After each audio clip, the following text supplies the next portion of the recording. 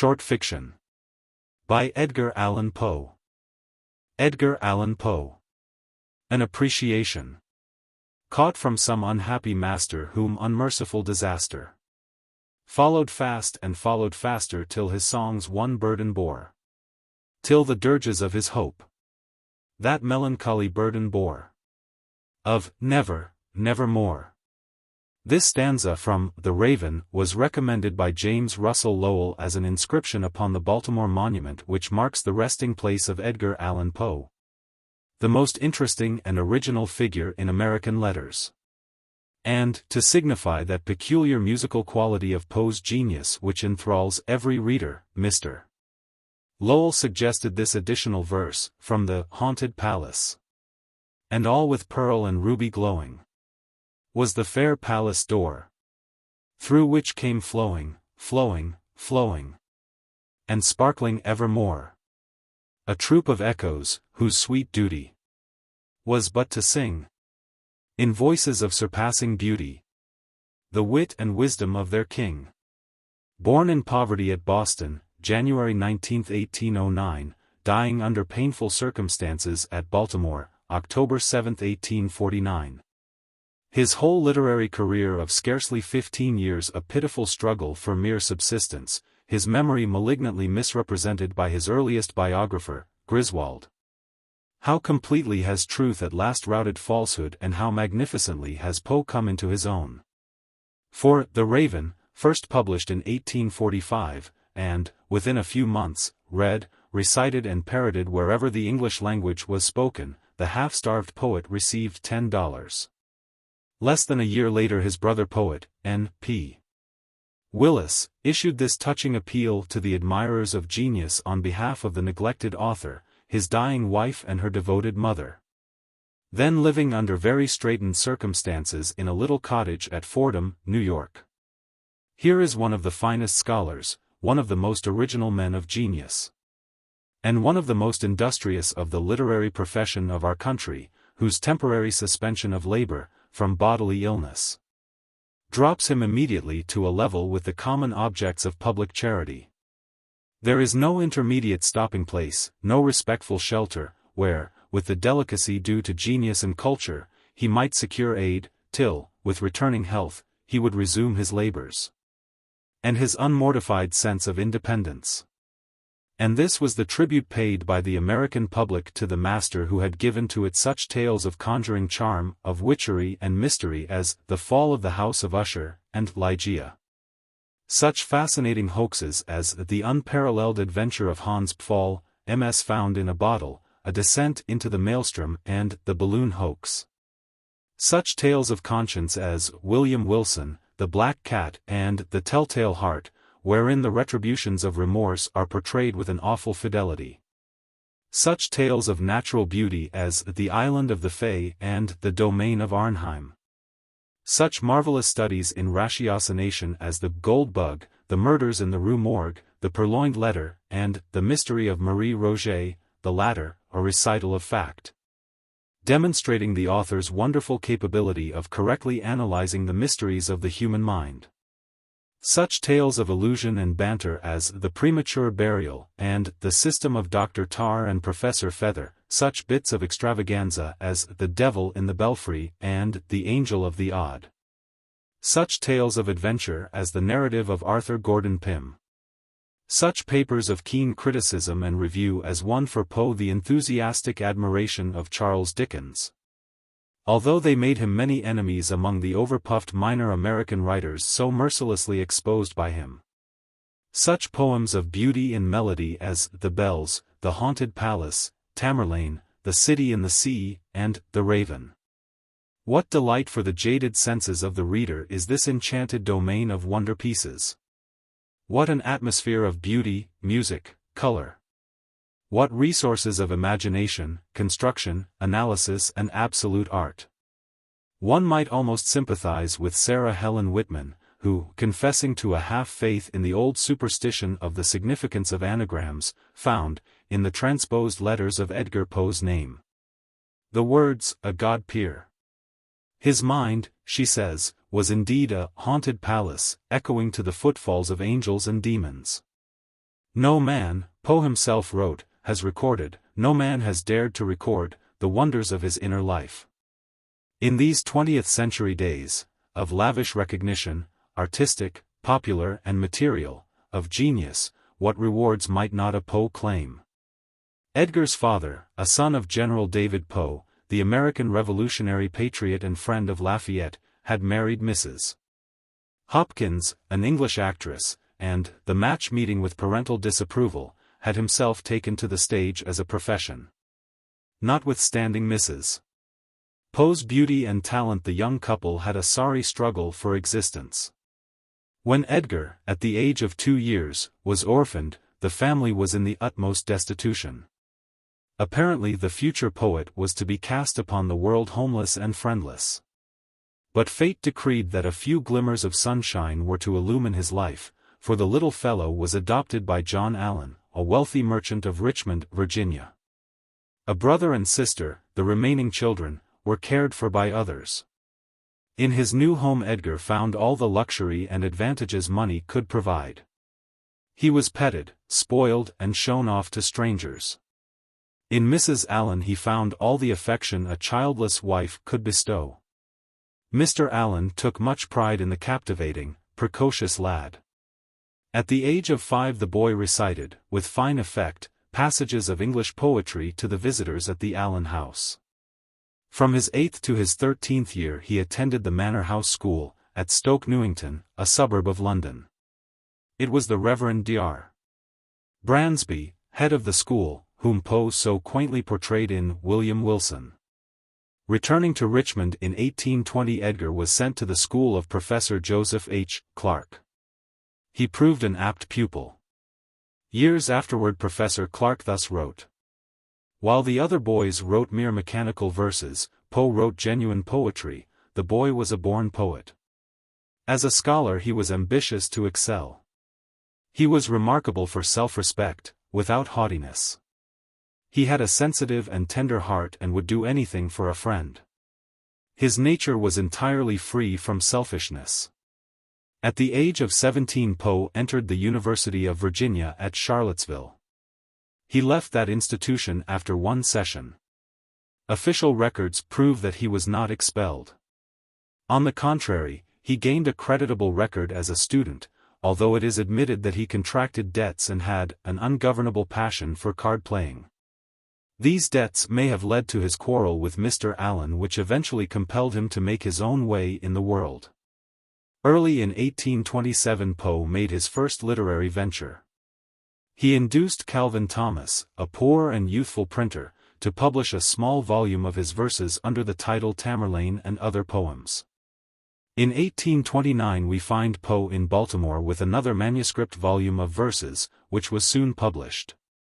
Its title was Al-Araf, Tamerlane and Other Poems.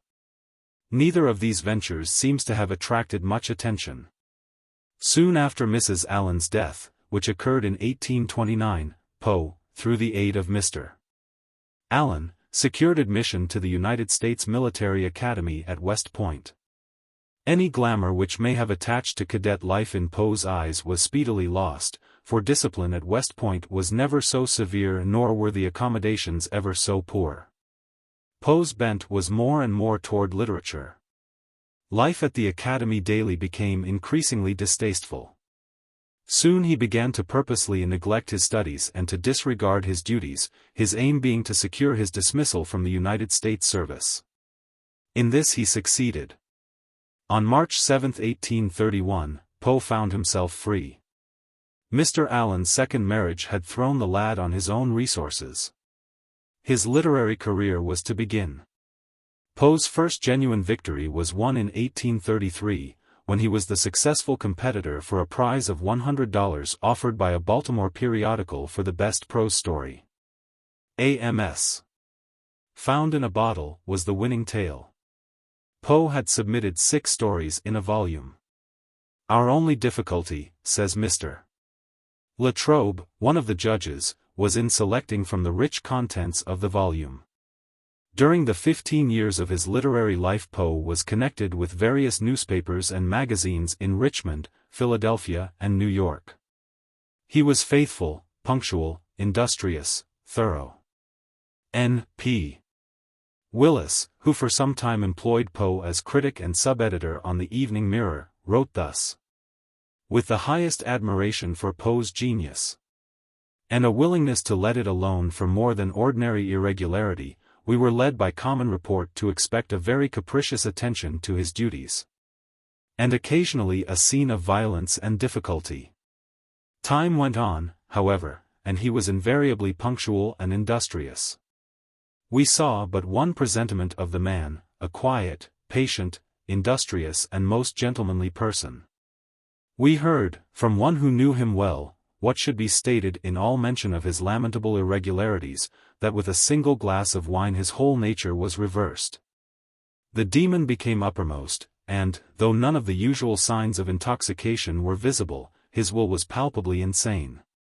In this reversed character, we repeat, it was never our chance to meet him." On September 22, 1835, Poe married his cousin, Virginia Clem, in Baltimore. She had barely turned 13 years, Poe himself was but 26. He then was a resident of Richmond and a regular contributor to the Southern Literary Messenger.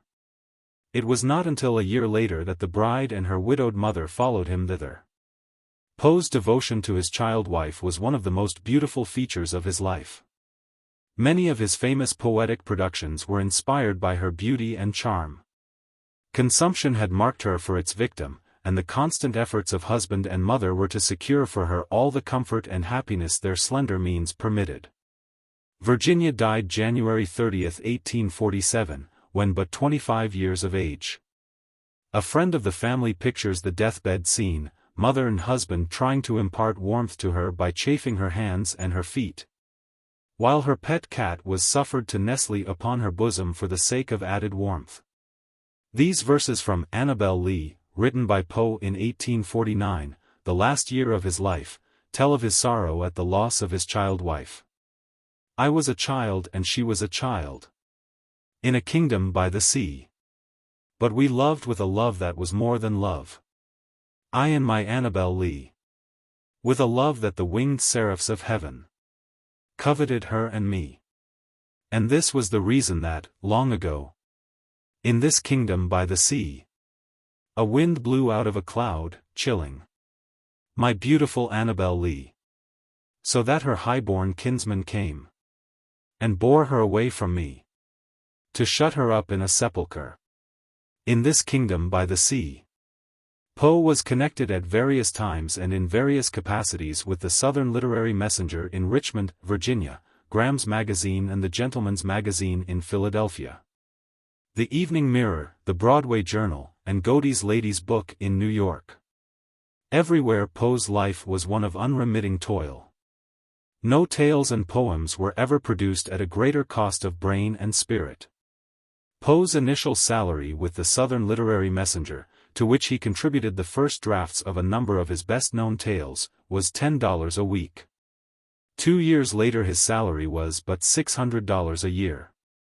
Even in 1844, when his literary reputation was established securely, he wrote to a friend expressing his pleasure because a magazine to which he was to contribute had agreed to pay him $20 monthly for 2 pages of criticism.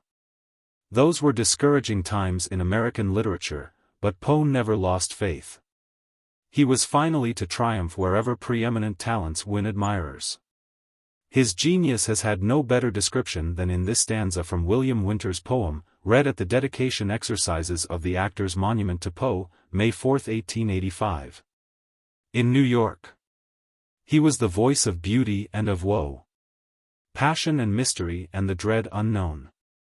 Pure as the mountains of perpetual snow, cold as the icy winds that round them moan, dark as the caves wherein earth's thunders groan, wild as the tempests of the upper sky, sweet as the faint, far-off celestial tone of angel whispers, fluttering from on high, and tender as love's tare when youth and beauty die. In the 2.5 years that have elapsed since Poe's death he has come fully into his own. For a while Griswold's malignant misrepresentations colored the public estimate of Poe as man and as writer. But, thanks to J. H. Ingram, W.F.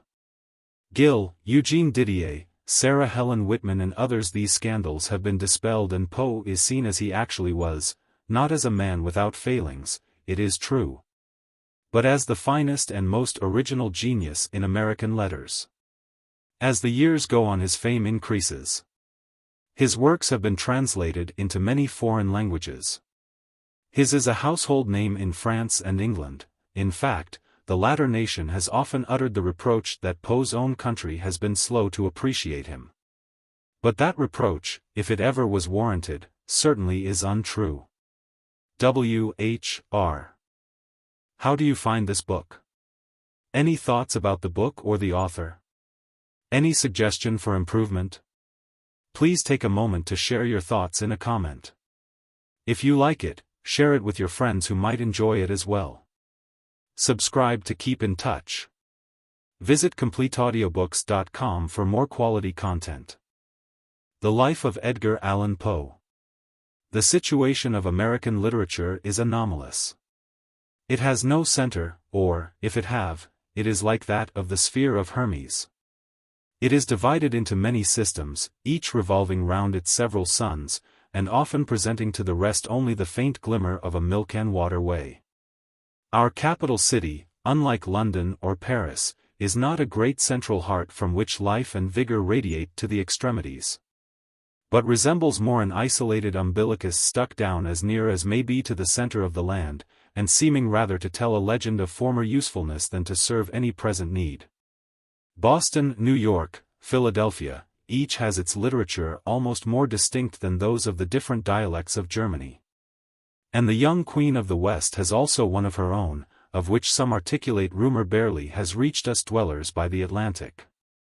Perhaps there is no task more difficult than the just criticism of contemporary literature. It is even more grateful to give praise where it is needed than where it is deserved, and friendship so often seduces the iron stylus of justice into a vague flourish, that she writes what seems rather like an epitaph than a criticism. Yet if praise be given as an alms, we could not drop so poisonous a one into any man's hat.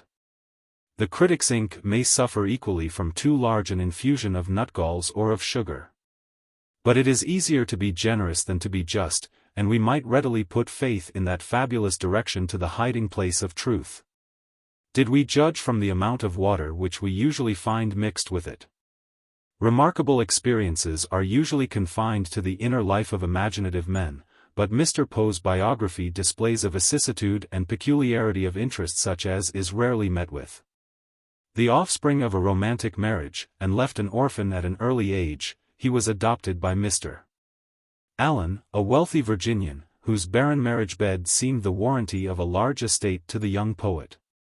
Having received a classical education in England, he returned home and entered the University of Virginia, where, after an extravagant course, followed by reformation at the last extremity, he was graduated with the highest honors of his class. Then came a boyish attempt to join the fortunes of the insurgent Greeks, which ended at St. Petersburg, where he got into difficulties through want of a passport, from which he was rescued by the American consul and sent home. He now entered the military academy at West Point, from which he obtained a dismissal on hearing of the birth of a son to his adopted father, by a second marriage. An event which cut off his expectations as an heir.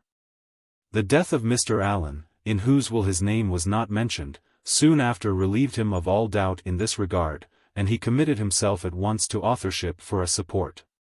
Previously to this, however, he had published, in 1827, a small volume of poems, which soon ran through 3 editions, and excited high expectations of its author's future distinction in the minds of many competent judges. That no certain augury can be drawn from a poet's earliest lispings there are instances enough to prove. Shakespeare's first poems, though brimful of vigor and youth and picturesqueness, give but a very faint promise of the directness, condensation and overflowing moral of his maturer works. Perhaps, however, Shakespeare is hardly a case in point, his Venus and Adonis having been published, we believe, in his 26th year. Milton's Latin verses show tenderness, a fine eye for nature, and a delicate appreciation of classic models, but give no hint of the author of a new style in poetry. Pope's youthful pieces have all the sing-song, wholly unrelieved by the glittering malignity and eloquent irreligion of his later productions. Collins' callow namby-pamby died and gave no sign of the vigorous and original genius which he afterward displayed. We have never thought that the world lost more in the marvelous boy, Chatterton, than a very ingenious imitator of obscure and antiquated dullness. Where he becomes original, as it is called, the interest of ingenuity ceases and he becomes stupid. Kirke White's promises were endorsed by the respectable name of Mr. Southey, but surely with no authority from Apollo. They have the merit of a traditional piety, which to our mind, if uttered at all, had been less objectionable in the retired closet of a diary, and in the sober raiment of prose. They do not clutch hold of the memory with the drowning pertinacity of Watts, neither have they the interest of his occasional simple, lucky beauty.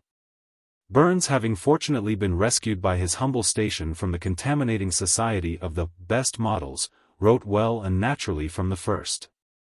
Had he been unfortunate enough to have had an educated taste, we should have had a series of poems from which, as from his letters, we could sift here and there a kernel from the mass of chaff.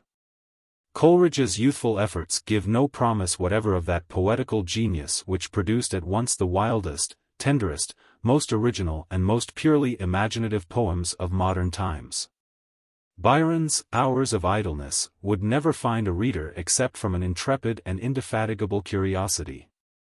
In Wordsworth's first preludings there is but a dim foreboding of the creator of an era. From Southey's early poems, a safer augury might have been drawn. They show the patient investigator, the close student of history, and the unwearied explorer of the beauties of predecessors. But they give no assurances of a man who should add aught to stock of household words, or to the rarer and more sacred delights of the fireside or the arbor. The earliest specimens of Shelley's poetic mind already, also, give tokens of that ethereal sublimation in which the spirit seems to soar above the regions of words, but leaves its body, the verse, to be entombed, without hope of resurrection, in a mass of them. Cowley is generally instanced as a wonder of precocity. But his early insipidities show only a capacity for rhyming and for the metrical arrangement of certain conventional combinations of words. A capacity wholly dependent on a delicate physical organization, and an unhappy memory. An early poem is only remarkable when it displays an effort of reason, and the rudest verses in which we can trace some conception of the ends of poetry are worth all the miracles of smooth juvenile versification. A schoolboy, one would say, might acquire the regular seesaw of Pope merely by an association with the motion of the playground tilt. Mr. Poe's early productions show that he could see through the verse to the spirit beneath, and that he already had a feeling that all the life and grace of the one must depend on and be modulated by the will of the other. We call them the most remarkable boyish poems that we have ever read. We know of none that can compare with them for maturity of purpose, and a nice understanding of the effects of language and meter. Such pieces are only valuable when they display what we can only express by the contradictory phrase of innate experience. We copy one of the shorter poems, written when the author was only 14. There is a little dimness in the filling up, but the grace and symmetry of the outline are such as few poets ever attain. There is a smack of ambrosia about it. To Helen. Helen, thy beauty is to me like those Nicean barks of yore, that gently, o'er a perfumed sea, the weary, way-worn wanderer bore to his own native shore, on desperate seas long wont to roam. Thy hyacinth hair, thy classic face, thy Naiad airs have brought me home to the glory that was Greece, and the grandeur that was Rome. Lo! In yon brilliant window niche, how statue-like I see thee stand, the agate lamp within thy hand. Ah! Psyche, from the regions which our holy land. It is the tendency of the young poet that impresses us. Here is no withering scorn, no heart blighted ere it has safely got into its teens, none of the drawing-room sansculottism which Byron had brought into vogue. All is limpid and serene, with a pleasant dash of the Greek helicon in it. The melody of the whole, too, is remarkable. It is not of that kind which can be demonstrated arithmetically upon the tips of the fingers. It is of that finer sort which the inner ear alone can estimate. It seems simple, like a Greek column, because of its perfection. In a poem named Ligeia, under which title he intended to personify the music of nature, our boy poet gives us the following exquisite picture. Ligeia. Ligeia. My beautiful one. Whose harshest idea will to melody run? Say, is it thy will on the breezes to toss? Or, capriciously still, like the lone albatross, incumbent on night, as she on the air, to keep watch with delight on the harmony there? John Neal, himself a man of genius, and whose lyre has been too long capriciously silent, appreciated the high merit of these and similar passages, and drew a proud horoscope for their author. Mr. Poe had that indescribable something which men have agreed to call genius. No man could ever tell us precisely what it is, and yet there is none who is not inevitably aware of its presence and its power. Let talent writhe and contort itself as it may, it has no such magnetism. Larger of bone and sinew it may be, but the wings are wanting. Talent sticks fast to earth, and its most perfect works have still 1 foot of clay. Genius claims kindred with the very workings of nature herself, so that a sunset shall seem like a quotation from Dante, and if Shakespeare be read in the very presence of the sea itself, his verses shall but seem nobler for the sublime criticism of ocean. Talent may make friends for itself, but only genius can give to its creations the divine power of winning love and veneration. Enthusiasm cannot cling to what itself is unenthusiastic, nor will he ever have disciples who has not himself impulsive zeal enough to be a disciple. Great wits are allied to madness only inasmuch as they are possessed and carried away by their demon, while talent keeps him, as Paracelsus did, securely prisoned in the pommel of his sword. To the eye of genius, the veil of the spiritual world is ever rent asunder that it may perceive the ministers of good and evil who throng continually around it. No man of mere talent ever flung his inkstand at the devil. When we say that Mr. Poe had genius, we do not mean to say that he has produced evidence of the highest. But to say that he possesses it at all is to say that he needs only zeal, industry, and a reverence for the trust reposed in him, to achieve the proudest triumphs and the greenest laurels. If we may believe the Longinuses and Aristotles of our newspapers, we have quite too many geniuses of the loftiest order to render a place among them at all desirable, whether for its hardness of attainment or its seclusion. The highest peak of our Parnassus is, according to these gentlemen, by far the most thickly settled portion of the country. A circumstance which must make it an uncomfortable residence for individuals of a poetical temperament, if love of solitude be, as immemorial tradition asserts, a necessary part of their idiosyncrasy. Mr. Poe has 2 of the prime qualities of genius, a faculty of vigorous yet minute analysis, and a wonderful fecundity of imagination. The first of these faculties is as needful to the artist in words, as a knowledge of anatomy is to the artist in colors or in stone. This enables him to conceive truly, to maintain a proper relation of parts, and to draw a correct outline, while the second groups, fills up and colors. Both of these Mr. Poe has displayed with singular distinctness in his prose works, the last predominating in his earlier tales, and the first in his later ones.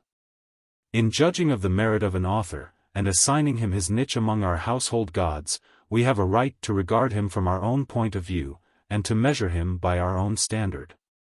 But, in estimating the amount of power displayed in his works, we must be governed by his own design, and placing them by the side of his own ideal, find how much is wanting. We differ from Mr. Poe in his opinions of the objects of art. He esteems that object to be the creation of beauty, and perhaps it is only in the definition of that word that we disagree with him. But in what we shall say of his writings, we shall take his own standard as our guide. The temple of the god of song is equally accessible from every side, and there is room enough in it for all who bring offerings, or seek in oracle. In his tales, Mr. Poe has chosen to exhibit his power chiefly in that dim region which stretches from the very utmost limits of the probable into the weird confines of superstition and unreality. He combines in a very remarkable manner two faculties which are seldom found united. A power of influencing the mind of the reader by the impalpable shadows of mystery, and a minuteness of detail which does not leave a pin or a button unnoticed. Both are, in truth, the natural results of the predominating quality of his mind, to which we have before alluded, analysis. It is this which distinguishes the artist. His mind at once reaches forward to the effect to be produced. Having resolved to bring about certain emotions in the reader, he makes all subordinate parts tend strictly to the common center. Even his mystery is mathematical to his own mind. To him X is a known quantity all along. In any picture that he paints he understands the chemical properties of all his colors. However vague some of his figures may seem, however formless the shadows, to him the outline is as clear and distinct as that of a geometrical diagram. For this reason Mr. Poe has no sympathy with mysticism. The mystic dwells in the mystery, is enveloped with it, it colors all his thoughts. It affects his optic nerve especially, and the commonest things get a rainbow edging from it. Mr. Poe, on the other hand, is a spectator ab extra. He analyzes, he dissects, he watches. With an eye serene. The very pulse of the machine. For such it practically is to him, with wheels and cogs and piston rods. All working to produce a certain end. This analyzing tendency of his mind balances the poetical, and by giving him the patience to be minute, enables him to throw a wonderful reality into his most unreal fancies. A monomania he paints with great power. He loves to dissect one of these cancers of the mind, and to trace all the subtle ramifications of its roots. In raising images of horror, also, he has strange success, conveying to us sometimes by a dusky hint some terrible doubt which is the secret of all horror. He leaves to imagination the task of finishing the picture, a task to which only she is competent.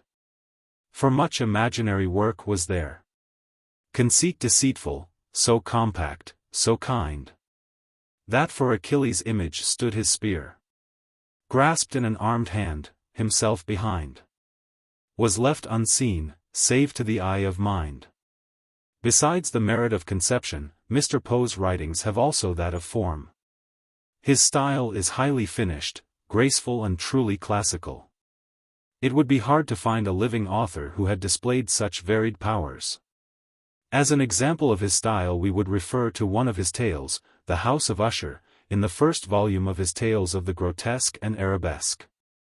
It has a singular charm for us, and we think that no one could read it without being strongly moved by its serene and somber beauty.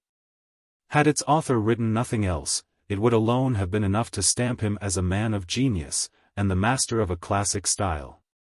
In this tale occurs, perhaps, the most beautiful of his poems. The great masters of imagination have seldom resorted to the vague and the unreal as sources of effect. They have not used dread and horror alone, but only in combination with other qualities, as means of subjugating the fancies of their readers.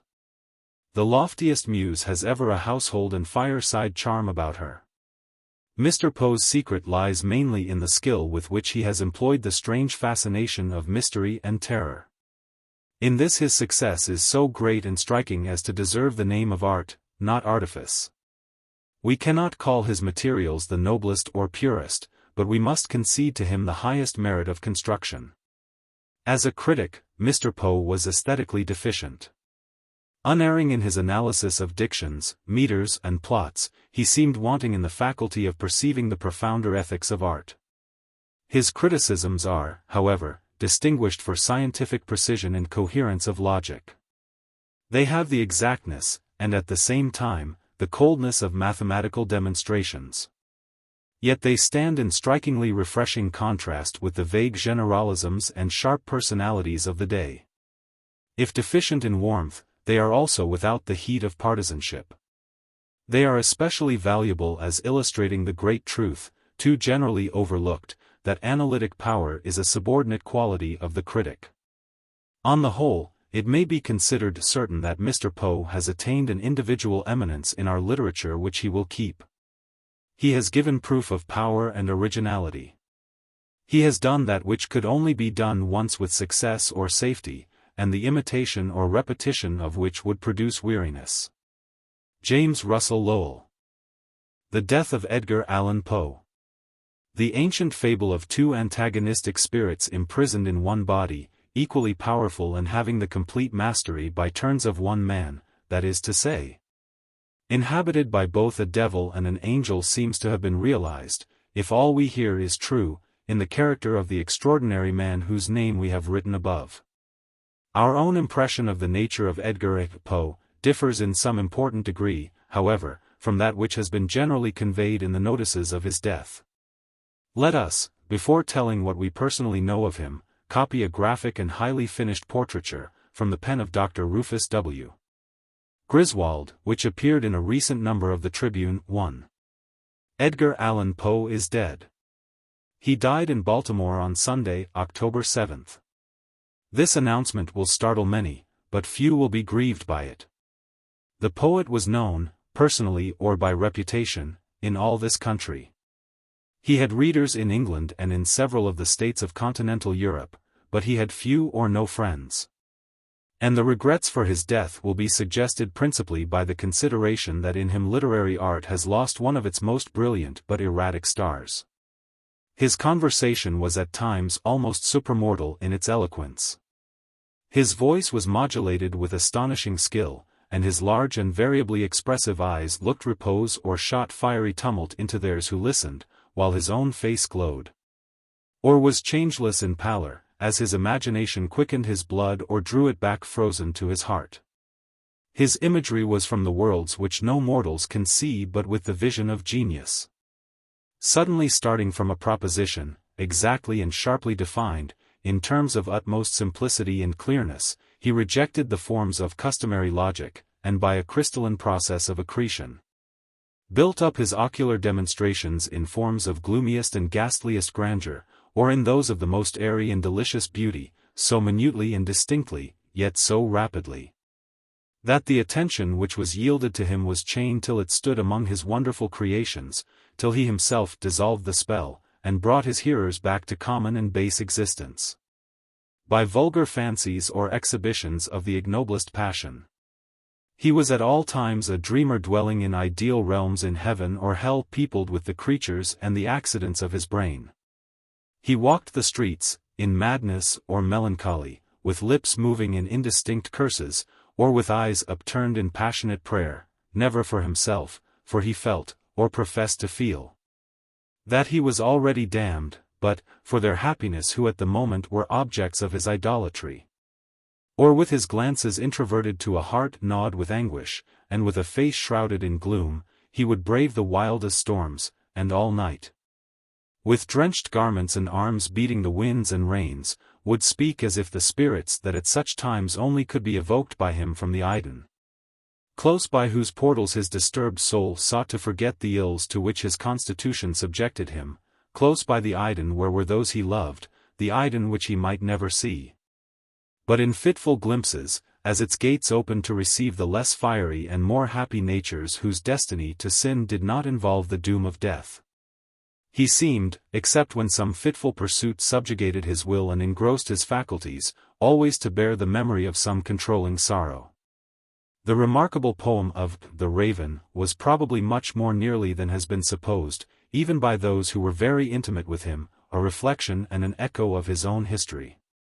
He was that bird's unhappy master whom unmerciful disaster followed fast and followed faster till his songs one burden bore, till the dirges of his hope that melancholy burden bore, of never, nevermore. Every genuine author in a greater or less degree leaves in his works, whatever their design, traces of his personal character, elements of his immortal being, in which the individual survives the person. While we read the pages of The Fall of the House of Usher, or of Mesmeric Revelations, we see in the solemn and stately gloom which invests one, and in the subtle metaphysical analysis of both, Indications of the idiosyncrasies of what was most remarkable and peculiar in the author's intellectual nature. But we see here only the better phases of his nature, only the symbols of his juster action, for his harsh experience had deprived him of all faith in man or woman. He had made up his mind upon the numberless complexities of the social world, and the whole system with him was an imposture. This conviction gave a direction to his shrewd and naturally unamiable character.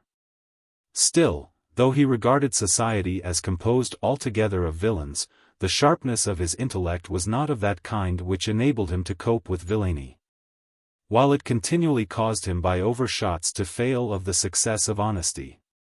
He was in many respects like Francis Vivian in Bulwer's novel of the Caxtons. Passion, in him, comprehended many of the worst emotions which militate against human happiness. You could not contradict him, but you raised quick choler; you could not speak of wealth, but his cheek paled with gnawing envy. The astonishing natural advantages of this poor boy, his beauty, his readiness, the daring spirit that breathed around him like a fiery atmosphere, had raised his constitutional self-confidence into an arrogance that turned his very claims to admiration into prejudices against him. Irascible, envious, bad enough, but not the worst, for these salient angles were all varnished over with a cold, repellent cynicism. His passions vented themselves in sneers. There seemed to him no moral susceptibility, and, what was more remarkable in a proud nature, little or nothing of the true point of honor. He had, to a morbid excess, that desire to rise which is vulgarly called ambition, but no wish for the esteem or the love of his species. Only the hard wish to succeed, not shine, not serve, succeed, that he might have the right to despise a world which galled his self-conceit. We have suggested the influence of his aims and vicissitudes upon his literature. It was more conspicuous in his later than in his earlier writings. Nearly all that he wrote in the last 2 or 3 years, including much of his best poetry, was in some sense biographical. In draperies of his imagination, those who had taken the trouble to trace his steps, could perceive, but slightly concealed, the figure of himself. Apropos of the disparaging portion of the above well-written sketch, let us truthfully say. Some 4 or 5 years since, when editing a daily paper in this city, Mr. Poe was employed by us, for several months, as critic and sub-editor. This was our first personal acquaintance with him. He resided with his wife and mother at Fordham, a few miles out of town, but was at his desk in the office, from 9 in the morning till the evening paper went to press. With the highest admiration for his genius, and a willingness to let it atone for more than ordinary irregularity, we were led by common report to expect a very capricious attention to his duties, and occasionally a scene of violence and difficulty. Time went on, however, and he was invariably punctual and industrious.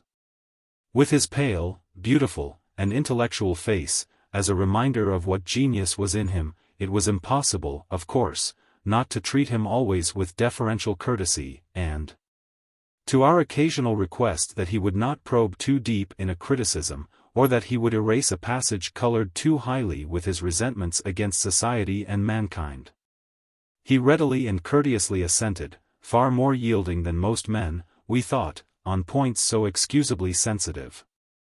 With a prospect of taking the lead in another periodical, he, at last, voluntarily gave up his employment with us, and, through all this considerable period, we had seen but one presentment of the man, a quiet, patient, industrious, and most gentlemanly person, commanding the utmost respect and good feeling by his unvarying deportment and ability. Residing as he did in the country, we never met Mr. Poe in hours of leisure.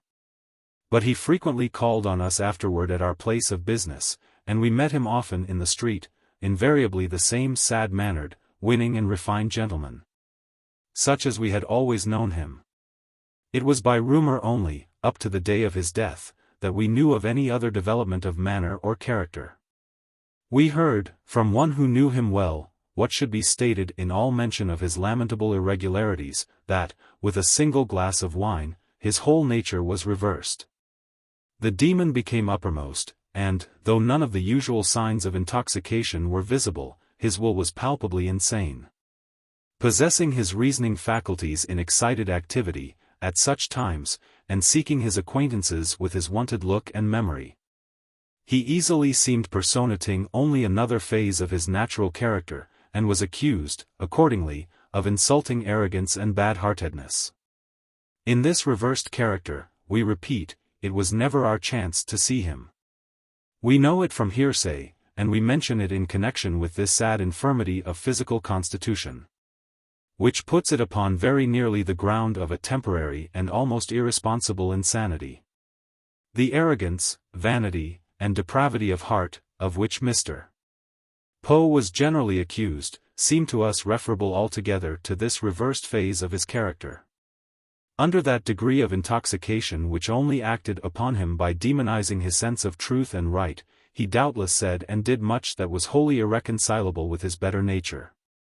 But, when himself, and as we knew him only, his modesty and unaffected humility, as to his own deservings, were a constant charm to his character.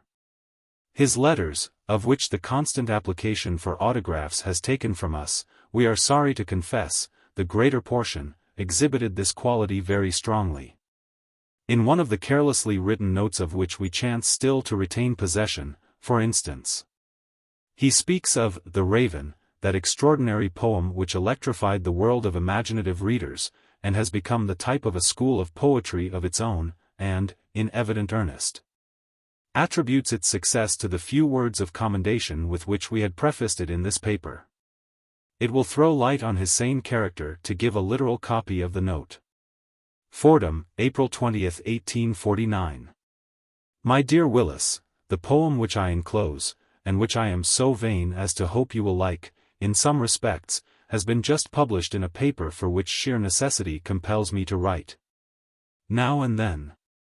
It pays well as times go, but unquestionably it ought to pay 10 prices, for whatever I send it I feel I am consigning to the tomb of the Capulets. The verses accompanying this, may I beg you to take out of the tomb, and bring them to light in the home journal?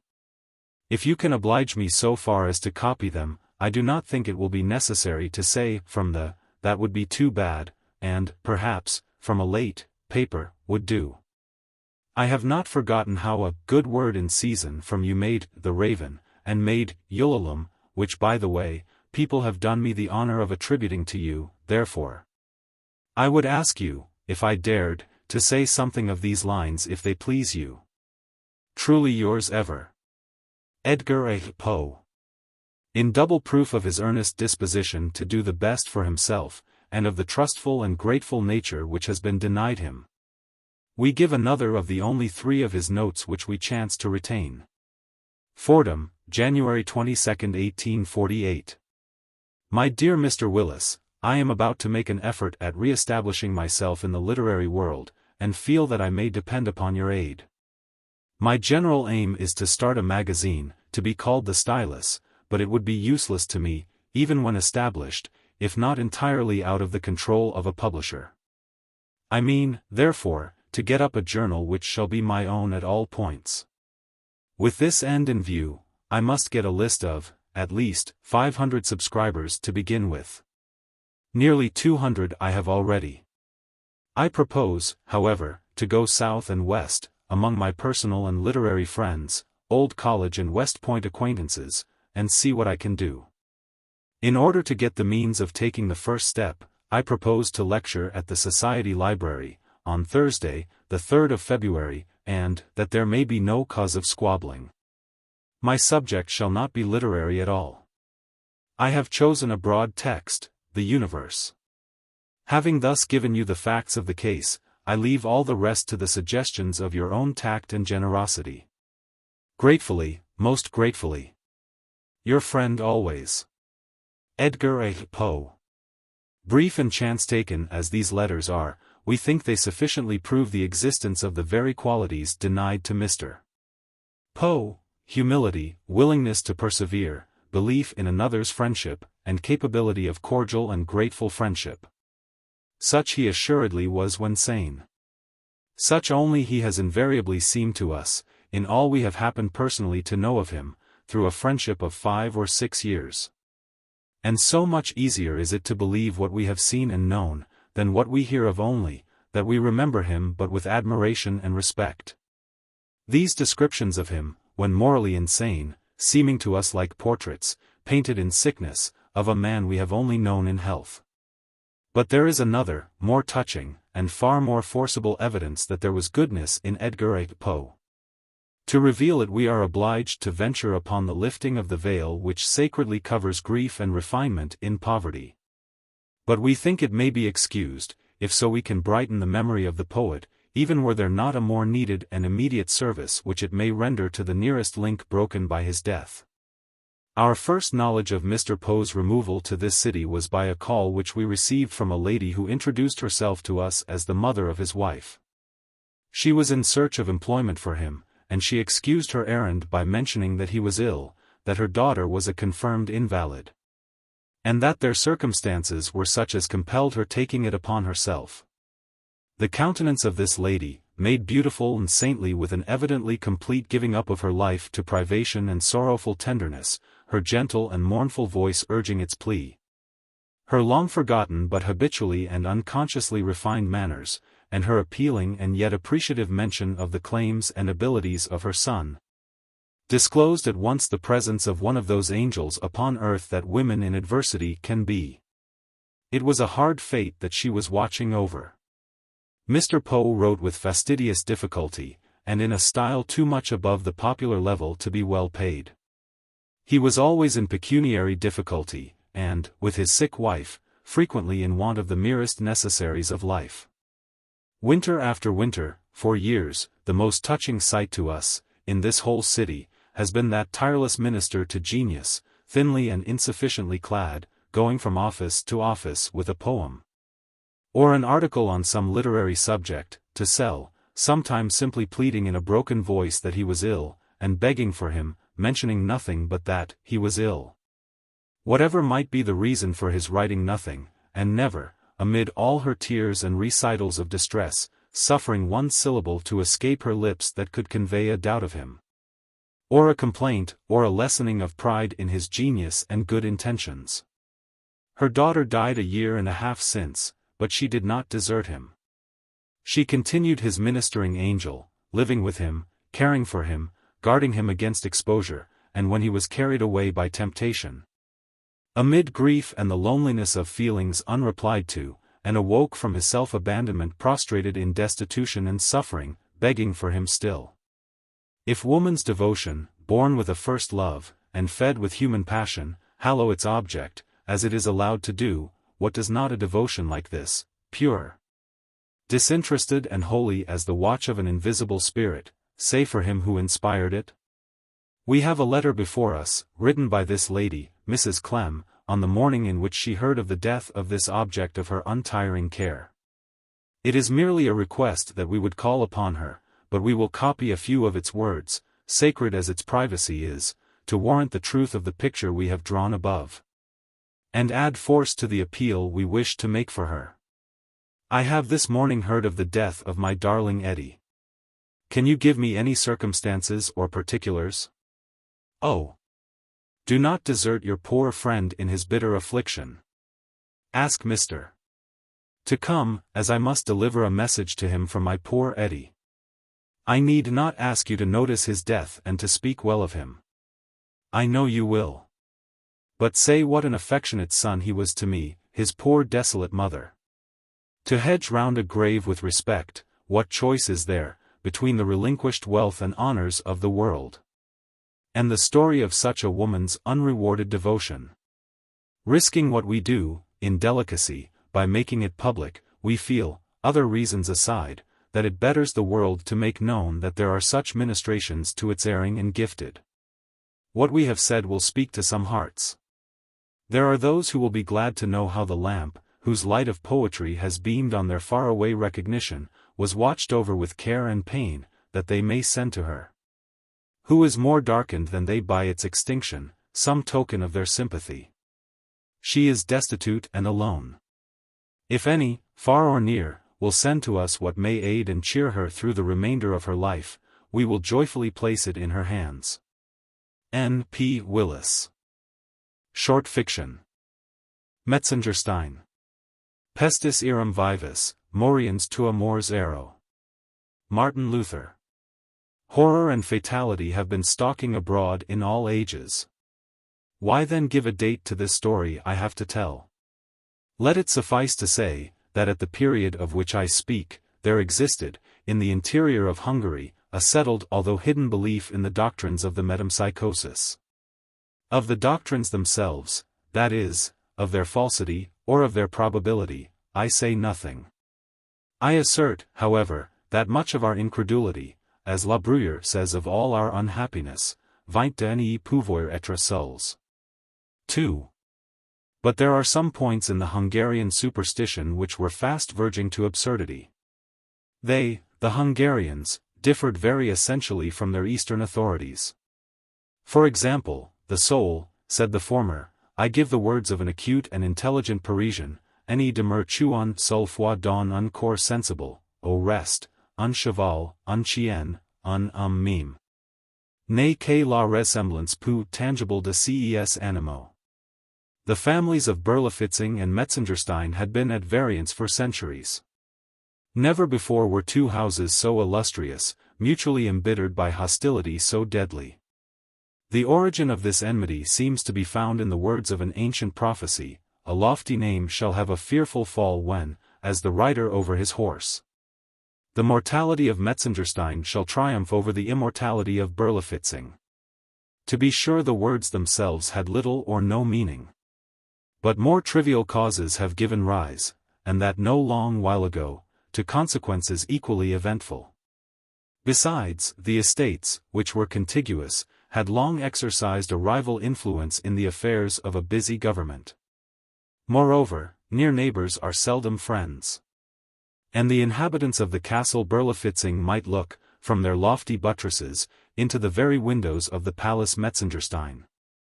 Least of all had the more than feudal magnificence, thus discovered, a tendency to allay the irritable feelings of the less ancient and less wealthy Berlifitzings.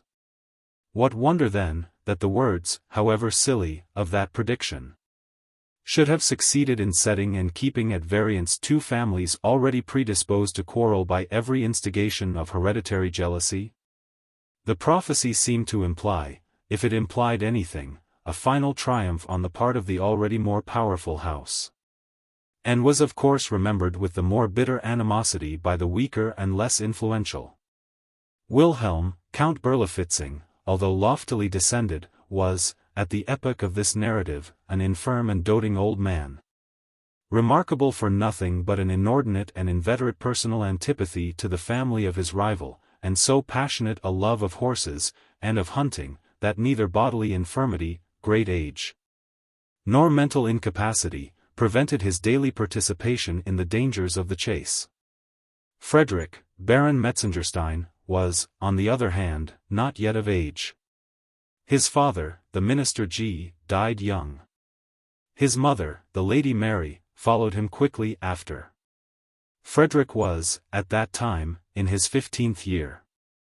In a city, 15 years are no long period. A child may be still a child in his third lustrum, but in a wilderness, in so magnificent a wilderness as that old principality, 15 years have a far deeper meaning. From some peculiar circumstances attending the administration of his father, the young baron, at the decease of the former, entered immediately upon his vast possessions. Such estates were seldom held before by a nobleman of Hungary. His castles were without number. The chief in point of splendor and extent was the Chateau Metzengerstein. The boundary line of his dominions was never clearly defined, but his principal park embraced a circuit of 50 miles. Upon the succession of a proprietor so young, with a character so well known, to a fortune so unparalleled, little speculation was afloat in regard to his probable course of conduct. And, indeed, for the space of 3 days, the behavior of the heir out-Herod, and fairly surpassed the expectations of his most enthusiastic admirers. Shameful debaucheries, flagrant treacheries, unheard-of atrocities, gave his trembling vassals quickly to understand that no servile submission on their part, no punctilios of conscience on his own, were thenceforward to prove any security against the remorseless fangs of a petty Caligula. On the night of the 4th day, the stables of the castle Berlifitzing were discovered to be on fire. And the unanimous opinion of the neighborhood added the crime of the incendiary to the already hideous list of the Baron's misdemeanors and enormities. But during the tumult occasioned by this occurrence, the young nobleman himself sat apparently buried in meditation, in a vast and desolate upper apartment of the family palace of Metzengerstein. The rich although faded tapestry hangings which swung gloomily upon the walls, represented the shadowy and majestic forms of 1,000 illustrious ancestors. Here, rich ermined priests, and pontifical dignitaries, familiarly seated with the autocrat and the sovereign, put a veto on the wishes of a temporal king. Or restrained with the fiat of papal supremacy the rebellious scepter of the arch-enemy. There, the dark, tall statures of the princes Metzengerstein, their muscular warcoursers plunging over the carcasses of fallen foes, startled the steadiest nerves with their vigorous expression. And here, again, the voluptuous and swan-like figures of the dames of days gone by, floated away in the mazes of an unreal dance to the strains of imaginary melody. But as the Baron listened, or affected to listen, to the gradually increasing uproar in the stables of Berlifitzing, or perhaps pondered upon some more novel, some more decided act of audacity, his eyes became unwittingly rivet to the figure of an enormous, and unnaturally colored horse, represented in the tapestry as belonging to a Saracen ancestor of the family of his rival. The horse itself, in the foreground of the design, stood motionless and statue-like, while farther back, its discomfited rider perished by the dagger of a Metzengerstein. On Frederick's lip arose a fiendish expression, as he became aware of the direction which his glance had, without his consciousness, assumed. Yet he did not remove it. On the contrary, he could by no means account for the overwhelming anxiety which appeared falling like a pall upon his senses. It was with difficulty that he reconciled his dreamy and incoherent feelings with the certainty of being awake. The longer he gazed the more absorbing became the spell, the more impossible did it appear that he could ever withdraw his glance from the fascination of that tapestry. But the tumult without becoming suddenly more violent. With a compulsory exertion he diverted his attention to the glare of ruddy light thrown full by the flaming stables upon the windows of the apartment. The action, however, was but momentary, his gaze returned mechanically to the wall. To his extreme horror and astonishment, the head of the gigantic steed had, in the meantime, altered its position. The neck of the animal, before arched, as if in compassion, over the prostrate body of its lord, was now extended, at full length, in the direction of the Baron. The eyes, before invisible, now wore an energetic and human expression, while they gleamed with a fiery and unusual red. And the distended lips of the apparently enraged horse left in full view his gigantic and disgusting teeth. Stupefied with terror, the young nobleman tottered to the door. As he threw it open, a flash of red light, streaming far into the chamber, flung his shadow with a clear outline against the quivering tapestry. And he shuddered to perceive that shadow, as he staggered a while upon the threshold, assuming the exact position, and precisely filling up the contour of the relentless and triumphant murderer of the Saracen Berlifitzing. To lighten the depression of his spirits, the Baron hurried into the open air. At the principal gate of the palace he encountered 3 equerries. With much difficulty, and at the imminent peril of their lives, they were restraining the convulsive plunges of a gigantic and fiery-colored horse. "Whose horse? Where did you get him?" demanded the youth, in a querulous and husky tone of voice. As he became instantly aware that the mysterious steed in the tapestried chamber was the very counterpart of the furious animal before his eyes. "He is your own property, sire," replied one of the equerries, "at least he is claimed by no other owner. We caught him flying, all smoking and foaming with rage, from the burning stables of the castle Berlifitzing. Supposing him to have belonged to the old Count's stud of foreign horses, we led him back as an estray. But the grooms there disclaim any title to the creature. Which is strange, since he bears evident marks of having made a narrow escape from the flames. The letters W.V.B. are also branded very distinctly on his forehead, interrupted a second equerry. I suppose them, of course, to be the initials of Wilhelm von Berlifitzing, but all at the castle are positive in denying any knowledge of the horse. Extremely singular, said the young baron, with a musing air, and apparently unconscious of the meaning of his words. He is, as you say, a remarkable horse, a prodigious horse.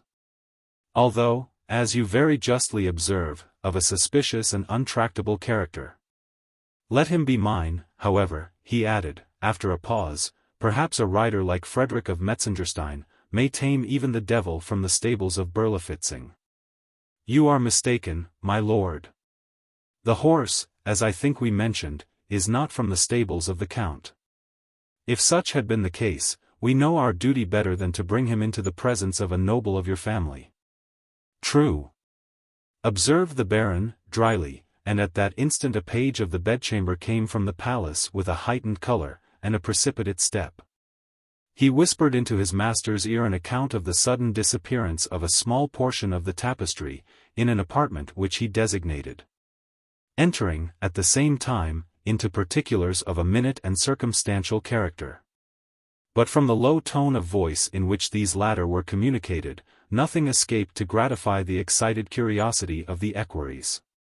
The young Frederick, during the conference, seemed agitated by a variety of emotions. He soon, however, recovered his composure, and an expression of determined malignancy settled upon his countenance. As he gave peremptory orders that a certain chamber should be immediately locked up, and the key placed in his own possession. Have you heard of the unhappy death of the old hunter Berlifitzing? Said one of his vassals to the baron, as, after the departure of the page, the huge steed which that nobleman had adopted as his own, plunged and curveted, with redoubled fury, down the long avenue which extended from the chateau to the stables of Metzengerstein. No, said the baron, turning abruptly toward the speaker, dead. Say you? It is indeed true, my lord, and, to a noble of your name, will be, I imagine, no unwelcome intelligence. A rapid smile shot over the countenance of the listener. How died he? In his rash exertions to rescue a favorite portion of his hunting stud, he has himself perished miserably in the flames. INDD-, ejaculated the baron, as if slowly and deliberately impressed with the truth of some exciting idea.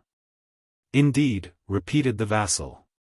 Shocking, said the youth, calmly, and turned quietly into the chateau. From this date a marked alteration took place in the outward demeanor of the dissolute young Baron Frederick von Metzengerstein. Indeed, his behavior disappointed every expectation, and proved little in accordance with the views of many a maneuvering mamma.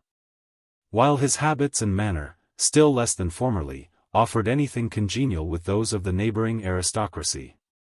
He was never to be seen beyond the limits of his own domain, and, in this wide and social world, was utterly companionless, unless, indeed, that unnatural, impetuous, and fiery-colored horse, which he henceforward continually best rode, had any mysterious right to the title of his friend.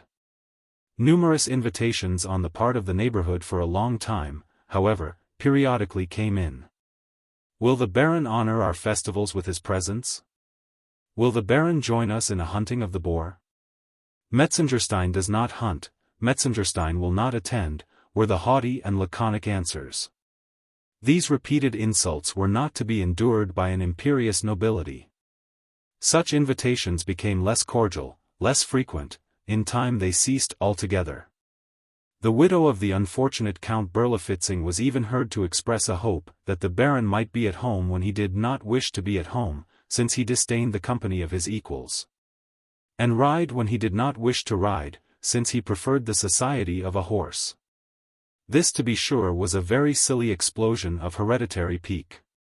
And merely proved how singularly unmeaning our sayings are apt to become, when we desire to be unusually energetic.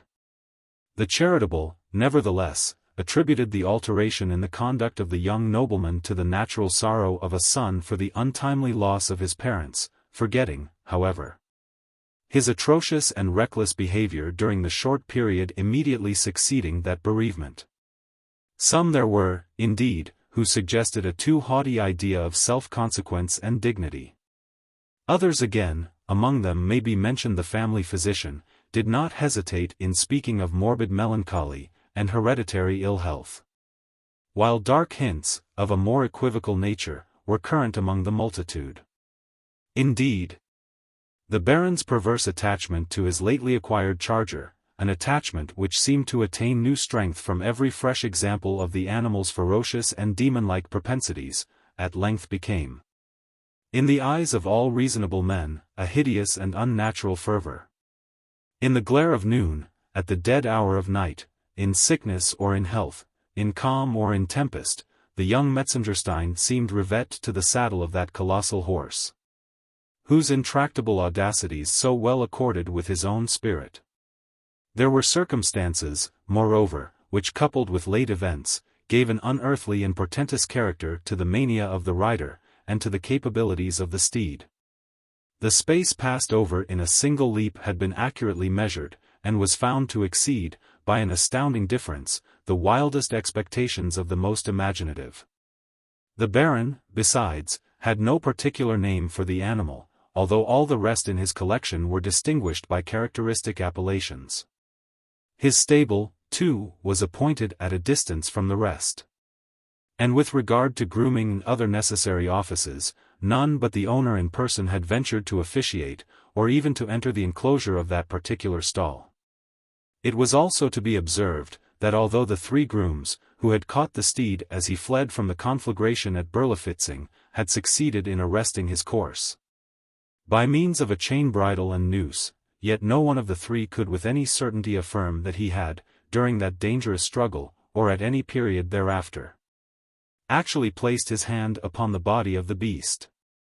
Instances of peculiar intelligence in the demeanor of a noble and high-spirited horse are not to be supposed capable of exciting unreasonable attention, especially among men who, daily trained to the labors of the chase, might appear well acquainted with the sagacity of a horse, but there were certain circumstances which intruded themselves perforce upon the most skeptical and phlegmatic. And it is said there were times when the animal caused the gaping crowd who stood around to recoil in horror from the deep and impressive meaning of his terrible stamp, times when the young Metzengerstein turned pale and shrunk away from the rapid and searching expression of his earnest and human-looking eye. Among all the retinue of the Baron, however, none were found to doubt the ardor of that extraordinary affection which existed on the part of the young nobleman for the fiery qualities of his horse. At least, none but an insignificant and misshapen little page, whose deformities were in everybody's way, and whose opinions were of the least possible importance.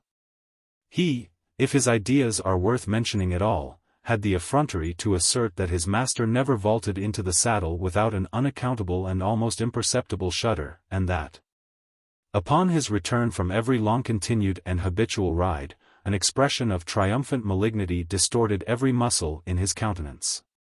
One tempestuous night, Metzengerstein, awaking from a heavy slumber, descended like a maniac from his chamber, and, mounting in hot haste, bounded away into the mazes of the forest. An occurrence so common attracted no particular attention, but his return was looked for with intense anxiety on the part of his domestics, when, after some hours' absence, the stupendous and magnificent battlements of the Chateau Metzengerstein were discovered crackling and rocking to their very foundation, under the influence of a dense and livid mass of ungovernable fire. As the flames, when first seen, had already made so terrible a progress that all efforts to save any portion of the building were evidently futile, the astonished neighborhood stood idly around in silent and pathetic wonder.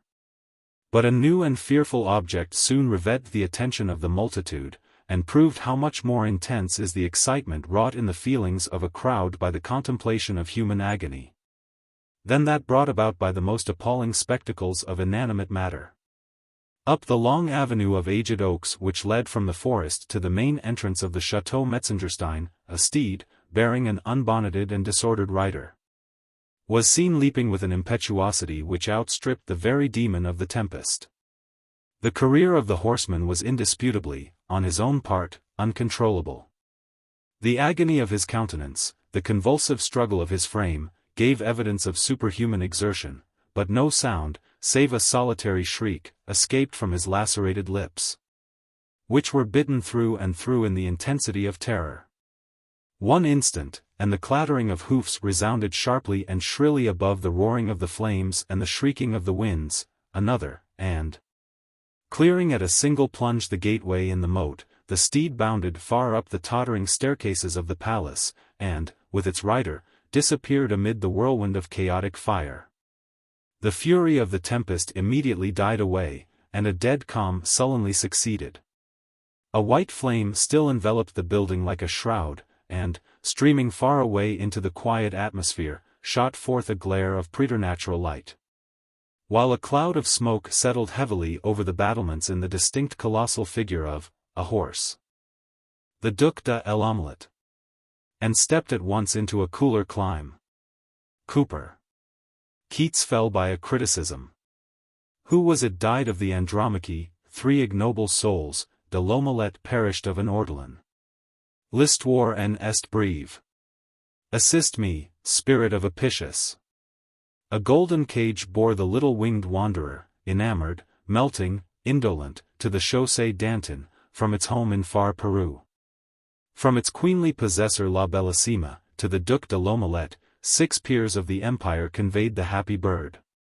That night the Duc was to sup alone.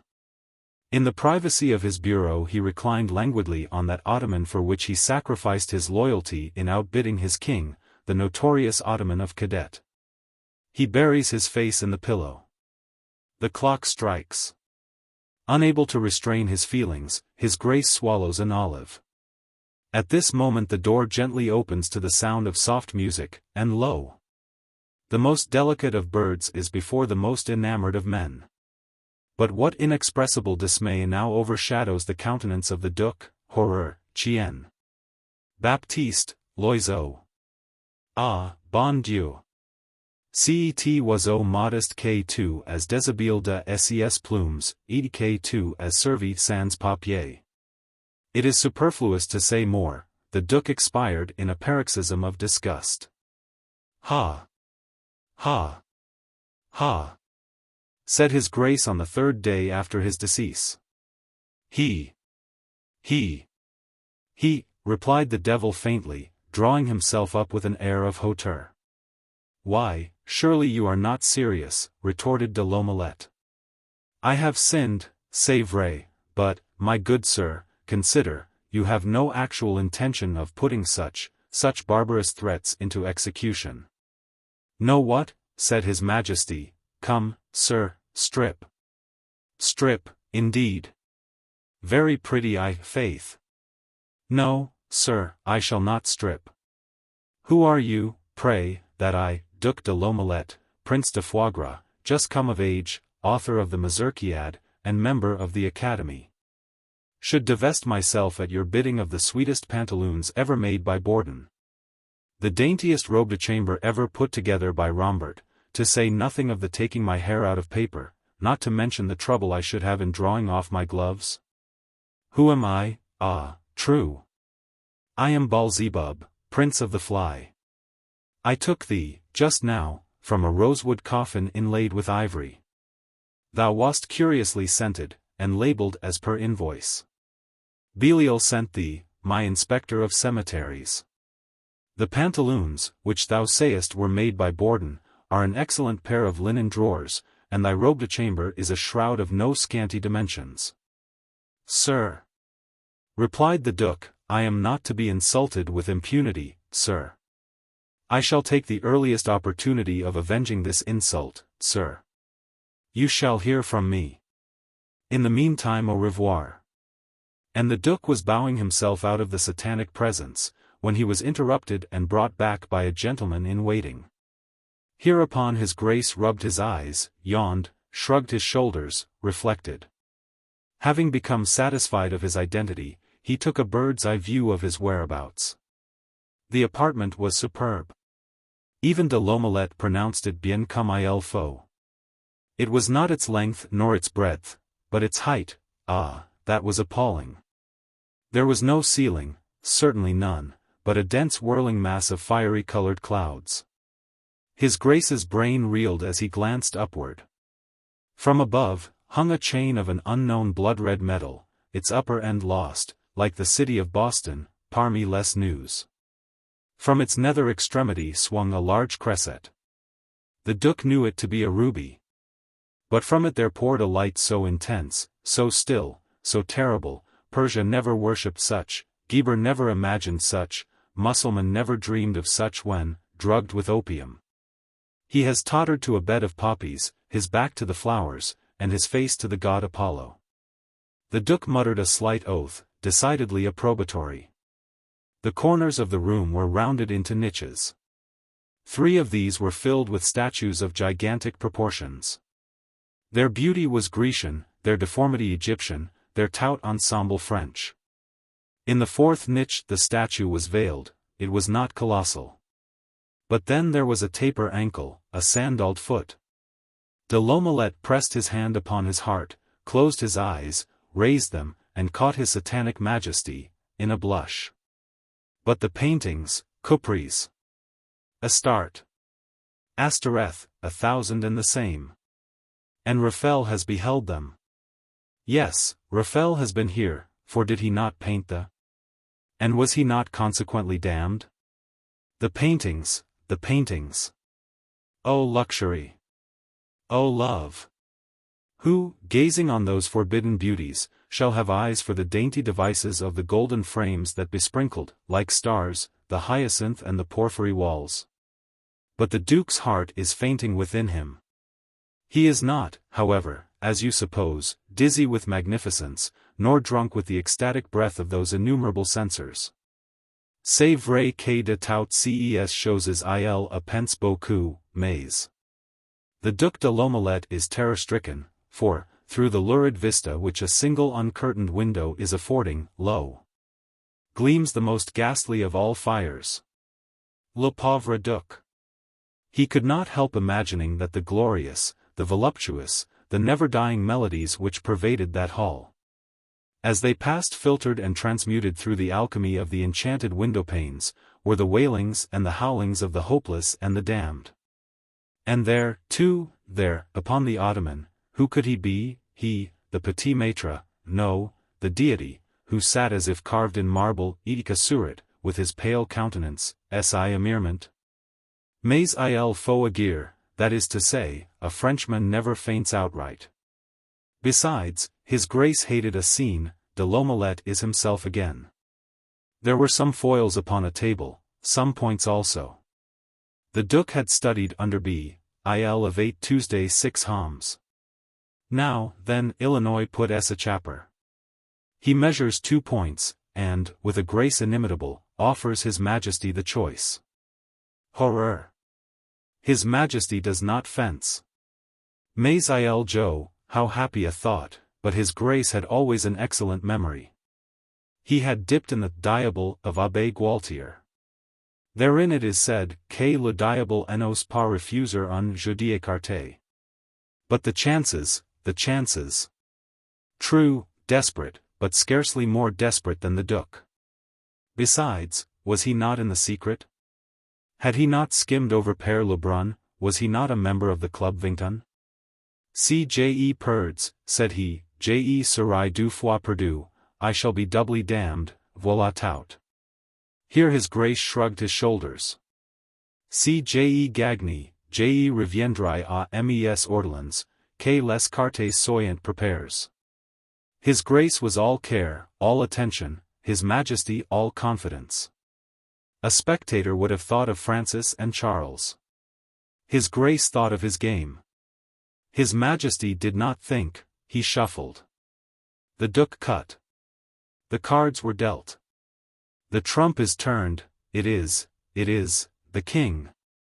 No, it was the Queen. His Majesty cursed her masculine habiliments. De L'Omelette placed his hand upon his heart. They play. The Duke counts. The hand is out. His Majesty counts heavily, smiles, and is taking wine. The Duke slips a card. C'est à vous à faire, said His Majesty, cutting. His Grace bowed, dealt, and arose from the table en présentant le roi. His Majesty looked chagrined. Had Alexander not been Alexander, he would have been Diogenes. And the Duke assured his antagonist in taking leave, qu'il en eût de l'omelette il n'aurait point d'objection d'être le diable. A Tale of Jerusalem. Intensos rigidam in frontem ascendere canos. Passus erat. Lucan, de Catoni. A bristly boar. Translation. Let us hurry to the walls, said Abel Fiddim to Buzi ben Levi and Simeon the Pharisee, on the 10th day of the month Tammuz. In the year of the world 3941, let us hasten to the ramparts adjoining the gate of Benjamin, which is in the city of David, and overlooking the camp of the uncircumcised. For it is the last hour of the fourth watch, being sunrise, and the idolaters, in fulfillment of the promise of Pompey, should be awaiting us with the lambs for the sacrifices. Simeon, Abel Fiddim, and Buzi ben Levi were the Gizbarim, or sub-collectors of the offering, in the holy city of Jerusalem. Verily, replied the Pharisee. Let us hasten, for this generosity in the heathen is unwanted, and fickle-mindedness has ever been an attribute of the worshippers of Baal. That they are fickle-minded and treacherous is as true as the Pentateuch, said Buzi ben Levi, but that is only toward the people of Adonai. When was it ever known that the Ammonites proved wanting to their own interests? Methinks it is no great stretch of generosity to allow us lambs for the altar of the Lord, receiving in lieu thereof 30 silver shekels per head. Thou forgettest, however, Ben Levi, replied Abel Fiddim, that the Roman Pompey, who is now impiously besieging the city of the Most High, has no assurity that we apply not the lambs thus purchased for the altar, to the sustenance of the body, rather than of the spirit. Now, by the 5 corners of my beard, shouted the Pharisee, who belonged to the sect called the Dashers, that little knot of saints whose manner of dashing and lacerating the feet against the pavement was long a thorn and a reproach to less zealous devotees, a stumbling block to less gifted perambulators, by the 5 corners of that beard which, as a priest, I am forbidden to shave. Have we lived to see the day when a blaspheming and idolatrous upstart of Rome shall accuse us of appropriating to the appetites of the flesh the most holy and consecrated elements? Have we lived to see the day when? Let us not question the motives of the Philistine, interrupted Abel Fiddim, for today we profit for the first time by his avarice or by his generosity.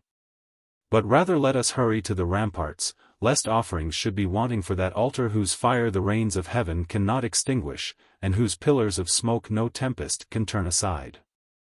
That part of the city to which our worthy Gizbarim now hastened, and which bore the name of its architect, King David, was esteemed the most strongly fortified district of Jerusalem, being situated upon the steep and lofty hill of Zion. Here, a broad, deep, circumvallatory trench, hewn from the solid rock, was defended by a wall of great strength erected upon its inner edge. This wall was adorned, at regular interspaces, by square towers of white marble, the lowest 60, and the highest 120 cubits in height. But, in the vicinity of the gate of Benjamin, the wall arose by no means from the margin of the fosse. On the contrary, between the level of the ditch and the basement of the rampart sprang up a perpendicular cliff of 250 cubits, forming part of the precipitous Mount Moriah. So that when Simeon and his associates arrived on the summit of the tower called Adonibezek, the loftiest of all the turrets around about Jerusalem, and the usual place of conference with the besieging army, they looked down upon the camp of the enemy from an eminence excelling by many feet that of the pyramid of Cheops, and, by several, that of the temple of Belus. Verily, sighed the Pharisee, as he peered dizzily over the precipice, the uncircumcised are as the sands by the seashore, as the locusts in the wilderness. The valley of the king hath become the valley of Adomon. And yet, added Ben Levi, thou canst not point me out a Philistine, no, not one, from Aleph to Tau, from the wilderness to the battlements, who seemeth any bigger than the letter Jod. Lower away the basket with the shekels of silver. Here shouted a Roman soldier in a hoarse, rough voice, which appeared to issue from the regions of Pluto. lower away the basket with the accursed coin which it has broken the jaw of a noble Roman to pronounce.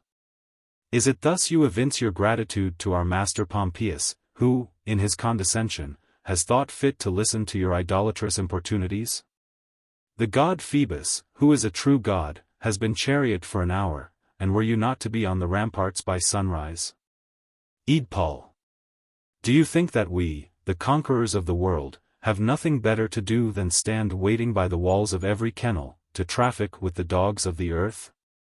Lower away, I say, and see that your trumpery be bright in color and just in weight. El Elohim!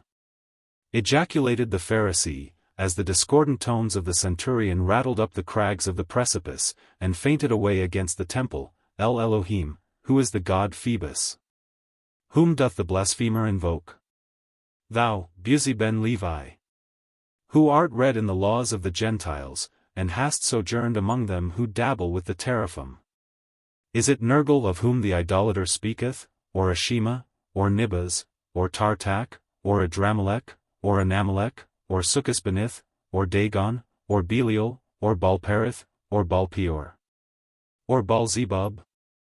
Verily it is neither, but beware how thou lettest the rope slip too rapidly through thy fingers. For should the wickerwork chance to hang on the projection of yonder crag, there will be a woeful outpouring of the holy things of the sanctuary.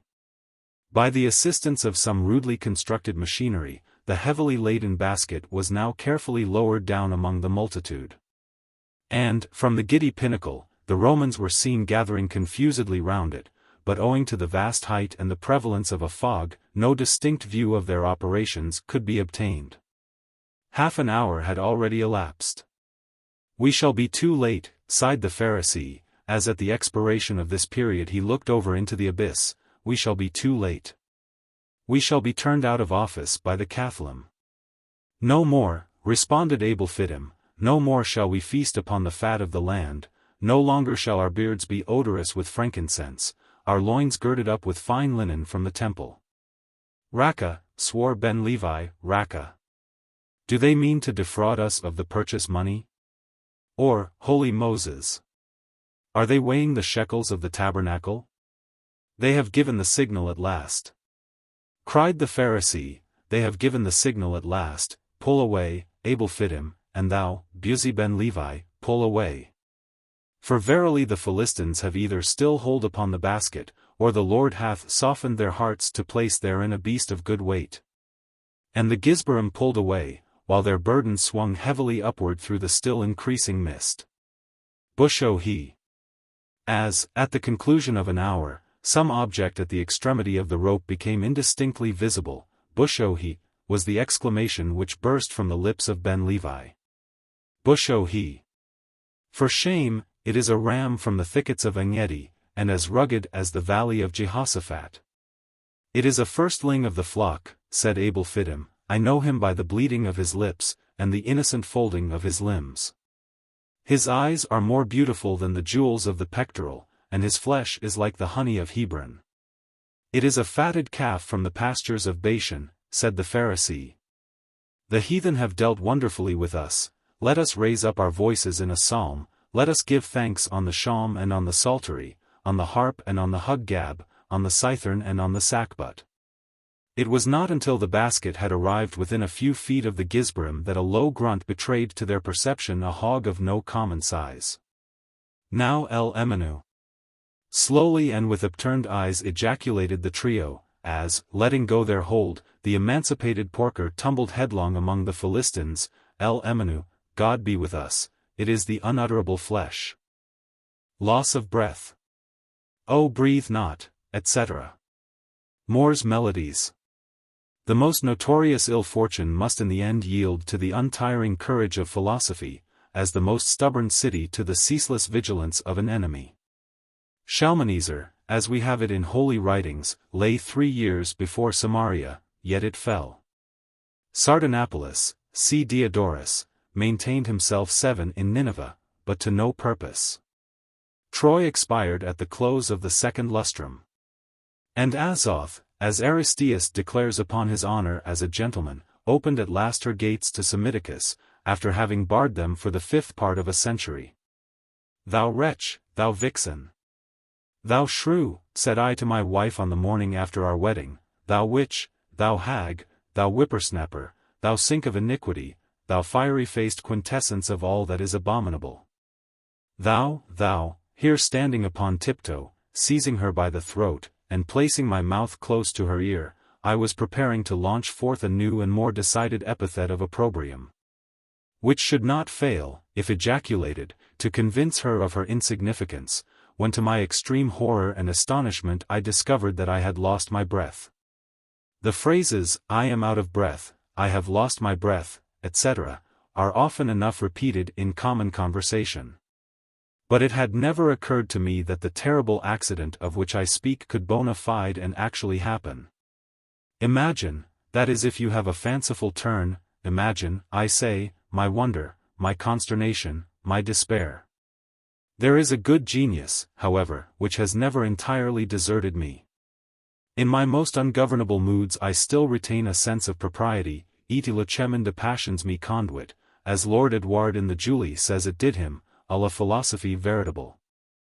Although I could not at first precisely ascertain to what degree the occurrence had affected me, I determined at all events to conceal the matter from my wife, until further experience should discover to me the extent of this my unheard-of calamity. Altering my countenance, therefore, in a moment, from its bepuffed and distorted appearance, to an expression of arch and coquettish benignity, I gave my lady a pat on the one cheek, and a kiss on the other, and without saying one syllable, furies. I could not, left her astonished at my drollery, as I pirouette out of the room in a pas de zephyr. Behold me then safely ensconced in my private boudoir, a fearful instance of the ill consequences attending upon irascibility, alive, with the qualifications of the dead, with the propensities of the living, an anomaly on the face of the earth, being very calm, yet breathless. Yes. Breathless. I am serious in asserting that my breath was entirely gone. I could not have stirred with it a feather if my life had been at issue, or sullied even the delicacy of a mirror. Hard fate, yet there was some alleviation to the first overwhelming paroxysm of my sorrow. I found, upon trial, that the powers of utterance which, upon my inability to proceed in the conversation with my wife, I then concluded to be totally destroyed, were in fact only partially impeded. And I discovered that had I, at that interesting crisis, dropped my voice to a singularly deep guttural, I might still have continued to her the communication of my sentiments. This pitch of voice, the guttural, depending, I find, not upon the current of the breath, but upon a certain spasmodic action of the muscles of the throat. Throwing myself upon a chair, I remained for some time absorbed in meditation. My reflections, be sure, were of no consolatory kind. 1,000 vague and lachrymatory fancies took possession of my soul, and even the idea of suicide flitted across my brain. But it is a trait in the perversity of human nature to reject the obvious and the ready, for the far distant and equivocal. Thus I shuddered at self-murder as the most decided of atrocities while the tabby cat purred strenuously upon the rug, and the very water-dog wheezed assiduously under the table, each taking to itself much merit for the strength of its lungs, and all obviously done in derision of my own pulmonary incapacity. Oppressed with a tumult of vague hopes and fears, I at length heard the footsteps of my wife descending the staircase. Being now assured of her absence, I returned with a palpitating heart to the scene of my disaster. Carefully locking the door on the inside, I commenced a vigorous search. It was possible, I thought, that, concealed in some obscure corner, or lurking in some closet or drawer, might be found the lost object of my inquiry. It might have a vapory, it might even have a tangible form. Most philosophers, upon many points of philosophy, are still very unphilosophical. William Godwin, however, says in his Mandeville, that, invisible things are the only realities, and this, all will allow, is a case in point. I would have the judicious reader pause before accusing such asseverations of an undue quantum of absurdity. Anaxagoras, it will be remembered, maintained that snow is black, and this I have since found to be the case. Long and earnestly did I continue the investigation, but the contemptible reward of my industry and perseverance proved to be only a set of false teeth, 2 pair of hips, an eye, and a bundle of billets due from Mr. Windenough to my wife. I might as well here observe that this confirmation of my lady's partiality for Mr. W. occasioned me little uneasiness. That Mrs. Lacabreth should admire anything so dissimilar to myself was a natural and necessary evil. I am, it is well known, of a robust and corpulent appearance, and at the same time somewhat diminutive in stature. What wonder, then, that the lath-like tenuity of my acquaintance, and his altitude, which has grown into a proverb, should have met with all due estimation in the eyes of Mrs. Lacabreth. But to return. My exertions, as I have before said, proved fruitless. Closet after closet, drawer after drawer, corner after corner, were scrutinized to no purpose. At one time, however, I thought myself sure of my prize, having, in rummaging a dressing case, accidentally demolished a bottle of Grangine's oil of archangels, which, as an agreeable perfume, I here take the liberty of recommending. With a heavy heart I returned to my boudoir, there to ponder upon some method of eluding my wife's penetration, until I could make arrangements prior to my leaving the country. For to this I had already made up my mind. In a foreign climate, being unknown, I might, with some probability of success, endeavor to conceal my unhappy calamity, a calamity calculated, even more than beggary, to estrange the affections of the multitude, and to draw down upon the wretch the well-merited indignation of the virtuous and the happy. I was not long in hesitation. Being naturally quick, I committed to memory the entire tragedy of Metamora. I had the good fortune to recollect that in the accentuation of this drama, or at least of such portion of it as is allotted to the hero, the tones of voice in which I found myself deficient were altogether unnecessary, and the deep guttural was expected to reign monotonously throughout. I practiced for some time by the borders of a well-frequented marsh. Herein, however, having no reference to a similar proceeding of Demosthenes, but from a design peculiarly and conscientiously my own. Thus armed at all points, I determined to make my wife believe that I was suddenly smitten with a passion for the stage. In this, I succeeded to a miracle. And to every question or suggestion found myself at liberty to reply in my most frog-like and sepulchral tones with some passage from the tragedy, any portion of which, as I soon took great pleasure in observing, would apply equally well to any particular subject. It is not to be supposed, however, that in the delivery of such passages I was found at all deficient in the looking asquint, the showing my teeth, the working my knees, the shuffling my feet, or in any of those unmentionable graces which are now justly considered the characteristics of a popular performer. To be sure they spoke of confining me in a straitjacket, but, good God, they never suspected me of having lost my breath. Having at length put my affairs in order, I took my seat very early one morning in the mail stage for, giving it to be understood, among my acquaintances.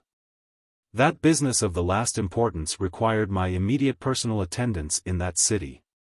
The coach was crammed to repletion, but in the uncertain twilight the features of my companions could not be distinguished.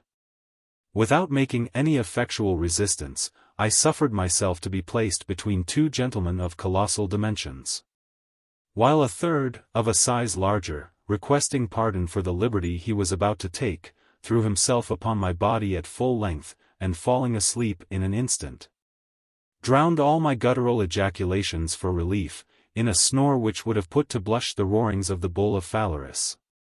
Happily the state of my respiratory faculties rendered suffocation an accident entirely out of the question. As, however, the day broke more distinctly in our approach to the outskirts of the city, my tormentor, arising and adjusting his shirt collar, thanked me in a very friendly manner for my civility. Seeing that I remained motionless, all my limbs were dislocated and my head twisted on one side, his apprehensions began to be excited. And arousing the rest of the passengers, he communicated, in a very decided manner, his opinion that a dead man had been palmed upon them during the night for a living and responsible fellow-traveler. here giving me a thump on the right eye, by way of demonstrating the truth of his suggestion. Hereupon all, one after another, there were 9 in company, believed it their duty to pull me by the ear.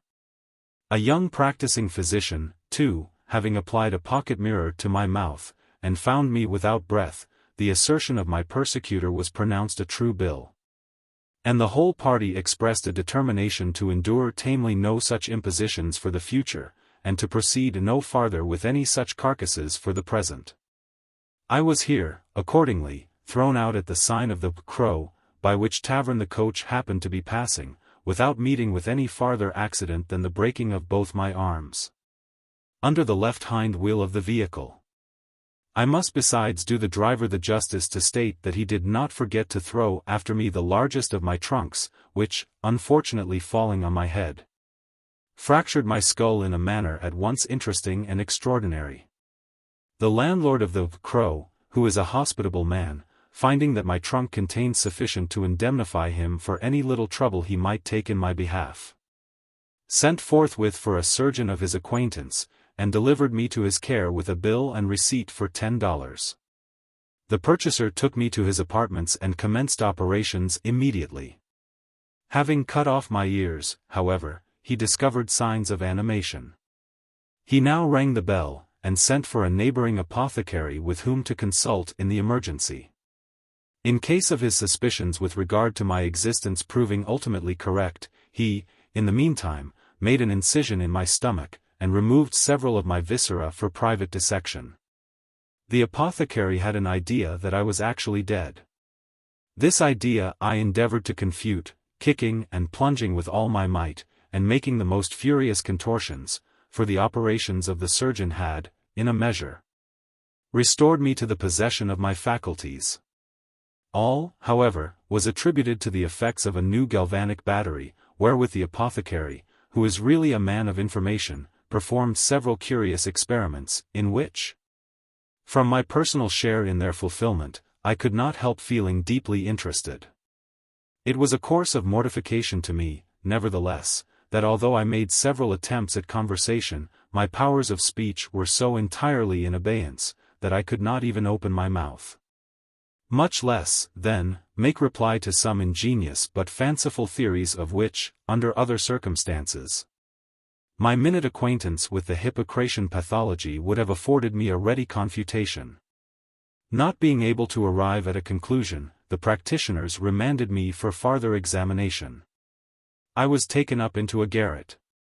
And the surgeon's lady having accommodated me with drawers and stockings, the surgeon himself fastened my hands, and tied up my jaws with a pocket handkerchief, then bolted the door on the outside as he hurried to his dinner, leaving me alone to silence and to meditation. I now discovered to my extreme delight that I could have spoken had not my mouth been tied up with the pocket handkerchief. Consoling myself with this reflection, I was mentally repeating some passages of the Omnipresence of the Deity, as is my custom before resigning myself to sleep, when 2 cats, of a greedy and vituperative turn, entering at a hole in the wall, leaped up with a flourish à la Catalani, and alighting opposite one another on my visage, betook themselves to indecorous contention for the paltry consideration of my nose. But, as the loss of his ears proved the means of elevating to the throne of Cyrus, the Magian or Michgush of Persia, and as the cutting off his nose gave Zopyrus possession of Babylon, so the loss of a few ounces of my countenance proved the salvation of my body. Aroused by the pain, and burning with indignation, I burst, at a single effort, the fastenings and the bandage. Stalking across the room I cast a glance of contempt at the belligerents, and throwing open the sash to their extreme horror and disappointment, precipitated myself, very dexterously, from the window. The mail robber W., to whom I bore a singular resemblance, was at this moment passing from the city jail to the scaffold erected for his execution in the suburbs. His extreme infirmity and long-continued ill health had obtained him the privilege of remaining unmanacled. And habited in his gallows costume, one very similar to my own, he lay at full length in the bottom of the hangman's cart, which happened to be under the windows of the surgeon at the moment of my precipitation, without any other guard than the driver. who was asleep, and 2 recruits of the 6th Infantry, who were drunk. As ill luck would have it, I alit upon my feet within the vehicle. W, who was an acute fellow, perceived his opportunity. Leaping up immediately, he bolted out behind, and turning down an alley, was out of sight in the twinkling of an eye. The recruits, aroused by the bustle, could not exactly comprehend the merits of the transaction. Seeing, however, a man, the precise counterpart of the felon, standing upright in the cart before their eyes, they were of the opinion that the rascal, meaning W, was after making his escape. So they expressed themselves, and, having communicated this opinion to one another, they took each a dram, and then knocked me down with the butt ends of their muskets. It was not long ere we arrived at the place of destination. Of course nothing could be said in my defense. Hanging was my inevitable fate. I resigned myself thereto with a feeling half stupid, half acrimonious. Being little of a cynic, I had all the sentiments of a dog. The hangman, however, adjusted the noose about my neck. The drop fell. I forbear to depict my sensations upon the gallows, although here, undoubtedly, I could speak to the point, and it is a topic upon which nothing has been well said. In fact, to write upon such a theme it is necessary to have been hanged. Every author should confine himself to matters of experience. Thus Mark Antony composed a treatise upon getting drunk. I may just mention, however, that die I did not. My body was, but I had no breath to be, suspended. And but for the knot under my left ear, which had the feel of a military stock, I dare say that I should have experienced very little inconvenience. As for the jerk given to my neck upon the falling of the drop, it merely proved a corrective to the twist afforded me by the fat gentleman in the coach. For good reasons, however, I did my best to give the crowd the worth of their trouble. My convulsions were said to be extraordinary. My spasms it would have been difficult to beat. The populace encored. Several gentlemen swooned, and a multitude of ladies were carried home in hysterics. Pinxit availed himself of the opportunity to retouch, from a sketch taken upon the spot, his admirable painting of the Marsyas flayed alive. When I had afforded sufficient amusement, it was thought proper to remove my body from the gallows, this the more especially as the real culprit had in the meantime been retaken and recognized. A fact which I was so unlucky as not to know. Much sympathy was, of course, exercised in my behalf, and as no one made claim to my corpse, it was ordered that I should be interred in a public vault. Here, after due interval, I was deposited. The sexton departed, and I was left alone. A line of Marston's Malcontent. Death's a good fellow and keeps open house. Struck me at that moment as a palpable lie. I knocked off, however, the lid of my coffin and stepped out. The place was dreadfully dreary and damp, and I became troubled with ennui. By way of amusement, I felt my way among the numerous coffins ranged in order around. I lifted them down, one by one, and breaking open their lids, busied myself in speculations about the mortality within. This, I soliloquized, tumbling over a carcass, puffy, bloated, and rotund, this has been, no doubt, in every sense of the word, an unhappy, an unfortunate man. It has been his terrible lot not to walk but to waddle, to pass through life not like a human being, but like an elephant, not like a man, but like a rhinoceros. His attempts at getting on have been mere abortions, and his circumgyratory proceedings a palpable failure. Taking a step forward, it has been his misfortune to take 2 toward the right, and 3 toward the left. His studies have been confined to the poetry of Crabbe. He can have no idea of the wonder of a pirouette. To him a pas de papillon has been an abstract conception. He has never ascended the summit of a hill. He has never viewed from any steeple the glories of a metropolis. Heat has been his mortal enemy. In the dog days his days have been the days of a dog. Therein, he has dreamed of flames and suffocation, of mountains upon mountains, of Pelion upon Ossa. He was short of breath, to say all in a word, he was short of breath. He thought it extravagant to play upon wind instruments.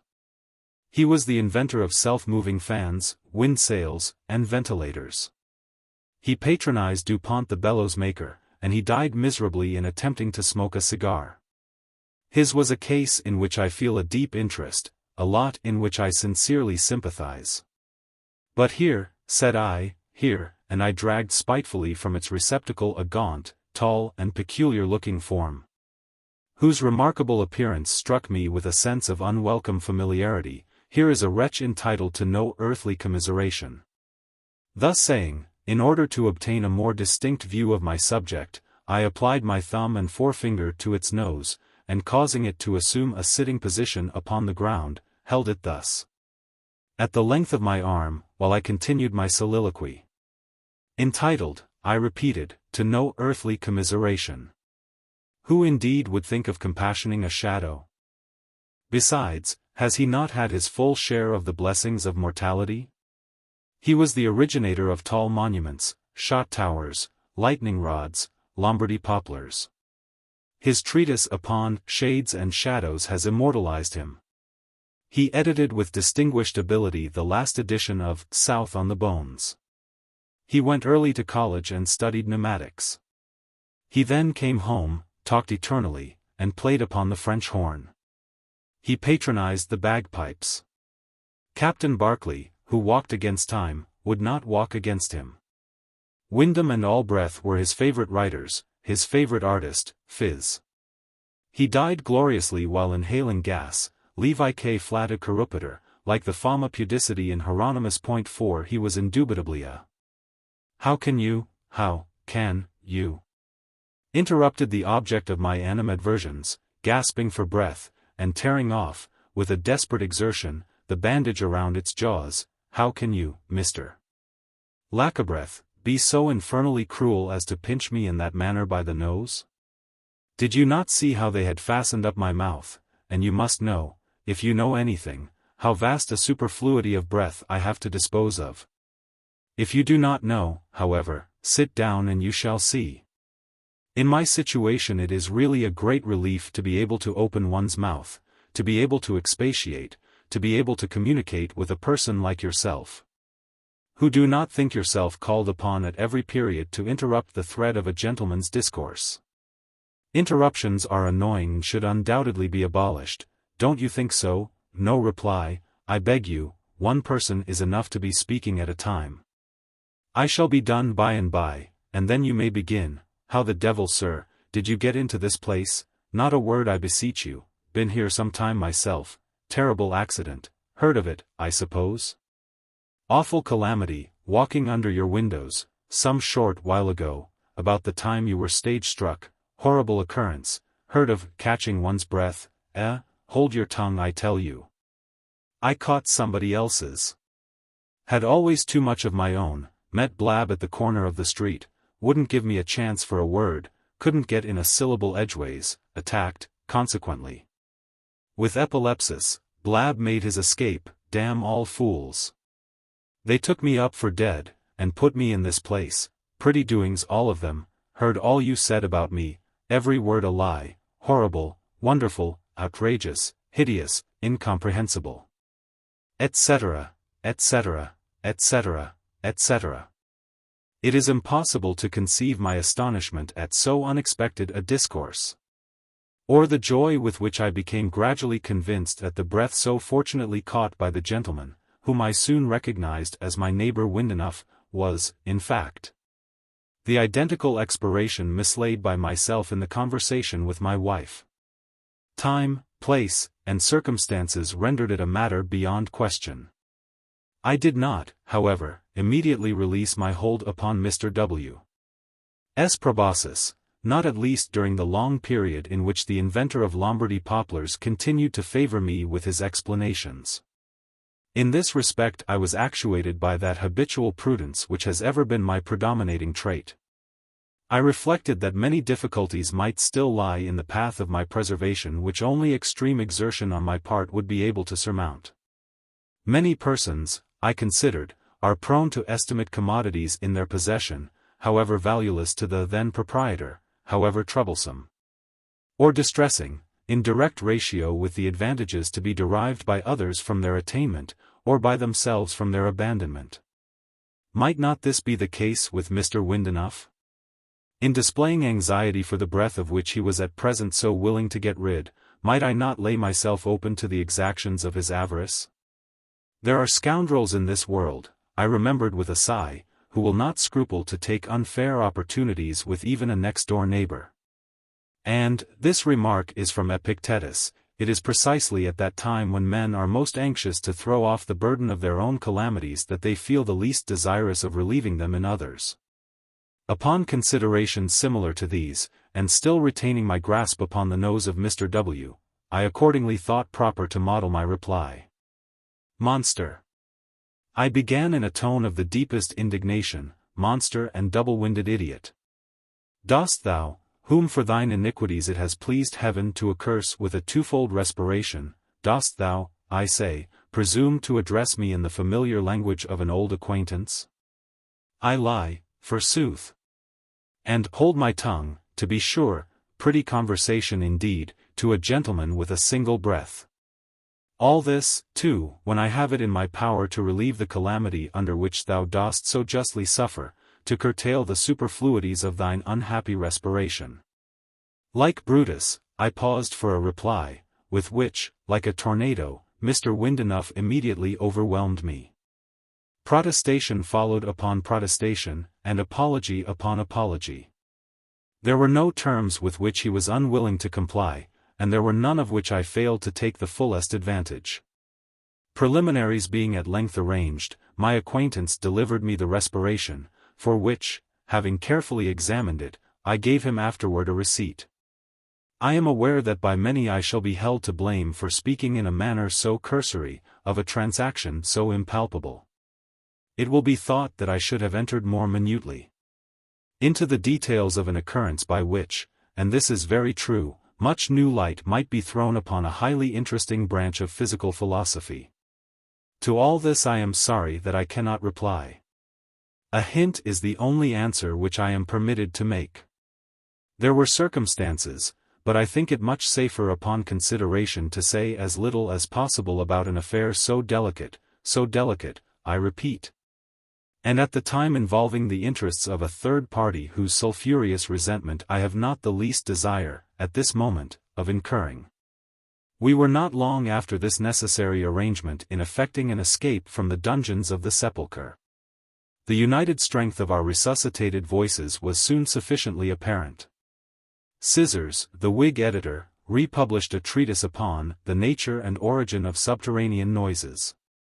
A reply, rejoinder, confutation, and justification, followed in the columns of a democratic gazette.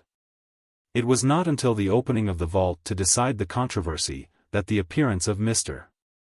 Windenough and myself proved both parties to have been decidedly in the wrong. I cannot conclude these details of some very singular passages in a life at all times sufficiently eventful, without again recalling to the attention of the reader the merits of that indiscriminate philosophy which is a sure and ready shield against those shafts of calamity which can neither be seen, felt nor fully understood. It was in the spirit of this wisdom that, among the ancient Hebrews, it was believed the gates of heaven would be inevitably open to that sinner, or saint, who, with good lungs and implicit confidence, should vociferate the word Amen. It was in the spirit of this wisdom that, when a great plague raged at Athens, and every means had been in vain attempted for its removal, Epimenides, as Laertius relates, in his second book of that philosopher, advised the erection of a shrine and temple to the proper god. Littleton Berry. Bon bon. Quond un bon vin mobile mon estimac. Je suis plus savant que Balzac. Plus sage que Pibrac. Mon bras sul faisant el attaque. De la nation cassaic. La metroido sac. De Sharon je passerwa le lac. En dormant don sun bac. Jirwa au fear eac. Sans que mon cœur fit tic en I tac. Presenter du tabac. French vaudeville. That Pierre Bonbon was a restaurateur of uncommon qualifications, no man who, during the reign of, frequented the little café in the cul-de-sac Lefebvre at Rouen, will, I imagine, feel himself at liberty to dispute. That Pierre Bonbon was, in an equal degree, skilled in the philosophy of that period is, I presume, still more especially undeniable. His pâtés à la fois were beyond doubt immaculate. But what pen can do justice to his essays sur la nature, his thoughts sur l'âme, his observations sur l'esprit? If his omelettes, if his fricandeaux were inestimable, what literateur of that day would not have given twice as much for an idée de bonbon as for all the trash of ideas of all the rest of the savants? Bonbon had ransacked libraries which no other man had ransacked, had more than any other would have entertained a notion of reading, had understood more than any other would have conceived the possibility of understanding. And although, while he flourished, there were not wanting some authors at Rouen to assert that his dicta evinced neither the purity of the Academy, nor the depth of the Lyceum, although, mark me, his doctrines were by no means very generally comprehended, still it did not follow that they were difficult of comprehension. It was, I think, on account of their self-evidency that many persons were led to consider them abstruse. It is to Bonbon, but let this go no farther, it is to Bonbon that Kant himself is mainly indebted for his metaphysics. The former was indeed not a Platonist, nor strictly speaking an Aristotelian, nor did he, like the modern Leibniz, waste those precious hours which might be employed in the invention of a fricassee or, facile gradu, the analysis of a sensation, in frivolous attempts at reconciling the obstinate oils and waters of ethical discussion. Not at all. Bonbon was Ionic, Bonbon was equally Italic. He reasoned a priori, he reasoned also a posteriori. His ideas were innate, or otherwise. He believed in George of Trebizond, he believed in Bossarion.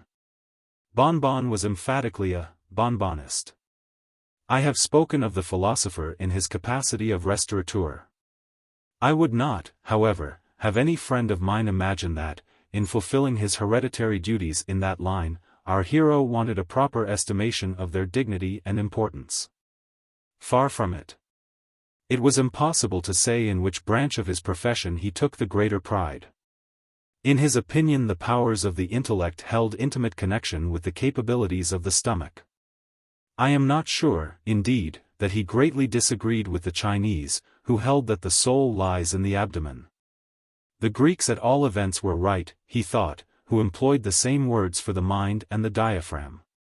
5. By this I do not mean to insinuate a charge of gluttony, or indeed any other serious charge to the prejudice of the metaphysician.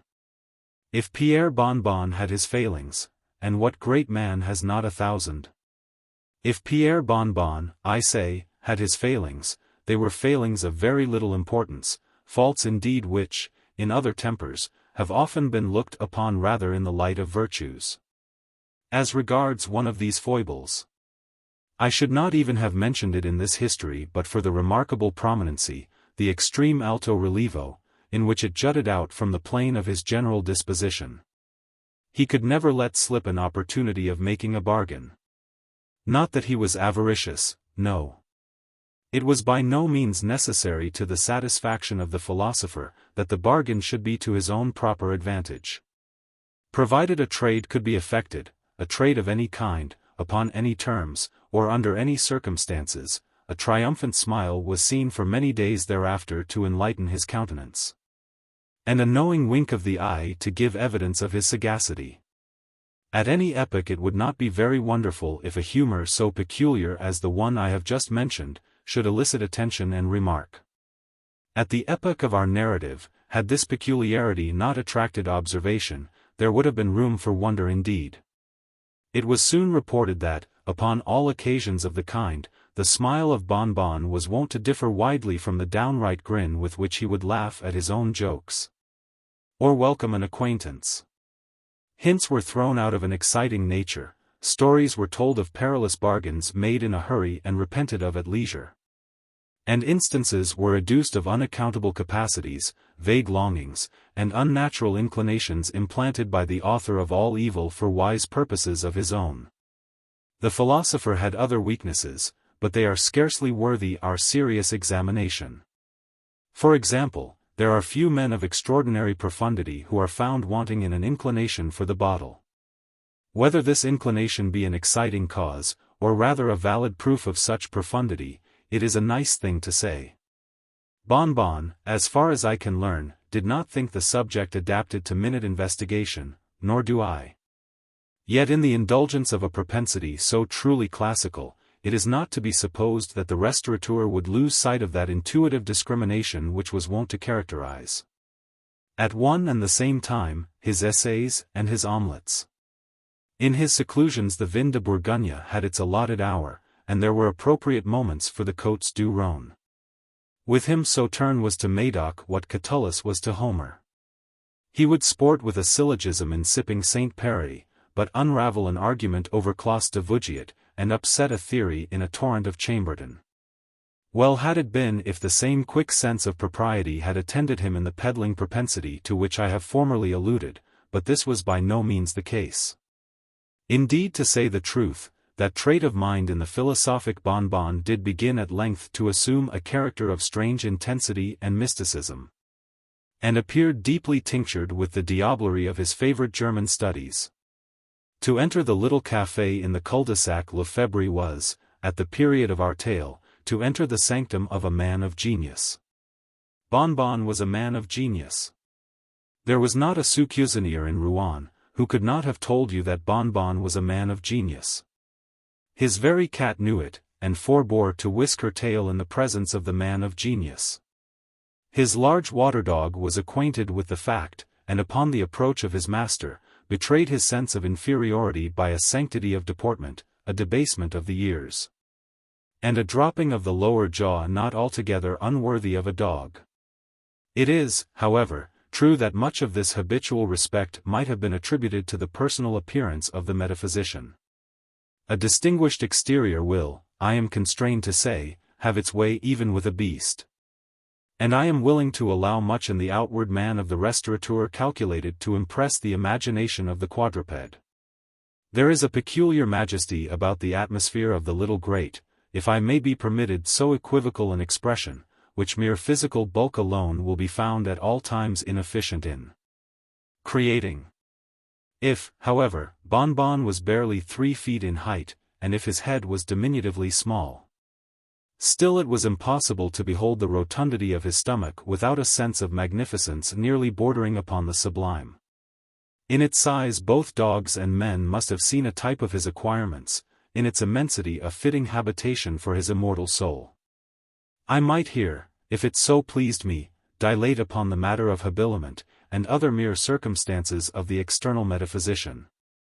I might hint that the hair of our hero was worn short, combed smoothly over his forehead, and surmounted by a conical-shaped white flannel cap and tassels, that his pea-green jerkin was not after the fashion of those worn by the common class of restaurateurs at that day, that the sleeves were something fuller than the reigning costume permitted, that the cuffs were turned up, not as usual in that barbarous period, with cloth of the same quality and color as the garment, but faced in a more fanciful manner with the party-colored velvet of Genoa, that his slippers were of a bright purple, curiously filigreed, and might have been manufactured in Japan. But for the exquisite pointing of the toes, and the brilliant tints of the binding and embroidery, that his breeches were of the yellow satin-like material called amiable, that his sky-blue cloak, resembling in form a dressing wrapper, and richly bestudded all over with crimson devices, floated cavalierly upon his shoulders like a mist of the morning, and that his tout ensemble gave rise to the remarkable words of Benvenuta, the improvisatrice of Florence, that it was difficult to say whether Pierre Bon Bon was indeed a bird of paradise, or rather a very paradise of perfection. I might, I say, expatiate upon all these points if I pleased, but I forbear. Merely personal details may be left to historical novelists, they are beneath the moral dignity of matter of fact. I have said that, to enter the café in the cul-de-sac Lefebvre was to enter the sanctum of a man of genius, but then it was only the man of genius who could duly estimate the merits of the sanctum. A sign, consisting of a vast folio, swung before the entrance. On one side of the volume was painted a bottle, on the reverse a pâté. On the back were visible in large letters over de bonbon. Thus was delicately shadowed forth the twofold occupation of the proprietor. Upon stepping over the threshold, the whole interior of the building presented itself to view. A long, low-pitched room, of antique construction, was indeed all the accommodation afforded by the café. In a corner of the apartment stood the bed of the metaphysician. An army of curtains, together with a canopy à la Greek, gave it an air at once classic and comfortable. In the corner diagonally opposite, appeared, in direct family communion, the properties of the kitchen and the bibliothèque. A dish of polemics stood peacefully upon the dresser. Here lay an ovenful of the latest ethics, there a kettle of dodecimo mélanges. Volumes of German morality were hand and glove with the gridiron, a toasting fork might be discovered by the side of Eusebius, Plato reclined at his ease in the frying pan, and contemporary manuscripts were filed away upon the spit. In other respects the Café de Bonbon might be said to differ little from the usual restaurants of the period. A fireplace yawned opposite the door. On the right of the fireplace an open cupboard displayed a formidable array of labeled bottles. It was here, about 12 o'clock one night during the severe winter of, that Pierre Bonbon. After having listened to the comments of his neighbors upon his singular propensity, that Pierre Bonbon, I say, having turned them all out of his house, locked the door upon them with an oath, and betook himself in no very pacific mood to the comforts of a leather-bottomed armchair, and a fire of blazing faggots. It was one of those terrific nights which are only met with once or twice during a century. It snowed fiercely, and the house tottered to its center with the floods of wind that, rushing through the crannies in the wall, and pouring impetuously down the chimney, shook awfully the curtains of the philosopher's bed, and disorganized the economy of his pâté pans and papers. The huge folio sign that swung without, exposed to the fury of the tempest, creaked ominously, and gave out a moaning sound from its stanchions of solid oak. It was in no placid temper, I say, that the metaphysician drew up his chair to its customary station by the hearth. Many circumstances of a perplexing nature had occurred during the day, to disturb the serenity of his meditations. In attempting de oeufs à la princesse, he had unfortunately perpetrated an omelette à la reine. The discovery of a principle in ethics had been frustrated by the overturning of a stew. And last, not least, he had been thwarted in one of those admirable bargains which he at all times took such especial delight in bringing to a successful termination. But in the chafing of his mind at these unaccountable vicissitudes, there did not fail to be mingled some degree of that nervous anxiety which the fury of a boisterous night is so well calculated to produce. Whistling to his more immediate vicinity the large black water dog we have spoken of before, and settling himself uneasily in his chair, he could not help casting a wary and unquiet eye toward those distant recesses of the apartment whose inexorable shadows not even the red firelight itself could more than partially succeed in overcoming. Having completed a scrutiny whose exact purpose was perhaps unintelligible to himself, he drew close to his seat a small table covered with books and papers, and soon became absorbed in the task of retouching a voluminous manuscript, intended for publication on the morrow. He had been thus occupied for some minutes when, "I am in no hurry, Monsieur Bonbon," suddenly whispered a whining voice in the apartment. "The devil!" ejaculated our hero, starting to his feet, overturning the table at his side, and staring around him in astonishment. "Very true," calmly replied the voice. "Very true, what is very true?" "How came you here?" vociferated the metaphysician, as his eye fell upon something which lay stretched at full length upon the bed.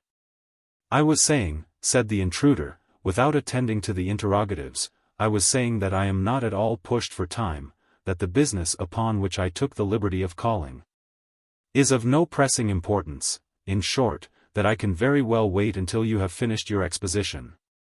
"My exposition, there now, how do you know, how came you to understand that I was writing an exposition, good God?" "Hush," replied the figure, in a shrill undertone. And, arising quickly from the bed, he made a single step toward our hero, while an iron lamp that depended overhead swung convulsively back from his approach. The philosopher's amazement did not prevent a narrow scrutiny of the stranger's dress and appearance. The outlines of his figure, exceedingly lean, but much above the common height, were rendered minutely distinct, by means of a faded suit of black cloth which fitted tight to the skin, but was otherwise cut very much in the style of a century ago. These garments had evidently been intended for a much shorter person than their present owner. His ankles and wrists were left naked for several inches. In his shoes, however, a pair of very brilliant buckles gave the lie to the extreme poverty implied by the other portions of his dress. His head was bare, and entirely bald, with the exception of a hinder part, from which depended a queue of considerable length. A pair of green spectacles, with side glasses, protected his eyes from the influence of the light, and at the same time prevented our hero from ascertaining either their color or their conformation. About the entire person there was no evidence of a shirt, but a white cravat, of filthy appearance, was tied with extreme precision around the throat, and the ends hanging down formally side by side gave, although I dare say unintentionally, the idea of an ecclesiastic. Indeed, many other points both in his appearance and demeanor might have very well sustained a conception of that nature. Over his left ear, he carried, after the fashion of a modern clerk, an instrument resembling the stylus of the ancients. In a breast pocket of his coat appeared conspicuously a small black volume fastened with clasps of steel. This book, whether accidentally or not, was so turned outwardly from the person as to discover the words Ritual Catholique in white letters upon the back.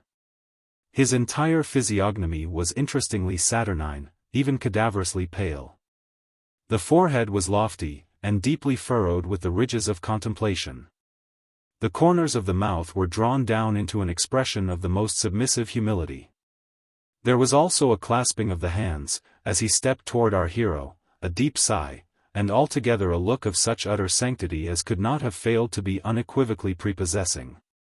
Every shadow of anger faded from the countenance of the metaphysician, as, having completed a satisfactory survey of his visitor's person, he shook him cordially by the hand, and conducted him to a seat. There would however be a radical error in attributing this instantaneous transition of feeling in the philosopher to any one of those causes which might naturally be supposed to have had an influence. Indeed, Pierre Bonbon, from what I have been able to understand of his disposition, was of all men the least likely to be imposed upon by any speciousness of exterior deportment. It was impossible that so accurate an observer of men and things should have failed to discover, upon the moment, the real character of the personage who had thus intruded upon his hospitality. To say no more, the conformation of his visitor's feet was sufficiently remarkable. He maintained lightly upon his head an inordinately tall hat, there was a tremulous swelling about the hinder part of his breeches, and the vibration of his coat tail was a palpable fact. Judge, then, with what feelings of satisfaction our hero found himself thrown thus at once into the society of a person for whom he had at all times entertained the most unqualified respect. He was, however, too much of the diplomatist to let escape him any intimation of his suspicions in regard to the true state of affairs. It was not his cue to appear at all conscious of the high honor he thus unexpectedly enjoyed, but, by leading his guest into the conversation, to elicit some important ethical ideas, which might, in obtaining a place in his contemplated publication, enlighten the human race, and at the same time immortalize himself, ideas which, I should have added, his visitor's great age, and well-known proficiency in the science of morals, might very well have enabled him to afford.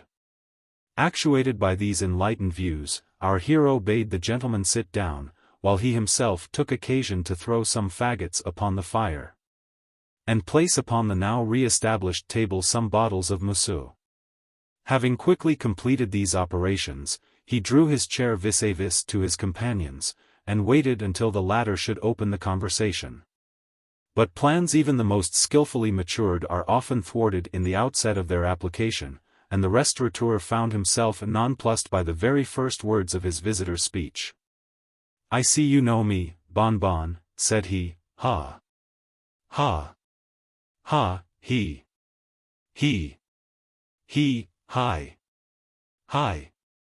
hi, ho,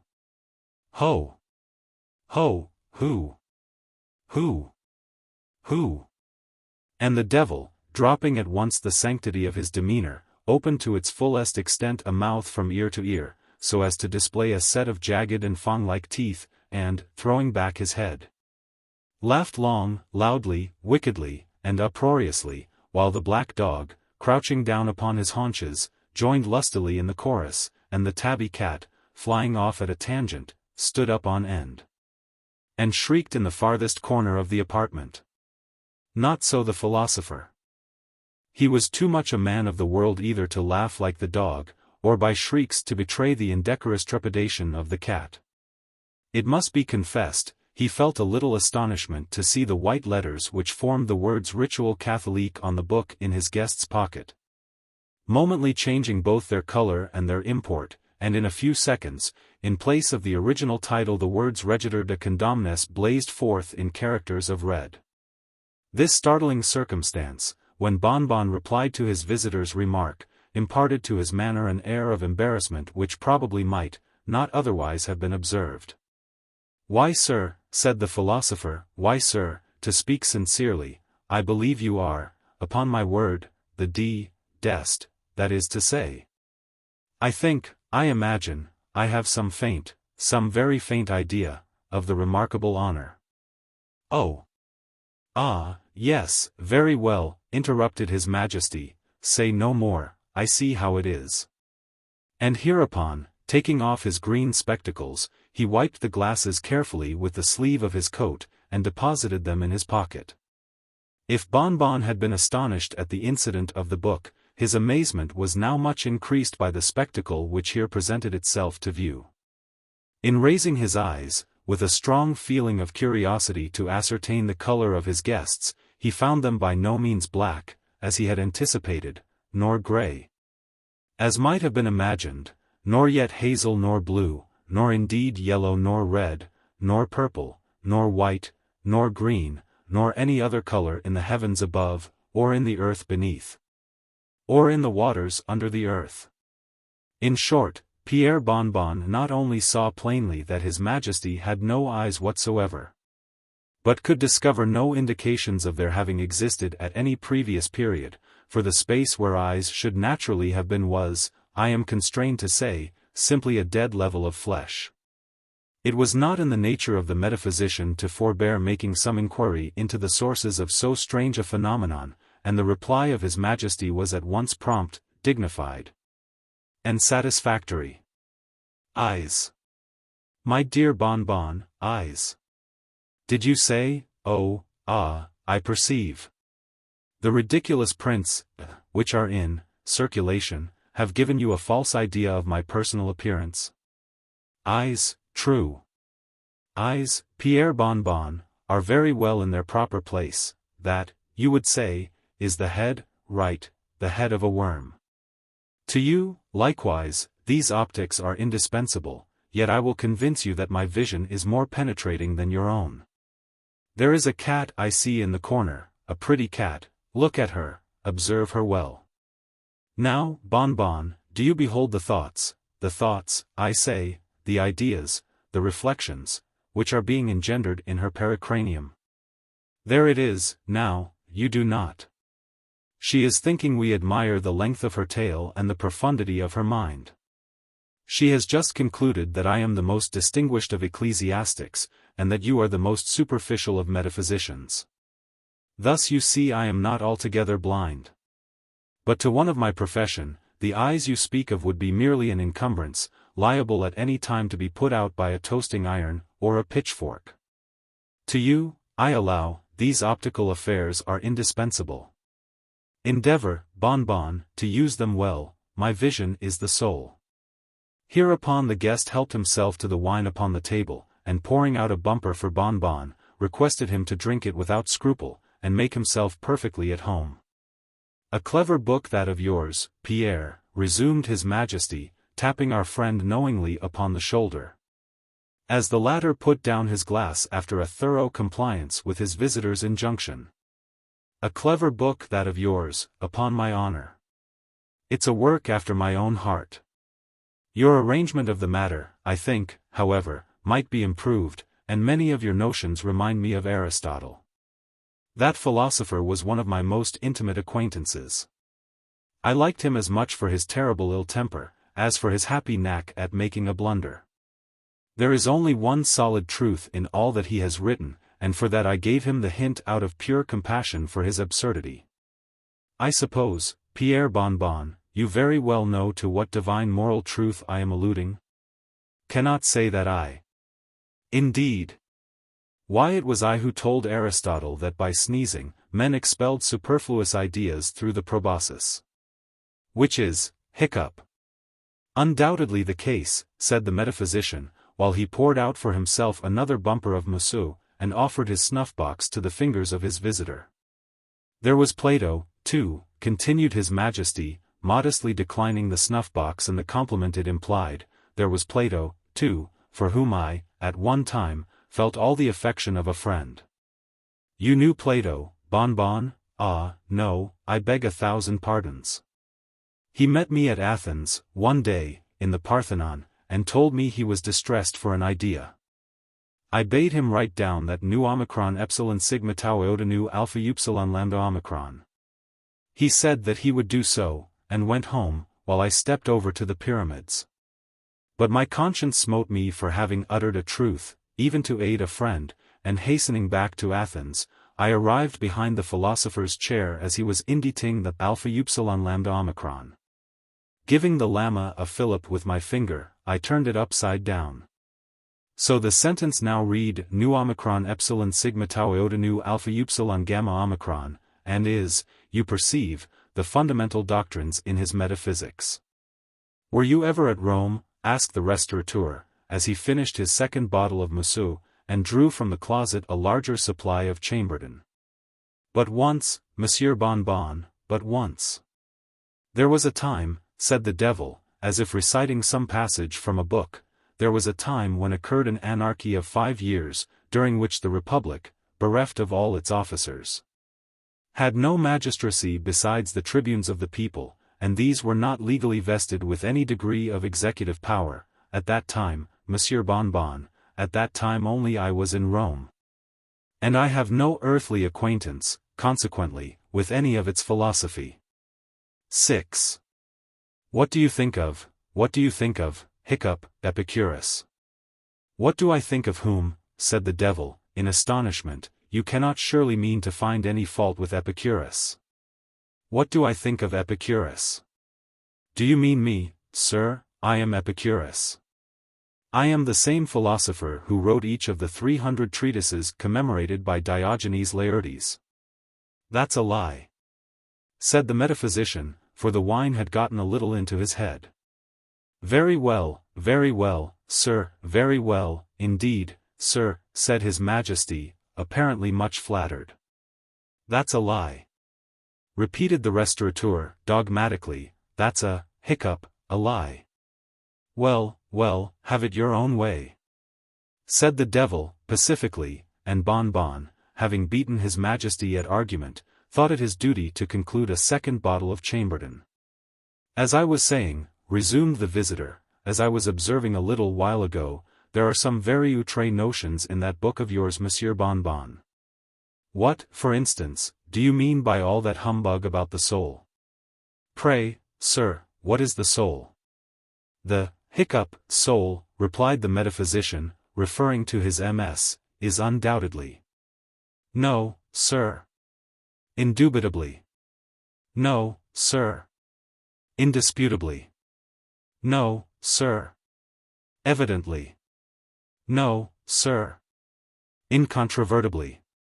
No, sir. No, sir. And beyond all question, no, sir, the soul is no such thing. Here the philosopher, looking daggers, took occasion to make an end, upon the spot, of his third bottle of Chambertin. Then, pray, sir, what is it?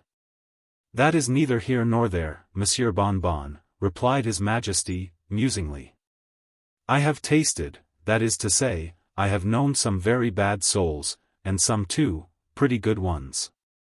Here he smacked his lips, and, having unconsciously let fall his hand upon the volume in his pocket, was seized with a violent fit of sneezing. He continued. There was the soul of Cratinus, passable, Aristophanes, racy, Plato, exquisite, not your Plato, but Plato the comic poet. Your Plato would have turned the stomach of Cerberus, Pfaall. Then let me see. There were Naevius, and Andronicus, and Plautus, and Terentius. Then there were Lucilius, and Catullus, and Naso, and Quintus Flaccus, dear Quinty. As I called him when he sung a secular for my amusement, while I toasted him, in pure good humor, on a fork. But they want flavor, these Romans. One fat Greek is worth a dozen of them, and besides will keep, which cannot be said of a Carite. Let us taste your sauterne. Bon Bon had by this time made up his mind to the nil admirari and endeavored to hand down the bottles in question. He was, however, conscious of a strange sound in the room like the wagging of a tail. Of this, although extremely indecent in his majesty, the philosopher took no notice, simply kicking the dog, and requesting him to be quiet. The visitor continued. I found that Horace tasted very much like Aristotle. You know I am fond of variety. Terentius I could not have told from Menander. Naso, to my astonishment, was Nicander in disguise. Virgilius had a strong twang of Theocritus. Martial put me much in mind of Archilochus, and Titus Livius was positively Polybius and none other. Hic cup, here replied Bon Bon, and his majesty proceeded. But if I have a penchant, Monsieur Bon Bon, if I have a penchant, it is for a philosopher. Yet, let me tell you, sir, it is not every dev, I mean it is not every gentleman who knows how to choose a philosopher. Long ones are not good. And the best, if not carefully shelled, are apt to be a little rancid on account of the gall. Shelled. I mean taken out of the carcass. What do you think of a, hiccup, physician? Don't mention them, ugh. Ugh. Ugh. Here his majesty retched violently.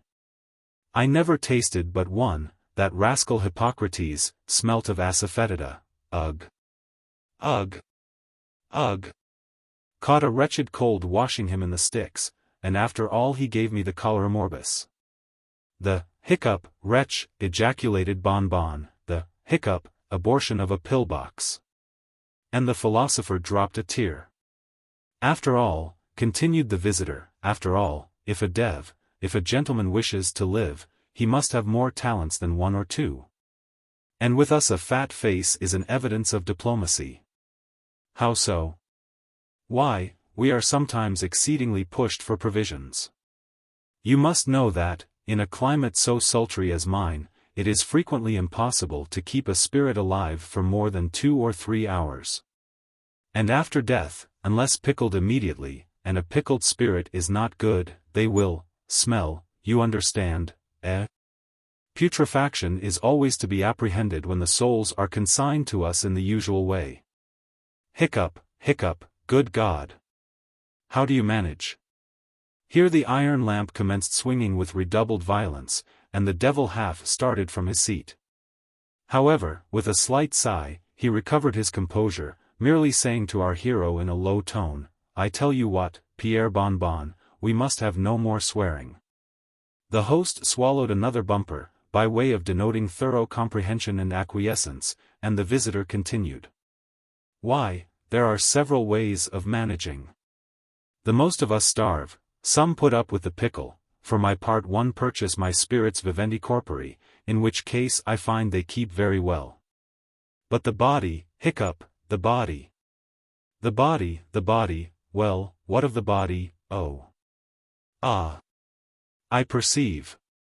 Why, sir, the body is not at all affected by the transaction. I have made innumerable purchases of the kind in my day, and the parties never experienced any inconvenience.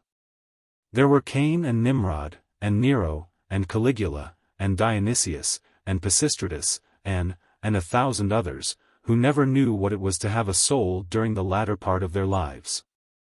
Yet, sir, these men adorned society. Why isn't there a, now, who you know as well as I?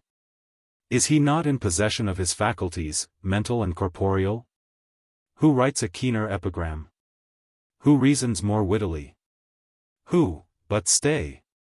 I have his agreement in my pocketbook.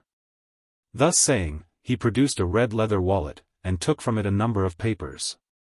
Upon some of these Bonbon caught a glimpse of the letters Maki, Mazza, Robesp, with the words Caligula, George, Elizabeth.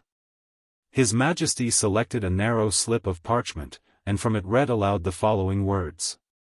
In consideration of certain mental endowments which it is unnecessary to specify, and in further consideration of 1,000 louis d'or, I being aged 1 year and 1 month, do hereby make over to the bearer of this agreement all my right, title, and appurtenance in the shadow called my soul. Signed, A. 7. Here His Majesty repeated a name which I did not feel justified in indicating more unequivocally. A clever fellow that, resumed he. But like you, Monsieur Bonbon, he was mistaken about the soul. The soul a shadow, truly. The soul a shadow, ha. Ha. Ha, he.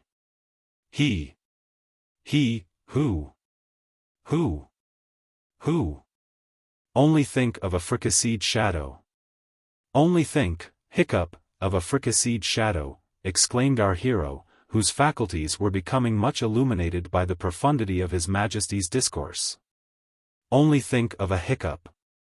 Fricasseed shadow. Now, damn, hiccup, humph. If I would have been such a, hiccup, nincompoop. My soul, Mr. Humph. Your soul, Monsieur Bonbon. Yes, sir, hiccup. My soul is. What, sir? No shadow, damn. Did you mean to say? Yes, sir, my soul is, hiccup, humph, yes, sir. Did you not intend to assert? My soul is, hiccup. Peculiarly qualified for, hiccup, what, sir? Stew. Ha. Soufflé. Fricassee. Indeed. Ragout and fricandeau, and see here, my good fellow. I'll let you have it, hiccup, a bargain. Here the philosopher slapped His Majesty upon the back. Couldn't think of such a thing, said the latter calmly, at the same time rising from his seat. The metaphysician stared. Am supplied at present, said His Majesty. Hiccup, said the philosopher. Have no funds on hand. What? Besides, very unhandsome in me. Sir. To take advantage of. Hiccup. Your present disgusting and ungentlemanly situation. Here the visitor bowed and withdrew, in what manner could not precisely be ascertained, but in a well-concerted effort to discharge a bottle at the villain. The slender chain was severed that depended from the ceiling, and the metaphysician prostrated by the downfall of the lamp. MS found in a bottle 8. Na plus chew un moment a vivre. Na plus reign a dissimilar. Quinault, 80s. Of my country and of my family I have little to say. Ill usage and length of years have driven me from the one, and estranged me from the other. Hereditary wealth afforded me an education of no common order, and a contemplative turn of mind enabled me to methodize the stores which early study very diligently garnered up. Beyond all things, the study of the German moralists gave me great delight. Not from any ill-advised admiration of their eloquent madness, but from the ease with which my habits of rigid thought enabled me to detect their falsities. I have often been reproached with the aridity of my genius. A deficiency of imagination has been imputed to me as a crime, and the Pyrrhonism of my opinions has at all times rendered me notorious. Indeed, a strong relish for physical philosophy has, I fear, tinctured my mind with a very common error of this age, I mean the habit of referring occurrences, even the least susceptible of such reference, to the principles of that science. Upon the whole, no person could be less liable than myself to be led away from the severe precincts of truth by the ignis fatui of superstition. I have thought proper to premise thus much, lest the incredible tale I have to tell should be considered rather the raving of a crude imagination than the positive experience of a mind to which the reveries of fancy have been a dead letter and a nullity. After many years spent in foreign travel, I sailed in the year 18, from the port of Batavia, in the rich and populous island of Java, on a voyage to the archipelago of the Sunda Islands. I went as passenger, having no other inducement than a kind of nervous restlessness which haunted me as a fiend. Our vessel was a beautiful ship of about 400 tons, copper-fastened, and built at Bombay of Malabar teak. She was freighted with cotton wool and oil, from the Lachadive Islands. We had also on board coir, jaggery, ghee, coconuts, and a few cases of opium. The stowage was clumsily done, and the vessel consequently crank. We got under way with a mere breath of wind, and for many days stood along the eastern coast of Java, without any other incident to beguile the monotony of our course than the occasional meeting with some of the small grabs of the archipelago to which we were bound. One evening, leaning over the taffrail, I observed a very singular, isolated cloud, to the N.W. It was remarkable, as well for its color, as from its being the first we had seen since our departure from Batavia. I watched it attentively until sunset, when it spread all at once to the eastward and westward, girding in the horizon with a narrow strip of vapor, and looking like a long line of low beach. My notice was soon afterwards attracted by the dusky red appearance of the moon, and the peculiar character of the sea. The latter was undergoing a rapid change, and the water seemed more than usually transparent. Although I could distinctly see the bottom, yet, heaving the lead, I found the ship in 15 fathoms. The air now became intolerably hot, and was loaded with spiral exhalations similar to those arising from heat iron. As night came on, every breath of wind died away, and a more entire calm it is impossible to conceive. The flame of a candle burned upon the poop without the least perceptible motion, and a long hair, held between the finger and thumb, hung without the possibility of detecting a vibration. However, as the captain said he could perceive no indication of danger, and as we were drifting in bodily to shore, he ordered the sails to be furled, and the anchor let go. No watch was set, and the crew, consisting principally of Malays, stretched themselves deliberately upon deck. I went below, not without a full presentiment of evil. Indeed, every appearance warranted me in apprehending a simoom. I told the captain my fears, but he paid no attention to what I said, and left me without deigning to give a reply. My uneasiness, however, prevented me from sleeping, and about midnight I went upon deck. As I placed my foot upon the upper step of the companion ladder, I was startled by a loud, humming noise, like that occasioned by the rapid revolution of a mill wheel. And before I could ascertain its meaning, I found the ship quivering to its center. In the next instant, a wilderness of foam hurled us upon our beam ends, and, rushing over us fore and aft, swept the entire decks from stem to stern. The extreme fury of the blast proved, in a great measure, the salvation of the ship.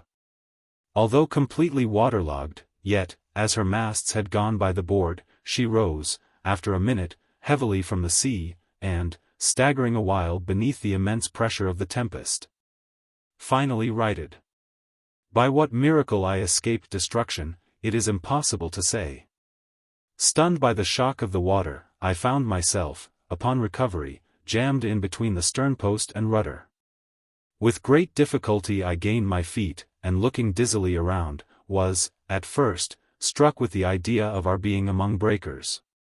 So terrific, beyond the wildest imagination, was the whirlpool of mountainous and foaming ocean within which we were engulfed. After a while, I heard the voice of an old Swede, who had shipped with us at the moment of our leaving port.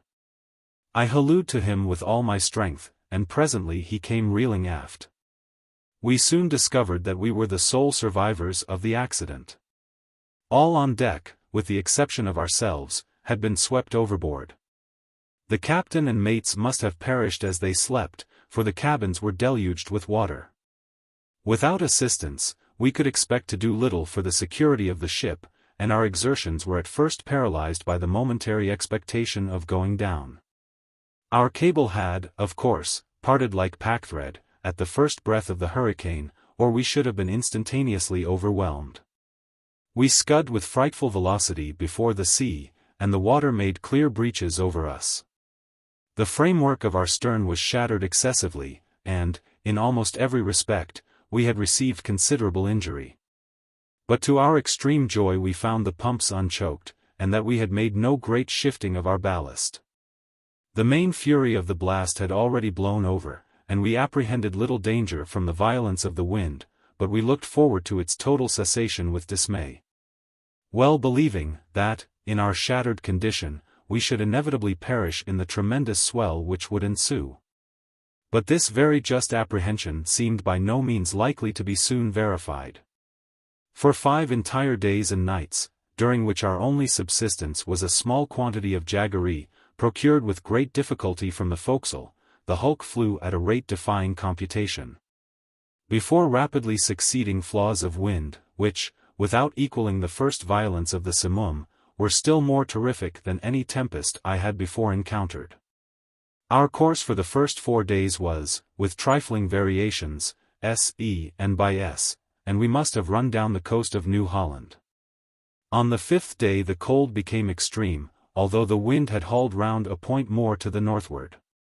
The sun arose with a sickly yellow luster, and clambered a very few degrees above the horizon, emitting no decisive light. There were no clouds apparent, yet the wind was upon the increase, and blew with a fitful and unsteady fury. About noon, as nearly as we could guess, our attention was again arrested by the appearance of the sun.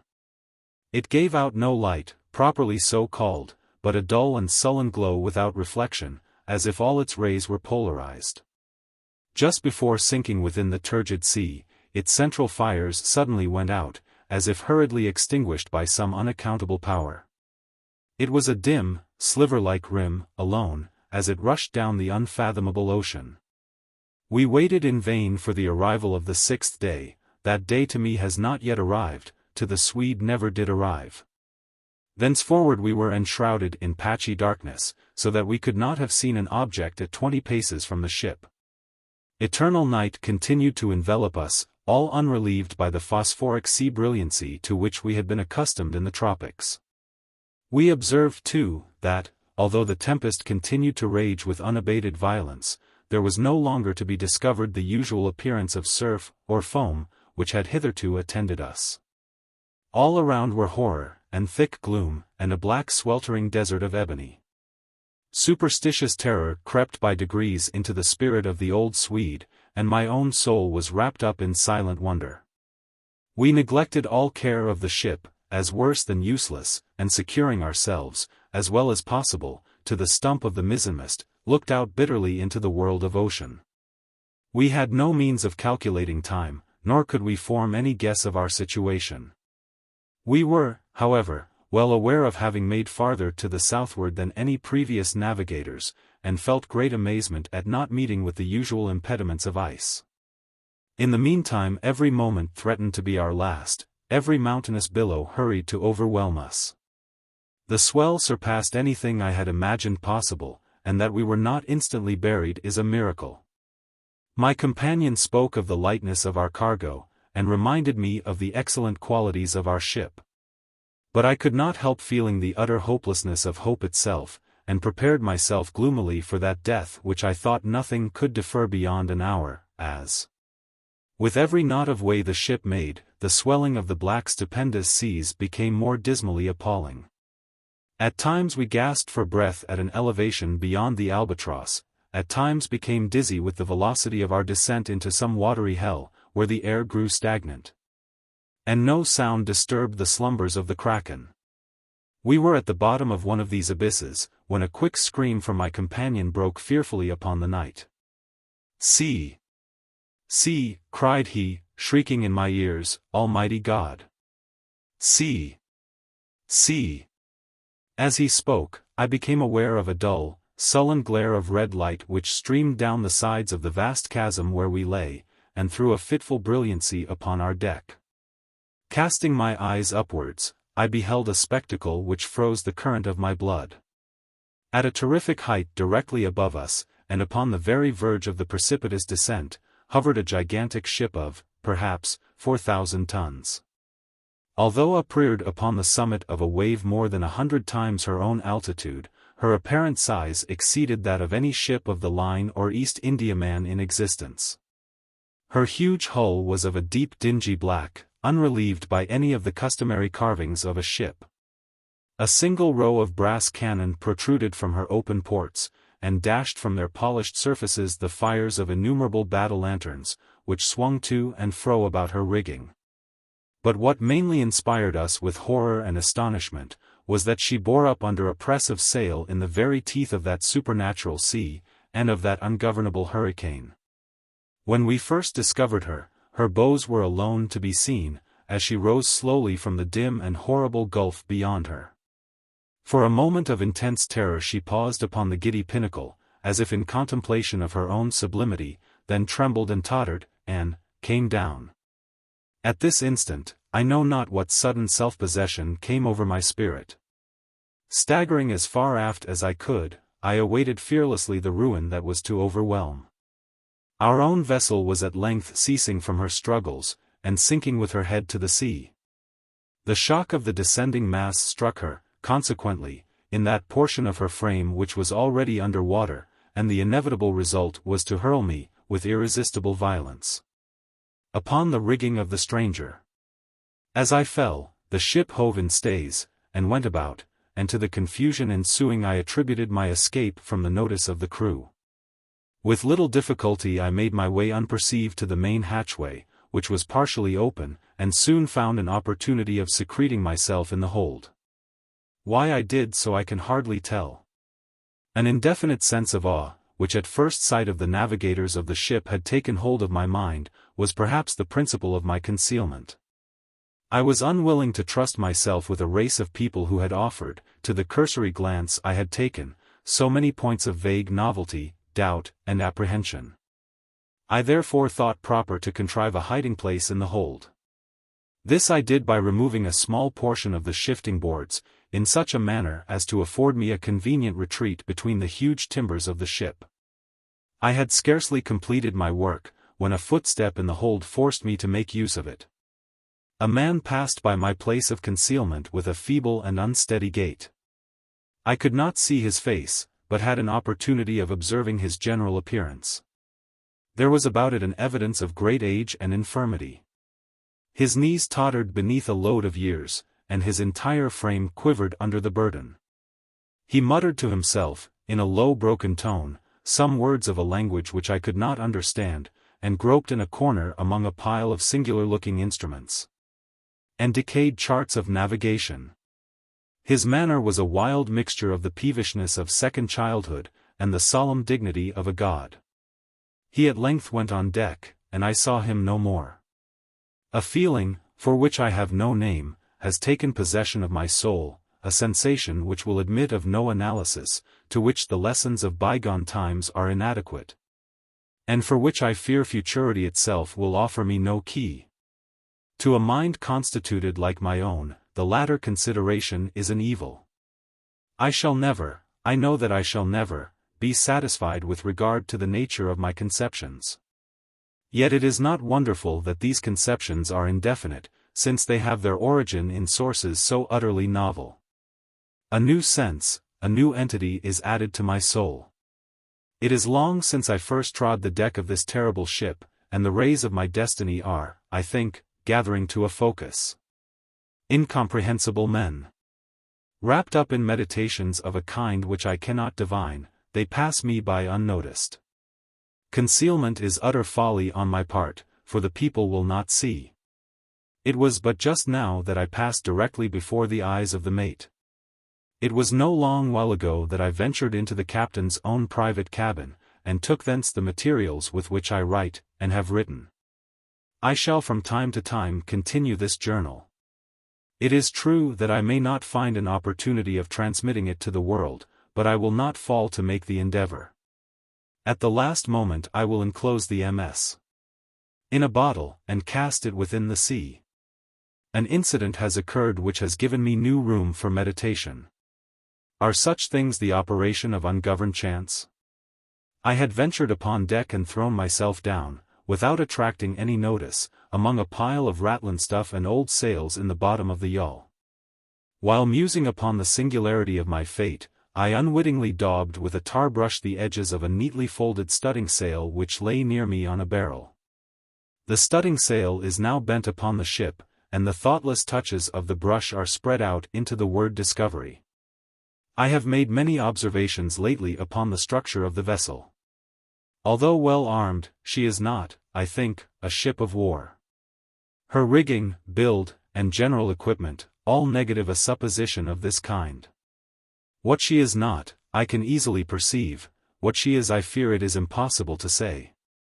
I know not how it is, but in scrutinizing her strange model and singular cast of spars, her huge size and overgrown suits of canvas, her severely simple bow and antiquated stern, there will occasionally flash across my mind a sensation of familiar things, and there is always mixed up with such indistinct shadows of recollection an unaccountable memory of old foreign chronicles and ages long ago.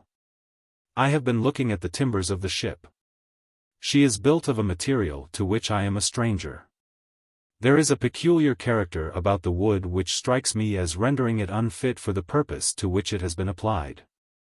I mean its extreme porousness, considered independently by the worm-eaten condition which is a consequence of navigation in these seas, and apart from the rottenness attendant upon age.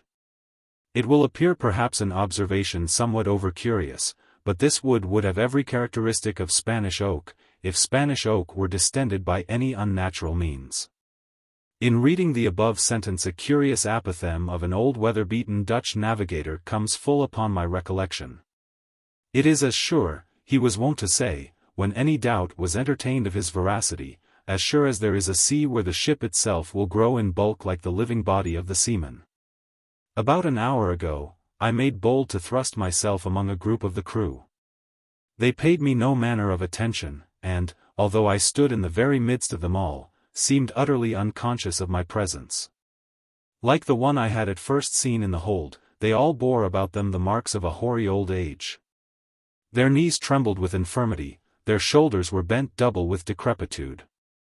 Their shriveled skins rattled in the wind, their voices were low, tremulous and broken, their eyes glistened with the rheum of years, and their grey hairs streamed terribly in the tempest.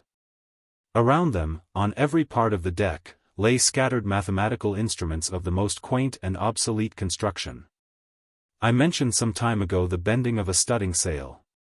From that period the ship, being thrown dead off the wind, has continued her terrific course due south, with every rag of canvas packed upon her, from her trucks to her lower studding sail booms, and rolling every moment her topgallant yardarms into the most appalling hell of water which it can enter into the mind of a man to imagine. I have just left the deck, where I find it impossible to maintain a footing, although the crew seem to experience little inconvenience. It appears to me a miracle of miracles that our enormous bulk is not swallowed up at once and forever.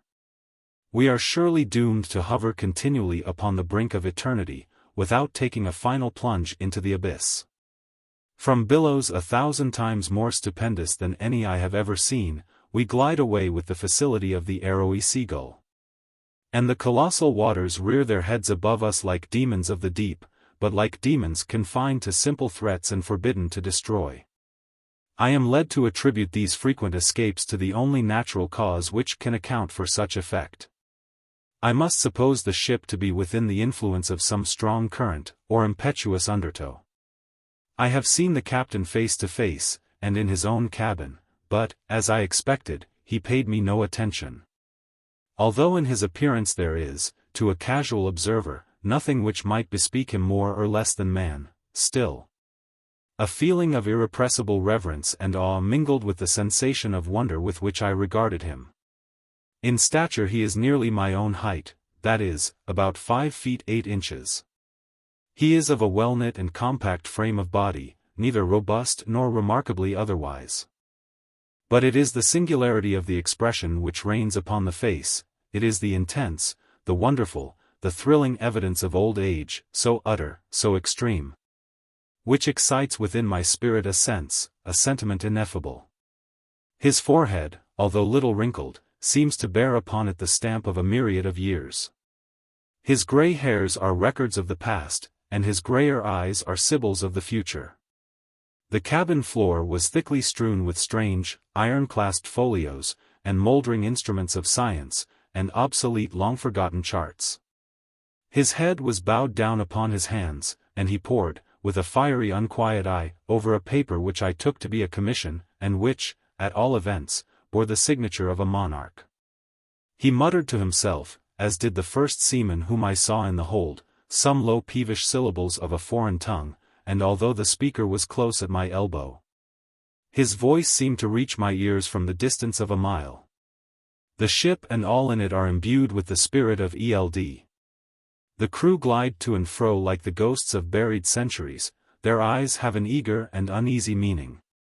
And when their fingers fall athwart my path in the wild glare of the battle lanterns, I feel as I have never felt before, although I have been all my life a dealer in antiquities, and have imbibed the shadows of fallen columns at Baalbek, and Tadmor, and Persepolis, until my very soul has become a ruin.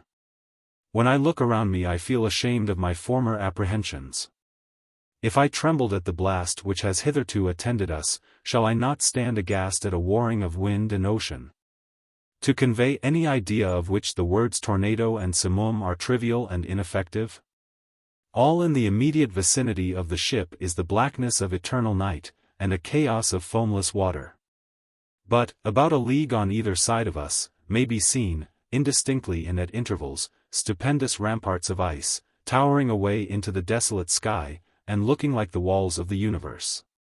As I imagined, the ship proves to be in a current, if that appellation can properly be given to a tide which, howling and shrieking by the white ice, thunders on to the southward with a velocity like the headlong dashing of a cataract. To conceive the horror of my sensations is, I presume, utterly impossible. Yet a curiosity to penetrate the mysteries of these awful regions, predominates even over my despair, and will reconcile me to the most hideous aspect of death. It is evident that we are hurrying onwards to some exciting knowledge, some never to be imparted secret, whose attainment is destruction. Perhaps this current leads us to the southern pole itself. It must be confessed that a supposition apparently so wild has every probability in its favor. The crew pace the deck with unquiet and tremulous step. But there is upon their countenances an expression more of the eagerness of hope than of the apathy of despair. In the meantime the wind is still in our poop, and, as we carry a crowd of canvas, the ship is at times lifted bodily from out the sea. Oh, horror upon horror! The ice opens suddenly to the right, and to the left, and we are whirling dizzily, in immense concentric circles, round and round the borders of a gigantic amphitheatre, the summit of whose walls is lost in the darkness and the distance. But little time will be left me to ponder upon my destiny. The circles rapidly grow small, we are plunging madly within the grasp of the whirlpool, and amid a roaring, and bellowing, and thundering of ocean and of tempest, the ship is quivering, O God! And, going down. The Assignation. Stay for me there. I will not fail to meet thee in that hollow vale. Exequy on the death of his wife, by Henry King, Bishop of Chichester. Ill-fated and mysterious man, bewildered in the brilliancy of thine own imagination, and fallen in the flames of thine own youth. Again in fancy I behold thee. Once more thy form hath risen before me, not as thou art, in the cold valley and shadow, but as thou shouldst be, squandering away a life of magnificent meditation in that city of dim visions. Thine own Venice, which is a star-beloved Elysium of the sea, and the wide windows of whose Palladian palaces look down with a deep and bitter meaning upon the secrets of her silent waters. Yes. I repeat it, as thou shouldst be. There are surely other worlds than this, other thoughts than the thoughts of the multitude, other speculations than the speculations of the sophist. Who then shall call thy conduct into question? Who blame thee for thy visionary hours, or denounce those occupations as a wasting away of life, which were but the overflowings of thine everlasting energies. It was at Venice, beneath the covered archway there called the Ponte di Sospiri, that I met for the third or fourth time the person of whom I speak. It is with a confused recollection that I bring to mind the circumstances of that meeting. Yet I remember, ah! How should I forget? The deep midnight, the bridge of sighs, the beauty of woman, and the genius of romance that stalked up and down the narrow canal. It was a night of unusual gloom. The great clock of the piazza had sounded the 5th hour of the Italian evening. The square of the Campanile lay silent and deserted, and the lights in the old ducal palace were dying fast away. I was returning home from the Piazzetta, by way of the Grand Canal.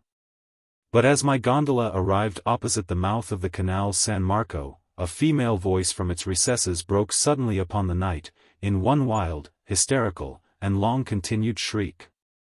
Startled at the sound, I sprang upon my feet, while the gondolier, letting slip his single oar, lost it in the pitchy darkness beyond a chance of recovery. And we were consequently left to the guidance of the current which here sets from the greater into the smaller channel. Like some huge and sable-feathered condor, we were slowly drifting down towards the Bridge of Sighs, when 1,000 flambeaux flashing from the windows, and down the staircases of the ducal palace, turned all at once that deep gloom into a livid and preternatural day. A child, slipping from the arms of its own mother, had fallen from an upper window of the lofty structure into the deep and dim canal. The quiet waters had closed placidly over their victim. And, although my own gondola was the only one in sight, many a stout swimmer, already in the stream, was seeking in vain upon the surface, the treasure which was to be found, alas, only within the abyss. Upon the broad black marble flagstones at the entrance of the palace, and a few steps above the water, stood a figure which none who then saw can have ever since forgotten. It was the Marchesa Aphrodite, the adoration of all Venice, the gayest of the gay, the most lovely where all were beautiful, but still the young wife of the old and intriguing Mentoni. And the mother of that fair child, her first and only one, who now, deep beneath the murky water, was thinking in bitterness of heart upon her sweet caresses, and exhausting its little life in struggles to call upon her name. She stood alone. Her small, bare, and silvery feet gleamed in the black mirror of marble beneath her. Her hair, not as yet more than half loosened for the night from its ballroom array, clustered, amid a shower of diamonds, round and round her classical head, in curls like those of the young hyacinth. A snowy white and gauze-like drapery seemed to be nearly the sole covering to her delicate form. But the midsummer and midnight air was hot, sullen, and still, and no motion in the statue-like form itself stirred even the folds of that raiment of very vapor which hung around it as the heavy marble hangs around the Niobe. Yet, strange to say, her large lustrous eyes were not turned downwards upon that grave wherein her brightest hope lay buried, but riveted in a widely different direction. The prison of the old Republic is, I think, the stateliest building in all Venice, but how could that lady gaze so fixedly upon it, when beneath her lay stifling her only child? Yon dark, gloomy niche, too, yawns right opposite her chamber window. What, then, could there be in its shadows, in its architecture, in its ivy-wreathed and solemn cornices, that the Marchesa di Mentoni had not wondered at 1,000 times before? Nonsense! Who does not remember that, at such a time as this, the eye, like a shattered mirror, multiplies the images of its sorrow, and sees in innumerable far-off places, the woe which is close at hand? Many steps above the Marchesa, and within the arch of the water gate, stood, in full dress, the satyr-like figure of Mentoni himself. He was occasionally occupied in thrumming a guitar, and seemed ennuyé to the very death, as at intervals he gave directions for the recovery of his child. Stupefied and aghast, I had myself no power to move from the upright position I had assumed upon first hearing the shriek, and must have presented to the eyes of the agitated group a spectral and ominous appearance, as with pale countenance and rigid limbs, I floated down among them in that funereal gondola. All efforts proved in vain. Many of the most energetic in the search were relaxing their exertions, and yielding to a gloomy sorrow.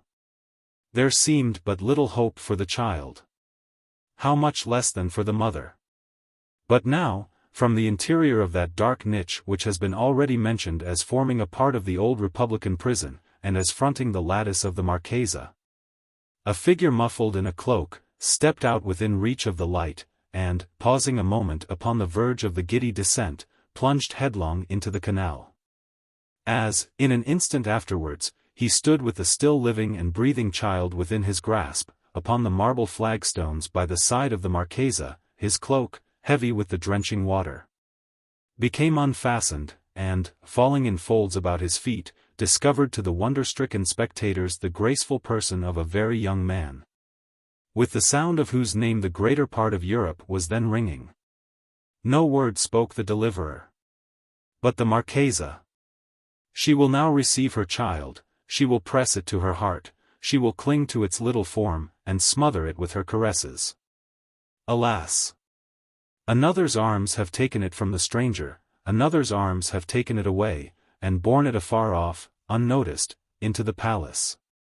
And the Marchesa. Her lip, her beautiful lip trembles. Tears are gathering in her eyes, those eyes which, like Pliny's acanthus, are soft and almost liquid. Yes. Tears are gathering in those eyes, and see. The entire woman thrills throughout the soul, and the statue has started into life. The pallor of the marble countenance, the swelling of the marble bosom, the very purity of the marble feet, we behold suddenly flushed over with a tide of ungovernable crimson. And a slight shudder quivers about her delicate frame, as a gentle air at Napoli about the rich silver lilies in the grass. Why should that lady blush? To this demand there is no answer, except that, having left, in the eager haste and terror of a mother's heart, the privacy of her own boudoir, she has neglected to enthrall her tiny feet in their slippers, and utterly forgotten to throw over her Venetian shoulders that drapery which is their due. What other possible reason could there have been for her so blushing, for the glance of those wild appealing eyes, for the unusual tumult of that throbbing bosom, for the convulsive pressure of that trembling hand, that hand which fell, as Mentoni turned into the palace, accidentally, upon the hand of the stranger? What reason could there have been for the singularly low tone of those unmeaning words which the lady uttered hurriedly in bidding him adieu? "Thou hast conquered," she said, or the murmurs of the water deceived me, "thou hast conquered, 1 hour after sunrise, we shall meet, so let it be." The tumult had subsided, the lights had died away within the palace, and the stranger, whom I now recognized, stood alone upon the flags. He shook with inconceivable agitation, and his eye glanced around in search of a gondola. I could not do less than offer him the service of my own, and he accepted the civility. Having obtained an oar at the water gate, we proceeded together to his residence, while he rapidly recovered his self-possession, and spoke of our former slight acquaintance in terms of great apparent cordiality. There are some subjects upon which I take pleasure in being minute. The person of the stranger, let me call him by this title, who to all the world was still a stranger, the person of the stranger is one of these subjects. In height he might have been below rather than above the medium size, although there were moments of intense passion when his frame actually expanded and belied the assertion. The light, almost slender symmetry of his figure, promised more of that ready activity which he evinced at the Bridge of Sighs, than of that Herculean strength which he has been known to wield without an effort, upon occasions of more dangerous emergency. With the mouth and chin of a deity, singular, wild, full, liquid eyes, whose shadows varied from pure hazel to intense and brilliant jet, and a profusion of curling, black hair, from which a forehead of unusual breadth gleamed forth at intervals all light and ivory, his were features than which I have seen none more classically regular, except, perhaps, the marble ones of the Emperor Commodus. Yet his countenance was, nevertheless, one of those which all men have seen at some period of their lives, and have never afterwards seen again. It had no peculiar, it had no settled predominant expression to be fastened upon the memory. A countenance seen and instantly forgotten, but forgotten with a vague and never-ceasing desire of recalling it to mind.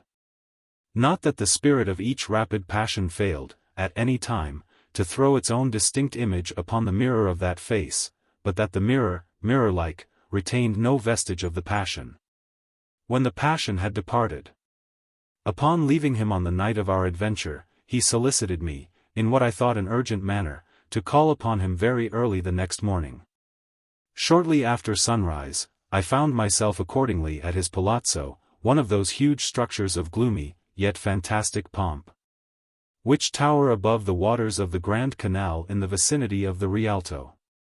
I was shown up a broad winding staircase of mosaics, into an apartment whose unparalleled splendor burst through the opening door with an actual glare, making me blind and dizzy with luxuriousness. I knew my acquaintance to be wealthy. Report had spoken of his possessions in terms which I had even ventured to call terms of ridiculous exaggeration. But as I gazed about me, I could not bring myself to believe that the wealth of any subject in Europe could have supplied the princely magnificence which burned and blazed around. Although, as I say, the sun had arisen, yet the room was still brilliantly lighted up. I judge from this circumstance, as well as from an air of exhaustion in the countenance of my friend, that he had not retired to bed during the whole of the preceding night. In the architecture and embellishments of the chamber, the evident design had been to dazzle and astound. Little attention had been paid to the decora of what is technically called keeping, or to the proprieties of nationality. The eye wandered from object to object, and rested upon none, neither the grotesques of the Greek painters, nor the sculptures of the best Italian days, nor the huge carvings of untutored Egypt. Rich draperies in every part of the room trembled to the vibration of low, melancholy music, whose origin was not to be discovered. The senses were oppressed by mingled and conflicting perfumes, reeking up from strange convolute censers, together with multitudinous flaring and flickering tongues of emerald and violet fire. The rays of the newly risen sun poured in upon the whole, through windows, formed each of a single pane of crimson-tinted glass. Glancing to and fro, in 1,000 reflections, from curtains which rolled from their cornices like cataracts of molten silver. The beams of natural glory mingled at length fitfully with the artificial light, and lay weltering in subdued masses upon a carpet of rich, liquid-looking cloth of chilly gold. Ha! Ha! Ha! Ha! Ha! Ha! Laughed the proprietor, motioning me to a seat as I entered the room, and throwing himself back at full length upon an ottoman. I see, said he. Perceiving that I could not immediately reconcile myself to the bienseance of so singular a welcome, I see you are astonished at my apartment, at my statues, my pictures, my originality of conception in architecture and upholstery. Absolutely drunk, with my magnificence? But pardon me, my dear sir, here his tone of voice dropped to the very spirit of cordiality, pardon me for my uncharitable laughter. You appeared so utterly astonished. Besides, some things are so completely ludicrous, that a man must laugh or die. To die laughing, must be the most glorious of all glorious deaths. Sir Thomas More, a very fine man was Sir Thomas More. Sir Thomas More died laughing, you remember. Also in the absurdities of Revisius Textor, there is a long list of characters who came to the same magnificent end.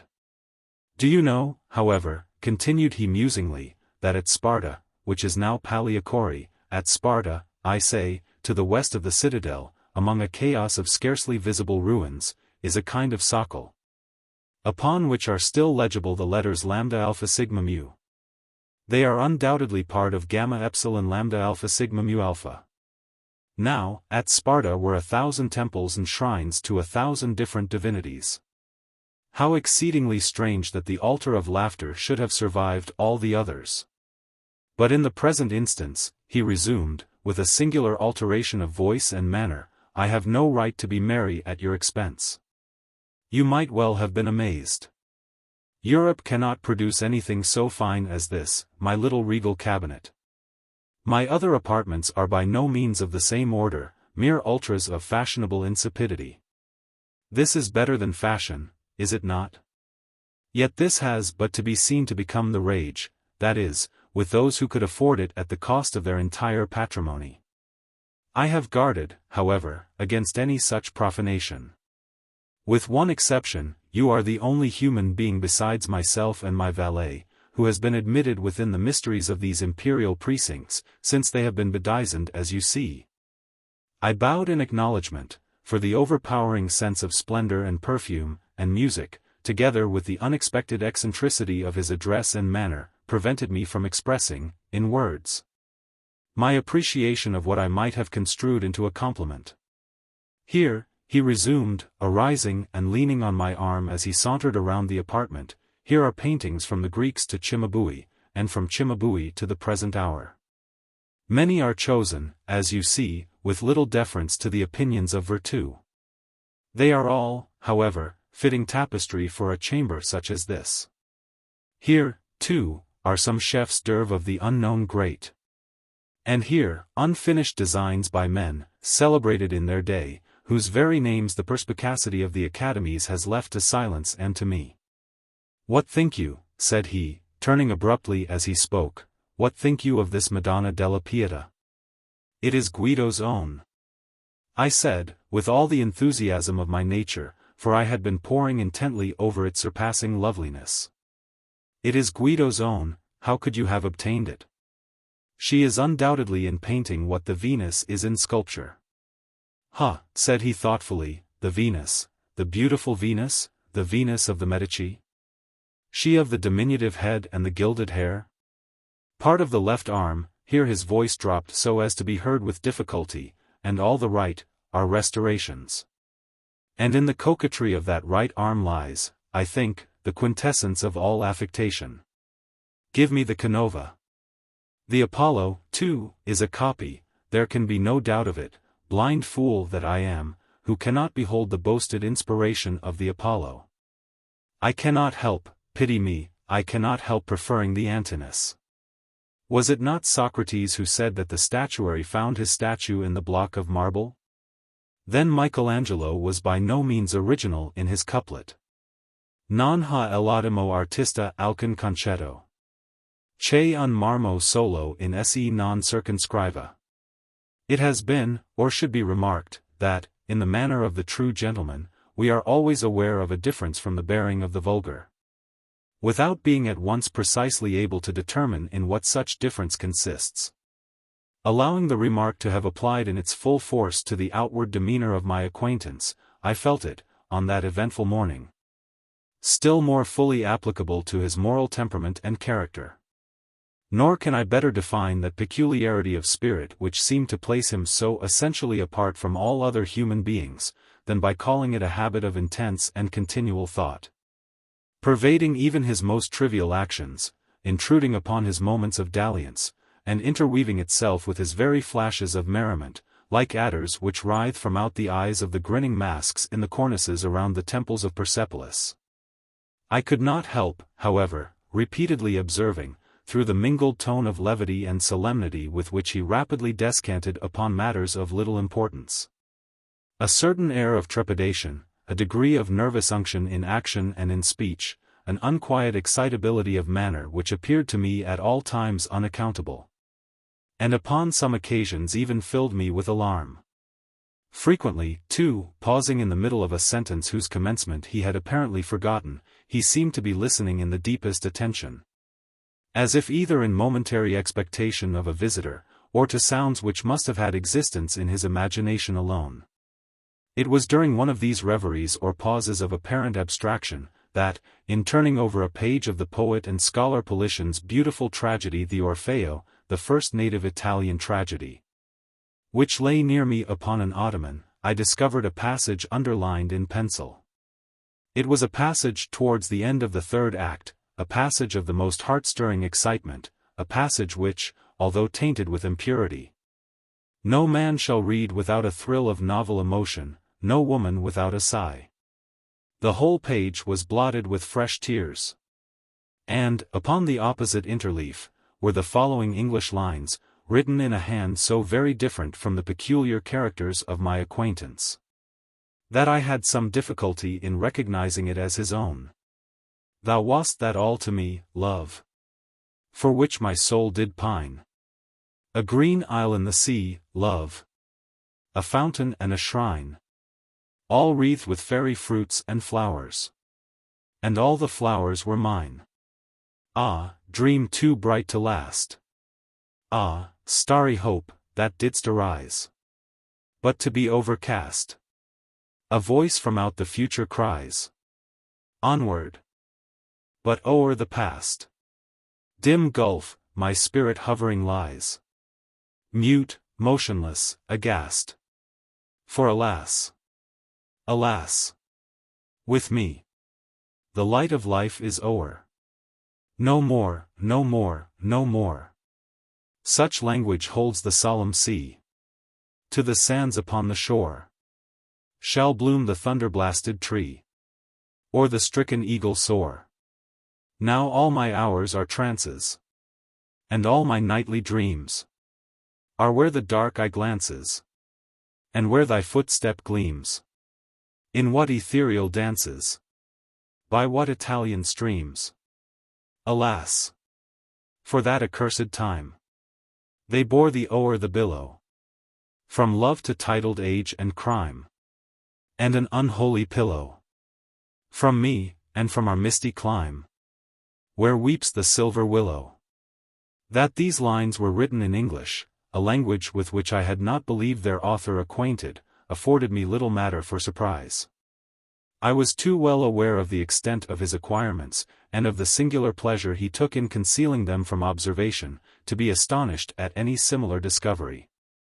But the place of date, I must confess, occasioned me no little amazement.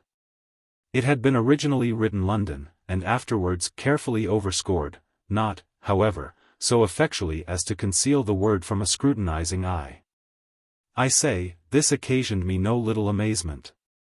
For I well remember that, in a former conversation with a friend, I particularly inquired if he had at any time met in London the Marchesa di Mentoni, who for some years previous to her marriage had resided in that city, when his answer, if I mistake not, gave me to understand that he had never visited the metropolis of Great Britain. I might as well here mention, that I have more than once heard, without, of course, giving credit to a report involving so many improbabilities, that the person of whom I speak was not only by birth, but in education, an Englishman. There is one painting, said he, without being aware of my notice of the tragedy, there is still one painting which you have not seen. And throwing aside a drapery, he discovered a full-length portrait of the Marchesa Aphrodite. Human art could have done no more in the delineation of her superhuman beauty. The same ethereal figure which stood before me the preceding night upon the steps of the ducal palace, stood before me once again. But in the expression of the countenance, which was beaming all over with smiles, there still lurked, incomprehensible anomaly, that fitful stain of melancholy which will ever be found inseparable from the perfection of the beautiful. Her right arm lay folded over her bosom. With her left she pointed downward to a curiously fashioned vase. One small, fairy foot, alone visible, barely touched the earth. And, scarcely discernible in the brilliant atmosphere which seemed to encircle and enshrine her loveliness, floated a pair of the most delicately imagined wings. My glance fell from the painting to the figure of my friend, and the vigorous words of Chapman's Bussy d'Amboise quivered instinctively upon my lips. He is up there like a Roman statue. He will stand till death hath made him marble. Come, he said at length, turning towards a table of richly enameled and massive silver, upon which were a few goblets fantastically stained, together with two large Etruscan vases, fashioned in the same extraordinary model as that in the foreground of the portrait, and filled with what I suppose to be Johannisberger. Come, he said, abruptly, let us drink. It is early, but let us drink. It is indeed early, he continued, musingly, as a cherub with a heavy golden hammer made the apartment ring with the first hour after sunrise. It is indeed early, but what matters it? Let us drink. Let us pour out an offering to yon solemn sun which these gaudy lamps and censers are so eager to subdue. And, having made me pledge him in a bumper, he swallowed in rapid succession several goblets of the wine. To dream, he continued, resuming the tone of his desultory conversation, as he held up to the rich light of a censer one of the magnificent vases, to dream has been the business of my life. I have therefore framed for myself, as you see, a bower of dreams. In the heart of Venice could I have erected a better? You behold around you, it is true, a medley of architectural embellishments. The chastity of Ionia is offended by antediluvian devices, and the sphinxes of Egypt are outstretched upon carpets of gold. Yet the effect is incongruous to the timid alone. Proprieties of place, and especially of time, are the bugbears which terrify mankind from the contemplation of the magnificent. Once I was myself a decorist. But that sublimation of folly has palled upon my soul. All this is now the fitter for my purpose. Like these arabesque censers, my spirit is writhing in fire, and the delirium of this scene is fashioning me for the wilder visions of that land of real dreams whither I am now rapidly departing. He here paused abruptly, bent his head to his bosom, and seemed to listen to a sound which I could not hear. At length, erecting his frame, he looked upwards, and ejaculated the lines of the Bishop of Chichester. Stay for me there. I will not fail to meet thee in that hollow vale. In the next instant, confessing the power of the wine, he threw himself at full length upon an ottoman. A quick step was now heard upon the staircase, and a loud knock at the door rapidly succeeded. I was hastening to anticipate a second disturbance, when a page of Mentoni's household burst into the room, and faltered out, in a voice choking with emotion, the incoherent words, "My mistress! My mistress, poisoned, poisoned! Oh, beautiful Aphrodite!" Bewildered, I flew to the ottoman, and endeavored to arouse the sleeper to a sense of the startling intelligence. But his limbs were rigid, his lips were livid, his lately beaming eyes were riveted in death. I staggered back towards the table, my hand fell upon a cracked and blackened goblet, and a consciousness of the entire and terrible truth flashed suddenly over my soul. Berenice. Dispent mihi sodales, si sepulchrum amici visitorem, curas mis aliquantulum for levatas. Ebn zayat. Misery is manifold. The wretchedness of earth is multiform. Overreaching the wide horizon as the rainbow, its hues are as various as the hues of that arch, as distinct too, yet as intimately blended. Overreaching the wide horizon as the rainbow. How is it that from beauty I have derived a type of unloveliness, from the covenant of peace, a simile of sorrow? But as, in ethics, evil is a consequence of good, so, in fact, out of joy is sorrow born. Either the memory of past bliss is the anguish of today, or the agonies which are, have their origin in the ecstasies which might have been. My baptismal name is Aegeus. That of my family I will not mention. Yet there are no towers in the land more time-honored than my gloomy, grey, hereditary halls. Our line has been called a race of visionaries. And in many striking particulars, in the character of the family mansion, in the frescoes of the chief saloon, in the tapestries of the dormitories, in the chiseling of some buttresses in the armory, but more especially in the gallery of antique paintings, in the fashion of the library chamber, and, lastly, in the very peculiar nature of the library's contents, there is more than sufficient evidence to warrant the belief. The recollections of my earliest years are connected with that chamber, and with its volumes, of which latter I will say no more. Here died my mother. Herein was I born. But it is mere idleness to say that I had not lived before, that the soul has no previous existence. You deny it, let us not argue the matter. Convinced myself, I seek not to convince. There is, however, a remembrance of aerial forms, of spiritual and meaning eyes, of sounds, musical yet sad, a remembrance which will not be excluded. A memory like a shadow, vague, variable, indefinite, unsteady, and like a shadow, too, in the impossibility of my getting rid of it while the sunlight of my reason shall exist. In that chamber was I born.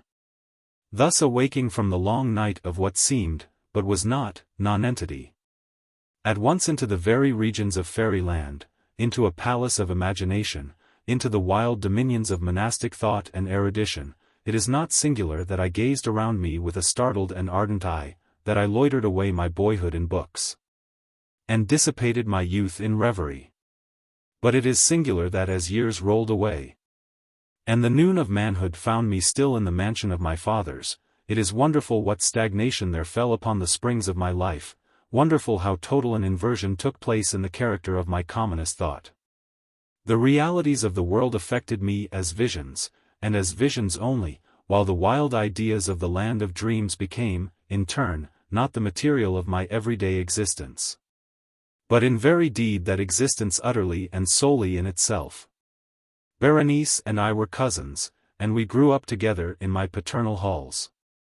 Yet differently we grew, I, ill of health, and buried in gloom, she, agile, graceful, and overflowing with energy. Hers, the ramble on the hillside, mine the studies of the cloister. I, living within my own heart, and addicted, body and soul, to the most intense and painful meditation, she, roaming carelessly through life, with no thought of the shadows in her path, or the silent flight of the raven-winged hours. Berenice, I call upon her name, Berenice, and from the grey ruins of memory 1,000 tumultuous recollections are startled at the sound. Ah, vividly is her image before me now, as in the early days of her light-heartedness and joy. Oh, gorgeous yet fantastic beauty! Oh, sylph amid the shrubberies of Arnheim! Oh, naiad among its fountains! And then all is mystery and terror, and a tale which should not be told. Disease, a fatal disease, fell like the simoon upon her frame.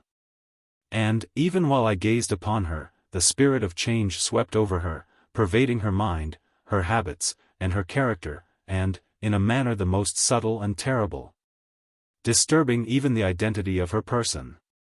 Alas! The destroyer came and went, and the victim, where is she? I knew her not, or knew her no longer as Berenice. Among the numerous train of maladies superinduced by that fatal and primary one which effected a revolution of so horrible a kind in the moral and physical being of my cousin, may be mentioned as the most distressing and obstinate in its nature, a species of epilepsy not unfrequently terminating in trance itself, trance very nearly resembling positive dissolution, and from which her manner of recovery was in most instances, startlingly abrupt. In the meantime my own disease, for I have been told that I should call it by no other appellation, my own disease, then, grew rapidly upon me, and assumed finally a monomaniac character of a novel and extraordinary form, hourly and momently gaining vigor, and at length obtaining over me the most incomprehensible ascendancy. This monomania, if I must so term it, consisted in a morbid irritability of those properties of the mind in metaphysical science termed the attentive. It is more than probable that I am not understood. But I fear, indeed, that it is in no manner possible to convey to the mind of the merely general reader, an adequate idea of that nervous intensity of interest with which, in my case, the powers of meditation, not to speak technically, busied and buried themselves, in the contemplation of even the most ordinary objects of the universe. To muse for long unwearied hours, with my attention riveted to some frivolous device on the margin, or in the typography of a book. To become absorbed, for the better part of a summer's day, in a quaint shadow falling aslant upon the tapestry or upon the floor.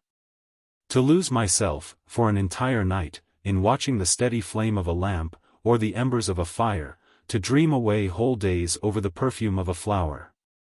To repeat, monotonously, some common word, until the sound, by dint of frequent repetition, ceased to convey any idea whatever to the mind. To lose all sense of motion or physical existence. By means of absolute bodily quiescence long and obstinately persevered in, such were a few of the most common and least pernicious vagaries induced by a condition of the mental faculties, not, indeed, altogether unparalleled, but certainly bidding defiance to anything like analysis or explanation. Yet let me not be misapprehended. The undue, earnest, and morbid attention thus excited by objects in their own nature frivolous, must not be confounded in character with that ruminating propensity common to all mankind. and more especially indulged in by persons of ardent imagination. It was not even, as might be at first supposed, an extreme condition, or exaggeration of such propensity, but primarily and essentially distinct and different. In the one instance, the dreamer, or enthusiast, being interested by an object usually not frivolous, imperceptibly loses sight of this object in a wilderness of deductions and suggestions issuing therefrom, until, at the conclusion of a daydream often replete with luxury, he finds the incitamentum, or first cause of his musings, entirely vanished and forgotten. In my case, the primary object was invariably frivolous, although assuming, through the medium of my distempered vision, a refracted and unreal importance. Few deductions, if any, were made, and those few pertinaciously returning in upon the original object as a center. The meditations were never pleasurable. And, at the termination of the reverie, the first cause, so far from being out of sight, had attained that supernaturally exaggerated interest which was the prevailing feature of the disease. In a word, the powers of mind more particularly exercised were, with me, as I have said before, the attentive, and are, with the daydreamer, the speculative. My books, at this epoch, if they did not actually serve to irritate the disorder, partook, it will be perceived, largely, in their imaginative and inconsequential nature, of the characteristic qualities of the disorder itself. I well remember, among others, the treatise of the noble Italian, Coelius Secundus Curio, De Amplitudine Beati Regni Dei, St. Austin's great work, The City of God, and Tertullian's De Carne Christi, in which the paradoxical sentence, Mortius est Dei filius, credible est quia ineptum est, ite sepultus resurrexit, certum est quia impossible est, occupied my undivided time, for many weeks of laborious and fruitless investigation. Thus it will appear that, shaken from its balance only by trivial things, my reason bore resemblance to that ocean crag spoken of by Ptolemy Hephaestion, which steadily resisting the attacks of human violence, and the fiercer fury of the waters and the winds, trembled only to the touch of the flower called asphodel. And although, to a careless thinker, it might appear a matter beyond doubt, that the alteration produced by her unhappy malady, in the moral condition of Berenice, would afford me many objects for the exercise of that intense and abnormal meditation whose nature I have been at some trouble in explaining, yet such was not in any degree the case. In the lucid intervals of my infirmity, her calamity, indeed, gave me pain, and, taking deeply to heart that total wreck of her fair and gentle life, I did not fail to ponder, frequently and bitterly, upon the wonder-working means by which so strange a revolution had been so suddenly brought to pass. But these reflections partook not of the idiosyncrasy of my disease, and were such as would have occurred, under similar circumstances, to the ordinary mass of mankind. True to its own character, my disorder revelled in the less important but more startling changes wrought in the physical frame of Berenice, in the singular and most appalling distortion of her personal identity. During the brightest days of her unparalleled beauty, most surely I had never loved her. In the strange anomaly of my existence, feelings with me had never been of the heart, and my passions always were of the mind. Through the grey of the early morning, among the trellised shadows of the forest at noonday, and in the silence of my library at night, she had flitted by my eyes. And I had seen her, not as the living and breathing Berenice, but as the Berenice of a dream. Not as a being of the earth, earthy, but as the abstraction of such a being, not as a thing to admire, but to analyze. Not as an object of love, but as the theme of the most abstruse although desultory speculation. And now I shuddered in her presence, and grew pale at her approach. Yet, bitterly lamenting her fallen and desolate condition, I called to mind that she had loved me long, and, in an evil moment, I spoke to her of marriage. And at length the period of our nuptials was approaching, when, upon an afternoon in the winter of the year, one of those unseasonably warm, calm, and misty days which are the nurse of the beautiful halcyon 9, I sat, as I thought, alone, in the inner apartment of the library. But, uplifting my eyes, I saw that Berenice stood before me. Was it my own excited imagination, or the misty influence of the atmosphere, or the uncertain twilight of the chamber, or the grey draperies which fell around her figure, that caused in it so vacillating and indistinct an outline? I could not tell. She spoke no word, and I, not for worlds could I have uttered a syllable. An icy chill ran through my frame, a sense of insufferable anxiety oppressed me.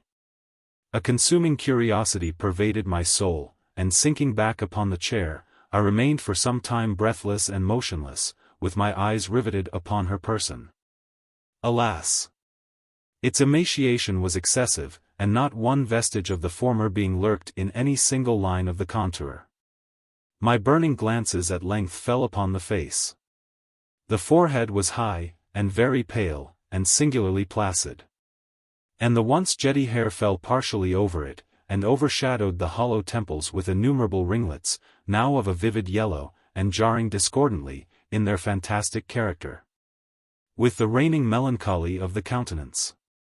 The eyes were lifeless, and lustreless, and seemingly pupilless, and I shrank involuntarily from their glassy stare to the contemplation of the thin and shrunken lips. They parted. And in a smile of peculiar meaning, the teeth of the changed Berenice disclosed themselves slowly to my view. Would to God that I had never beheld them, or that, having done so, I had died. The shutting of a door disturbed me, and, looking up, I found that my cousin had departed from the chamber. But from the disordered chamber of my brain, had not, alas, departed, and would not be driven away, the white and ghastly spectrum of the teeth. Not a speck on their surface, not a shade on their enamel, not an indenture in their edges, but what that period of her smile had sufficed to brand in upon my memory. I saw them now even more unequivocally than I beheld them then. The teeth, they were here, and there, and everywhere, and visibly and palpably before me. Long, narrow, and excessively white, with the pale lips writhing about them, as in the very moment of their first terrible development. Then came the full fury of my monomania, and I struggled in vain against its strange and irresistible influence. In the multiplied objects of the external world I had no thoughts but for the teeth. For these I longed with a frenzied desire. All other matters and all different interests became absorbed in their single contemplation. They alone were present to the mental eye, and they, in their sole individuality, became the essence of my mental life. I held them in every light. I turned them in every attitude. I surveyed their characteristics. I dwelt upon their peculiarities. I pondered upon their conformation. I mused upon the alteration in their nature. I shuddered as I assigned to them in imagination a sensitive and sentient power, and even when unassisted by the lips, a capability of moral expression.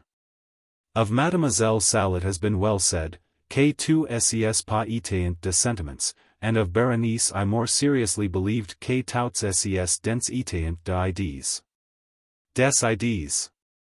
Ah, here was the idiotic thought that destroyed me. Des idées, therefore it was that I coveted them so madly. I felt that their possession could alone ever restore me to peace, in giving me back to reason. And the evening closed in upon me thus, and then the darkness came, and tarried. And went, and the day again dawned, and the mists of a second night were now gathering around, and still I sat motionless in that solitary room, and still I sat buried in meditation, and still the phantasma of the teeth maintained its terrible ascendancy. As, with the most vivid hideous distinctness, it floated about amid the changing lights and shadows of the chamber. At length there broke in upon my dreams a cry as of horror and dismay, and thereunto, after a pause, succeeded the sound of troubled voices, intermingled with many low moanings of sorrow or of pain. I arose from my seat, and throwing open one of the doors of the library, saw standing out in the antechamber a servant maiden, all in tears, who told me that Berenice was no more. She had been seized with epilepsy in the early morning, and now, at the closing in of the night, the grave was ready for its tenant, and all the preparations for the burial were completed. I found myself sitting in the library, and again sitting there alone. It seemed that I had newly awakened from a confused and exciting dream. I knew that it was now midnight, and I was well aware, that since the setting of the sun, Berenice had been interred. But of that dreary period which intervened I had no positive, at least no definite comprehension. Yet its memory was replete with horror, horror more horrible from being vague, and terror more terrible from ambiguity. It was a fearful page in the record my existence, written all over with dim, and hideous, and unintelligible recollections. I strived to decipher them, but in vain. While ever and anon, like the spirit of a departed sound, the shrill and piercing shriek of a female voice seemed to be ringing in my ears. I had done a deed. What was it? I asked myself the question aloud, and the whispering echoes of the chamber answered me, what was it? On the table beside me burned a lamp, and near it lay a little box.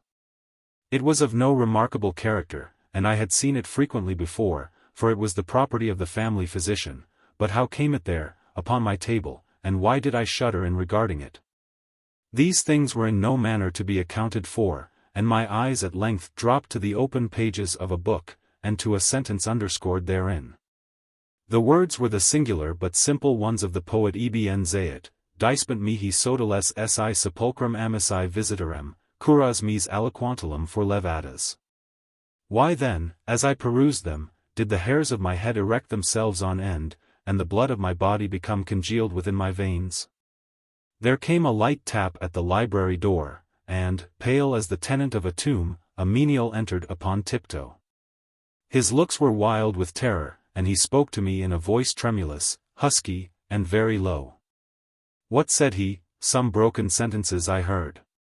He told of a wild cry disturbing the silence of the night, of the gathering together of the household, of a search in the direction of the sound. And then his tones grew thrillingly distinct as he whispered me of a violated grave, of a disfigured body enshrouded, yet still breathing, still palpitating, still alive. He pointed to garments. They were muddy and clotted with gore. I spoke not, and he took me gently by the hand. It was indented with the impress of human nails.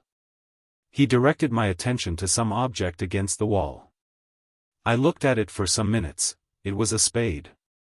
With a shriek I bounded to the table, and grasped the box that lay upon it. But I could not force it open. And in my tremor, it slipped from my hands, and fell heavily, and burst into pieces.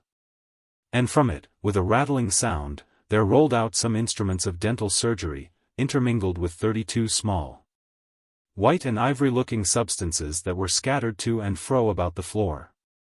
Morella. Alpha upsilon tau omicron kappa alpha theta, alpha upsilon tau omicron mu epsilon theta, alpha upsilon tau omicron upsilon, mu omicron nu omicron epsilon iota delta epsilon alpha iota epsilon iota omicron nu. Itself, by itself, solely, one everlasting, and single. Plato, Sympos. With a feeling of deep yet most singular affection I regarded my friend Morella. Thrown by accident into her society many years ago, my soul from our first meeting, burned with fires it had never before known. But the fires were not of Eiros, and bitter and tormenting to my spirit was the gradual conviction that I could in no manner define their unusual meaning or regulate their vague intensity. Yet we met. And fate bound us together at the altar, and I never spoke of passion nor thought of love. She, however, shunned society, and, attaching herself to me alone, rendered me happy. It is a happiness to wonder, it is a happiness to dream. Morella's erudition was profound. As I hoped to live, her talents were of no common order, her powers of mind were gigantic. I felt this, and, in many matters, became her pupil. I soon, however, found that, perhaps on account of her Pressburg education, she placed before me a number of those mystical writings which are usually considered the mere dross of the early German literature. These, for what reason I could not imagine, were her favorite and constant study, and that, in process of time they became my own, should be attributed to the simple but effectual influence of habit and example. In all this, if I err not, my reason had little to do. My convictions, or I forget myself, were in no manner acted upon by the ideal, nor was any tincture of the mysticism which I read to be discovered, unless I am greatly mistaken, either in my deeds or in my thoughts. Persuaded of this, I abandoned myself implicitly to the guidance of my wife, and entered with an unflinching heart into the intricacies of her studies.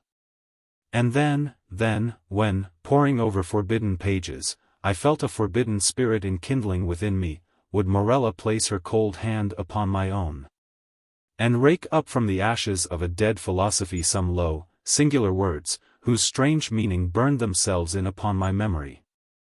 And then, hour after hour, would I linger by her side, and dwell upon the music of her voice, until at length its melody was tainted with terror, and there fell a shadow upon my soul. And I grew pale, and shuddered inwardly at those two unearthly tones. And thus, joy suddenly faded into horror, and the most beautiful became the most hideous, as Hinnon became Gehenna. It is unnecessary to state the exact character of those disquisitions which, growing out of the volumes I have mentioned, formed, for so long a time, almost the sole conversation of Morella and myself. By the learned in what might be termed theological morality they will be readily conceived, and by the unlearned they would, at all events, be little understood. The wild pantheism of Fichte. The modified pi alpha lambda iota gamma gamma epsilon nu epsilon sigma iota alpha of the Pythagoreans. And, above all, the doctrines of identity as urged by Schelling, were generally the points of discussion presenting the most of beauty to the imaginative Morella. That identity which is termed personal, Mr. Locke, I think, truly defines to consist in the saneness of rational being. And since by person we understand an intelligent essence having reason, and since there is a consciousness which always accompanies thinking, it is this which makes us all to be that which we call ourselves, thereby distinguishing us from other beings that think, and giving us our personal identity. But the principium individuationis, the notion of that identity which at death is or is not lost forever, was to me, at all times, a consideration of intense interest. Not more from the perplexing and exciting nature of its consequences, than from the marked and agitated manner in which Morella mentioned them.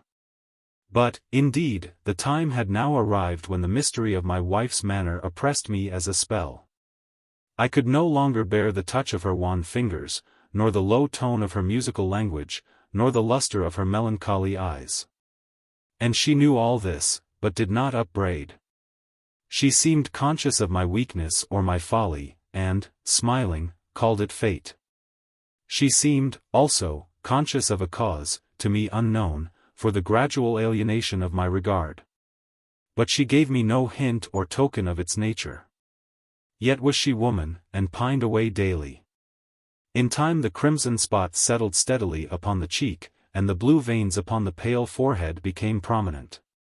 And one instant my nature melted into pity, but, in the next, I met the glance of her meaning eyes. And then my soul sickened and became giddy with the giddiness of one who gazes downward into some dreary and unfathomable abyss.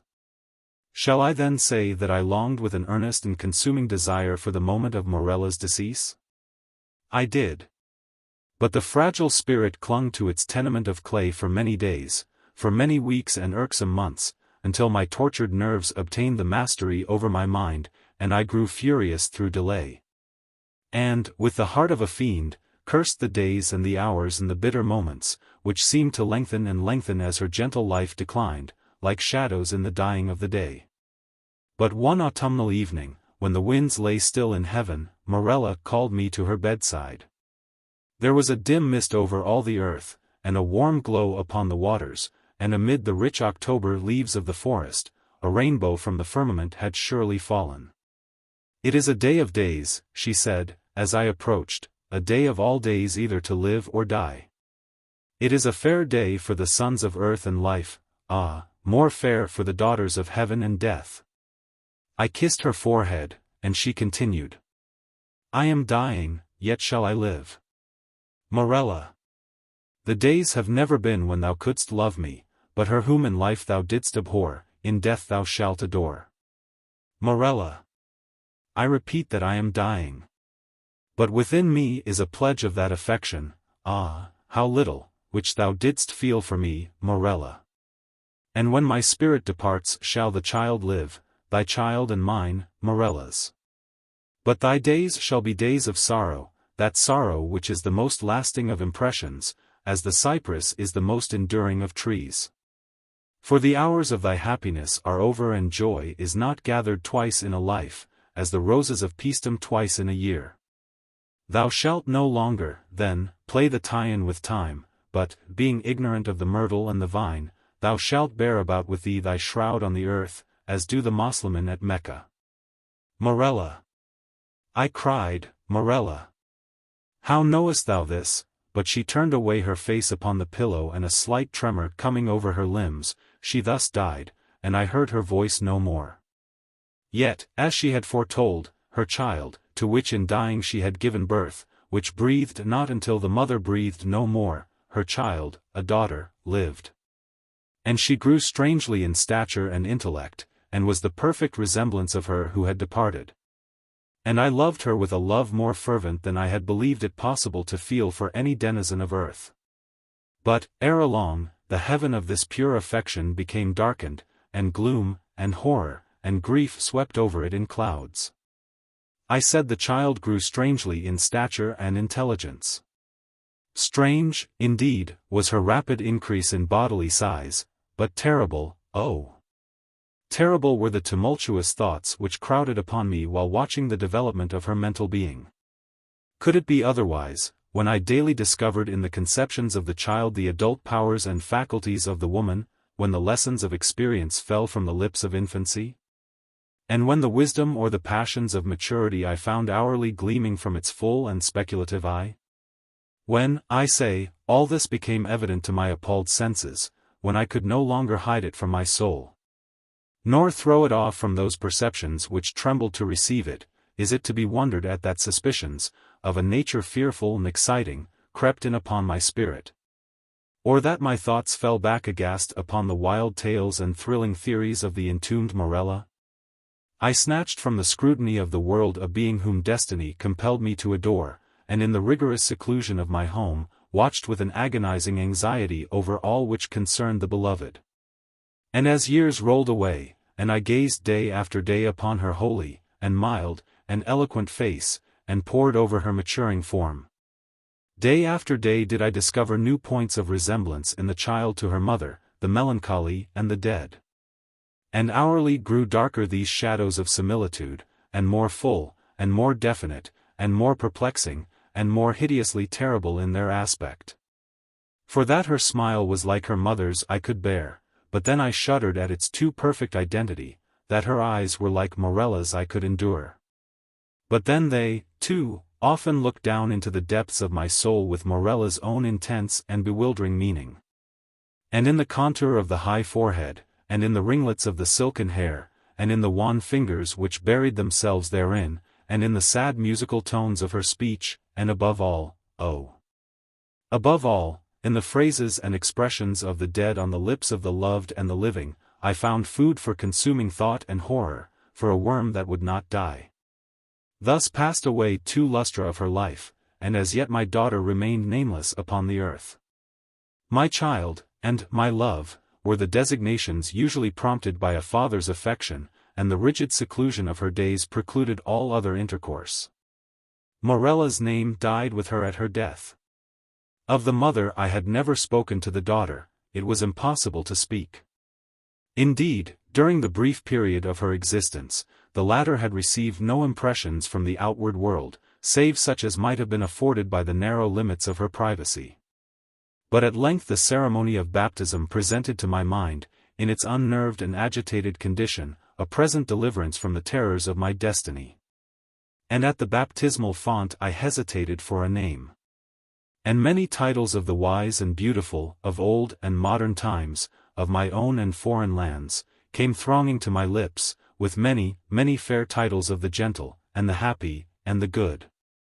What prompted me then to disturb the memory of the buried dead? What demon urged me to breathe that sound, which in its very recollection was wont to make ebb the purple blood in torrents from the temples to the heart? What fiend spoke from the recesses of my soul, when amid those dim aisles, and in the silence of the night, I whispered within the ears of the holy man the syllables, Morella?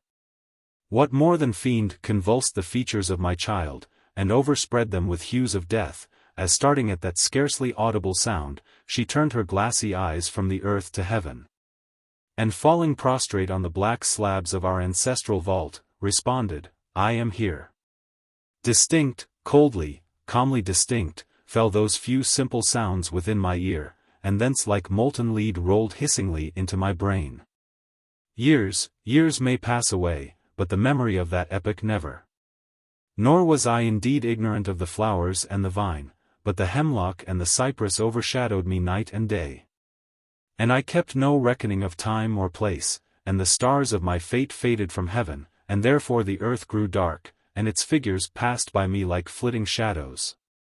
And among them all I beheld only Morella. The winds of the firmament breathed but one sound within my ears, and the ripples upon the sea murmured evermore, Morella. But she died, and with my own hands I bore her to the tomb. And I laughed with a long and bitter laugh as I found no traces of the first in the charnel where I laid the second, Morella. Lionizing. All people went upon their 10 toes in wild wonderment. Bishop Hall's Satires. I am, that is to say I was, a great man. But I am neither the author of Junius nor the man in the mask, for my name, I believe, is Robert Jones, and I was born somewhere in the city of Fumfudge. The first action of my life was the taking hold of my nose with both hands. My mother saw this and called me a genius. My father wept for joy and presented me with a treatise on nosology. This I mastered before I was breeched. I now began to feel my way in the science, and soon came to understand that, provided a man had a nose sufficiently conspicuous, he might, by merely following it, arrive at a lionship. But my attention was not confined to theories alone. Every morning I gave my proboscis a couple of pulls and swallowed a half-dozen of drams. When I came of age my father asked me, one day, if I would step with him into his study. "My son," said he, when we were seated, "what is the chief end of your existence?" "My father," I answered, "it is the study of nosology." "And what, Robert," he inquired, "is nosology?" "Sir," I said, "it is the science of noses." "And can you tell me," he demanded, "what is the meaning of a nose?" "A nose, my father," I replied, greatly softened, "has been variously defined by about 1,000 different authors." Here I pulled out my watch. "It is now noon, or thereabouts, we shall have time enough to get through with them all before midnight. To commence then, the nose, according to Bartholinus, is that protuberance, that bump, that excrescence, that—" "Will do, Robert," interrupted the good old gentleman. "I am thunderstruck at the extent of your information, I am positively, upon my soul." Here he closed his eyes and placed his hand upon his heart. "Come here." Here he took me by the arm. "Your education may now be considered as finished. It is high time you should scuffle for yourself, and you cannot do a better thing than merely follow your nose, so, here he kicked me downstairs and out of the door. "So get out of my house, and God bless you." As I felt within me the divine afflatus, I considered this accident rather fortunate than otherwise. I resolved to be guided by the paternal advice. I determined to follow my nose. I gave it a pull or two upon the spot, and wrote a pamphlet on nosology forthwith. All Fumfudge was in an uproar. "Wonderful genius," said the Quarterly. "Superb physiologist," said the Westminster. "Clever fellow," said the Foreign. "Fine writer," said the Edinburgh. "Profound thinker," said the Dublin. "Great man," said Bentley. "Divine soul," said Fraser. "One of us," said Blackwood. "Who can he be?" said Mrs. Bobloo. "What can he be?" said Big Miss Bobloo. "Where can he be?" said Little Miss Bobloo. But I paid these people no attention whatever. I just stepped into the shop of an artist. The Duchess of Bless My Soul was sitting for her portrait. The Marquis of So-and-so was holding the Duchess poodle, the Earl of this and that was flirting with her salts, and His Royal Highness of Touch-Me-Not was leaning upon the back of her chair. I approached the artist and turned up my nose. "Oh, beautiful," sighed her grace. "Oh my," lisped the Marquis. "Oh, shocking," groaned the Earl. "Oh, abominable," growled His Royal Highness. "What will you take for it?" asked the artist. "For his nose," shouted her grace. £1,000, said I, sitting down. £1,000, inquired the artist, musingly. £1,000, said I. Beautiful, said he, entranced. £1,000, said I. Do you warrant it? He asked, turning the nose to the light. I do, said I, blowing it well. Is it quite original? He inquired, touching it with reverence. Humph, said I, twisting it to one side. Has no copy been taken? He demanded, surveying it through a microscope. None, said I, turning it up. Admirable, he ejaculated, thrown quite off his guard by the beauty of the maneuver.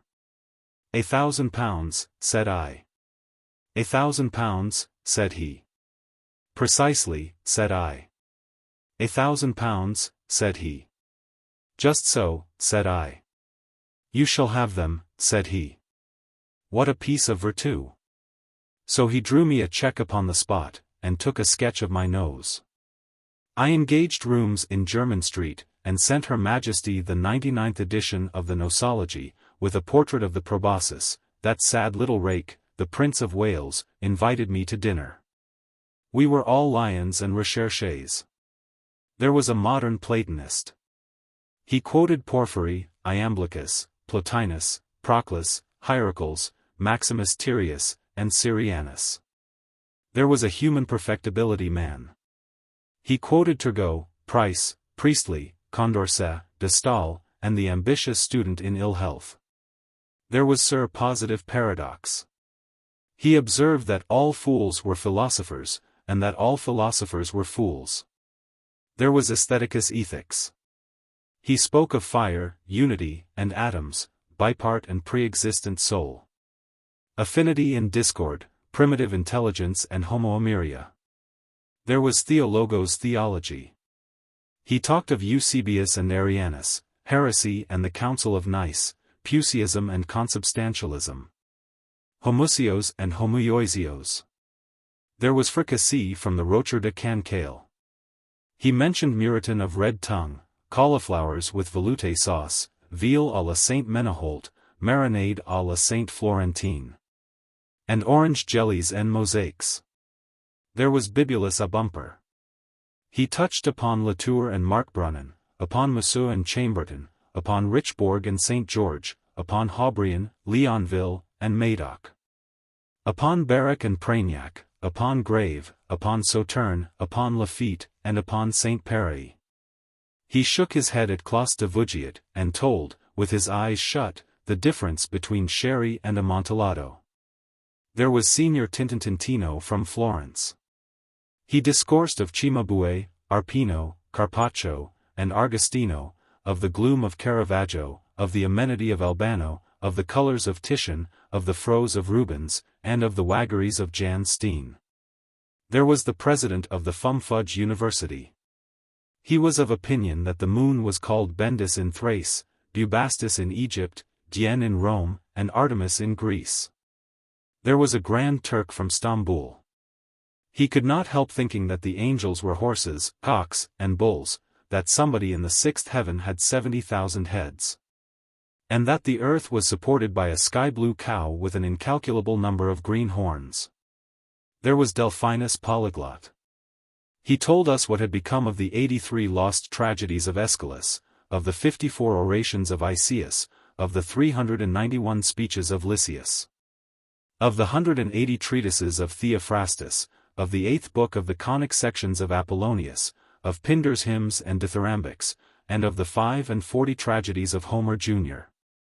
There was Ferdinand Fitzfossilis Feldspar. He informed us all about internal fires and tertiary formations, about aeriforms, fluidiforms, and solidiforms, about quartz and marl, about schist and schorl, about gypsum and trap, about talc and calc, about blende and hornblende, about mica slate and pudding stone, about syenite and lepidolite, about hematite and tremolite, about antimony and chalcedony, about manganese and whatever you please. There was myself. I spoke of myself, of myself, of myself, of myself, of nosology, of my pamphlet, and of myself. I turned up my nose, and I spoke of myself. Marvelous clever man, said the prince. Superb, said his guests, and next morning her grace of bless my soul paid me a visit. Will you go to Almack's, pretty creature, she said, tapping me under the chin. Upon honor, said I. Nose and all, she asked. As I live, I replied. Here then is a card, my life. Shall I say you will be there? Dear Duchess, with all my heart. Pshaw, no, but with all your nose? Every bit of it, my love, said I, so I gave it a twist or two, and found myself at Almack's. The rooms were crowded to suffocation. He is coming, said somebody on the staircase. He is coming, said somebody farther up. He is coming, said somebody farther still. He is come, exclaimed the Duchess. He is come, the little love. And, seizing me firmly by both hands, she kissed me thrice upon the nose. A marked sensation immediately ensued. Diavolo, cried Count Capricornuti. Dios guarda, muttered Don Stiletto. Mille tonnerres, ejaculated the Prince de Grenouille. Toussaint Teufel, growled the Elector of Bloodenough. It was not to be borne. I grew angry. I turned short upon Bloodenough. Sir, said I to him, you are a baboon. Sir, he replied, after a pause, Donner und Blitzen. This was all that could be desired. We exchanged cards. At Chalk Farm, the next morning, I shot off his nose, and then called upon my friends. Bet, said the first.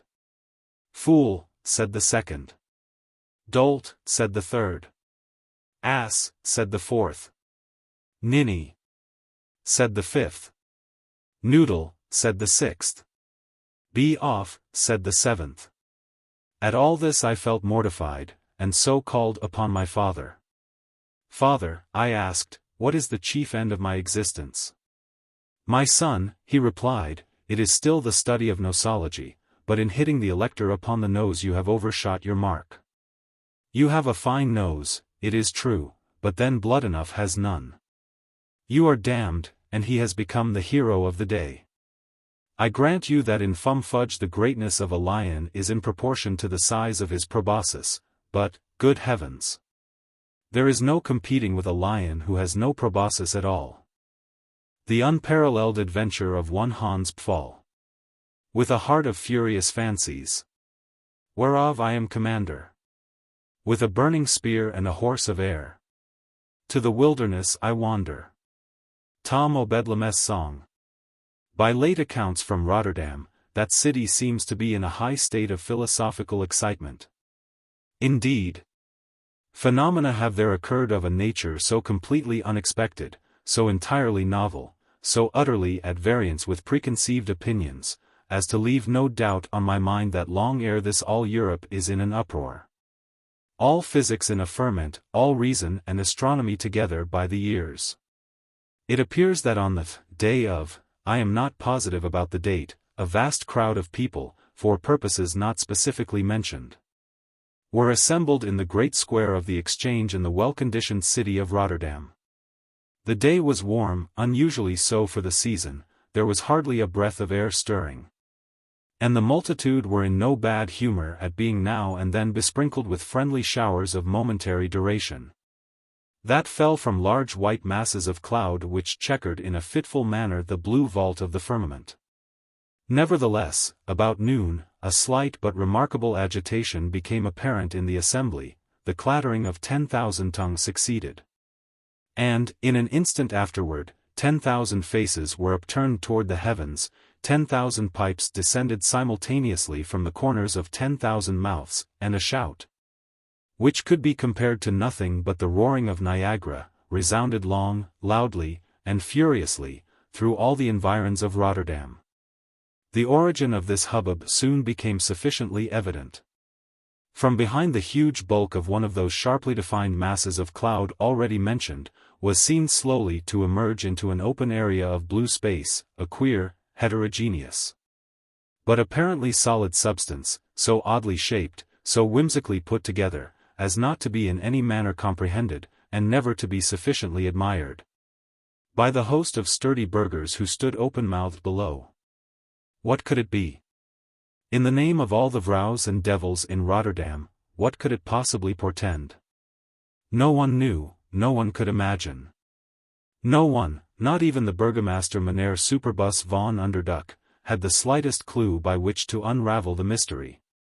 So, as nothing more reasonable could be done, everyone to a man replaced his pipe carefully in the corner of his mouth, and cocking up his right eye towards the phenomenon, puffed, paused, waddled about, and grunted significantly, then waddled back, grunted, paused, and finally, puffed again. In the meantime, however, lower and still lower toward the goodly city, came the object of so much curiosity, and the cause of so much smoke. In a very few minutes it arrived near enough to be accurately discerned. It appeared to be, yes, it was undoubtedly a species of balloon. But surely no such balloon had ever been seen in Rotterdam before. For who, let me ask, ever heard of a balloon manufactured entirely of dirty newspapers? No man in Holland certainly. Yet here, under the very noses of the people, or rather at some distance above their noses, was the identical thing in question, and composed, I have it on the best authority, of the precise material which no one had ever before known to be used for a similar purpose. It was an egregious insult to the good sense of the burghers of Rotterdam. As to the shape of the phenomenon, it was even still more reprehensible, being little or nothing better than a huge fool's cap turned upside down. And this similitude was regarded as by no means lessened when, upon nearer inspection, there was perceived a large tassel depending from its apex, and, around the upper rim or base of the cone, a circle of little instruments, resembling sheep bells, which kept up a continual tinkling to the tune of Betty Martin. But still worse, suspended by blue ribbons to the end of this fantastic machine, there hung, by way of car, an enormous drab beaver hat, with a brim superlatively broad, and a hemispherical crown with a black band and a silver buckle. It is, however, somewhat remarkable that many citizens of Rotterdam swore to having seen the same hat repeatedly before, and indeed the whole assembly seemed to regard it with eyes of familiarity. While the Vrouw Gretel Pfaall, upon sight of it, uttered an exclamation of joyful surprise, and declared it to be the identical hat of her good man himself. Now this was a circumstance the more to be observed, as Pfaall, with 3 companions, had actually disappeared from Rotterdam about 5 years before, in a very sudden and unaccountable manner. And up to the date of this narrative all attempts had failed of obtaining any intelligence concerning them whatsoever. To be sure, some bones which were thought to be human, mixed up with a quantity of odd-looking rubbish, had been lately discovered in a retired situation to the east of Rotterdam. And some people went so far as to imagine that in this spot a foul murder had been committed, and that the sufferers were in all probability Hans Pfaall and his associates. But to return. The balloon, for such no doubt it was, had now descended to within 100 feet of the earth, allowing the crowd below a sufficiently distinct view of the person of its occupant. This was in truth a very droll little somebody. He could not have been more than 2 feet in height. But this altitude, little as it was, would have been sufficient to destroy his equilibrium, and tilt him over the edge of his tiny car. But for the intervention of a circular rim reaching as high as the breast, and rigged on to the cords of the balloon, the body of the little man was more than proportionately broad, giving to his entire figure a rotundity highly absurd. His feet, of course, could not be seen at all, although a horny substance of suspicious nature was occasionally protruded through a rent in the bottom of the car, or to speak more properly, in the top of the hat. His hands were enormously large. His hair was extremely grey, and collected in a queue behind. His nose was prodigiously long, crooked, and inflammatory, his eyes full, brilliant, and acute. His chin and cheeks, although wrinkled with age, were broad, puffy, and double, but of ears of any kind or character there was not a semblance to be discovered upon any portion of his head. This odd little gentleman was dressed in a loose surtout of sky-blue satin, with tight breeches to match, fastened with silver buckles at the knees. His vest was of some bright yellow material. A white taffety cap was set jauntily on one side of his head. And, to complete his equipment, a blood-red silk handkerchief enveloped his throat, and fell down, in a dainty manner, upon his bosom, in a fantastic bowknot of supereminent dimensions. Having descended, as I said before, to about 100 feet from the surface of the earth, the little old gentleman was suddenly seized with a fit of trepidation, and appeared disinclined to make any nearer approach to terra firma.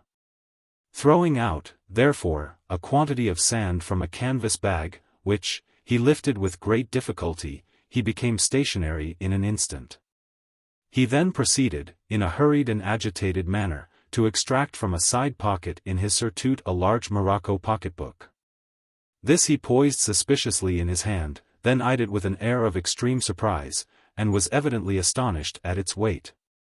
He at length opened it, and drawing therefrom a huge letter sealed with red sealing wax and tied carefully with red tape, let it fall precisely at the feet of the burgomaster, Superbus von Underduck. His Excellency stooped to take it up. But the aeronaut, still greatly discomposed, and having apparently no farther business to detain him in Rotterdam, began at this moment to make busy preparations for departure.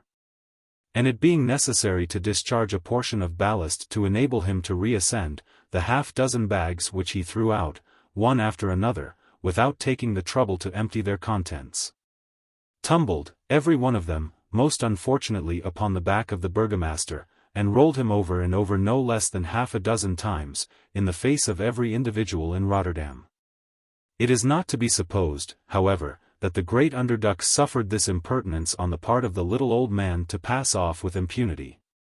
It is said, on the contrary, that during each and every one of his 120 circumvolutions he emitted no less than 120 distinct and furious whiffs from his pipe, to which he held fast the whole time with all his might, and to which he intends holding fast, God willing, until the day of his decease. In the meantime the balloon arose like a lark, and, soaring far away above the city, at length drifted quietly behind a cloud similar to that from which it had so oddly emerged, and was thus lost forever to the wondering eyes of the good citizens of Rotterdam.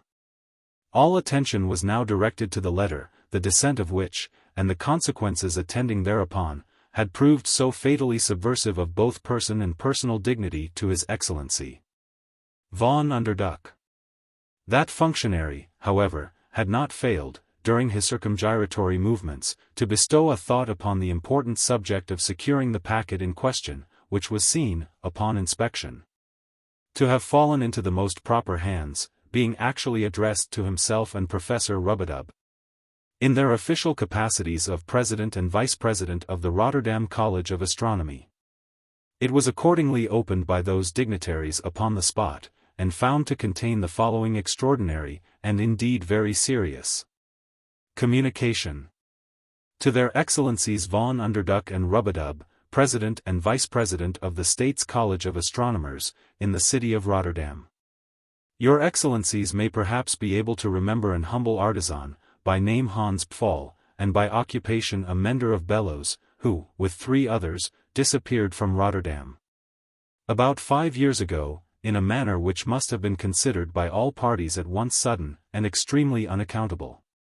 If, however, it so please your Excellencies, I, the writer of this communication, am the identical Hans Pfaall himself. It is well known to most of my fellow citizens, that for the period of 40 years I continued to occupy the little square brick building, at the head of the alley called Sauerkraut, in which I resided at the time of my disappearance. My ancestors have also resided therein time out of mind, they, as well as myself, steadily following the respectable and indeed lucrative profession of mending of bellows. For, to speak the truth, until of late years, that the heads of all the people have been set agog with politics. No better business than my own could an honest citizen of Rotterdam either desire or deserve. Credit was good, employment was never wanting, and on all hands there was no lack of either money or goodwill. But, as I was saying, we soon began to feel the effects of liberty in long speeches, and radicalism, and all that sort of thing. People who were formerly the very best customers in the world, had now not a moment of time to think of us at all. They had, so they said, as much as they could do to read about the revolutions, and keep up with the march of intellect and the spirit of the age. If a fire wanted fanning, it could readily be fanned with a newspaper. And as the government grew weaker, I have no doubt that leather and iron acquired durability in proportion, for, in a very short time, there was not a pair of bellows in all Rotterdam that ever stood in need of a stitch or required the assistance of a hammer. This was a state of things not to be endured. I soon grew as poor as a rat, and, having a wife and children to provide for, my burdens at length became intolerable. And I spent hour after hour in reflecting upon the most convenient method of putting an end to my life. Duns, in the meantime, left me little leisure for contemplation. My house was literally besieged from morning till night, so that I began to rave, and foam, and fret like a caged tiger against the bars of his enclosure. There were 3 fellows in particular who worried me beyond endurance, keeping watch continually about my door, and threatening me with the law. Upon these 3 I internally vowed the bitterest revenge, if ever I should be so happy as to get them within my clutches. And I believe nothing in the world but the pleasure of this anticipation prevented me from putting my plan of suicide into immediate execution, by blowing my brains out with a blunderbuss. I thought it best, however, to dissemble my wrath, and to treat them with promises and fair words, until, by some good turn of fate, an opportunity of vengeance should be afforded me. One day, having given my creditors the slip, and feeling more than usually dejected, I continued for a long time to wander about the most obscure streets without object. Until at length I chanced to stumble against the corner of a bookseller's stall. Seeing a chair close at hand, for the use of customers, I threw myself doggedly into it, and, hardly knowing why, opened the pages of the first volume which came within my reach. It proved to be a small pamphlet treatise on speculative astronomy, written either by Professor Encke of Berlin or by a Frenchman of somewhat similar name. I had some little tincture of information on matters of this nature, and soon became more and more absorbed in the contents of the book, reading it actually through twice before I awoke to a recollection of what was passing around me. By this time it began to grow dark, and I directed my steps toward home. But the treatise, in conjunction with a discovery in pneumatics, lately communicated to me as an important secret, by a cousin from Nantes, had made an indelible impression on my mind, and, as I sauntered along the dusky streets, I revolved carefully over in my memory the wild and sometimes unintelligible reasonings of the writer. There are some particular passages which affected my imagination in a powerful and extraordinary manner. The longer I meditated upon these the more intense grew the interest which had been excited within me.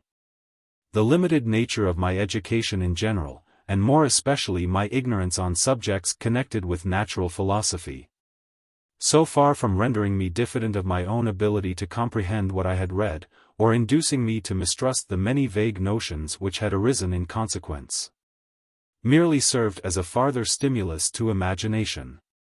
And I was vain enough, or perhaps reasonable enough, to doubt whether those crude ideas which, arising in ill-regulated minds, have all the appearance, may not often in effect possess all the force, the reality, and other inherent properties, of instinct or intuition.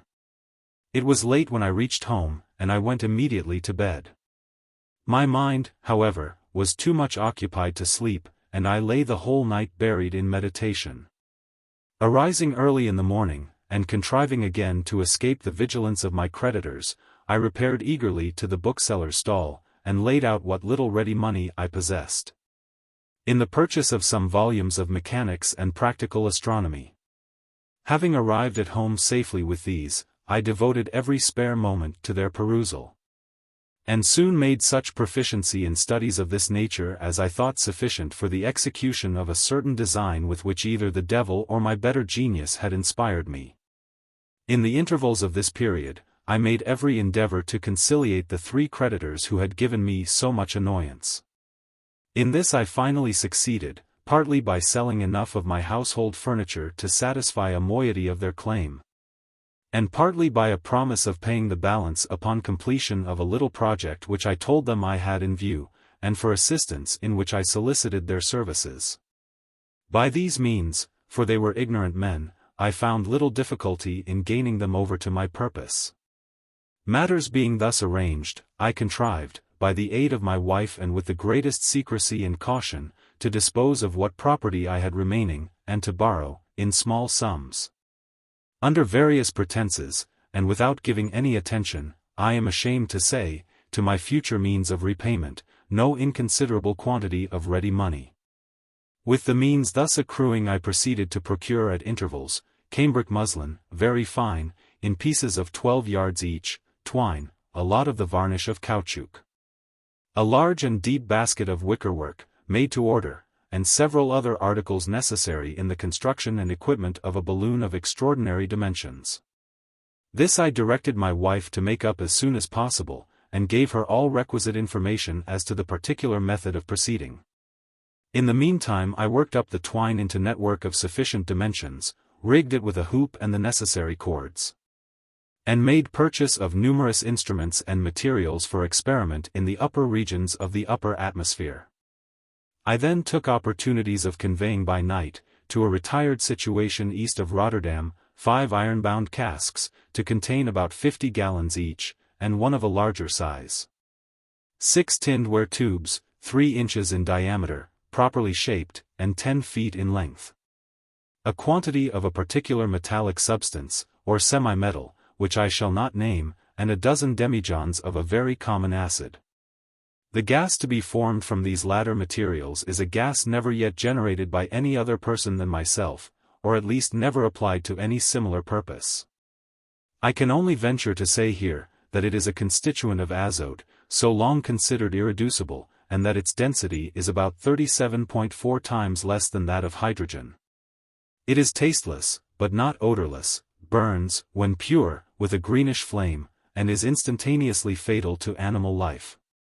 Its full secret I would make no difficulty in disclosing, but that it of right belongs, as I have before hinted, to a citizen of Nantes, in France, by whom it was conditionally communicated to myself. The same individual submitted to me, without being at all aware of my intentions, a method of constructing balloons from the membrane of a certain animal, through which substance any escape of gas was nearly an impossibility. I found it, however, altogether too expensive, and was not sure, upon the whole, whether cambric muslin with a coating of gum caoutchouc was not equally as good. I mention this circumstance, because I think it probable that hereafter the individual in question may attempt a balloon ascension with the novel gas and material I have spoken of. And I do not wish to deprive him of the honor of a very singular invention. On the spot which I intended each of the smaller casks to occupy respectively during the inflation of the balloon, I privately dug a hole 2 feet deep, the holes forming in this manner a circle 25 feet in diameter. In the center of this circle, being the station designed for the large cask, I also dug a hole 3 feet in depth. In each of the 5 smaller holes, I deposited a canister containing 50 pounds, and in the larger one a keg holding 150 pounds, of cannon powder. These, the keg and canisters, I connected in a proper manner with covered trains. And having let into one of the canisters the end of about 4 feet of slow match, I covered up the hole, and placed the cask over it, leaving the other end of the match protruding about an inch, and barely visible beyond the cask. I then filled up the remaining holes, and placed the barrels over them in their destined situation. Besides the articles above enumerated, I conveyed to the depot, and there secreted, one of M. Grimm's improvements upon the apparatus for condensation of the atmospheric air. I found this machine, however, to require considerable alteration before it could be adapted to the purposes to which I intended making it applicable. But, with severe labor and unremitting perseverance, I at length met with entire success in all my preparations. My balloon was soon completed. It would contain more than 40,000 cubic feet of gas.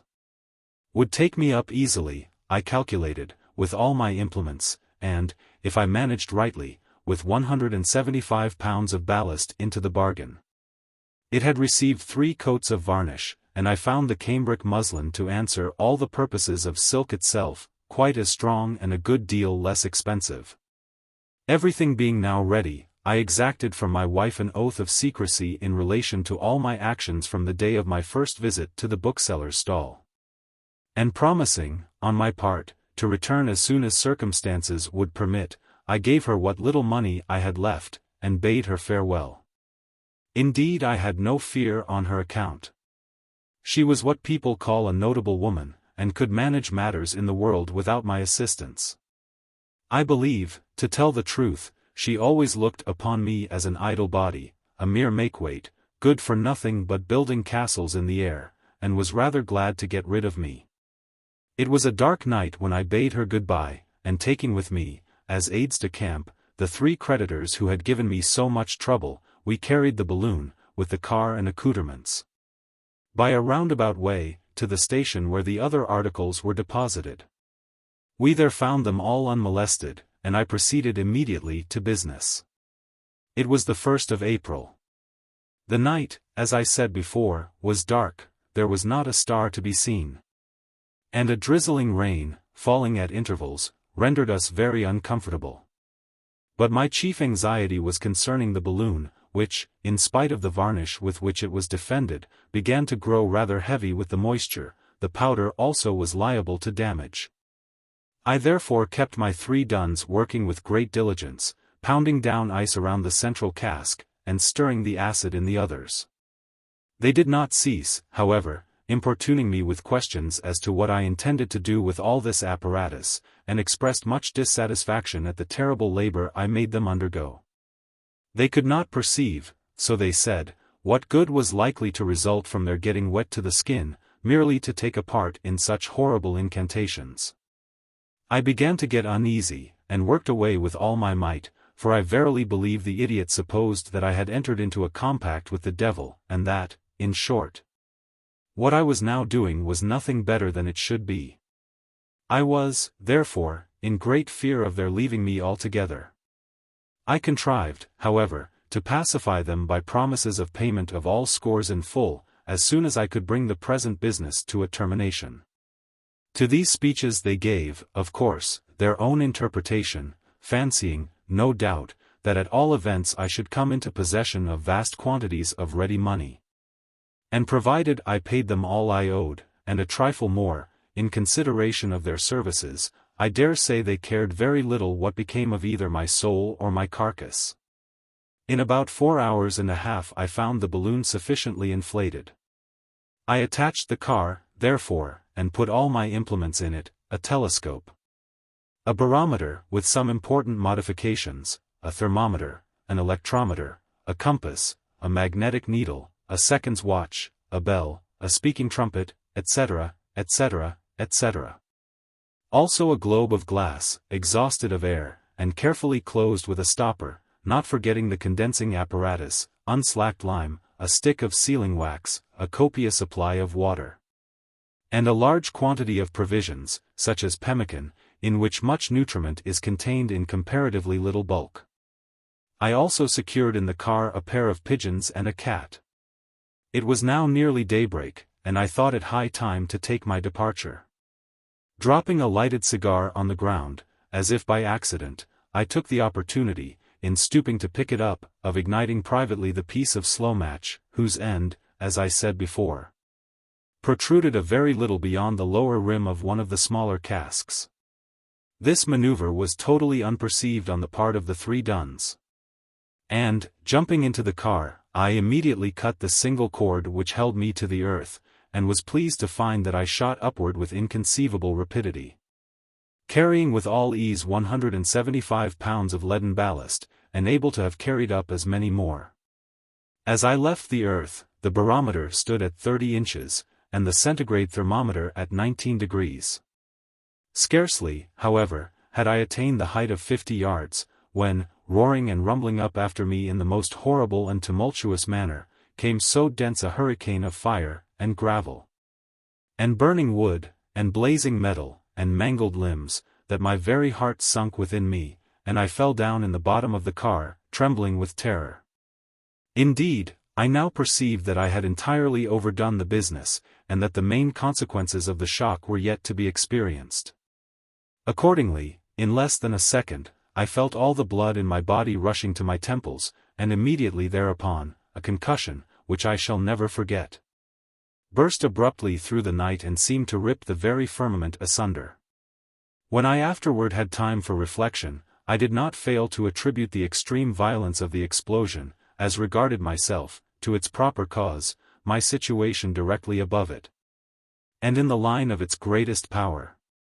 But at the time, I thought only of preserving my life.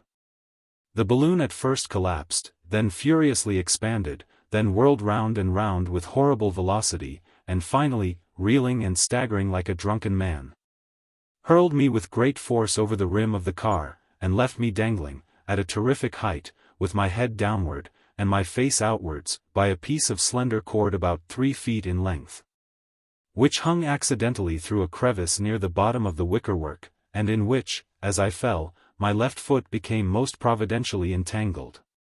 It is impossible, utterly impossible, to form any adequate idea of the horror of my situation. I gasped convulsively for breath, a shudder resembling a fit of the ague agitated every nerve and muscle of my frame, I felt my eyes starting from their sockets, a horrible nausea overwhelmed me, and at length I lost all consciousness in a swoon. How long I remained in this state it is impossible to say. It must, however, have been no inconsiderable time, for when I partially recovered the sense of existence, I found the day breaking, the balloon at a prodigious height over a wilderness of ocean, and not a trace of land to be discovered far and wide within the limits of the vast horizon.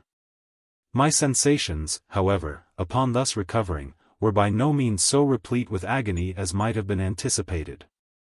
Indeed, there was much of madness in the calm survey which I began to take of my situation.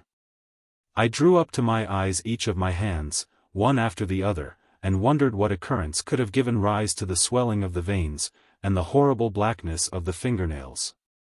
I afterward carefully examined my head, shaking it repeatedly, and feeling it with minute attention, until I succeeded in satisfying myself that it was not, as I had more than half suspected, larger than my balloon. Then, in a knowing manner, I felt in both my breeches pockets, and, missing therefrom a set of tablets and a toothpick case, endeavored to account for their disappearance. And not being able to do so, felt inexpressibly chagrined. It now occurred to me that I suffered great uneasiness in the joint of my left ankle, and a dim consciousness of my situation began to glimmer through my mind.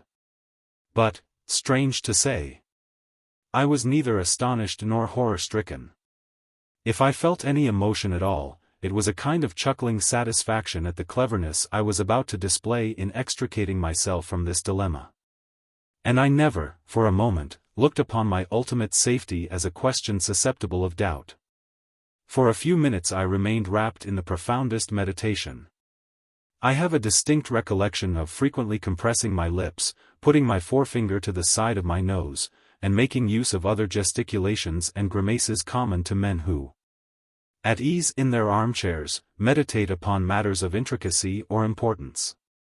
Having, as I thought, sufficiently collected my ideas, I now, with great caution and deliberation, put my hands behind my back, and unfastened the large iron buckle which belonged to the waistband of my pantaloons. This buckle had 3 teeth, which, being somewhat rusty, turned with great difficulty on their axis. I brought them, however, after some trouble, at right angles to the body of the buckle, and was glad to find them remain firm in that position. Holding the instrument thus obtained within my teeth, I now proceeded to untie the knot of my cravat. I had to rest several times before I could accomplish this maneuver, but it was at length accomplished. To one end of the cravat I then made fast the buckle, and the other end I tied, for greater security, tightly around my wrist. Drawing now my body upwards, with a prodigious exertion of muscular force, I succeeded, at the very first trial, in throwing the buckle over the car, and entangling it, as I had anticipated, in the circular rim of the wickerwork. My body was now inclined towards the side of the car, at an angle of about 45 degrees, but it must not be understood that I was therefore only 45 degrees below the perpendicular. So far from it, I still lay nearly level with the plane of the horizon. For the change of situation which I had acquired, had forced the bottom of the car considerably outwards from my position, which was accordingly one of the most imminent peril.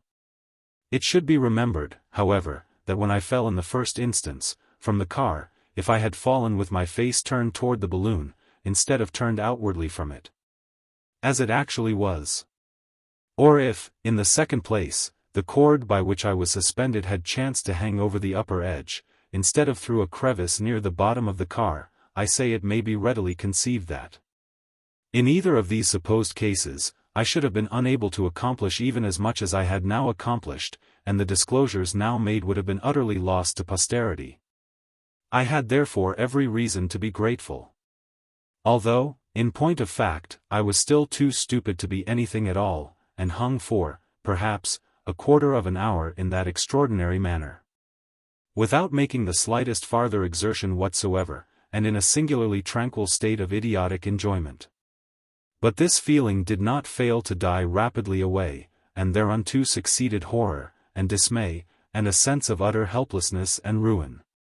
In fact, the blood so long accumulating in the vessels of my head and throat, and which had hitherto buoyed up my spirits with madness and delirium, had now begun to retire within their proper channels, and the distinctness which was thus added to my perception of the danger, merely served to deprive me of the self-possession and courage to encounter it. But this weakness was, luckily for me, of no very long duration. In good time came to my rescue the spirit of despair, and, with frantic cries and struggles, I jerked my way bodily upwards, till at length, clutching with a vice-like grip the long-desired rim, I writhed my person over it, and fell headlong and shuddering within the car. It was not until some time afterward that I recovered myself sufficiently to attend to the ordinary cares of the balloon. I then, however, examined it with attention, and found it, to my great relief, uninjured. My implements were all safe, and, fortunately, I had lost neither ballast nor provisions. Indeed, I had so well secured them in their places, that such an accident was entirely out of the question. Looking at my watch, I found it 6 o'clock. I was still rapidly ascending, and my barometer gave a present altitude of 3 3/4 miles. Immediately beneath me in the ocean, lay a small black object, slightly oblong in shape, seemingly about the size, and in every way bearing a great resemblance to one of those childish toys called a domino. Bringing my telescope to bear upon it, I plainly discerned it to be a British 94-gun ship, close-hulled, and pitching heavily in the sea with her head to the W.S.W. Besides this ship, I saw nothing but the ocean and the sky, and the sun, which had long arisen. It is now high time that I should explain to your Excellencies the object of my perilous voyage. Your Excellencies will bear in mind that distressed circumstances in Rotterdam had at length driven me to the resolution of committing suicide. It was not, however, that to life itself I had any positive disgust, but that I was harassed beyond endurance by the adventitious miseries attending my situation. In this state of mind, wishing to live, yet wearied with life, the treatise at the stall of the bookseller, backed by the opportune discovery of my cousin of Nantes, opened a resource to my imagination. I then finally made up my mind. I determined to depart, yet live, to leave the world, yet continue to exist, in short, to drop enigmas. I resolved, let what would ensue, to force a passage, if I could, to the moon. Now, lest I should be supposed more of a madman than I actually am, I will detail, as well as I am able, the considerations which led me to believe that an achievement of this nature, although without doubt difficult, and full of danger, was not absolutely, to a bold spirit, beyond the confines of the possible. The moon's actual distance from the earth was the first thing to be attended to. Now, the mean or average interval between the centers of the two planets is 59.9643 of the Earth's equatorial radii, or only about 237,000 miles. I say the mean or average interval. But it must be borne in mind that the form of the moon's orbit being an ellipse of eccentricity amounting to no less than 0.05484 of the major semi-axis of the ellipse itself, and the Earth's center being situated in its focus, if I could, in any manner, contrive to meet the moon, as it were, in its perigee, the above-mentioned distance would be materially diminished. But, to say nothing at present of this possibility, it was very certain that, at all events, from the 237,000 miles I would have to deduct the radius of the Earth, say 4,000. And the radius of the moon, say 1,080, in all 5,080, leaving an actual interval to be traversed, under average circumstances, of 231,920 miles. Now this, I reflected, was no very extraordinary distance. Traveling on land has been repeatedly accomplished at the rate of 60 miles per hour, and indeed a much greater speed may be anticipated. But even at this velocity, it would take me no more than 161 days to reach the surface of the moon.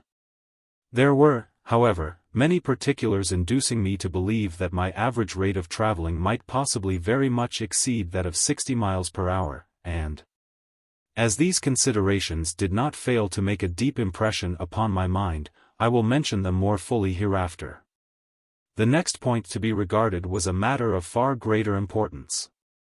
From indications afforded by the barometer, we find that, in ascensions from the surface of the earth we have, at the height of 1,000 feet, left below us about 1/30th of the entire mass of atmospheric air, that at 10,600 we have ascended through nearly 1/3.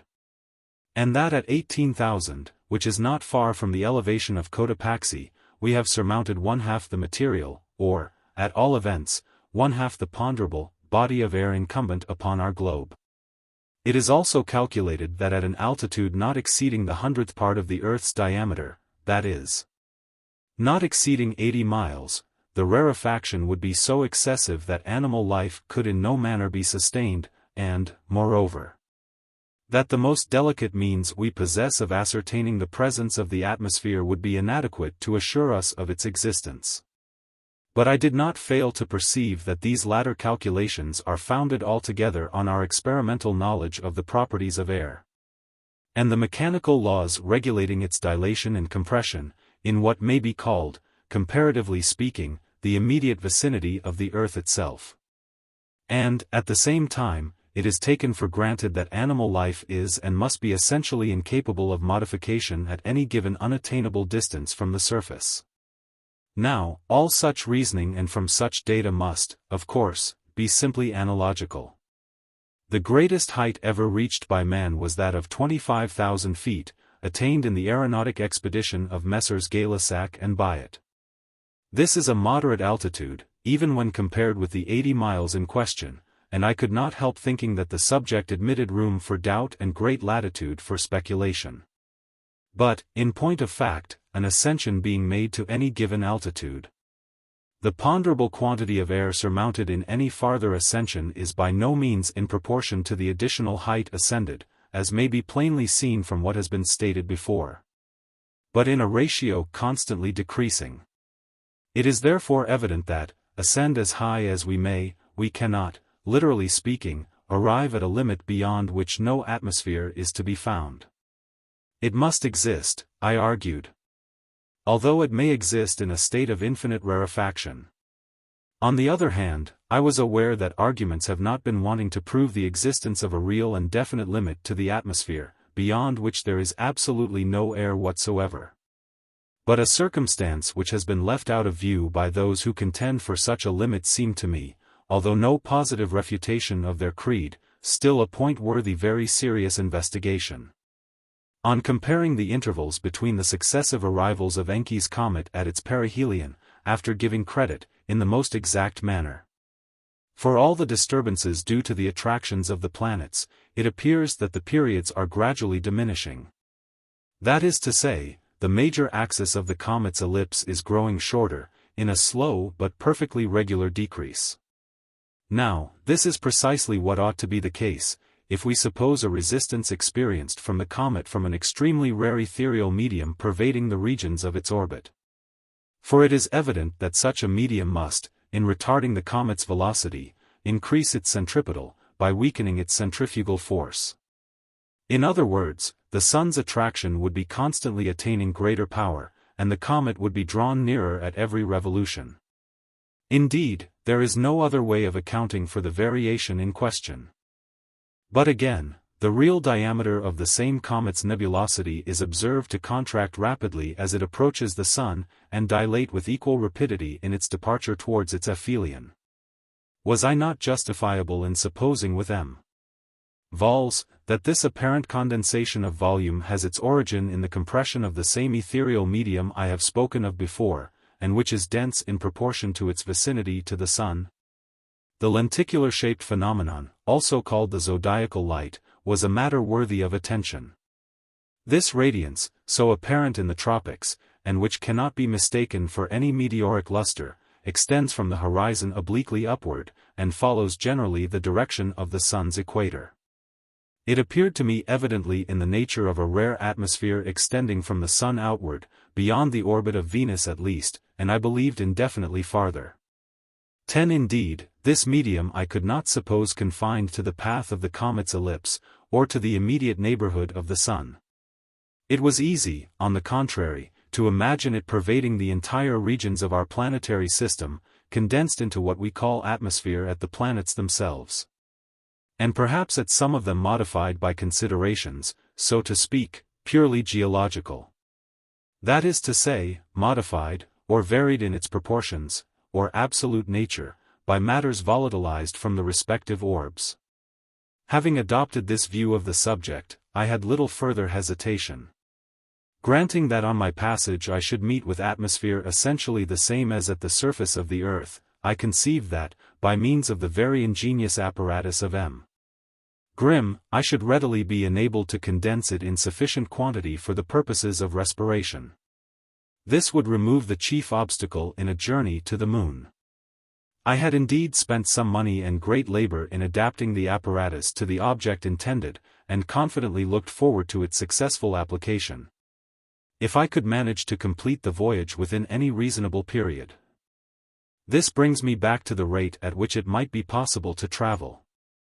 It is true that balloons, in the first stage of their ascensions from the earth, are known to rise with a velocity comparatively moderate.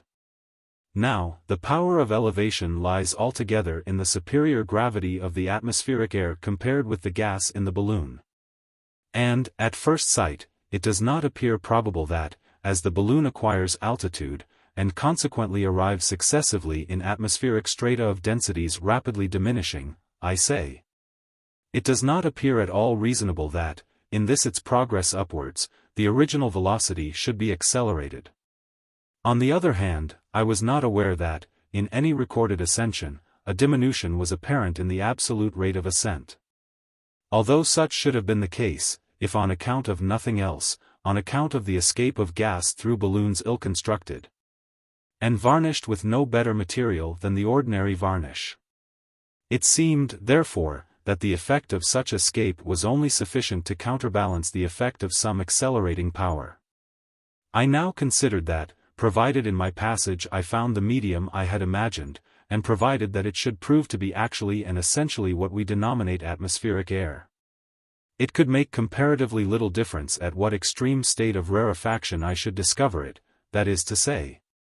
In regard to my power of ascending, for the gas in the balloon would not only be itself subject to rarefaction partially similar, in proportion to the occurrence of which I could suffer an escape of so much as would be requisite to prevent explosion, but, being what it was, would, at all events, continue specifically lighter than any compound whatever of mere nitrogen and oxygen.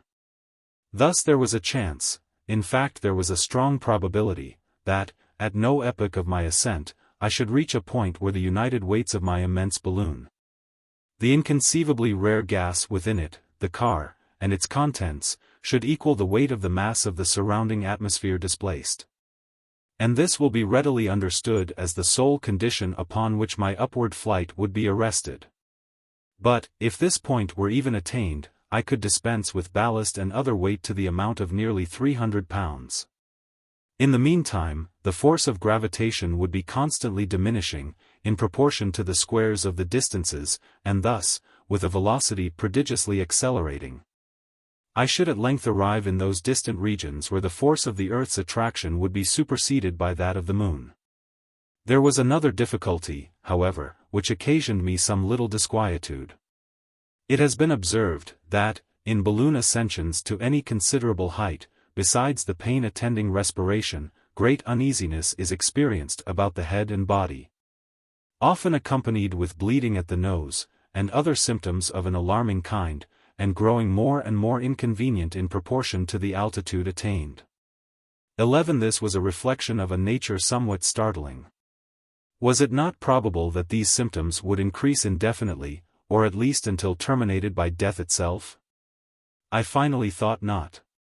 Their origin was to be looked for in the progressive removal of the customary atmospheric pressure upon the surface of the body, and consequent distension of the superficial blood vessels, not in any positive disorganization of the animal system, as in the case of difficulty in breathing, where the atmospheric density is chemically insufficient for the due renovation of blood in a ventricle of the heart.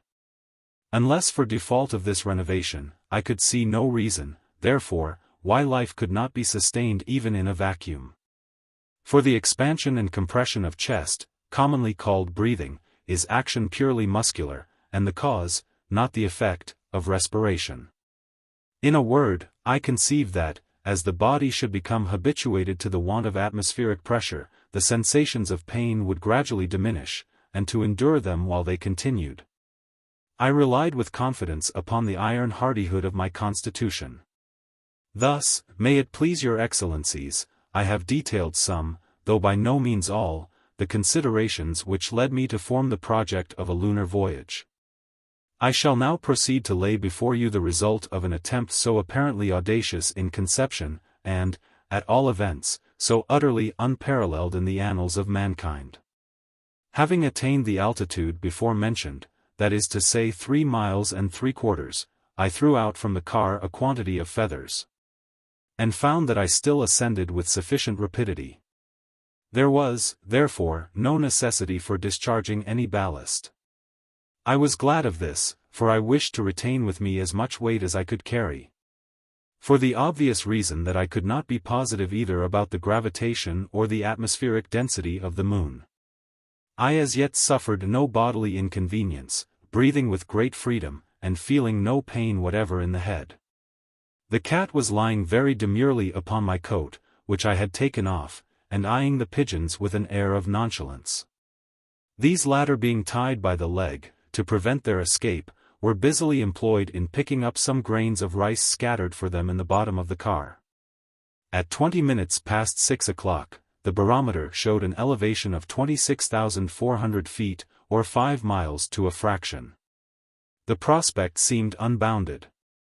Indeed, it is very easily calculated by means of spherical geometry, what a great extent of the Earth's area I beheld. The convex surface of any segment of a sphere is, to the entire surface of the sphere itself, as the versed sine of the segment to the diameter of the sphere. Now, in my case, the versed sine, that is to say, the thickness of the segment beneath me, was about equal to my elevation, or the elevation of the point of sight above the surface. As 5 miles, then, to 8,000, would express the proportion of the Earth's area seen by me. In other words, I beheld as much as a 1/1600th part of the whole surface of the globe. The sea appeared unruffled as a mirror, although, by means of the spyglass, I could perceive it to be in a state of violent agitation. The ship was no longer visible, having drifted away, apparently to the eastward. I now began to experience, at intervals, severe pain in the head, especially about the ears, still, however, breathing with tolerable freedom. The cat and pigeons seemed to suffer no inconvenience whatsoever. At 20 minutes before 7, the balloon entered a long series of dense cloud, which put me to great trouble, by damaging my condensing apparatus and wetting me to the skin. This was, to be sure, a singular rencontre, for I had not believed it possible that a cloud of this nature could be sustained at so great an elevation. I thought it best, however, to throw out 2 5-pound pieces of ballast, reserving still a weight of 165 pounds. Upon so doing, I soon rose above the difficulty, and perceived immediately that I had obtained a great increase in my rate of ascent. In a few seconds after my leaving the cloud, a flash of vivid lightning shot from one end of it to the other, and caused it to kindle up, throughout its vast extent, like a mass of ignited and glowing charcoal. This, it must be remembered, was in the broad light of day. No fancy may picture the sublimity which might have been exhibited by a similar phenomenon taking place amid the darkness of the night. Hell itself might have been found a fitting image.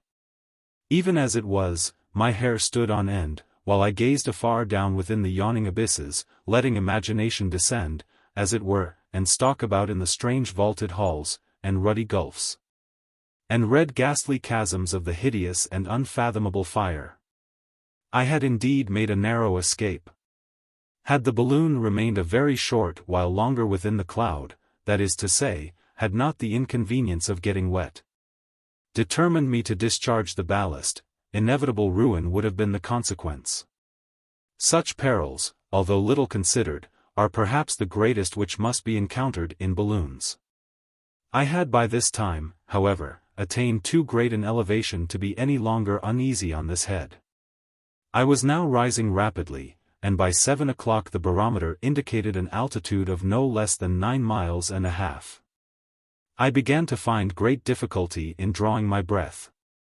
My head, too, was excessively painful, and, having felt for some time a moisture about my cheeks, I at length discovered it to be blood, which was oozing quite fast from the drums of my ears. My eyes, also, gave me great uneasiness. Upon passing the hand over them they seemed to have protruded from their sockets in no inconsiderable degree. And all objects in the car, and even the balloon itself, appeared distorted to my vision. These symptoms were more than I had expected, and occasioned me some alarm. At this juncture, very imprudently, and without consideration, I threw out from the car 3 5-pound pieces of ballast. The accelerated rate of ascent thus obtained, carried me too rapidly, and without sufficient gradation, into a highly rarefied stratum of the atmosphere. And the result had nearly proved fatal to my expedition and to myself. I was suddenly seized with a spasm which lasted for more than 5 minutes, and even when this, in a measure, ceased, I could catch my breath only at long intervals, and in a gasping manner, bleeding all the while copiously at the nose and ears, and even slightly at the eyes. The pigeons appeared distressed in the extreme, and struggled to escape, while the cat mewed piteously, and, with her tongue hanging out of her mouth, staggered to and fro in the car as if under the influence of poison. I now too late discovered the great rashness of which I had been guilty in discharging the ballast, and my agitation was excessive. I anticipated nothing less than death, and death in a few minutes. The physical suffering I underwent contributed also to render me nearly incapable of making any exertion for the preservation of my life. I had, indeed, little power of reflection left, and the violence of the pain in my head seemed to be greatly on the increase. Thus I found that my senses would shortly give way altogether, and I had already clutched one of the valve ropes with the view of attempting a descent, when the recollection of the trick I had played the 3 creditors, and the possible consequences to myself, should I return, operated to deter me for the moment. I lay down in the bottom of the car, and endeavored to collect my faculties. In this I so far succeeded as to determine upon the experiment of losing blood. Having no lancet, however, I was constrained to perform the operation in the best manner I was able, and finally succeeded in opening a vein in my right arm, with the blade of my penknife. The blood had hardly commenced flowing when I experienced a sensible relief, and by the time I had lost about half a moderate basin full, most of the worst symptoms had abandoned me entirely. I nevertheless did not think it expedient to attempt getting on my feet immediately, but, having tied up my arm as well as I could, I lay still for about a quarter of an hour. At the end of this time I arose, and found myself freer from absolute pain of any kind than I had been during the last hour and a quarter of my ascension. The difficulty of breathing, however, was diminished in a very slight degree, and I found that it would soon be positively necessary to make use of my condenser. In the meantime, looking toward the cat, who was again snugly stowed away upon my coat, I discovered to my infinite surprise that she had taken the opportunity of my indisposition to bring into light a litter of 3 little kittens. This was an addition to the number of passengers on my part altogether unexpected, but I was pleased at the occurrence. It would afford me a chance of bringing to a kind of test the truth of a surmise, which, more than anything else, had influenced me in attempting this ascension. I had imagined that the habitual endurance of the atmospheric pressure at the surface of the earth was the cause, or nearly so, of the pain attending animal existence at a distance above the surface. Should the kittens be found to suffer uneasiness in an equal degree with their mother, I must consider my theory in fault. But a failure to do so I should look upon as a strong confirmation of my idea. By 8 o'clock I had actually attained an elevation of 17 miles above the surface of the earth. Thus it seemed to me evident that my rate of ascent was not only on the increase, but that the progression would have been apparent in a slight degree even had I not discharged the ballast which I did. The pains in my head and ears returned, at intervals, with violence, and I still continued to bleed occasionally at the nose, but, upon the whole, I suffered much less than might have been expected. I breathed, however, at every moment, with more and more difficulty, and each inhalation was attended with a troublesome spasmodic action of the chest. I now unpacked the condensing apparatus, and got it ready for immediate use. The view of the earth, at this period of my ascension, was beautiful indeed. To the westward, the northward, and the southward, as far as I could see, lay a boundless sheet of apparently unruffled ocean, which every moment gained a deeper and a deeper tint of blue and began already to assume a slight appearance of convexity. At a vast distance to the eastward, although perfectly discernible, extended the islands of Great Britain, the entire Atlantic coasts of France and Spain, with a small portion of the northern part of the continent of Africa. Of individual edifices not a trace could be discovered, and the proudest cities of mankind had utterly faded away from the face of the earth. What mainly astonished me, in the appearance of things below, was the seeming concavity of the surface of the globe.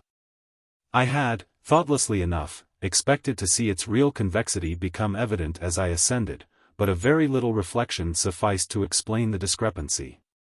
A line, dropped from my position perpendicularly to the earth, would have formed the perpendicular of a right-angled triangle, of which the base would have extended from the right angle to the horizon, and the hypotenuse from the horizon to my position. But my height was little or nothing in comparison with my prospect. In other words, the base and hypotenuse of the supposed triangle would, in my case, have been so long, when compared to the perpendicular, that the two former might have been regarded as nearly parallel. In this manner the horizon of the aeronaut appears always to be upon a level with the car. But as the point immediately beneath him seems, and is, at a great distance below him, it seems, of course, also at a great distance below the horizon. Hence the impression of concavity. And this impression must remain, until the elevation shall bear so great a proportion to the prospect, that the apparent parallelism of the base and hypotenuse disappears. The pigeons about this time seeming to undergo much suffering, I determined upon giving them their liberty. I first untied one of them, a beautiful grey-mottled pigeon, and placed him upon the rim of the wickerwork. He appeared extremely uneasy, looking anxiously around him, fluttering his wings, and making a loud cooing noise, but could not be persuaded to trust himself from off the car. I took him up at last, and threw him to about 6 yards from the balloon. He made, however, no attempt to descend as I had expected, but struggled with great vehemence to get back, uttering at the same time very shrill and piercing cries. He at length succeeded in regaining his former station on the rim, but had hardly done so when his head dropped upon his breast, and he fell dead within the car. The other one did not prove so unfortunate. To prevent his following the example of his companion, and accomplishing a return, I threw him downward with all my force, and was pleased to find him continue his descent, with great velocity, making use of his wings with ease, and in a perfectly natural manner. In a very short time he was out of sight, and I have no doubt he reached home in safety. Puss, who seemed in a great measure recovered from her illness, now made a hearty meal of the dead bird and then went to sleep with much apparent satisfaction. Her kittens were quite lively, and so far evinced not the slightest sign of any uneasiness. At 8:15, being no longer able to draw breath without the most intolerable pain, I proceeded forthwith to adjust around the car the apparatus belonging to the condenser. This apparatus will require some little explanation, and your excellencies will please to bear in mind that my object, in the first place, was to surround myself and cat entirely with a barricade against the highly rarefied atmosphere in which I was existing, with the intention of introducing within this barricade, by means of my condenser, a quantity of this same atmosphere sufficiently condensed for the purposes of respiration. With this object in view I had prepared a very strong perfectly airtight, but flexible gum-elastic bag. In this bag, which was of sufficient dimensions, the entire car was in a manner placed. That is to say, the bag, was drawn over the whole bottom of the car, up its sides, and so on, along the outside of the ropes, to the upper rim or hoop where the network is attached. Having pulled the bag up in this way, and formed a complete enclosure on all sides, and at bottom, it was now necessary to fasten up its top or mouth, by passing its material over the hoop of the network, in other words, between the network and the hoop. But if the network were separated from the hoop to admit this passage, what was to sustain the car in the meantime? Now the network was not permanently fastened to the hoop, but attached by a series of running loops or nooses. I therefore undid only a few of these loops at one time, leaving the car suspended by the remainder. Having thus inserted a portion of the cloth forming the upper part of the bag, I refastened the loops, not to the hoop, for that would have been impossible, since the cloth now intervened, but to a series of large buttons, affixed to the cloth itself, about 3 feet below the mouth of the bag. The intervals between the buttons having been made to correspond to the intervals between the loops. This done, a few more of the loops were unfastened from the rim, a farther portion of the cloth introduced, and the disengaged loops then connected with their proper buttons. In this way it was possible to insert the whole upper part of the bag between the network and the hoop. It is evident that the hoop would now drop down within the car, while the whole weight of the car itself, with all its contents, would be held up merely by the strength of the buttons. This, at first sight, would seem an inadequate dependence. But it was by no means so, for the buttons were not only very strong in themselves, but so close together that a very slight portion of the whole weight was supported by any one of them. Indeed, had the car and contents been 3 times heavier than they were, should not have been at all uneasy. I now raised up the hoop again within the covering of gum elastic, and propped it at nearly its former height by means of 3 light poles prepared for the occasion. This was done, of course, to keep the bag distended at the top, and to preserve the lower part of the network in its proper situation. All that now remained was to fasten up the mouth of the enclosure. And this was readily accomplished by gathering the folds of the material together, and twisting them up very tightly on the inside by means of a kind of stationary tourniquet. In the sides of the covering thus adjusted round the car, had been inserted 3 circular panes of thick but clear glass, through which I could see without difficulty around me in every horizontal direction. In that portion of the cloth forming the bottom, was likewise, a 4th window, of the same kind, and corresponding with a small aperture in the floor of the car itself. This enabled me to see perpendicularly down, but having found it impossible to place any similar contrivance overhead, on account of the peculiar manner of closing up the opening there, and the consequent wrinkles in the cloth, I could expect to see no object situated directly in my zenith. This, of course, was a matter of little consequence, for had I even been able to place a window at top, the balloon itself would have prevented my making any use of it. About a foot below one of the side windows was a circular opening, 8 inches in diameter, and fitted with a brass rim adapted in its inner edge to the windings of a screw. In this rim was screwed the large tube of the condenser, the body of the machine being, of course, within the chamber of gum elastic. Through this tube a quantity of the rare atmosphere circumjacent being drawn by means of a vacuum created in the body of the machine, was thence discharged, in a state of condensation, to mingle with the thin air already in the chamber. This operation being repeated several times, at length filled the chamber with atmosphere proper for all the purposes of respiration. But in so confined a space it would, in a short time, necessarily become foul, and unfit for use from frequent contact with the lungs. It was then ejected by a small valve at the bottom of the car, the dense air readily sinking into the thinner atmosphere below. To avoid the inconvenience of making a total vacuum at any moment within the chamber, this purification was never accomplished all at once, but in a gradual manner, the valve being opened only for a few seconds, then closed again, until 1 or 2 strokes from the pump of the condenser had supplied the place of the atmosphere ejected. For the sake of experiment I had put the cat and kittens in a small basket, and suspended it outside the car to a button at the bottom, close by the valve, through which I could feed them at any moment when necessary. I did this at some little risk, and before closing the mouth of the chamber, by reaching under the car with one of the poles before mentioned to which a hook had been attached. By the time I had fully completed these arrangements and filled the chamber as explained, it wanted only 10 minutes of 9 o'clock. During the whole period of my being thus employed, I endured the most terrible distress from difficulty of respiration, and bitterly did I repent the negligence or rather foolhardiness, of which I had been guilty, of putting off to the last moment a matter of so much importance. But having at length accomplished it, I soon began to reap the benefit of my invention. Once again I breathed with perfect freedom and ease, and indeed why should I not? I was also agreeably surprised to find myself, in a great measure, relieved from the violent pains which had hitherto tormented me. A slight headache, accompanied with a sensation of fullness or distension about the wrists, the ankles, and the throat, was nearly all of which I had now to complain.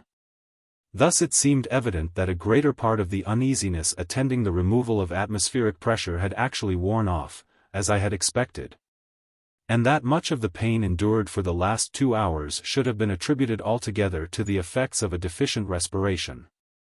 At 20 minutes before 9 o'clock, that is to say, a short time prior to my closing up the mouth of the chamber, the mercury attained its limit, or ran down, in the barometer, which, as I mentioned before, was one of an extended construction. It then indicated an altitude on my part of 132,000 feet, or 25 miles. And I consequently surveyed at that time an extent of the Earth's area amounting to no less than the 320th part of its entire superficies. At 9 o'clock I had again lost sight of land to the eastward, but not before I became aware that the balloon was drifting rapidly to the N.N.W. The convexity of the ocean beneath me was very evident indeed, although my view was often interrupted by the masses of cloud which floated to and fro. At 9:30 I tried the experiment of throwing out a handful of feathers through the valve. They did not float as I had expected, but dropped down perpendicularly, like a bullet, en masse, and with the greatest velocity, being out of sight in a very few seconds. I did not at first know what to make of this extraordinary phenomenon, not being able to believe that my rate of ascent had, of a sudden, met with so prodigious an acceleration. But it soon occurred to me that the atmosphere was now far too rare to sustain even the feathers, that they actually fell, as they appeared to do, with great rapidity, and that I had been surprised by the united velocities of their descent and my own elevation. By 10 o'clock I found that I had very little to occupy my immediate attention. Affairs went swimmingly, and I believed the balloon to be going upward with a speed increasing momently, although I had no longer any means of ascertaining the progression of the increase. I suffered no pain or uneasiness of any kind, and enjoyed better spirits than I had at any period since my departure from Rotterdam, busying myself now in examining the state of my various apparatus, and now in regenerating the atmosphere within the chamber. This latter point I determined to attend to at regular intervals of 40 minutes, more on account of the preservation of my health, than from so frequent a renovation being absolutely necessary. In the meanwhile I could not help making anticipations. Fancy revelled in the wild and dreamy regions of the moon. Imagination, feeling herself for once unshackled, roamed at will among the ever-changing wonders of a shadowy and unstable land. Now there were hoary and time-honored forests, and craggy precipices, and waterfalls tumbling with a loud noise into abysses without a bottom. Then I came suddenly into still noonday solitudes, where no wind of heaven ever intruded, and where vast meadows of poppies, and slender, lily-looking flowers spread themselves out a weary distance, all silent and motionless forever. Then again I journeyed far down away into another country where it was all one dim and vague lake, with a boundary line of clouds. But fancies such as these were not the sole possessors of my brain. Horrors of a nature most stern and most appalling would too frequently obtrude themselves upon my mind, and shake the innermost depths of my soul with the bare supposition of their possibility. Yet I would not suffer my thoughts for any length of time to dwell upon these latter speculations, rightly judging the real and palpable dangers of the voyage sufficient for my undivided attention.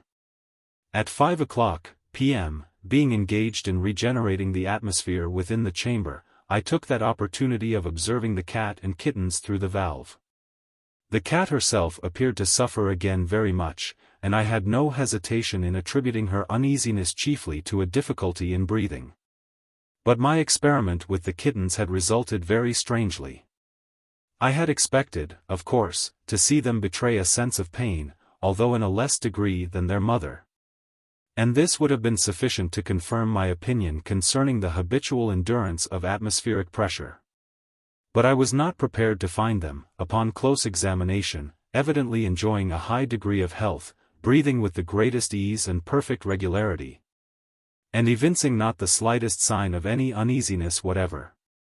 I could only account for all this by extending my theory, and supposing that the highly rarefied atmosphere around might perhaps not be, as I had taken for granted, chemically insufficient for the purposes of life, and that a person born in such a medium might, possibly, be unaware of any inconvenience attending its inhalation, while, upon removal to the denser strata near the earth, he might endure tortures of a similar nature to those I had so lately experienced. It has since been to me a matter of deep regret that an awkward accident, at this time, occasioned me the loss of my little family of cats, and deprived me of the insight into this matter which a continued experiment might have afforded. In passing my hand through the valve, with a cup of water for the old puss, the sleeves of my shirt became entangled in the loop which sustained the basket, and thus, in a moment, loosened it from the bottom. Had the whole actually vanished into air, it could not have shot from my sight in a more abrupt and instantaneous manner. Positively, there could not have intervened the 10th part of a second between the disengagement of the basket and its absolute and total disappearance with all that it contained. My good wishes followed it to the earth, but of course, I had no hope that either cat or kittens would ever live to tell the tale of their misfortune.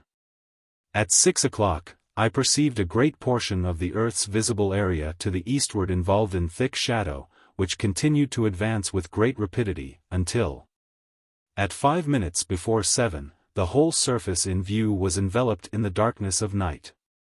It was not, however, until long after this time that the rays of the setting sun ceased to illumine the balloon. And this circumstance, although of course fully anticipated, did not fail to give me an infinite deal of pleasure.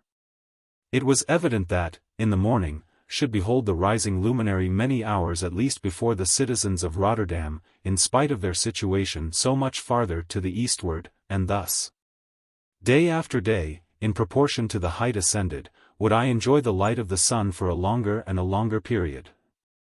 I now determined to keep a journal of my passage, reckoning the days from 1 to 24 hours continuously, without taking into consideration the intervals of darkness. At 10 o'clock, feeling sleepy, I determined to lie down for the rest of the night. But here a difficulty presented itself, which, obvious as it may appear, had escaped my attention up to the very moment of which I am now speaking. If I went to sleep as I proposed, how could the atmosphere in the chamber be regenerated in the interim? To breathe it for more than an hour, at the farthest, would be a matter of impossibility, or, if even this term could be extended to an hour and a quarter, the most ruinous consequences might ensue.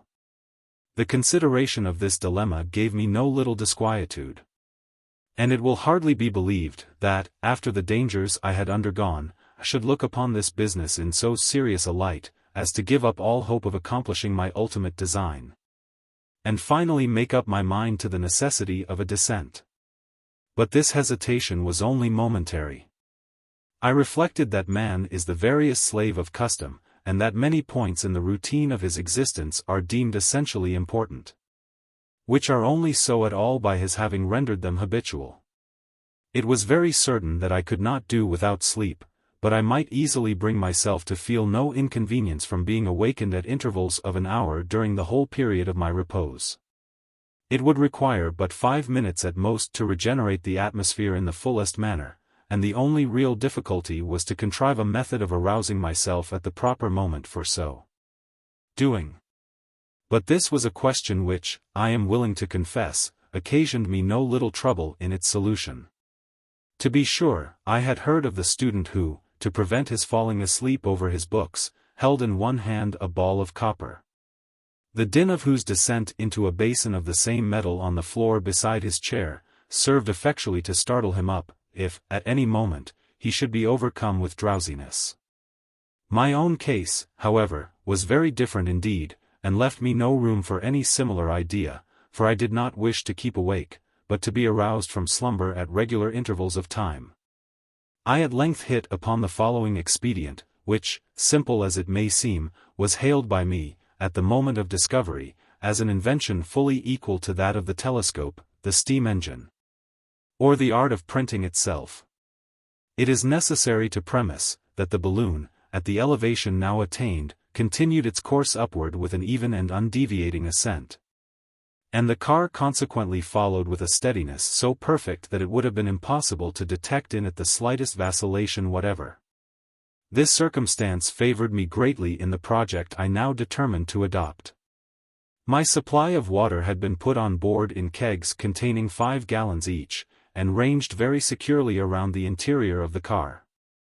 I unfastened one of these, and taking 2 ropes tied them tightly across the rim of the wickerwork from one side to the other, placing them about a foot apart and parallel so as to form a kind of shelf, upon which I placed the keg, and steadied it in a horizontal position.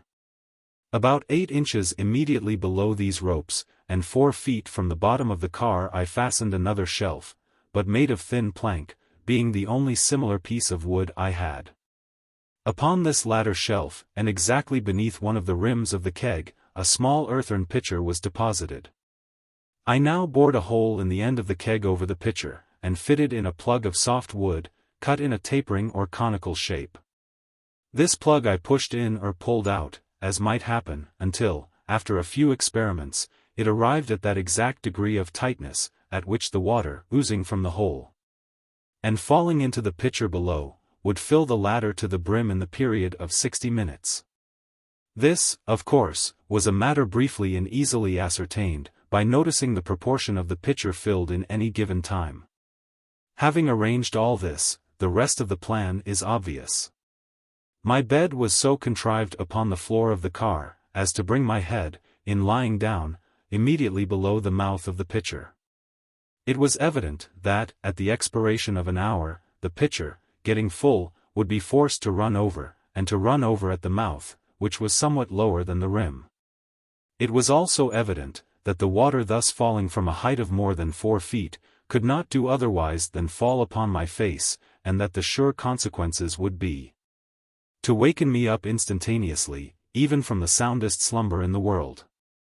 It was fully 11 by the time I had completed these arrangements, and I immediately betook myself to bed, with full confidence in the efficiency of my invention. Nor in this matter was I disappointed. Punctually every 60 minutes was I aroused by my trusty chronometer, when, having emptied the pitcher into the bunghole of the keg, and performed the duties of the condenser, I retired again to bed. These regular interruptions to my slumber caused me even less discomfort than I had anticipated. And when I finally arose for the day, it was 7 o'clock, and the sun had attained many degrees above the line of my horizon. April 3rd. I found the balloon at an immense height indeed, and the earth's apparent convexity increased in a material degree. Below me in the ocean lay a cluster of black specks, which undoubtedly were islands. Far away to the northward I perceived a thin, white, and exceedingly brilliant line, or streak, on the edge of the horizon. And I had no hesitation in supposing it to be the southern disk of the ices of the polar sea. My curiosity was greatly excited, for I had hopes of passing on much farther to the north, and might possibly, at some period, find myself placed directly above the pole itself. I now lamented that my great elevation would, in this case, prevent my taking as accurate a survey as I could wish. Much, however, might be ascertained. Nothing else of an extraordinary nature occurred during the day. My apparatus all continued in good order, and the balloon still ascended without any perceptible vacillation. The cold was intense, and obliged me to wrap up closely in an overcoat. When darkness came over the earth, I betook myself to bed, although it was for many hours afterward broad daylight all around my immediate situation. The water clock was punctual in its duty, and I slept until next morning soundly, with the exception of the periodical interruption. April 4th. Arose in good health and spirits, and was astonished at the singular change which had taken place in the appearance of the sea.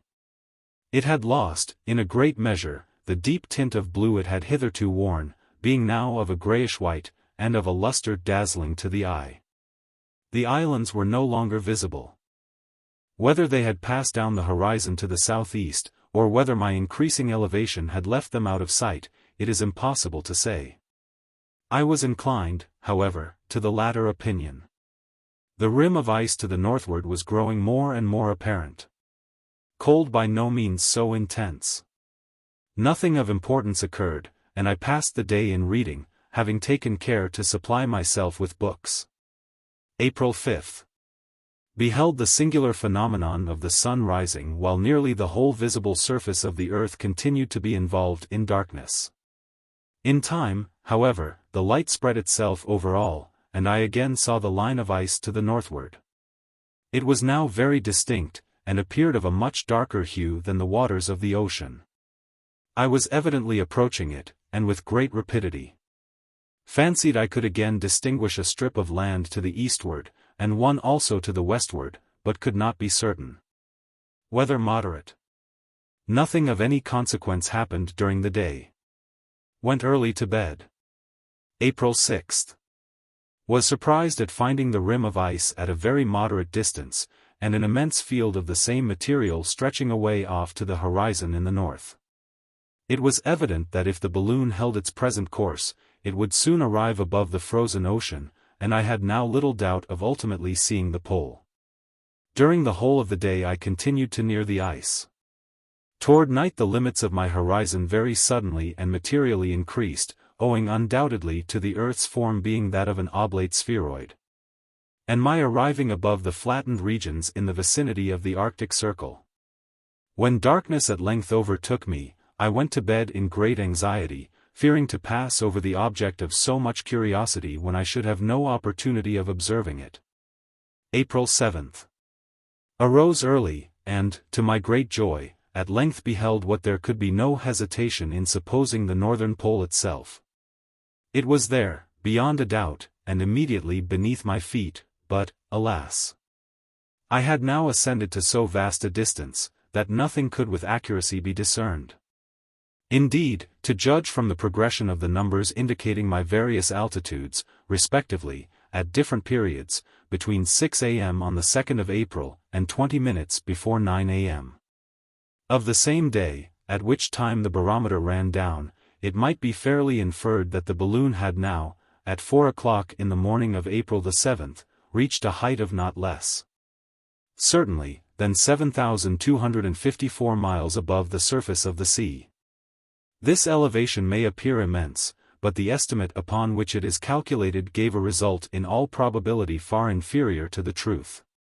At all events, I undoubtedly beheld the whole of the Earth's major diameter. The entire northern hemisphere lay beneath me like a chart orthographically projected, and the great circle of the equator itself formed the boundary line of my horizon.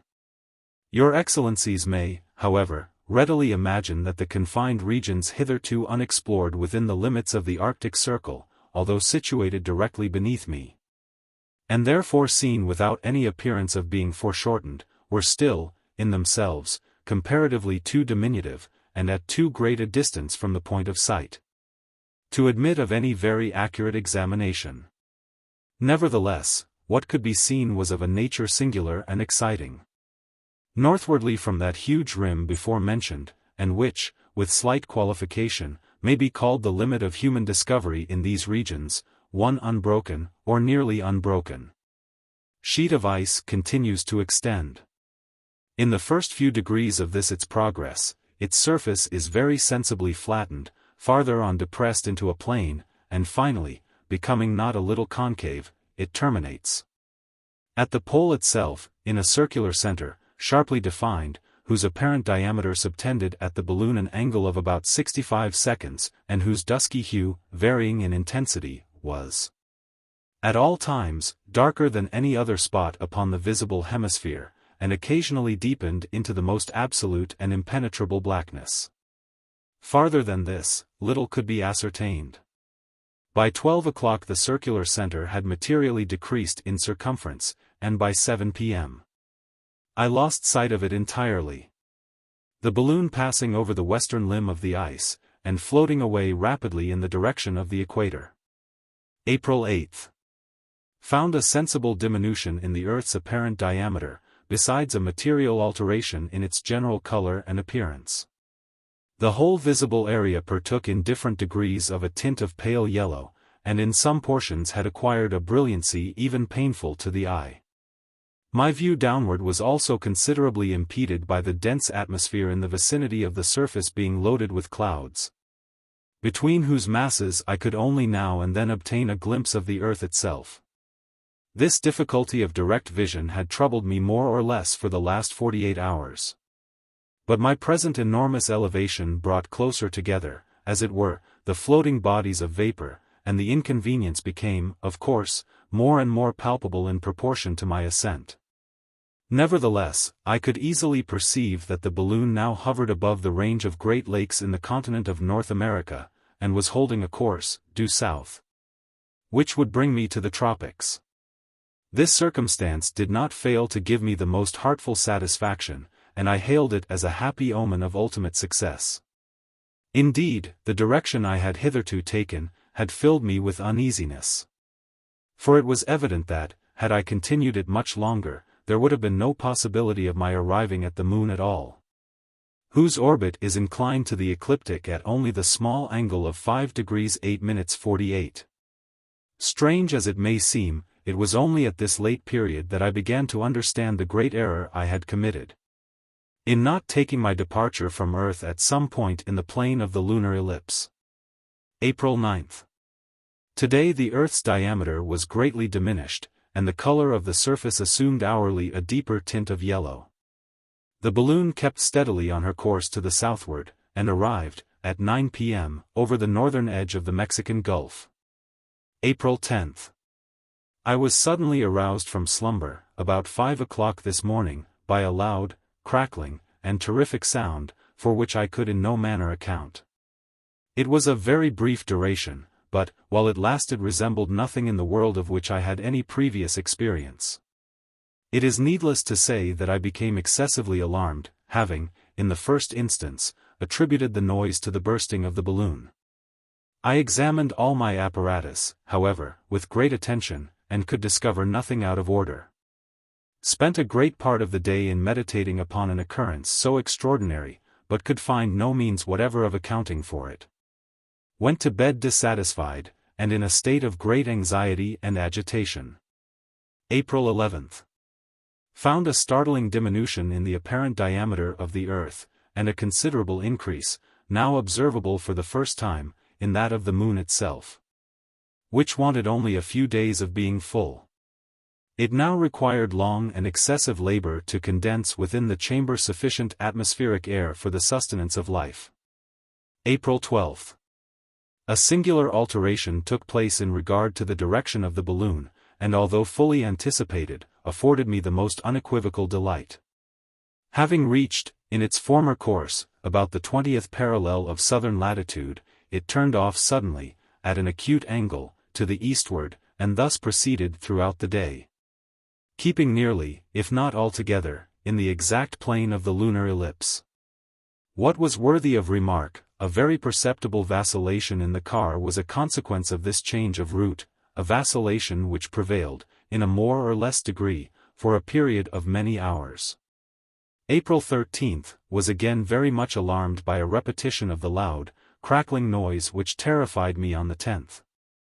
Thought long upon the subject, but was unable to form any satisfactory conclusion. Great decrease in the Earth's apparent diameter, which now subtended from the balloon an angle of very little more than 25 degrees. The Moon could not be seen at all, being nearly in my zenith. I still continued in the plane of the ellipse, but made little progress to the eastward. April 14. Extremely rapid decrease in the diameter of the Earth. Today I became strongly impressed with the idea, that the balloon was now actually running up the line of apsides to the point of perigee, in other words, holding the direct course which would bring it immediately to the Moon in that part of its orbit the nearest to the Earth.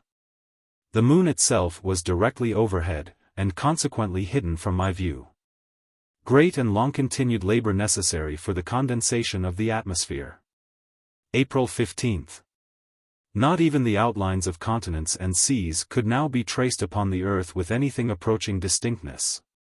About 12 o'clock I became aware, for the third time, of that appalling sound which had so astonished me before. It now, however, continued for some moments, and gathered intensity as it continued. At length, while, stupefied and terror-stricken, I stood in expectation of I knew not what hideous destruction, the car vibrated with excessive violence. And a gigantic and flaming mass of some material which I could not distinguish, came with a voice of 1,000 thunders, roaring and booming by the balloon. When my fears and astonishment had in some degree subsided, I had little difficulty in supposing it to be some mighty volcanic fragment ejected from that world to which I was so rapidly approaching. And, in all probability, one of that singular class of substances occasionally picked up on the Earth, and termed meteoric stones for want of a better appellation. April 16. Today, looking upward as well as I could, through each of the side windows alternately, I beheld, to my great delight, a very small portion of the Moon's disk protruding, as it were, on all sides beyond the huge circumference of the balloon.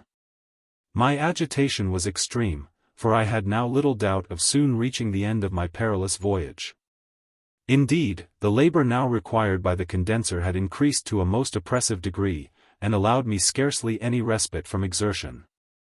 Sleep was a matter nearly out of the question. I became quite ill, and my frame trembled with exhaustion. It was impossible that human nature could endure this state of intense suffering much longer. During the now brief interval of darkness a meteoric stone again passed in my vicinity, and the frequency of these phenomena began to occasion me much apprehension. April 17. This morning proved an epoch in my voyage. It will be remembered that, on the 13th, the Earth subtended an angular breadth of 25 degrees. On the 14th this had greatly diminished. On the 15th a still more remarkable decrease was observable, and, on retiring on the night of the 16th, I had noticed an angle of no more than about 7 degrees and 15 minutes.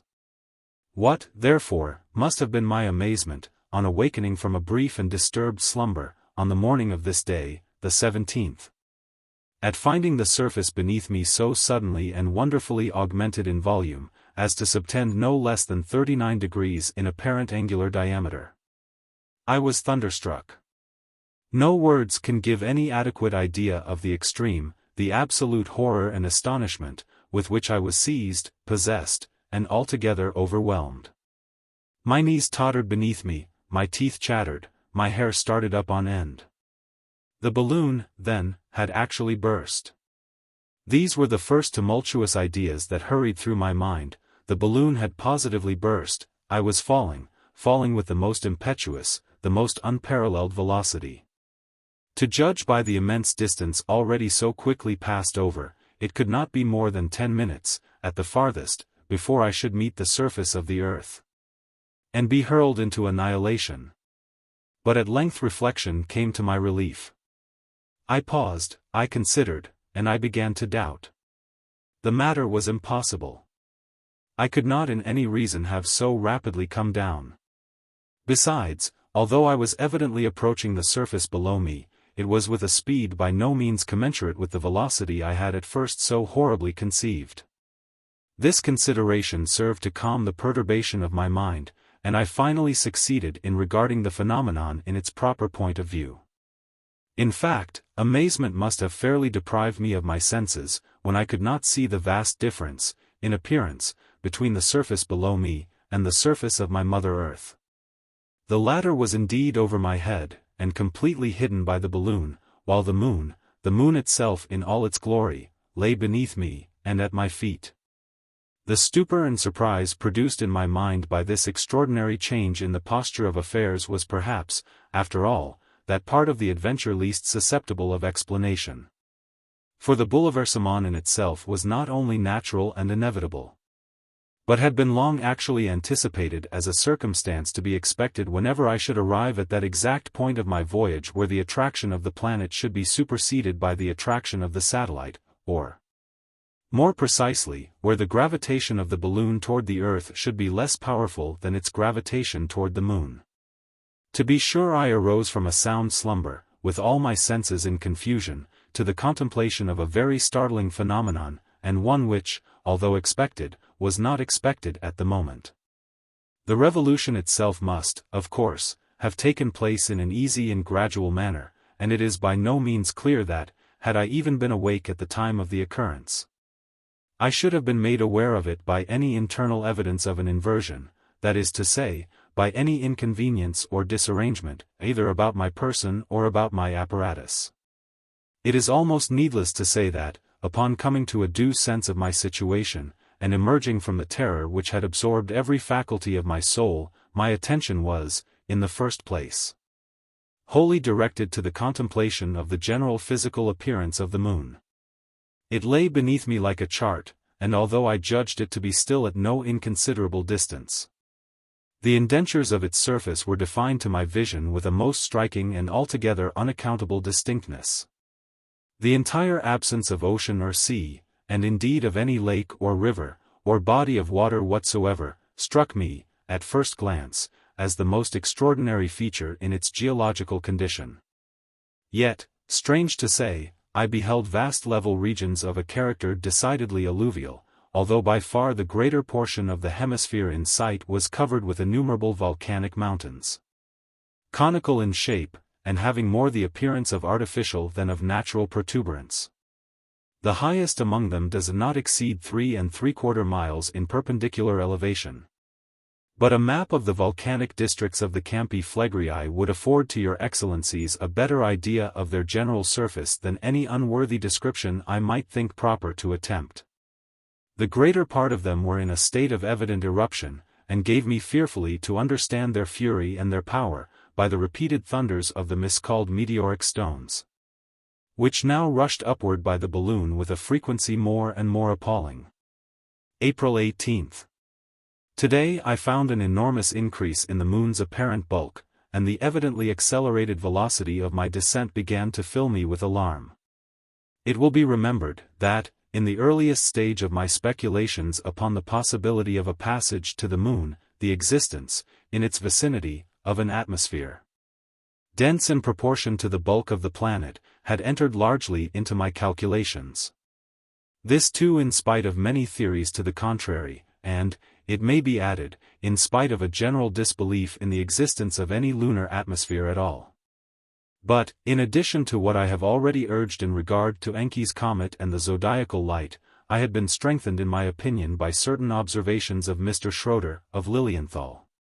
He observed the moon when 2 days and a half old, in the evening soon after sunset, before the dark part was visible, and continued to watch it until it became visible. The two cusps appeared tapering in a very sharp faint prolongation, each exhibiting its farthest extremity faintly illuminated by the solar rays, before any part of the dark hemisphere was visible. Soon afterward, the whole dark limb became illuminated. This prolongation of the cusps beyond the semicircle, I thought, must have arisen from the refraction of the sun's rays by the moon's atmosphere. I computed, also, the height of the atmosphere, which could refract light enough into its dark hemisphere to produce a twilight more luminous than the light reflected from the earth when the moon is about 32 degrees from the new, to be 1,356 Paris feet. In this view, I suppose the greatest height capable of refracting the solar ray, to be 5,376 feet. My ideas on this topic had also received confirmation by a passage in the 82nd volume of the Philosophical Transactions, in which it is stated that at an occultation of Jupiter's satellites, the third disappeared after having been about 1 or 2 of time indistinct, and the fourth became indiscernible near the limb. 12. Upon the resistance or, more properly, upon the support of an atmosphere, existing in the state of density imagined, I had, of course, entirely depended for the safety of my ultimate descent. Should I then, after all, prove to have been mistaken, I had in consequence nothing better to expect, as a finale to my adventure, than being dashed into atoms against the rugged surface of the satellite. And, indeed, I had now every reason to be terrified. My distance from the moon was comparatively trifling, while the labor required by the condenser was diminished not at all. And I could discover no indication whatever of a decreasing rarity in the air. April 19. This morning, to my great joy, about 9 o'clock, the surface of the moon being frightfully near, and my apprehensions excited to the utmost, the pump of my condenser at length gave evident tokens of an alteration in the atmosphere. By 10, I had reason to believe its density considerably increased. By 11, very little labor was necessary at the apparatus. And at 12 o'clock, with some hesitation, I ventured to unscrew the tourniquet, when, finding no inconvenience from having done so, I finally threw open the gum-elastic chamber, and unrigged it from around the car. As might have been expected, spasms and violent headache were the immediate consequences of an experiment so precipitate and full of danger. But these and other difficulties attending respiration, as they were by no means so great as to put me in peril of my life, I determined to endure as I best could, in consideration of my leaving them behind me momently in my approach to the denser strata near the moon. This approach, however, was still impetuous in the extreme. And it soon became alarmingly certain that, although I had probably not been deceived in the expectation of an atmosphere dense in proportion to the mass of the satellite, still I had been wrong in supposing this density, even at the surface, at all adequate to the support of the great weight contained in the car of my balloon. Yet this should have been the case, and in an equal degree as at the surface of the earth, the actual gravity of bodies at either planet supposed in the ratio of the atmospheric condensation. That it was not the case, however, my precipitous downfall gave testimony enough. Why it was not so, can only be explained by a reference to those possible geological disturbances to which I have formerly alluded. At all events I was now close upon the planet, and coming down with the most terrible impetuosity. I lost not a moment, accordingly, in throwing overboard first my ballast, then my water kegs, then my condensing apparatus and gum-elastic chamber, and finally every article within the car. But it was all to no purpose. I still fell with horrible rapidity, and was now not more than half a mile from the surface. As a last resource, therefore, having got rid of my coat, hat, and boots, I cut loose from the balloon the car itself, which was of no inconsiderable weight, and thus, clinging with both hands to the network, I had barely time to observe that the whole country, as far as the eye could reach, was thickly interspersed with diminutive habitations.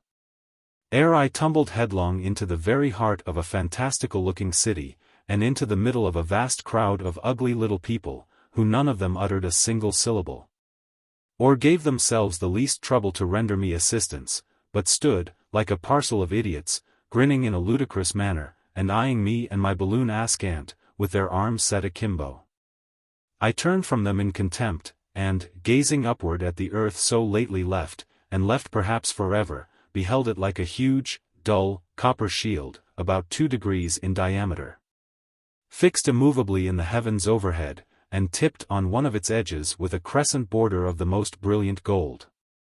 No traces of land or water could be discovered, and the whole was clouded with variable spots, and belted with tropical and equatorial zones. Thus, may it please your Excellencies, after a series of great anxieties, unheard of dangers, and unparalleled escapes, I had, at length, on the 19th day of my departure from Rotterdam, arrived in safety at the conclusion of a voyage undoubtedly the most extraordinary, and the most momentous, ever accomplished, undertaken, or conceived by any denizen of earth. But my adventures yet remain to be related. And indeed your Excellencies may well imagine that, after a residence of 5 years upon a planet not only deeply interesting in its own peculiar character, but rendered doubly so by its intimate connection, in capacity of satellite, with the world inhabited by man, I may have intelligence for the private ear of the States College of Astronomers of far more importance than the details, however wonderful, of the mere voyage which so happily concluded. This is, in fact, the case. I have much, very much which it would give me the greatest pleasure to communicate. I have much to say of the climate of the planet, of its wonderful alternations of heat and cold, of unmitigated and burning sunshine for one fortnight, and more than polar frigidity for the next, of a constant transfer of moisture, by distillation like that in vacuo, from the point beneath the sun to the point the farthest from it, of a variable zone of running water, of the people themselves, of their manners, customs, and political institutions, of their peculiar physical construction, of their ugliness, of their want of ears, those useless appendages in an atmosphere so peculiarly modified, of their consequent ignorance of the use and properties of speech, of their substitute for speech in a singular method of intercommunication, of the incomprehensible connection between each particular individual in the moon with some particular individual on the earth, a connection analogous with, and depending upon, that of the orbs of the planet and the satellites, and by means of which the lives and destinies of the inhabitants of the one are interwoven with the lives and destinies of the inhabitants of the other. And above all, if it so please your Excellencies, above all, of those dark and hideous mysteries which lie in the outer regions of the moon, regions which, owing to the almost miraculous accordance of the satellite's rotation on its own axis with its sidereal revolution about the earth, have never yet been turned, and, by God's mercy, never shall be turned, to the scrutiny of the telescopes of man. All this, and more, much more, would I most willingly detail. But, to be brief, I must have my reward. I am pining for a return to my family and to my home. And as the price of any farther communication on my part, in consideration of the light which I have it in my power to throw upon many very important branches of physical and metaphysical science, I must solicit, through the influence of your honorable body, a pardon for the crime of which I have been guilty in the death of the creditors upon my departure from Rotterdam. This, then, is the object of the present paper. Its bearer, an inhabitant of the moon, whom I have prevailed upon, and properly instructed, to be my messenger to the earth, will await your Excellency's pleasure, and return to me with the pardon in question, if it can, in any manner, be obtained. I have the honor to be, etc., your Excellency's very humble servant, Hans Pfaall. Upon finishing the perusal of this very extraordinary document, Professor Rubadub, it is said, dropped his pipe upon the ground in the extremity of his surprise. And Mynheer Superbus von Underduck, having taken off his spectacles, wiped them, and deposited them in his pocket, so far forgot both himself and his dignity, as to turn round 3 times upon his heel in the quintessence of astonishment and admiration. There was no doubt about the matter, the pardon should be obtained. So at least swore, with a round oath, Professor Rubadub, and so finally thought the illustrious Von Underduck, as he took the arm of his brother in science, and without saying a word, began to make the best of his way home to deliberate upon the measures to be adopted. Having reached the door, however, of the burgomaster's dwelling, the professor ventured to suggest that as the messenger had thought proper to disappear, no doubt frightened to death by the savage appearance of the burghers of Rotterdam, the pardon would be of little use, as no one but a man of the moon would undertake a voyage to so vast a distance. To the truth of this observation the burgomaster assented, and the matter was therefore at an end. Not so, however, rumors and speculations. The letter, having been published, gave rise to a variety of gossip and opinion. Some of the overwise even made themselves ridiculous by decrying the whole business, as nothing better than a hoax. But hoax, with these sort of people, is, I believe, a general term for all matters above their comprehension. For my part, I cannot conceive upon what data they have founded such an accusation. Let us see what they say. Imprimis, that certain wags in Rotterdam have certain especial antipathies to certain burgomasters and astronomers. Secondly, that an odd little dwarf and bottle conjurer, both of whose ears, for some misdemeanor, have been cut off close to his head, has been missing for several days from the neighboring city of Bruges. Thirdly, that the newspapers which were stuck all over the little balloon were newspapers of Holland, and therefore could not have been made in the moon. They were dirty papers, very dirty, and Gluck, the printer, would take his Bible oath to their having been printed in Rotterdam. Fourthly, that Hans Pfaall himself, the drunken villain, and the 3 very idle gentlemen styled his creditors, were all seen, no longer than 2 or 3 days ago, in a tippling house in the suburbs, having just returned, with money in their pockets, from a trip beyond the sea. Lastly, that it is an opinion very generally received, or which ought to be generally received, that the College of Astronomers in the city of Rotterdam, as well as other colleges in all other parts of the world, not to mention colleges and astronomers in general, are, to say the least of the matter, not a whit better, nor greater, nor wiser than they ought to be. 13. King Pest. A tale containing an allegory. The gods do bear and will allow in kings the things which they abhor in rascal roots. Buckhurst's tragedy of Ferex and Porrex. About 12 o'clock, one night in the month of October, and during the chivalrous reign of the 3rd Edward, 2 seamen belonging to the crew of the Free and Easy, a trading schooner plying between Sluis and the Thames, and then at anchor in that river, were much astonished to find themselves seated in the taproom of an alehouse in the parish of St. Andrews, London, which alehouse bore for sign the portraiture of a jolly tar.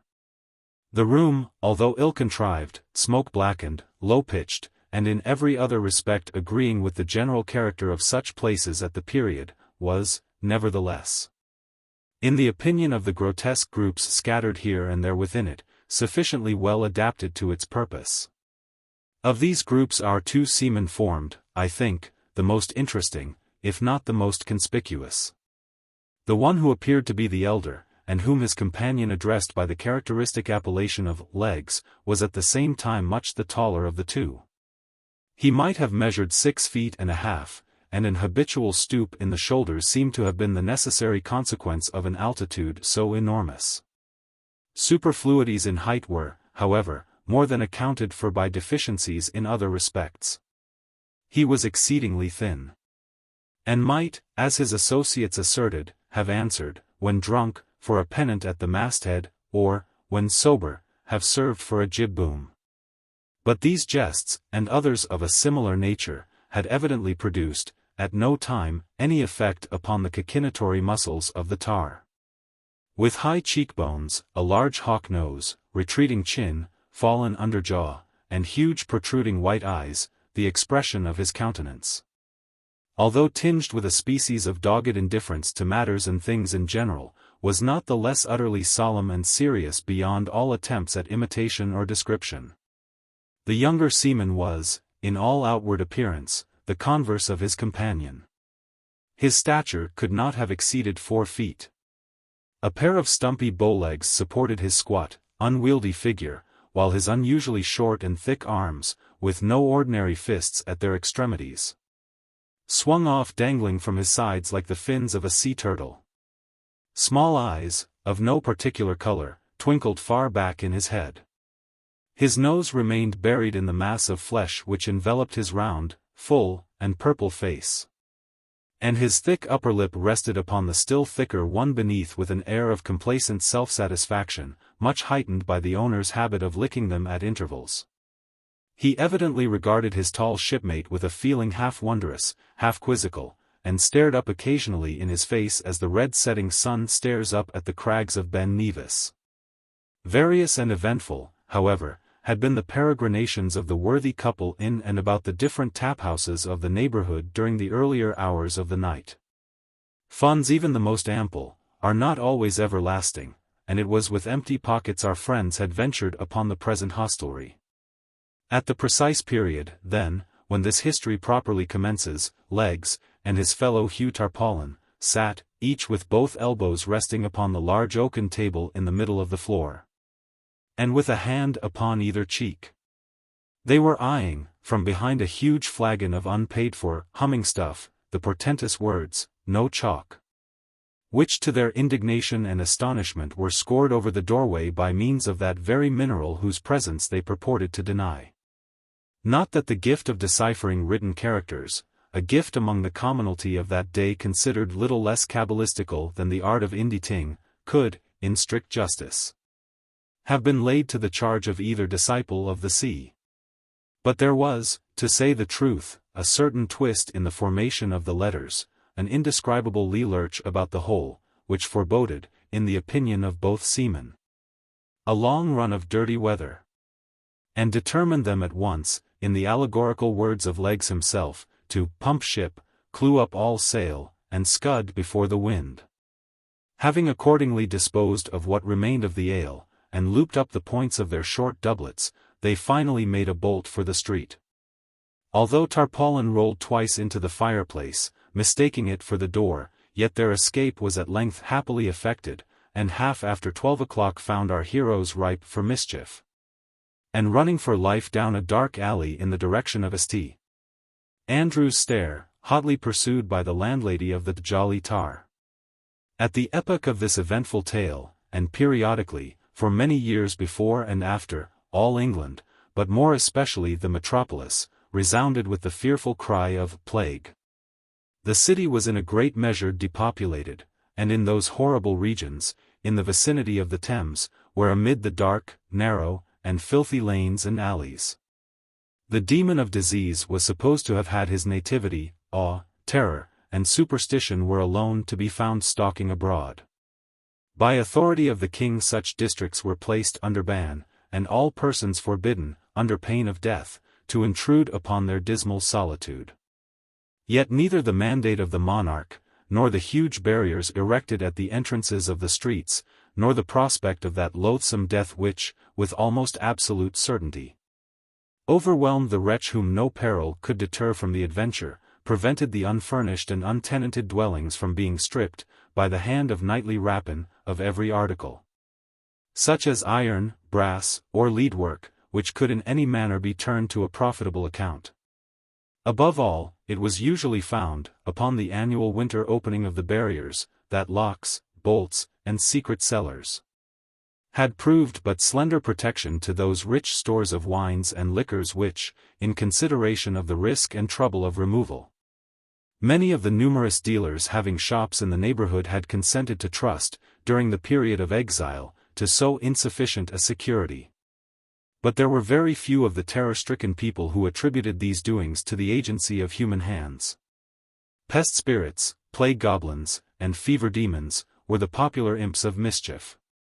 And tales so blood-chilling were hourly told, that the whole mass of forbidden buildings was, at length, enveloped in terror as in a shroud. And the plunderer himself was often scared away by the horrors his own depreciations had created, leaving the entire vast circuit of prohibited district to gloom, silence, pestilence, and death. It was by one of the terrific barriers already mentioned, and which indicated the region beyond to be under the pest ban, that, in scrambling down an alley, Legs and the worthy Hugh Tarpaulin found their progress suddenly impeded. To return was out of the question, and no time was to be lost, as their pursuers were close upon their heels. With thoroughbred seamen to clamber up the roughly fashioned plankwork was a trifle. And, maddened with the twofold excitement of exercise and liquor, they leaped unhesitatingly down within the enclosure, and holding on their drunken course with shouts and yellings, were soon bewildered in its noisome and intricate recesses. Had they not, indeed, been intoxicated beyond moral sense, their reeling footsteps must have been palsied by the horrors of their situation. The air was cold and misty. The paving stones, loosened from their beds, lay in wild disorder amid the tall, rank grass, which sprang up around the feet and ankles. Fallen houses choked up the streets. The most fetid and poisonous smells everywhere prevailed. And by the aid of that ghastly light which, even at midnight, never fails to emanate from a vapory and pestilential atmosphere, might be discerned lying in the bypaths and alleys, or rotting in the windowless habitations, the carcass of many a nocturnal plunderer arrested by the hand of the plague in the very perpetration of his robbery. But it lay not in the power of images, or sensations, or impediments such as these, to stay the course of men who, naturally brave, and at that time especially brimful of courage and of humming stuff, would have reeled, as straight as their condition might have permitted, undauntedly into the very jaws of death. Onward, still onward stalked the grim Legs, making the desolate solemnity echo and re-echo with yells like the terrific war-whoop of the Indian. And onward, still onward rolled the dumpy Tarpaulin, hanging on to the doublet of his more active companion, and far surpassing the latter's most strenuous exertions in the way of vocal music, by bull-roarings in basso, from the profundity of his stentorian lungs. They had now evidently reached the strong hold of the pestilence. Their way at every step or plunge grew more noisome and more horrible, the paths more narrow and more intricate. Huge stones and beams falling momently from the decaying roofs above them, gave evidence, by their sullen and heavy descent, of the vast height of the surrounding houses. And while actual exertion became necessary to force a passage through frequent heaps of rubbish, it was by no means seldom that the hand fell upon a skeleton or rested upon a more fleshly corpse. Suddenly, as the seamen stumbled against the entrance of a tall and ghastly-looking building, a yell more than usually shrill from the throat of the excited Legs, was replied to from within, in a rapid succession of wild, laughter-like, and fiendish shrieks. Nothing daunted at sounds which, of such a nature, at such a time, and in such a place, might have curdled the very blood in hearts less irrevocably on fire. The drunken couple rushed headlong against the door, burst it open, and staggered into the midst of things with a volley of curses. The room within which they found themselves proved to be the shop of an undertaker. But an open trap-door, in a corner of the floor near the entrance, looked down upon a long range of wine cellars, whose depths the occasional sound of bursting bottles proclaimed to be well stored with their appropriate contents. In the middle of the room stood a table, in the center of which again arose a huge tub of what appeared to be punch. Bottles of various wines and cordials, together with jugs, pitchers, and flagons of every shape and quality, were scattered profusely upon the board. Around it, upon coffin trestles, was seated a company of 6. This company I will endeavor to delineate one by one. Fronting the entrance, and elevated a little above his companions, sat a personage who appeared to be the president of the table. His stature was gaunt and tall, and Legs was confounded to behold in him a figure more emaciated than himself. His face was as yellow as saffron, but no feature excepting one alone, was sufficiently marked to merit a particular description. This one consisted in a forehead so unusually and hideously lofty, as to have the appearance of a bonnet or crown of flesh superadded upon the natural head. His mouth was puckered and dimpled into an expression of ghastly affability, and his eyes, as indeed the eyes of all at table, were glazed over with the fumes of intoxication. This gentleman was clothed from head to foot in a richly embroidered black silk velvet pall, wrapped negligently around his form after the fashion of a Spanish cloak. His head was stuck full of sable hearse plumes, which he nodded to and fro with a jaunty and knowing air. And, in his right hand, he held a huge human thigh-bone, with which he appeared to have been just knocking down some member of the company for a song. Opposite him, and with her back to the door, was a lady of no whit the less extraordinary character. Although quite as tall as the person just described, she had no right to complain of his unnatural emaciation. She was evidently in the last stage of a dropsy. And her figure resembled nearly that of the huge puncheon of October beer which stood, with the head driven in, close by her side, in a corner of the chamber. Her face was exceedingly round, red, and full. And the same peculiarity, or rather want of peculiarity, attached itself to her countenance, which I before mentioned in the case of the President, that is to say, only one feature of her face was sufficiently distinguished to need a separate characterization. Indeed, the acute tarpaulin immediately observed that the same remark might have applied to each individual person of the party, every one of whom seemed to possess a monopoly of some particular portion of physiognomy. With the lady in question this portion proved to be the mouth. Commencing at the right ear, it swept with a terrific chasm to the left, the short pendants which she wore in either auricle continually bobbing into the aperture. She made, however, every exertion to keep her mouth closed and look dignified, in a dress consisting of a newly starched and ironed shroud coming up close under her chin, with a crimp-led ruffle of cambric muslin. At her right hand sat a diminutive young lady whom she appeared to patronize. This delicate little creature, in the trembling of her wasted fingers, in the livid hue of her lips, and in the slight hectic spot which tinged her otherwise leaden complexion, gave evident indications of a galloping consumption. An air of extreme haute ton, however, pervaded her whole appearance. She wore in a graceful and dégaged manner, a large and beautiful winding sheet of the finest India lawn. Her hair hung in ringlets over her neck, a soft smile played about her mouth. But her nose, extremely long, thin, sinuous, flexible and pimpled, hung down far below her under lip. And in spite of the delicate manner in which she now and then moved it to one side or the other with her tongue, gave to her countenance a somewhat equivocal expression.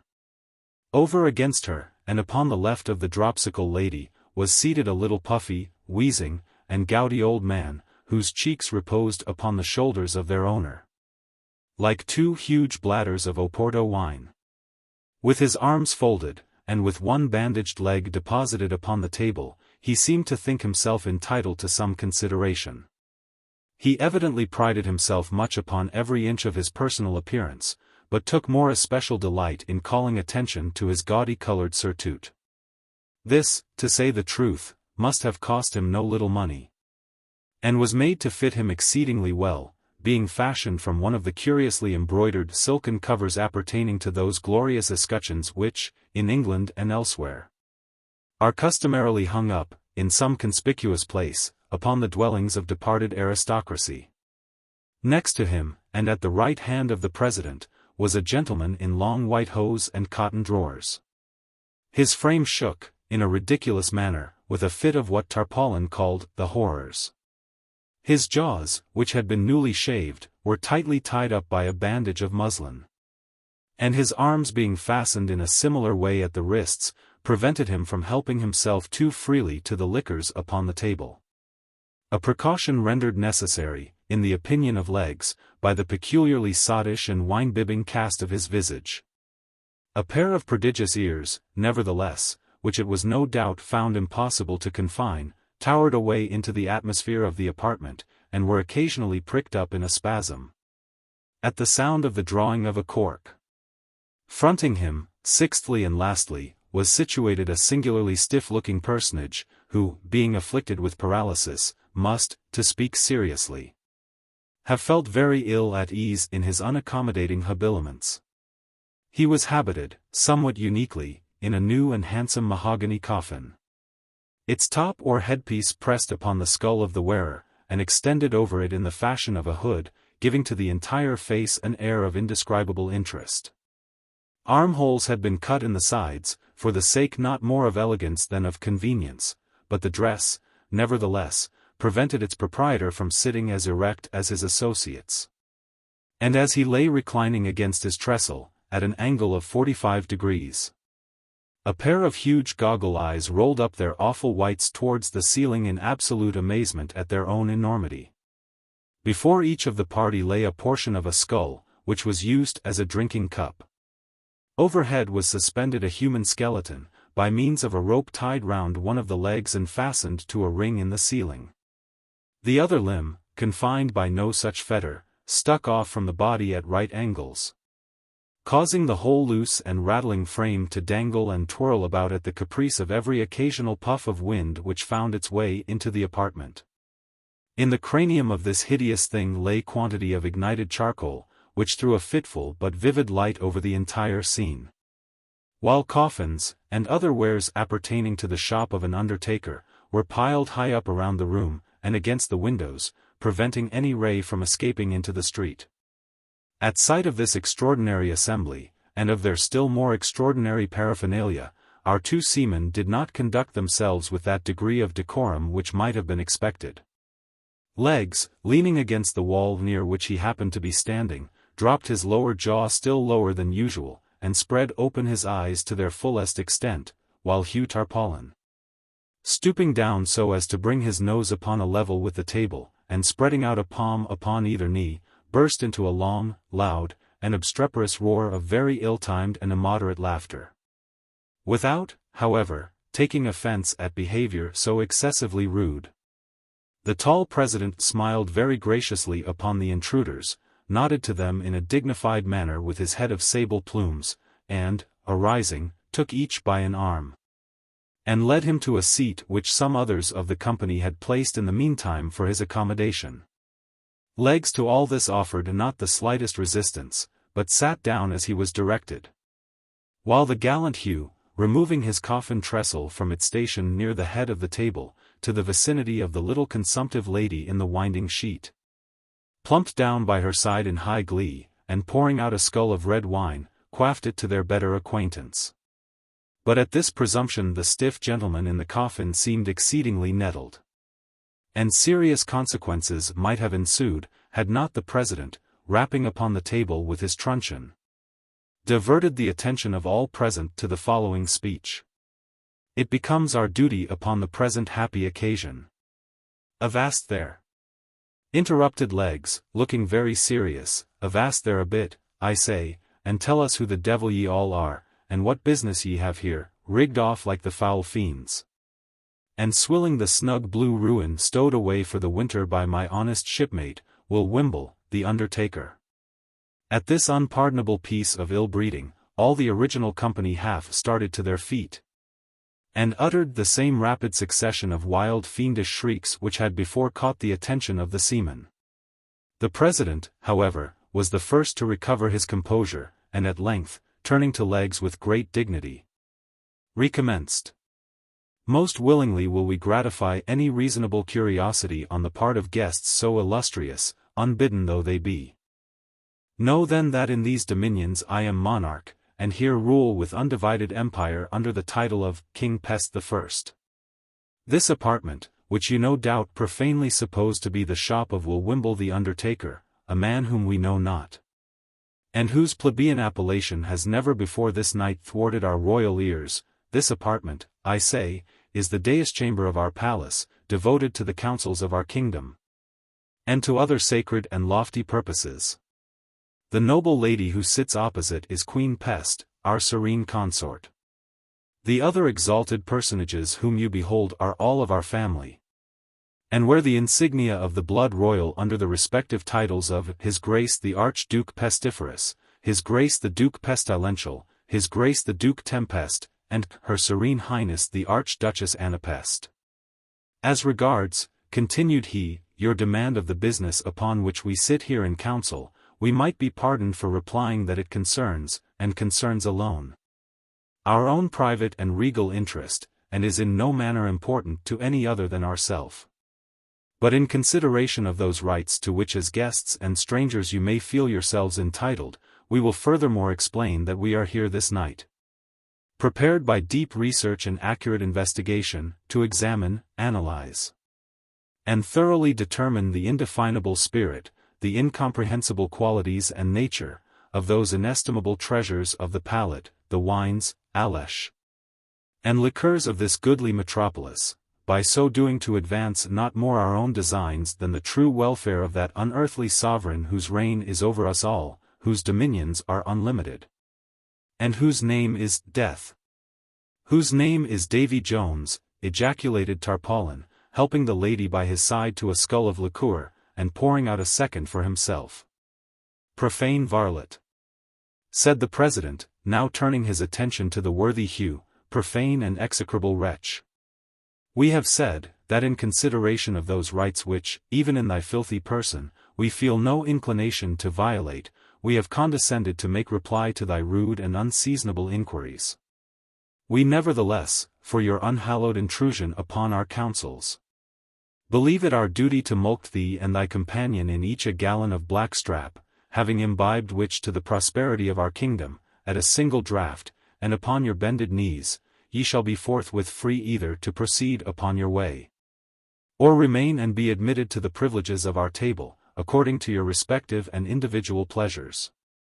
It would be a matter of utter impossibility, replied Legs, whom the assumptions and dignity of King Pest I had evidently inspired some feelings of respect, and who arose and steadied himself by the table as he spoke. It would, please your majesty, be a matter of utter impossibility to stow away in my hold even 1/4 part of the same liquor which your majesty has just mentioned, to say nothing of the stuffs placed on board in the forenoon by way of ballast, and not to mention the various Alesh and liqueurs shipped this evening at different seaports. I have, at present, a full cargo of humming stuff taken in and duly paid for at the sign of the Jolly Tar.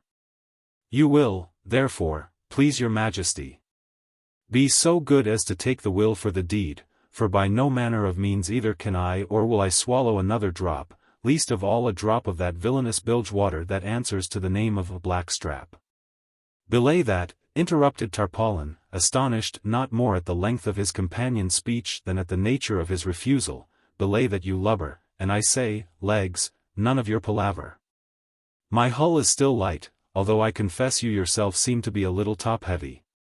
And as for the matter of your share of the cargo, why rather than raise a squall I would find stowage room for it myself, but this proceeding, interposed the president, is by no means in accordance with the terms of the mulct or sentence, which is in its nature median, and not to be altered or recalled. The conditions we have imposed must be fulfilled to the letter, and that without a moment's hesitation, in failure of which fulfillment we decree that you do here be tied neck and heels together, and duly drowned as rebels in yon hogshead of October beer.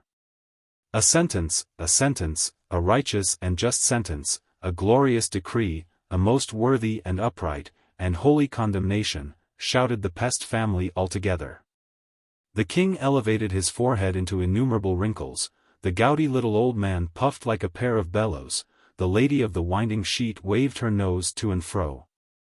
The gentleman in the cotton drawers pricked up his ears, she of the shroud gasped like a dying fish, and he of the coffin looked stiff and rolled up his eyes. Ugh! Ugh! Ugh! Chuckled Tarpaulin without heeding the general excitation. Ugh! Ugh! Ugh! Ugh! Ugh! Ugh! Ugh! Ugh! Ugh! I was saying, said he, I was saying when Mr. King Pest poked in his marlinspike, that as for the matter of 2 or 3 gallons more or less of blackstrap, it was a trifle to a tight seaboat like myself not overstowed, but when it comes to drinking the health of the devil, whom God assoilsy, and going down upon my marrow bones to his ill-favoured majesty there, whom I know, as well as I know myself to be a sinner, to be nobody in the whole world, but Tim Hurligurly the stage player. Why? It's quite another guess sort of a thing, and utterly and altogether past my comprehension. He was not allowed to finish this speech in tranquility. At the name Tim Hurligurly the whole assembly leaped from their named seats. "Treason," shouted His Majesty King Pest the First. "Treason," said the little man with the gout. "Treason!" screamed the Archduchess Anna Pest. "Treason," muttered the gentleman with his jaws tied up. "Treason," growled he of the coffin. "Treason! Treason!" shrieked Her Majesty of the Mouth. And, seizing by the hinder part of his breeches the unfortunate tarpaulin, who had just commenced pouring out for himself a scull of liqueur, she lifted him high into the air, and let him fall without ceremony into the huge open puncheon of his beloved ale. Bobbing up and down, for a few seconds, like an apple in a bowl of toddy, he, at length, finally disappeared amid the whirlpool of foam which, in the already effervescent liquor, his struggles easily succeeded in creating. Not tamely, however, did the tall seaman behold the discomfiture of his companion. Jostling King Pest through the open trap, the valiant legs slammed the door down upon him with an oath, and strode towards the center of the room. Here, tearing down the skeleton which swung over the table, he laid it about him with so much energy and good will, that, as the last glimpses of light died away within the apartment, he succeeded in knocking out the brains of the little gentleman with the gout. Rushing then with all his force against the fatal hogshead full of October ale and Hugh tarpaulin, he rolled it over and over in an instant. Out burst a deluge of liquor so fierce, so impetuous, so overwhelming, that the room was flooded from wall to wall, the loaded table was overturned, the trestles were thrown upon their backs, the tub of punch into the fireplace, and the ladies into hysterics. Piles of death furniture floundered about. Jugs, pitchers, and carboys mingled promiscuously in the melee, and wicker flagons encountered desperately with bottles of junk. The man with the horrors was drowned upon the spot, the little stiff gentleman floated off in his coffin, and the victorious legs, seizing by the waist the fat lady in the shroud, rushed out with her into the street, and made a beeline for the Free and Easy, followed under easy sail by the redoubtable Hugh tarpaulin, who, having sneezed 3 or 4 times, panted and puffed after him with the Archduchess Anna Pest. Shadow. A parable. Yeah. Though I walk through the valley of the shadow. Psalm of David. Ye who read are still among the living. But I who write shall have long since gone my way into the region of shadows. For indeed strange things shall happen, and secret things be known, and many centuries shall pass away, ere these memorials be seen of men. And, when seen, there will be some to disbelieve, and some to doubt, and yet a few who will find much to ponder upon in the characters here graven with a stylus of iron. The year had been a year of terror, and of feelings more intense than terror for which there is no name upon the earth. For many prodigies and signs had taken place, and far and wide, over sea and land, the black wings of the pestilence were spread abroad. To those, nevertheless, cunning in the stars, it was not unknown that the heavens wore an aspect of ill. And to me, the Greek oinos, among others, it was evident that now had arrived the alternation of that 794th year when, at the entrance of Aries, the planet Jupiter is conjoined with the red ring of the terrible Saturnus.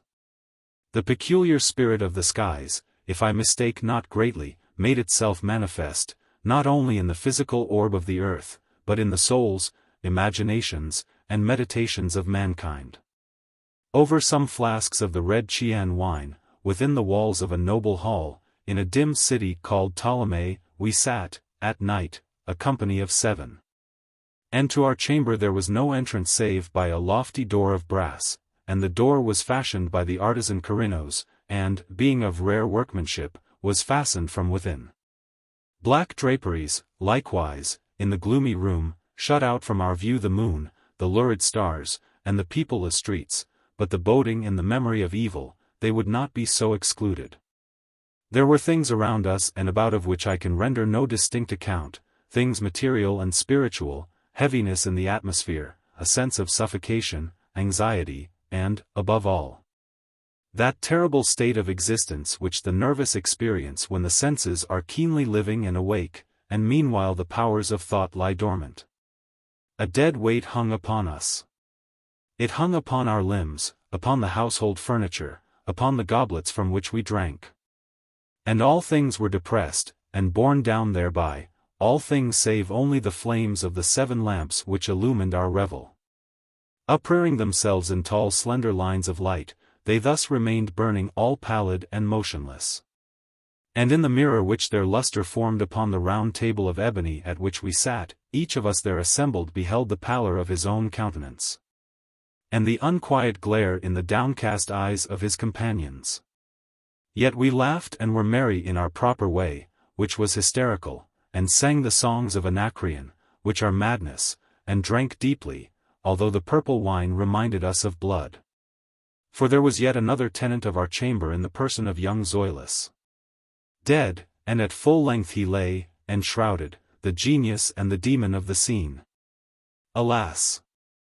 He bore no portion in our mirth, save that his countenance, distorted with the plague, and his eyes, in which death had but half extinguished the fire of the pestilence, seemed to take such interest in our merriment as the dead may haply take in the merriment of those who are to die.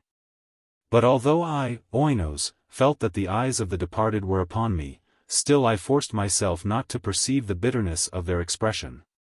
And gazing down steadily into the depths of the ebony mirror, sang with a loud and sonorous voice the songs of the son of Teos.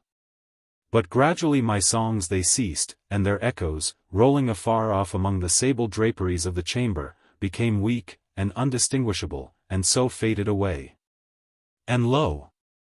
From among those sable draperies where the sounds of the song departed, there came forth a dark and undefined shadow, a shadow such as the moon, when low in heaven, might fashion from the figure of a man, but it was the shadow neither of man nor of God, nor of any familiar thing. And quivering a while among the draperies of the room, it at length rested in full view upon the surface of the door of brass. But the shadow was vague, and formless, and indefinite, and was the shadow neither of man nor of God, neither God of Greece, nor God of Chaldea, nor any Egyptian god. And the shadow rested upon the brazen doorway, and under the arch of the entablature of the door, and moved not, nor spoke any word, but there became stationary and remained. And the door whereupon the shadow rested was, if I remember aright, over against the feet of the young Zoilus enshrouded. But we, the 7 there assembled, having seen the shadow as it came out from among the draperies, dared not steadily behold it, but cast down our eyes, and gazed continually into the depths of the mirror of ebony. And at length I, Oinos, speaking some low words, demanded of the shadow its dwelling and its appellation. And the shadow answered, I am Shadow, and my dwelling is near to the catacombs of Ptolemy, and hard by those dim plains of Helusion which border upon the foul Charonian canal.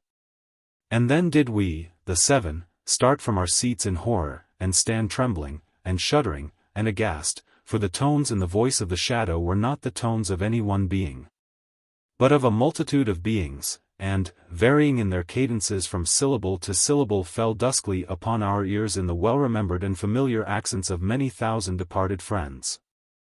4 beasts in one. The Homo chameleopard. Chacon a ses virtus. Crebulans Xerxes. Antiochus Epiphanes is very generally looked upon as the Gog of the prophet Ezekiel.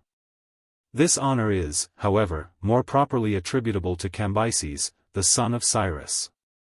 And, indeed, the character of the Syrian monarch does by no means stand in need of any adventitious embellishment. His accession to the throne, or rather his usurpation of the sovereignty, 171 years before the coming of Christ, his attempt to plunder the temple of Diana at Ephesus, his implacable hostility to the Jews, his pollution of the Holy of Holies, and his miserable death at Taba, after a tumultuous reign of 11 years, are circumstances of a prominent kind, and therefore more generally noticed by the historians of his time than the impious, dastardly, cruel, silly, and whimsical achievements which make up the sum total of his private life and reputation. Let us suppose, gentle reader, that it is now the year of the world 3830, and let us, for a few minutes, imagine ourselves at that most grotesque habitation of man, the remarkable city of Antioch. To be sure there were, in Syria and other countries, 16 cities of that appellation, besides the one to which I more particularly allude. But ours is that which went by the name of Antiochia Epidaphne, from its vicinity to the little village of Daphne, where stood a temple to that divinity. It was built, although about this matter there is some dispute, by Seleucus Nicanor, the first king of the country after Alexander the Great, in memory of his father Antiochus, and became immediately the residence of the Syrian monarchy. In the flourishing times of the Roman Empire, it was the ordinary station of the prefect of the eastern provinces. And many of the emperors of the Queen City, among whom may be mentioned, especially, Verus and Valens, spent here the greater part of their time. But I perceive we have arrived at the city itself. Let us ascend this battlement, and throw our eyes upon the town and neighboring country. What broad and rapid river is that which forces its way, with innumerable falls, through the mountainous wilderness, and finally through the wilderness of buildings? That is the Orontes, and it is the only water in sight, with the exception of the Mediterranean, which stretches, like a broad mirror, about 12 miles off to the southward. Everyone has seen the Mediterranean, but let me tell you, there are few who have had a peep at Antioch. By few, I mean, few who, like you and me, have had, at the same time, the advantages of a modern education. Therefore cease to regard that sea, and give your whole attention to the mass of houses that lie beneath us. You will remember that it is now the year of the world 3830. Were it later, for example, were it the year of our Lord 1845, we should be deprived of this extraordinary spectacle. In the 19th century Antioch is, that is to say, Antioch will be, in a lamentable state of decay. It will have been, by that time, totally destroyed, at 3 different periods, by 3 successive earthquakes. Indeed, to say the truth, what little of its former self may then remain, will be found in so desolate and ruinous a state that the patriarch shall have removed his residence to Damascus. This is well. I see you profit by my advice, and are making the most of your time in inspecting the premises, in satisfying your eyes with the memorials and the things of fame that most renown this city. I beg pardon, I had forgotten that Shakespeare will not flourish for 1750 years to come. But does not the appearance of Epidaphne justify me in calling it grotesque? It is well fortified, and in this respect is as much indebted to nature as to art. Very true. There are a prodigious number of stately palaces. There are. And the numerous temples, sumptuous and magnificent, may bear comparison with the most lauded of antiquity. All this I must acknowledge. Still there is an infinity of mud huts, and abominable hovels. We cannot help perceiving abundance of filth in every kennel, and, were it not for the overpowering fumes of idolatrous incense, I have no doubt we should find a most intolerable stench. Did you ever behold streets so insufferably narrow, or houses so miraculously tall? What gloom their shadows cast upon the ground! It is well the swinging lamps in those endless colonnades are kept burning throughout the day, we should otherwise have the darkness of Egypt in the time of her desolation. It is certainly a strange place. What is the meaning of yonder singular building? See! It towers above all others, and lies to the eastward of what I take to be the royal palace. That is the new temple of the sun, who is adored in Syria under the title of Elagabala. Hereafter a very notorious Roman emperor will institute this worship in Rome, and thence derive a cognomen, Heliogabalus. I dare say you would like to take a peep at the divinity of the temple. You need not look up at the heavens, his sonship is not there, at least not the sonship adored by the Syrians. That deity will be found in the interior of yonder building. He is worshipped under the figure of a large stone pillar terminating at the summit in a cone or pyramid, whereby is denoted fire.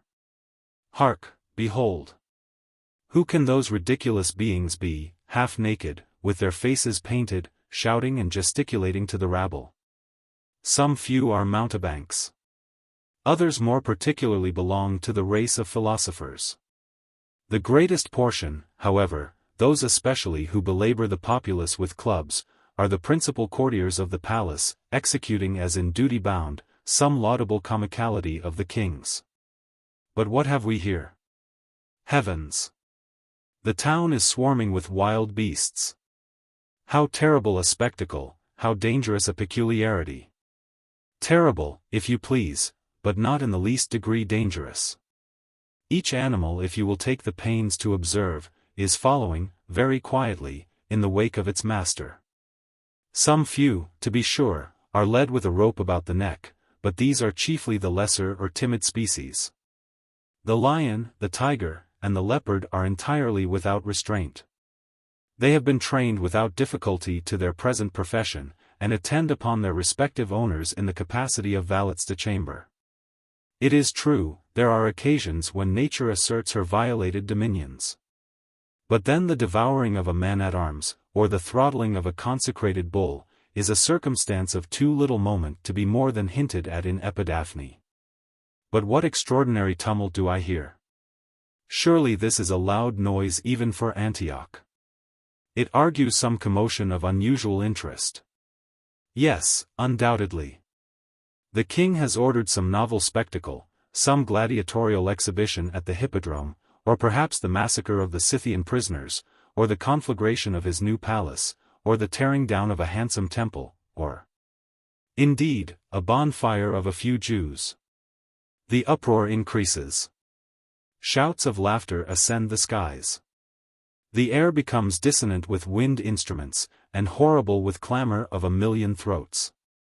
Let us descend, for the love of fun, and see what is going on. This way, be careful. Here we are in the principal street, which is called the Street of Timarchus. The sea of people is coming this way, and we shall find a difficulty in stemming the tide. They are pouring through the alley of Heraclides, which leads directly from the palace. Therefore the king is most probably among the rioters. Yes, I hear the shouts of the herald proclaiming his approach in the pompous phraseology of the East.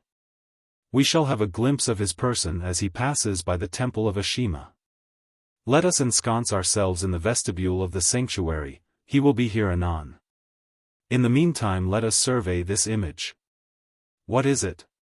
Oh! It is the god Ashima in proper person.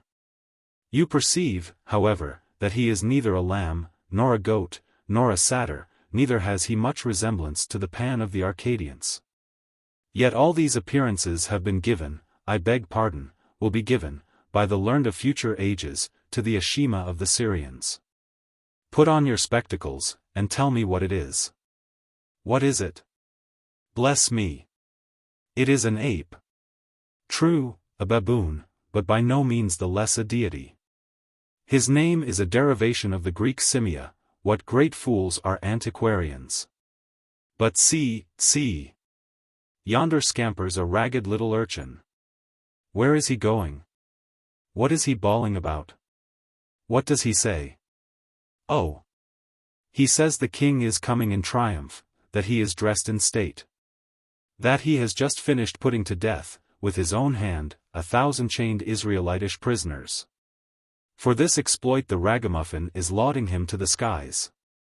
Hark! Here comes a troop of a similar description. They have made a Latin hymn upon the valor of the king, and are singing it as they go. Mill, mill, mill.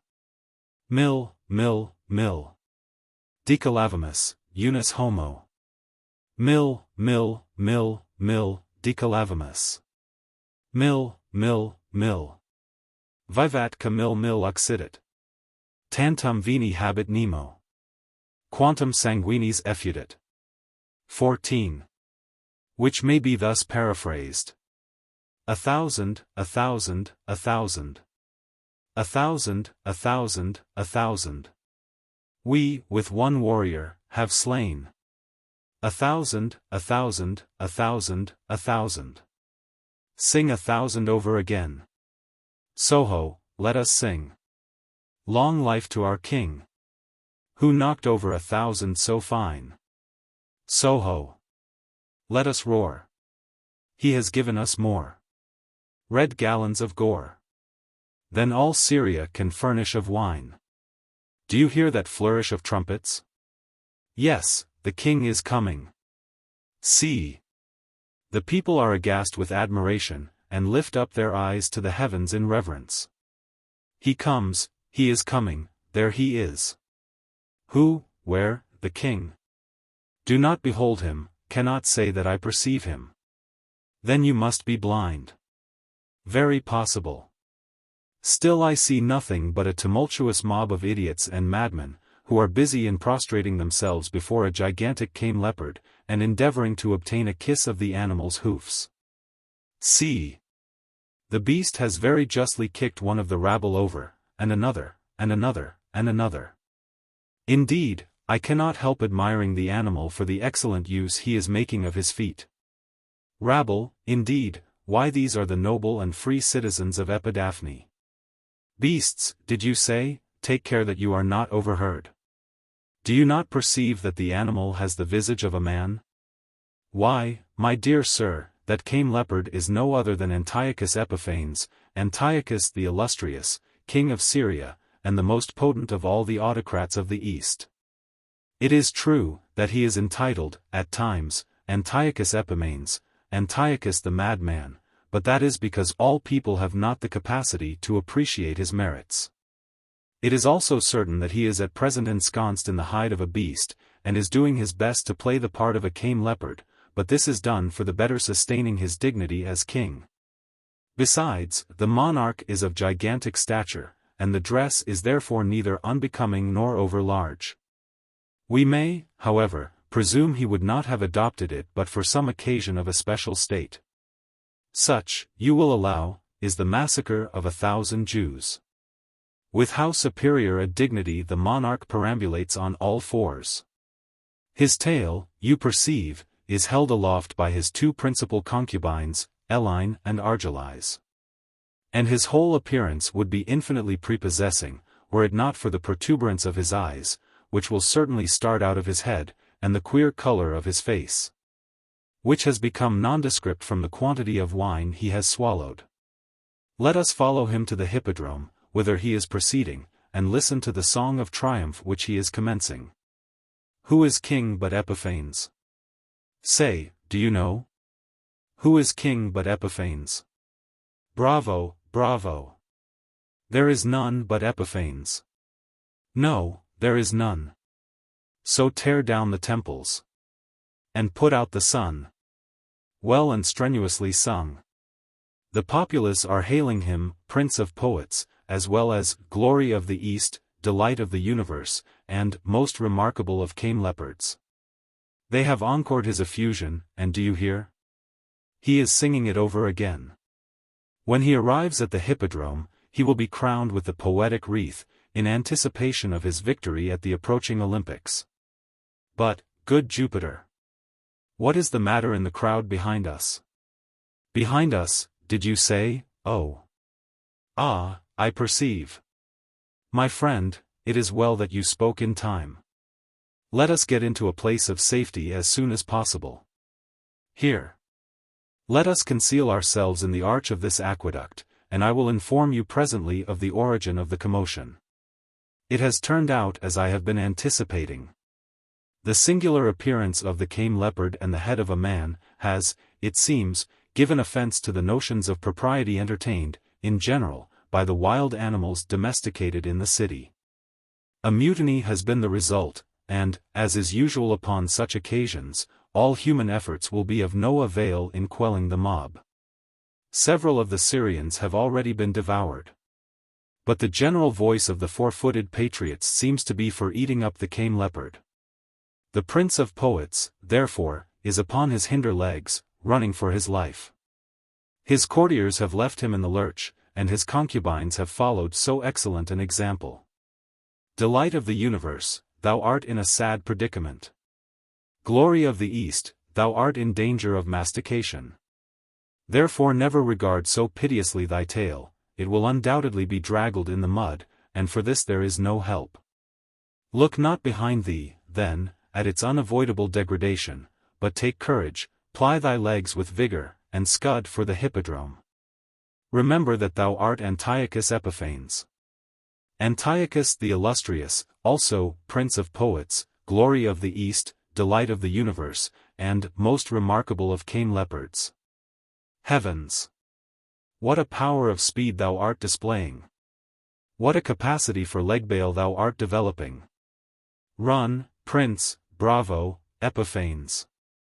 Well done, cameleopard, glorious Antiochus, he runs, he leaps, he flies.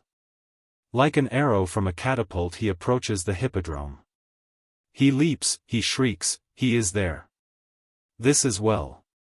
For hadst thou, glory of the East, been half a second longer in reaching the gates of the amphitheatre, there is not a bear's cub in Epidaphne that would not have had a nibble at thy carcass. Let us be off, let us take our departure, for we shall find our delicate modern ears unable to endure the vast uproar which is about to commence in celebration of the king's escape. Listen. It has already commenced. See, the whole town is topsy-turvy. Surely this is the most populous city of the East. What a wilderness of people! What a jumble of all ranks and ages! What a multiplicity of sects and nations! What a variety of costumes! What a babel of languages! What a screaming of beasts! What a tinkling of instruments! What a parcel of philosophers! Come, let us be off. Stay a moment. I see a vast hubbub in the hippodrome. What is the meaning of it, I beseech you? That, oh, nothing. The noble and free citizens of Epidaphne being, as they declare, well satisfied of the faith, valor, wisdom, and divinity of their king, and having, moreover, been eyewitnesses of his late superhuman agility, do think it no more than their duty to invest his brows, in addition to the poetic crown, with the wreath of victory in the footrace, a wreath which it is evident he must obtain at the celebration of the next Olympiad. And which, therefore, they now give him in advance. Mystification. Slid, if these be your passados and montantes, I'll have none o' them. Ned Knowles. The Baron Ritzner von Jung was a noble Hungarian family, every member of which, at least as far back into antiquity as any certain records extend, was more or less remarkable for talent of some description, the majority for that species of grotesquerie in conception of which Tieck, a scion of the house, has given a vivid, although by no means the most vivid exemplifications. My acquaintance with Ritzner commenced at the magnificent Chateau Jung, into which a train of droll adventures, not to be made public, threw me during the summer months of the year 18. Here it was that I obtained a place in his regard, and here, with somewhat more difficulty, a partial insight into his mental conformation. In later days this insight grew more clear, as the intimacy which had at first permitted it became more close. And when, after 3 years' separation, we met at G.N., I knew all that it was necessary to know of the character of the Baron Ritzner von Jung. I remember the buzz of curiosity which his advent excited within the college precincts on the night of the 25th of June. I remember still more distinctly, that while he was pronounced by all parties at first sight, the most remarkable man in the world, no person made any attempt at accounting for his opinion. That he was unique appeared so undeniable, that it was deemed impertinent to inquire wherein the uniquity consisted. But, letting this matter pass for the present, I will merely observe that, from the first moment of his setting foot within the limits of the university, he began to exercise over the habits, manners, persons, purses, and propensities of the whole community which surrounded him, an influence the most extensive and despotic, yet at the same time the most indefinite and altogether unaccountable. Thus the brief period of his residence at the university forms an era in its annals, and is characterized by all classes of people appertaining to it or its dependencies as that very extraordinary epoch forming the domination of the Baron Ritzner von Jung. Upon his advent to G.N., he sought me out in my apartments. He was then of no particular age, by which I mean that it was impossible to form a guess respecting his age by any data personally afforded. He might have been 15 or 50, and was 21 years and 7 months. He was by no means a handsome man, perhaps the reverse. The contour of his face was somewhat angular and harsh. His forehead was lofty and very fair, his nose a snub, his eyes large, heavy, glassy, and meaningless. About the mouth there was more to be observed. The lips were gently protruded, and rested the one upon the other, after such a fashion that it is impossible to conceive any, even the most complex, combination of human features, conveying so entirely, and so singly, the idea of unmitigated gravity, solemnity and repose. It will be perceived, no doubt, from what I have already said, that the Baron was one of those human anomalies now and then to be found, who make the science of mystification the study and the business of their lives. For this science a peculiar turn of mind gave him instinctively the cue, while his physical appearance afforded him unusual facilities for carrying his prospects into effect. I firmly believe that no student at G.N., during that renowned epoch so quaintly termed the domination of the Baron Ritzner von Jung, ever rightly entered into the mystery which overshadowed his character. I truly think that no person at the university, with the exception of myself, ever suspected him to be capable of a joke, verbal or practical. The old bulldog at the garden gate would sooner have been accused, the ghost of Heraclitus, or the wig of the emeritus professor of theology. This, too, when it was evident that the most egregious and unpardonable of all conceivable tricks, whimsicalities and buffooneries were brought about, if not directly by him, at least plainly through his intermediate agency or connivance. The beauty, if I may so call it, of his art mystique, lay in that consummate ability, resulting from an almost intuitive knowledge of human nature, and a most wonderful self-possession, by means of which he never failed to make it appear that the drolleries he was occupied in bringing to a point, arose partly in spite, and partly in consequence of the laudable efforts he was making for their prevention, and for the preservation of the good order and dignity of Alma Mater. The deep, the poignant, the overwhelming mortification, which upon each such failure of his praiseworthy endeavors, would suffuse every lineament of his countenance, left not the slightest room for doubt of his sincerity in the bosoms of even his most skeptical companions.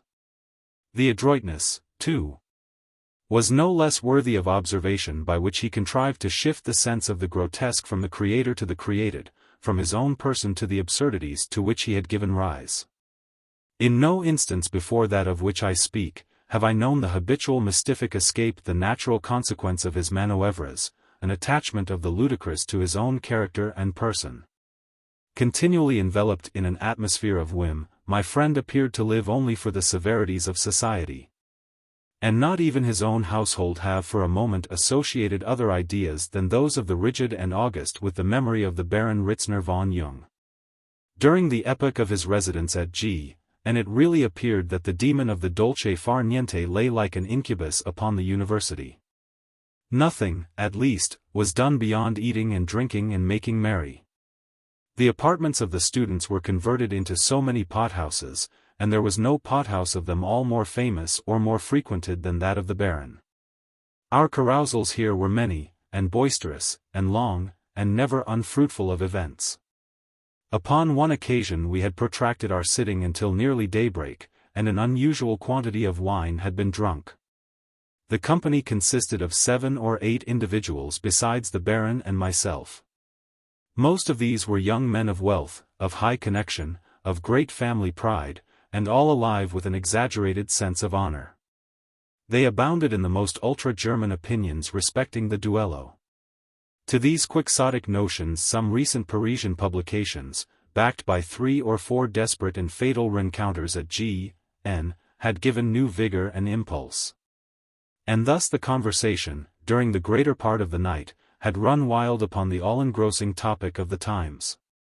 The Baron, who had been unusually silent and abstracted in the earlier portion of the evening, at length seemed to be aroused from his apathy, took a leading part in the discourse, and dwelt upon the benefits, and more especially upon the beauties, of the received code of etiquette in passages of arms with an ardor, an eloquence, an impressiveness, and an affectionateness of manner, which elicited the warmest enthusiasm from his hearers in general, and absolutely staggered even myself, who well knew him to be at heart a ridiculer of those very points for which he contended, and especially to hold the entire fanfaronade of dueling etiquette in the sovereign contempt which it deserves. Looking around me during a pause in the Baron's discourse, of which my readers may gather some faint idea when I say that it bore resemblance to the fervid, chanting, monotonous, yet musical sermonic manner of Coleridge, I perceived symptoms of even more than the general interest in the countenance of one of the party. This gentleman, whom I shall call Hermann, was an original in every respect, except, perhaps, in the single particular that he was a very great fool. He contrived to bear, however, among a particular set at the university, a reputation for deep metaphysical thinking, and, I believe, for some logical talent. As a duellist he had acquired great renown, even at G.N. I forget the precise number of victims who had fallen at his hands, but they were many. He was a man of courage undoubtedly. But it was upon his minute acquaintance with the etiquette of the duello, and the nicety of his sense of honor, that he most especially prided himself. These things were a hobby which he rode to the death. To Ritzner, ever upon the lookout for the grotesque, his peculiarities had for a long time past afforded food for mystification. Of this, however, I was not aware, although, in the present instance, I saw clearly that something of a whimsical nature was upon the tapis with my friend, and that Hermann was its especial object. As the former proceeded in his discourse, or rather monologue, I perceived the excitement of the latter momently increasing. At length he spoke, offering some objection to a point insisted upon by R., and giving his reasons in detail. To these the Baron replied at length, still maintaining his exaggerated tone of sentiment, and concluding, in what I thought very bad taste, with a sarcasm and a sneer. The hobby of Hermann now took the bit in his teeth. This I could discern by the studied hair-splitting farrago of his rejoinder. His last words I distinctly remember. Your opinions, allow me to say, Baron von Jung, although in the main correct, are, in many nice points, discreditable to yourself and to the university of which you are a member. In a few respects they are even unworthy of serious refutation. I would say more than this, sir, were it not for the fear of giving you offense. Here the speaker smiled blandly. I would say, sir, that your opinions are not the opinions to be expected from a gentleman. As Hermann completed this equivocal sentence, all eyes were turned upon the Baron.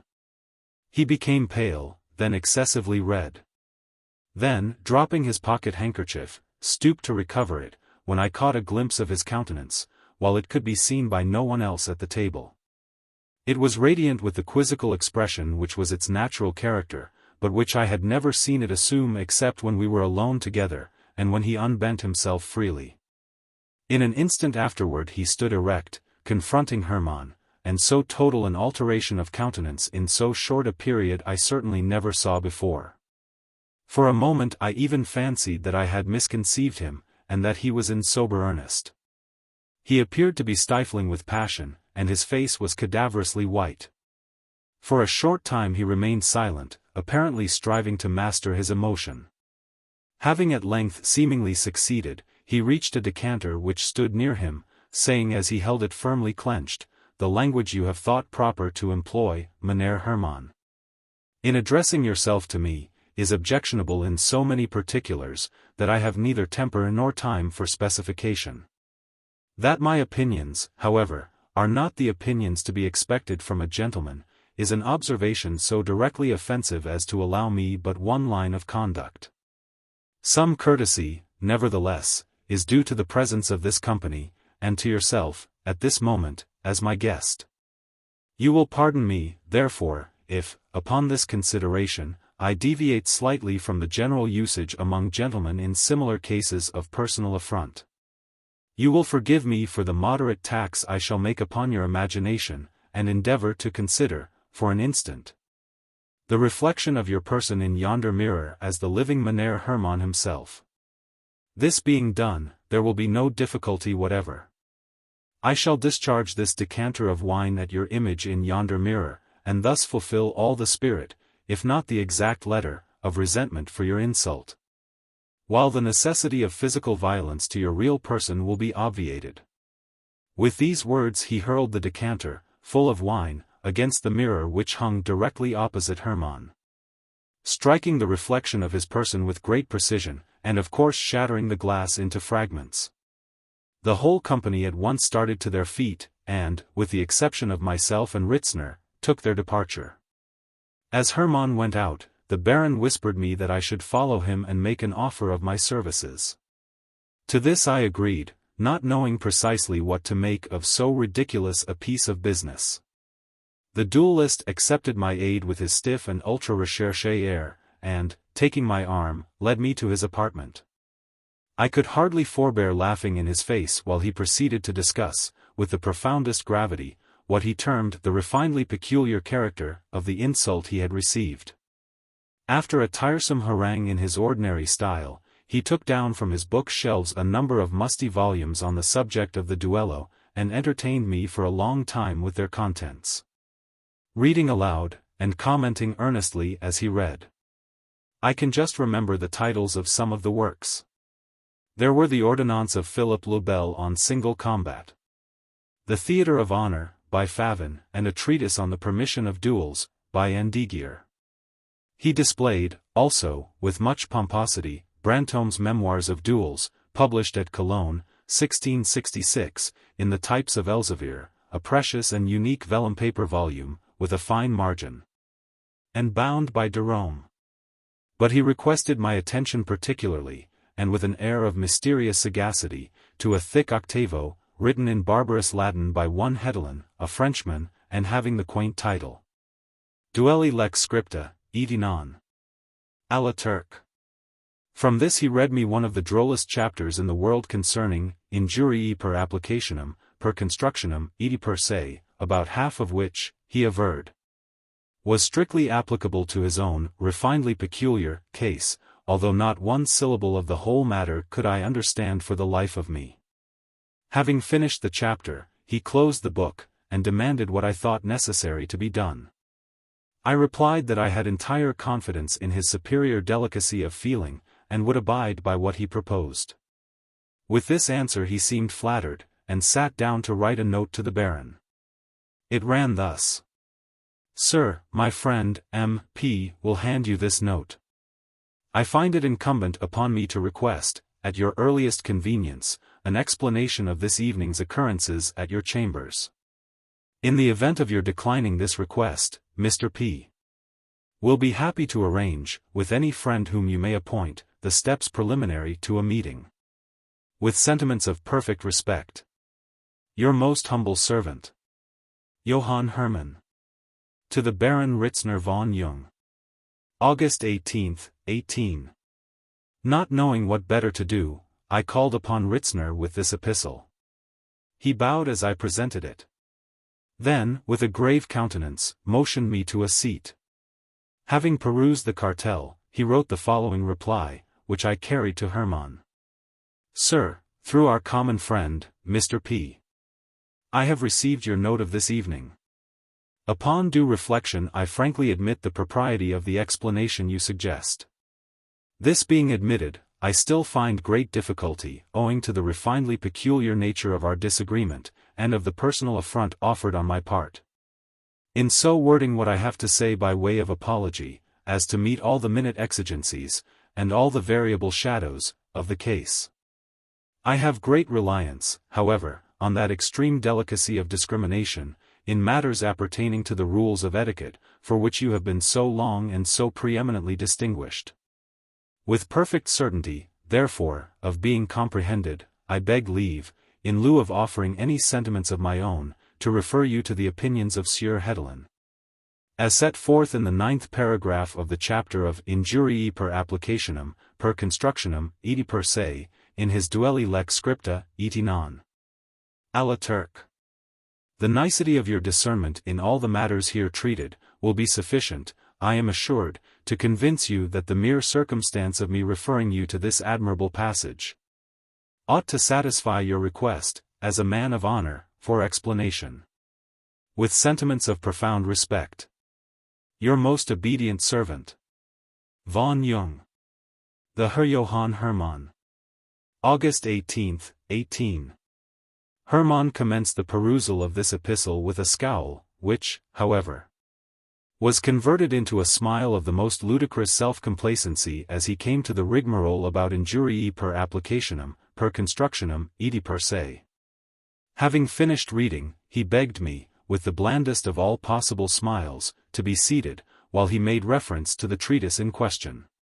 Turning to the passage specified, he read it with great care to himself, then closed the book, and desired me, in my character of confidential acquaintance, to express to the Baron von Jung his exalted sense of his chivalrous behavior, and, in that of second, to assure him that the explanation offered was of the fullest, the most honorable, and the most unequivocally satisfactory nature. Somewhat amazed at all this, I made my retreat to the Baron. He seemed to receive Hermann's amicable letter as a matter of course, and after a few words of general conversation, went to an inner room and brought out the everlasting treatise Duelli Lex Scripta. Etinon. A la Turk. He handed me the volume and asked me to look over some portion of it.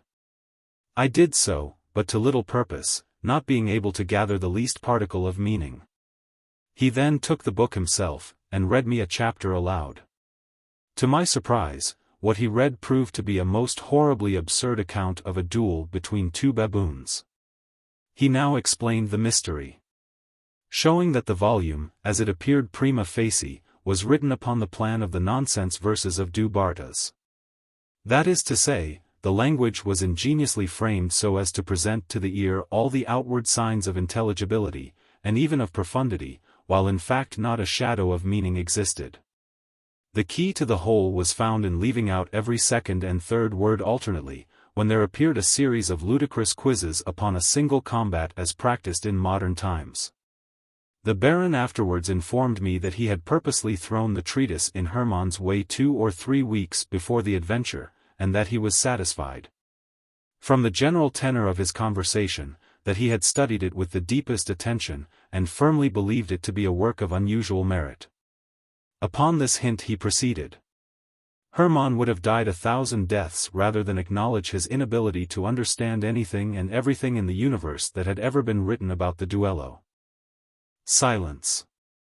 A fable. Epsilon upsilon delta omicron upsilon sigma iota nu delta, omicron rho epsilon omega nu kappa omicron rho upsilon phi alpha iota tau epsilon kappa alpha iota phi alpha rho alpha gamma gamma epsilon. Pi rho omega nu epsilon tau epsilon kappa alpha iota chi alpha rho alpha delta rho alpha iota. The mountain pinnacles slumber, valleys, crags and caves are silent. Alcman. Listen to me, said the demon as he placed his hand upon my head. The region of which I speak is a dreary region in Libya, by the borders of the river Zaire. And there is no quiet there, nor silence. The waters of the river have a saffron and sickly hue. And they flow not onwards to the sea, but palpitate forever and forever beneath the red eye of the sun with a tumultuous and convulsive motion. For many miles on either side of the river's oozy bed is a pale desert of gigantic water lilies. They sigh one unto the other in that solitude, and stretch towards the heaven their long and ghastly necks, and nod to and fro their everlasting heads. And there is an indistinct murmur which cometh out from among them like the rushing of subterrene water. And they sigh one unto the other. But there is a boundary to their realm, the boundary of the dark, horrible, lofty forest. There, like the waves about the Hebrides, the low underwood is agitated continually. But there is no wind throughout the heaven. And the tall primeval trees rock eternally hither and thither with a crashing and mighty sound. And from their high summits, one by one, drop everlasting dews. And at the roots strange poisonous flowers lie writhing in perturbed slumber. And overhead, with a rustling and loud noise, the grey clouds rush westwardly forever, until they roll, a cataract, over the fiery wall of the horizon. But there is no wind throughout the heaven. And by the shores of the river Zaire there is neither quiet nor silence. It was night, and the rain fell, and falling, it was rain, but, having fallen, it was blood. And I stood in the morass among the tall, and the rain fell upon my head, and the lilies sighed one unto the other in the solemnity of their desolation. And, all at once, the moon arose through the thin ghastly mist, and was crimson in color. And mine eyes fell upon a huge grey rock which stood by the shore of the river, and was lighted by the light of the moon. And the rock was grey, and ghastly, and tall, and the rock was grey. Upon its front were characters engraven in the stone, and I walked through the morass of water lilies, until I came close unto the shore, that I might read the characters upon the stone. But I could not decipher them. And I was going back into the morass, when the moon shone with a fuller red, and I turned and looked again upon the rock, and upon the characters. And the characters were desolation. And I looked upwards, and there stood a man upon the summit of the rock, and I hid myself among the water lilies that I might discover the actions of the man. And the man was tall and stately in form, and was wrapped up from his shoulders to his feet in the toga of old Rome. And the outlines of his figure were indistinct, but his features were the features of a deity. For the mantle of the night, and of the mist, and of the moon, and of the dew, had left uncovered the features of his face. And his brow was lofty with thought, and his eye wild with care. And, in the few furrows upon his cheek I read the fables of sorrow, and weariness, and disgust with mankind, and a longing after solitude. And the man sat upon the rock, and leaned his head upon his hand, and looked out upon the desolation. He looked down into the low unquiet shrubbery, and up into the tall primeval trees, and up higher at the rustling heaven, and into the crimson moon. And I lay close within shelter of the lilies, and observed the actions of the man. And the man trembled in the solitude, but the night waned, and he sat upon the rock. And the man turned his attention from the heaven, and looked out upon the dreary river Zaire, and upon the yellow ghastly waters, and upon the pale legions of the water lilies. And the man listened to the sighs of the water lilies, and to the murmur that came up from among them.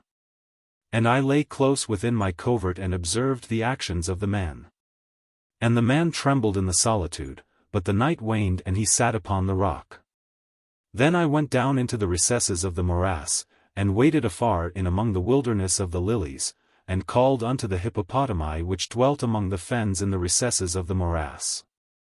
And the hippopotami heard my call, and came, with the behemoth, unto the foot of the rock, and roared loudly and fearfully beneath the moon.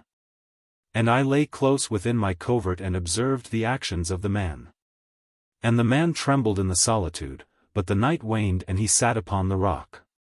Then I cursed the elements with the curse of tumult, and a frightful tempest gathered in the heaven where, before, there had been no wind. And the heaven became livid with the violence of the tempest, and the rain beat upon the head of the man, and the floods of the river came down, and the river was tormented into foam, and the water lilies shrieked within their beds, and the forest crumbled before the wind, and the thunder rolled, and the lightning fell, and the rock rocked to its foundation. And I lay close within my covert and observed the actions of the man. And the man trembled in the solitude, but the night waned and he sat upon the rock.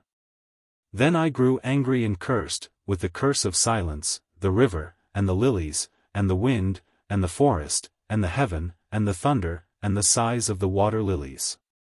And they became accursed, and were still. And the moon ceased to totter up its pathway to heaven, and the thunder died away, and the lightning did not flash, and the clouds hung motionless, and the waters sunk to their level and remained, and the trees ceased to rock, and the water lilies sighed no more, and the murmur was heard no longer from among them. Nor any shadow of sound throughout the vast illimitable desert. And I looked upon the characters of the rock, and they were changed, and the characters were silence. And mine eyes fell upon the countenance of the man, and his countenance was wan with terror. And, hurriedly, he raised his head from his hand, and stood forth upon the rock and listened. But there was no voice throughout the vast illimitable desert, and the characters upon the rock were silence. And the man shuddered, and turned his face away, and fled afar off, in haste, so that I beheld him no more. Now there are fine tales in the volumes of the Magi, in the iron-bound, melancholy volumes of the Magi. Therein, I say, are glorious histories of the heaven, and of the earth, and of the mighty sea, and of the genii that overruled the sea, and the earth, and the lofty heaven. There was much lore too in the sayings which were said by the Sibyls. And holy things were heard of old by the dim leaves that trembled around Dodona, but, as Allah liveth, that fable which the demon told me as he sat by my side in the shadow of the tomb, I hold to be the most wonderful of all. And as the demon made an end of his story, he fell back within the cavity of the tomb and laughed. And I could not laugh with the demon, and he cursed me because I could not laugh. And the lynx which dwelleth forever in the tomb, came out therefrom, and lay down at the feet of the demon, and looked at him steadily in the face. Ligeia. And the will therein lieth, which dieth not. Who knoweth the mysteries of the will, with its vigor? For God is but a great will pervading all things by nature of its intentness. Man doth not yield himself to the angels, nor unto death utterly, save only through the weakness of his feeble will. Joseph Glanville. I cannot, for my soul, remember how, when, or even precisely where, I first became acquainted with the Lady Ligeia. Long years have since elapsed, and my memory is feeble through much suffering. Or, perhaps, I cannot now bring these points to mind, because, in truth, the character of my beloved, her rare learning, her singular yet placid cast of beauty, and the thrilling and enthralling eloquence of her low musical language, made their way into my heart by paces so steadily and stealthily progressive that they have been unnoticed and unknown. Yet I believe that I met her first and most frequently in some large, old, decaying city near the Rhine. Of her family, I have surely heard her speak. That it is of a remotely ancient date cannot be doubted. Ligeia. Ligeia. Buried in studies of a nature more than all else adapted to deaden impressions of the outward world.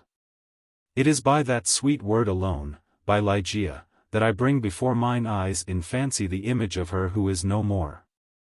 And now, while I write, a recollection flashes upon me that I have never known the paternal name of her who was my friend and my betrothed, and who became the partner of my studies. And finally the wife of my bosom. Was it a playful charge on the part of my Ligeia? Or was it a test of my strength of affection, that I should institute no inquiries upon this point? Or was it rather a caprice of my own, a wildly romantic offering on the shrine of the most passionate devotion? I but indistinctly recall the fact itself. What wonder that I have utterly forgotten the circumstances which originated or attended it? And, indeed, if ever that which is entitled romance, if ever she, the wan and the misty-winged Ashtophet of idolatrous Egypt, presided, as they tell, over marriages ill-omened, then most surely she presided over mine. There is one dear topic, however, on which my memory fails me not. It is the person of Ligeia. In stature she was tall, somewhat slender, and, in her latter days, even emaciated. I would in vain attempt to portray the majesty, the quiet ease, of her demeanor, or the incomprehensible lightness and elasticity of her footfall. She came and departed as a shadow. I was never made aware of her entrance into my closed study save by the dear music of her low sweet voice, as she placed her marble hand upon my shoulder. In beauty of face no maiden ever equaled her. It was the radiance of an opium dream, an airy and spirit-lifting vision more wildly divine than the fantasies which hovered about the slumbering souls of the daughters of Delos. Yet her features were not of that regular mold which we have been falsely taught to worship in the classical labors of the heathen. There is no exquisite beauty, says Bacon, Lord Verulam, speaking truly of all the forms and genera of beauty, without some strangeness in the proportion. Yet, although I saw that the features of Ligeia were not of a classic regularity, although I perceived that her loveliness was indeed exquisite, and felt that there was much of strangeness pervading it, yet I have tried in vain to detect the irregularity and to trace home my own perception of the strange. I examined the contour of the lofty and pale forehead. It was faultless, how cold indeed that word when applied to a majesty so divine. The skin rivaling the purest ivory, the commanding extent and repose, the gentle prominence of the regions above the temples. And then the raven black, the glossy, the luxuriant and naturally curling tresses, setting forth the full force of the Homeric epithet, hyacinthan. I looked at the delicate outlines of the nose, and nowhere but in the graceful medallions of the Hebrews had I beheld a similar perfection. There were the same luxurious smoothness of surface, the same scarcely perceptible tendency to the aquiline, the same harmoniously curved nostrils speaking the free spirit. I regarded the sweet mouth. Here was indeed the triumph of all things heavenly, the magnificent turn of the short upper lip, the soft, voluptuous slumber of the under, the dimples which sported. And the color which spoke, the teeth glancing back, with a brilliancy almost startling, every ray of the holy light which fell upon them in her serene and placid, yet most exultingly radiant of all smiles. I scrutinized the formation of the chin, and here, too, I found the gentleness of breadth, the softness and the majesty, the fullness and the spirituality of the Greek, the contour which the god Apollo revealed but in a dream, to Cleomenes, the son of the Athenian. And then I peered into the large eyes of Ligeia. For eyes we have no models in the remotely antique. It might have been, too, that in these eyes of my beloved lay the secret to which Lord Verulam alludes.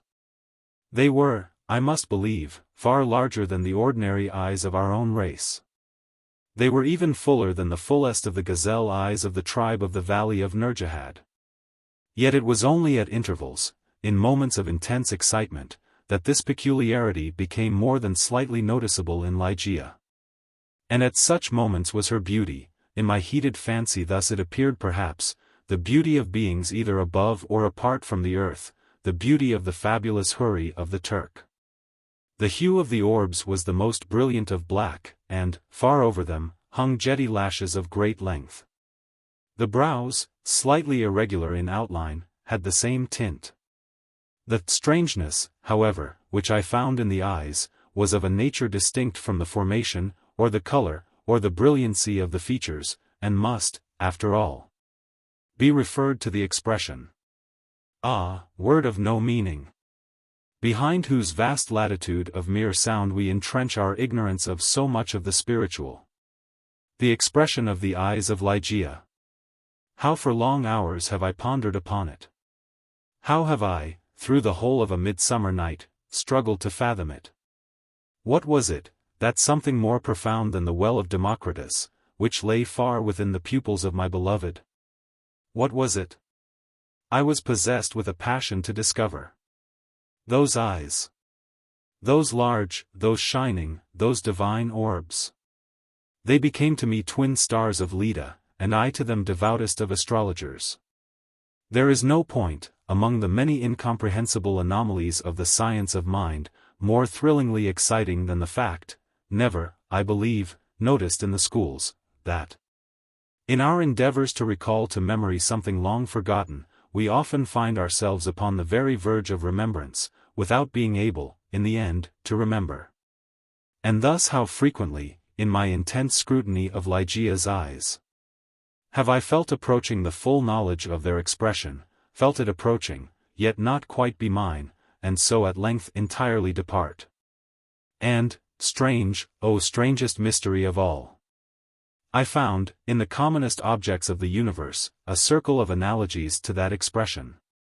I mean to say that, subsequently to the period when Ligeia's beauty passed into my spirit, there dwelling as in a shrine, I derived, from many existences in the material world, a sentiment such as I felt always aroused within me by her large and luminous orbs. Yet not the more could I define that sentiment, or analyze, or even steadily view it. I recognized it, let me repeat, sometimes in the survey of a rapidly growing vine, in the contemplation of a moth, a butterfly, a chrysalis, a stream of running water. I have felt it in the ocean, in the falling of a meteor. I have felt it in the glances of unusually aged people. And there are one or two stars in heaven, one especially, a star of the sixth magnitude, double and changeable. to be found near the large star in Lyra, in a telescopic scrutiny of which I have been made aware of the feeling. I have been filled with it by certain sounds from stringed instruments, and not unfrequently by passages from books. Among innumerable other instances, I well remember something in a volume of Joseph Glanville, which, perhaps merely from its quaintness, who shall say, never failed to inspire me with the sentiment, and the will therein lieth, which dieth not. Who knoweth the mysteries of the will, with its vigor? For God is but a great will pervading all things by nature of its intentness. Man doth not yield him to the angels, nor unto death utterly, save only through the weakness of his feeble will. Length of years and subsequent reflection have enabled me to trace, indeed, some remote connection between this passage in the English moralist and a portion of the character of Ligeia. An intensity in thought, action, or speech was possibly, in her, a result, or at least an index, of that gigantic volition which, during our long intercourse, failed to give other and more immediate evidence of its existence. Of all the women whom I have ever known, she, the outwardly calm, the ever-placid Ligeia, was the most violently a prey to the tumultuous vultures of stern passion. And of such passion I could form no estimate, save by the miraculous expansion of those eyes which at once so delighted and appalled me, by the almost magical melody, modulation, distinctness and placidity of her very low voice, and by the fierce energy, rendered doubly effective by contrast with her manner of utterance, of the wild words which she habitually uttered. I have spoken of the learning of Ligeia. It was immense, such as I have never known in woman. In the classical tongues was she deeply proficient, and as far as my own acquaintance extended in regard to the modern dialects of Europe, I have never known her at fault. Indeed, upon any theme of the most admired, because simply the most abstruse of the boasted erudition of the Academy, have I ever found Ligeia at fault? How singularly, how thrillingly, this one point in the nature of my wife has forced itself, at this late period only, upon my attention. I said her knowledge was such as I have never known in woman, but where breathes the man who has traversed, and successfully, all the wide areas of moral, physical, and mathematical science? I saw not then what I now clearly perceive, that the acquisitions of Ligeia were gigantic, were astounding. Yet I was sufficiently aware of her infinite supremacy to resign myself, with a childlike confidence, to her guidance through the chaotic world of metaphysical investigation at which I was most busily occupied during the earlier years of our marriage. With how vast a triumph, with how vivid a delight, with how much of all that is ethereal in hope did I feel, as she bent over me in studies but little sought, but less known, that delicious vista by slow degrees expanding before me, down whose long, gorgeous, and all untrodden path I might at length pass onward to the goal of a wisdom too divinely precious not to be forbidden. How poignant, then, must have been the grief with which, after some years, I beheld my well-grounded expectations take wings to themselves and fly away. Without Ligeia I was but as a child groping benighted. Her presence, her readings alone, rendered vividly luminous the many mysteries of the transcendentalism in which we were immersed. Wanting the radiant luster of her eyes, letters, lambent and golden, grew duller than Saturnian lead. And now those eyes shone less and less frequently upon the pages over which I pored. Ligeia grew ill. The wild eyes blazed with a too glorious effulgence, the pale fingers became of the transparent waxen hue of the grave, and the blue veins upon the lofty forehead swelled and sank impetuously with the tides of the gentle emotion. I saw that she must die, and I struggled desperately in spirit with the grim Azrael. And the struggles of the passionate wife were, to my astonishment, even more energetic than my own. There had been much in her stern nature to impress me with the belief that, to her, death would have come without its terrors, but not so. Words are impotent to convey any just idea of the fierceness of resistance with which she wrestled with the shadow. I groaned in anguish at the pitiable spectacle. I would have soothed, I would have reasoned, but, in the intensity of her wild desire for life, solace and reason were the uttermost folly. Yet not until the last instance, amid the most convulsive writhings of her fierce spirit, was shaken the external placidity of her demeanor. Her voice grew more gentle, grew more low, yet I would not wish to dwell upon the wild meaning of the quietly uttered words. My brain reeled as I hearkened, entranced to a melody more than mortal, to assumptions and aspirations which mortality had never before known. That she loved me I should not have doubted. And I might have been easily aware that, in a bosom such as hers, love would have reigned no ordinary passion. But in death only was I fully impressed with the strength of her affection. For long hours, detaining my hand, would she pour out before me the overflowing of a heart whose more than passionate devotion amounted to idolatry. How had I deserved to be so blessed by such confessions? How had I deserved to be so cursed with the removal of my beloved in the hour of her making them? But upon this subject I cannot bear to dilate. Let me say only, that in Ligeia's more than womanly abandonment to a love, alas, all unmerited, all unworthily bestowed, I at length recognized the principle of her longing with so wildly earnest a desire for the life which was now fleeing so rapidly away. It is this wild longing, it is this eager vehemence of desire for life, but for life, that I have no power to portray, no utterance capable of expressing. At high noon of the night in which she departed, beckoning me, peremptorily, to her side, she bade me repeat certain verses composed by herself not many days before. I obeyed her. They were these. Lo! 'Tis a gala night. Within the lonesome latter years. An angel throng, booinged, bedight in veils, and drowned in tears, sit in a theatre, to see a play of hopes and fears, while the orchestra breathes fitfully the music of the spheres. Mimes, in the form of God on high, mutter and mumble low, and hither and thither fly. Mere puppets they, who come and go at bidding of vast formless things that shift the scenery to and fro, flapping from out their condor wings. Invisible woe.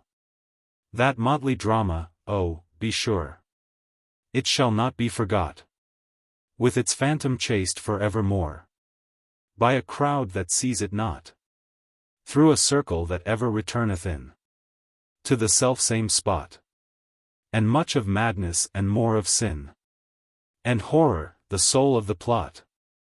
But see, amid the mimic rout, a crawling shape intrude, a blood-red thing that writhes from out the scenic solitude. It writhes, with mortal pangs. The mimes become its food, and the seraphs sob at vermin fangs, in human gore imbued. Out are the lights, out all. And over each quivering form, the curtain, a funeral pall, comes down with the rush of a storm. And the angels, all pallid and wan, uprising, unveiling, affirm that the play is the tragedy, man, and its hero the conqueror worm. O God, half-shrieked Ligeia, leaping to her feet and extending her arms aloft with a spasmodic movement, as I made an end of these lines, O God! O Divine Father! Shall these things be undeviatingly so? Shall this conqueror be not once conquered? Are we not part and parcel in thee? Who knoweth the mysteries of the will with its vigor? Man doth not yield him to the angels, nor unto death utterly, save only through the weakness of his feeble will. And now, as if exhausted with emotion, she suffered her white arms to fall, and returned solemnly to her bed of death. And as she breathed her last sighs, there came mingled with them a low murmur from her lips. I bent to them my ear and distinguished, again, the concluding words of the passage in Glanville: Man doth not yield him to the angels, nor unto death utterly, save only through the weakness of his feeble will. She died, and I, crushed into the very dust with sorrow, could no longer endure the lonely desolation of my dwelling in the dim and decaying city by the Rhine. I had no lack of what the world calls wealth.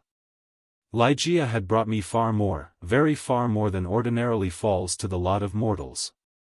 After a few months, therefore, of weary and aimless wandering, I purchased, and put in some repair, an abbey, which I shall not name, in one of the wildest and least frequented portions of fair England. The gloomy and dreary grandeur of the building, the almost savage aspect of the domain, the many melancholy and time-honored memories connected with both, had much in unison with the feelings of utter abandonment which had driven me into that remote and unsocial region of the country. Yet although the external abbey, with its verdant decay hanging about it, suffered but little alteration, I gave way, with a childlike perversity, and perchance with a faint hope of alleviating my sorrows, to a display of more than regal magnificence within. For such follies, even in childhood, I had imbibed a taste, and now they came back to me as if in the dotage of grief. Alas, I feel how much even of incipient madness might have been discovered in the gorgeous and fantastic draperies, in the solemn carvings of Egypt, in the wild cornices and furniture, in the bedlam patterns of the carpets of tufted gold. I had become a bounden slave in the trammels of opium, and my labors and my orders had taken a coloring from my dreams. But these absurdities I must not pause to detail. Let me speak only of that one chamber, ever accursed, whither in a moment of mental alienation I led from the altar as my bride, as the successor of the unforgotten Ligeia, the fair-haired and blue-eyed Lady Rowena Trevanion, of Tremaine. There is no individual portion of the architecture and decoration of that bridal chamber which is not now visibly before me. Where were the souls of the haughty family of the bride, when, through thirst of gold, they permitted to pass the threshold of an apartment so bedecked, a maiden and a daughter so beloved? I have said that I minutely remember the details of the chamber, yet I am sadly forgetful on topics of deep moment, and here there was no system, no keeping, in the fantastic display, to take hold upon the memory. The room lay in a high turret of the castellated abbey, was pentagonal in shape, and of capacious size. Occupying the whole southern face of the pentagon was the sole window, an immense sheet of unbroken glass from Venice, a single pane, and tinted of a leaden hue, so that the rays of either the sun or moon, passing through it, fell with a ghastly luster on the objects within. Over the upper portion of this huge window, extended the trellis work of an aged vine, which clambered up the massy walls of the turret. The ceiling, of gloomy-looking oak, was excessively lofty, vaulted, and elaborately fretted with the wildest and most grotesque specimens of a semi-Gothic, semi-Druidical device. From out the most central recess of this melancholy vaulting, depended, by a single chain of gold with long links, a huge censer of the same metal, Saracenic in pattern, and with many perforations so contrived that there writhed in and out of them, as if endued with a serpent vitality, a continual succession of parti-colored fires. Some few ottomans and golden candelabra, of Eastern figure, were in various stations about, and there was the couch, too, bridal couch, of an Indian model, and low, and sculptured of solid ebony, with a pall-like canopy above. In each of the angles of the chamber stood on end a gigantic sarcophagus of black granite, from the tombs of the kings over against Luxor, with their aged lids full of immemorial sculpture. But in the draping of the apartment lay, alas, the chief fantasy of all. The lofty walls, gigantic in height, even unproportionably so, were hung from summit to foot, in vast folds, with a heavy and massive-looking tapestry of a material which was found alike as a carpet on the floor, as a covering for the ottomans and the ebony bed, as a canopy for the bed, and as the gorgeous volutes of the curtains which partially shaded the window. The material was the richest cloth of gold. It was spotted all over, at irregular intervals, with arabesque figures, about a foot in diameter, and wrought upon the cloth in patterns of the most jetty black. But these figures partook of the true character of the arabesque only when regarded from a single point of view. By a contrivance now common, and indeed traceable to a very remote period of antiquity, they were made changeable in aspect. To one entering the room, they bore the appearance of simple monstrosities, but upon a farther advance, this appearance gradually departed, and step by step, as the visitor moved his station in the chamber, he saw himself surrounded by an endless succession of the ghastly forms which belonged to the superstition of the Norman, or arise in the guilty slumbers of the monk. The phantasmagoric effect was vastly heightened by the artificial introduction of a strong continual current of wind behind the draperies, giving a hideous and uneasy animation to the whole. In halls such as these, in a bridal chamber such as this, I passed, with the Lady of Tremaine, the unhallowed hours of the first month of our marriage, passed them with but little disquietude. That my wife dreaded the fierce moodiness of my temper, that she shunned me and loved me but little, I could not help perceiving, but it gave me rather pleasure than otherwise. I loathed her with a hatred belonging more to demon than to man. My memory flew back, oh, with what intensity of regret, to Ligeia, the beloved, the august, the beautiful, the entombed. I revelled in recollections of her purity, of her wisdom, of her lofty, her ethereal nature, of her passionate, her idolatrous love. Now, then, did my spirit fully and freely burn with more than all the fires of her own. In the excitement of my opium dreams, for I was habitually fettered in the shackles of the drug, I would call aloud upon her name, during the silence of the night, or among the sheltered recesses of the glens by day, as if, through the wild eagerness, the solemn passion, the consuming ardor of my longing for the departed, I could restore her to the pathway she had abandoned. Ah, could it be forever? Upon the earth. About the commencement of the second month of the marriage, the Lady Rowena was attacked with sudden illness, from which her recovery was slow. The fever which consumed her rendered her nights uneasy. And in her perturbed state of half-slumber, she spoke of sounds, and of motions, in and about the chamber of the turret, which I concluded had no origin save in the distemper of her fancy, or perhaps in the phantasmagoric influences of the chamber itself. She became at length convalescent, finally, well. Yet but a brief period elapsed, ere a second more violent disorder again threw her upon a bed of suffering. And from this attack her frame, at all times feeble, never altogether recovered. Her illnesses were, after this epoch, of alarming character, and of more alarming recurrence, defying alike the knowledge and the great exertions of her physicians. With the increase of the chronic disease which had thus, apparently, taken too sure hold upon her constitution to be eradicated by human means, I could not fail to observe a similar increase in the nervous irritation of her temperament, and in her excitability by trivial causes of fear. She spoke again, and now more frequently and pertinaciously, of the sounds, of the slight sounds, and of the unusual motions among the tapestries, to which she had formerly alluded. One night, near the closing in of September, she pressed this distressing subject with more than usual emphasis upon my attention. She had just awakened from an unquiet slumber, and I had been watching, with feelings half of anxiety, half of vague terror, the workings of her emaciated countenance. I sat by the side of her ebony bed, upon one of the ottomans of India. She partly arose, and spoke, in an earnest low whisper, of sounds which she then heard, but which I could not hear, of motions which she then saw, but which I could not perceive.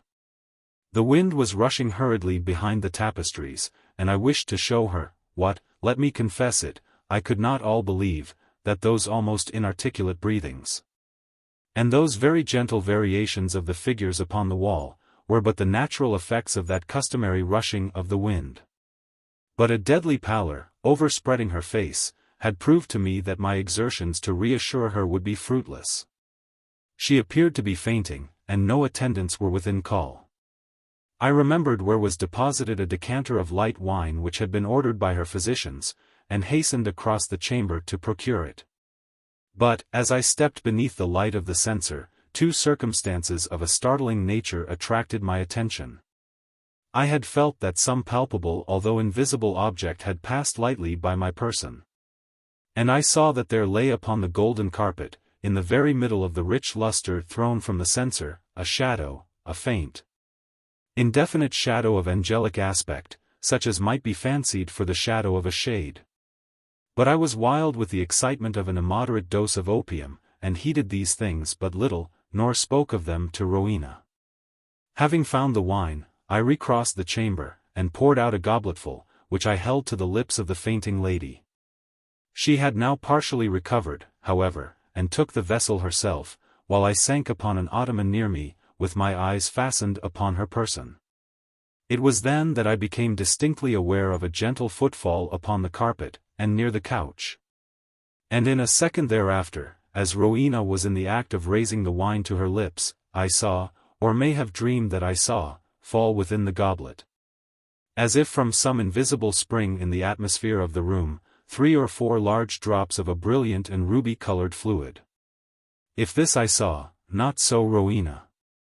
She swallowed the wine unhesitatingly, and I forbore to speak to her of a circumstance which must, after all, I considered, have been but the suggestion of a vivid imagination, rendered morbidly active by the terror of the lady, by the opium, and by the hour.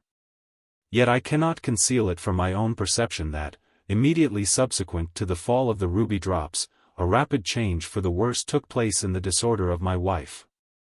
So that, on the 3rd subsequent night, the hands of her menials prepared her for the tomb, and on the 4th, I sat alone, with her shrouded body, in that fantastic chamber which had received her as my bride. Wild visions, opium engendered, flitted, shadow-like, before me.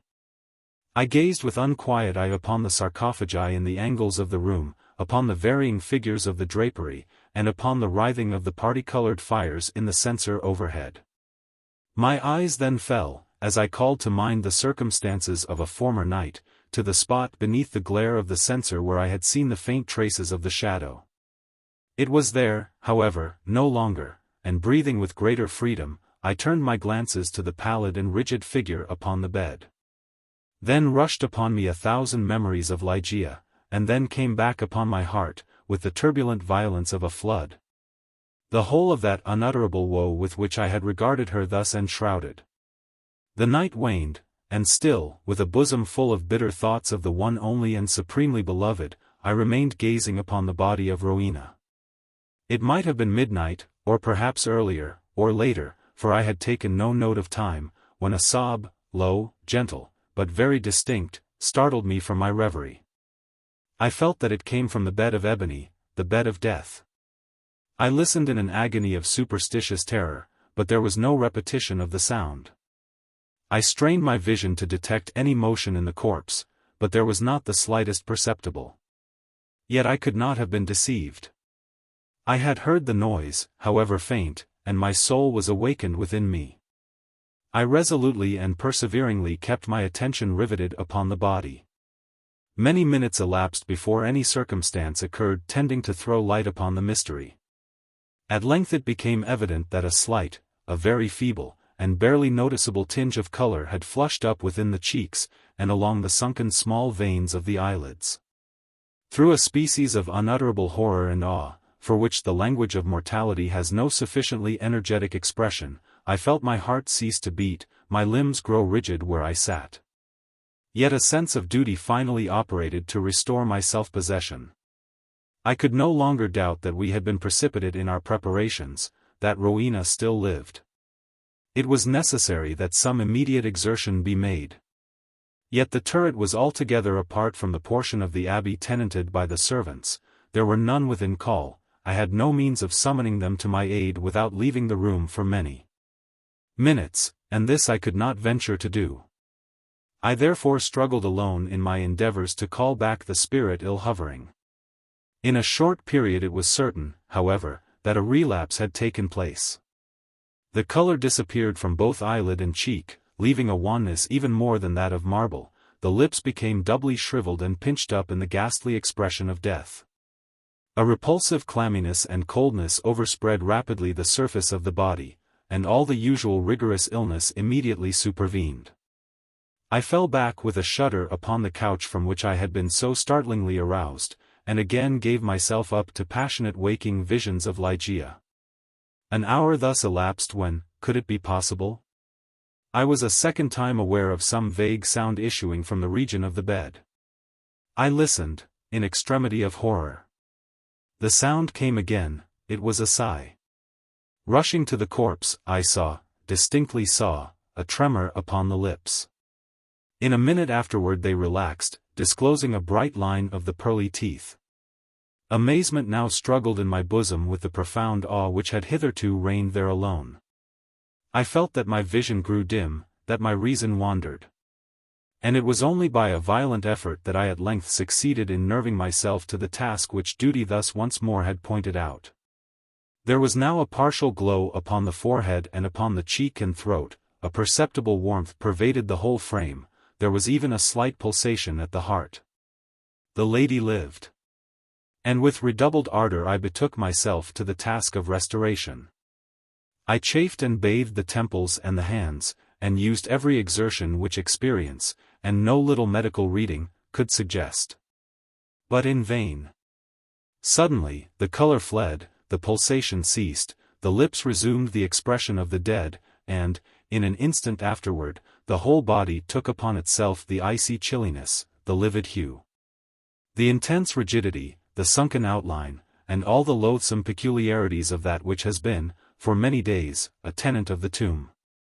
And again I sunk into visions of Ligeia, and again, what marvel that I shudder while I write, again there reached my ears a low sob from the region of the ebony bed.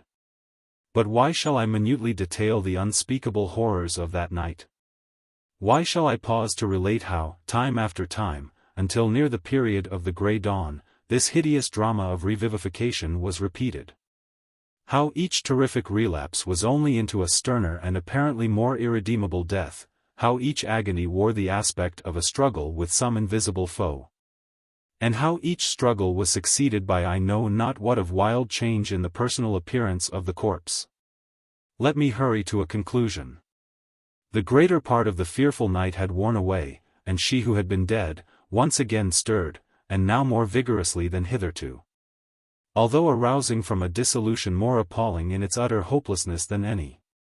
I had long ceased to struggle or to move, and remained sitting rigidly upon the ottoman, a helpless prey to a whirl of violent emotions, of which extreme awe was perhaps the least terrible, the least consuming. The corpse, I repeat, stirred, and now more vigorously than before.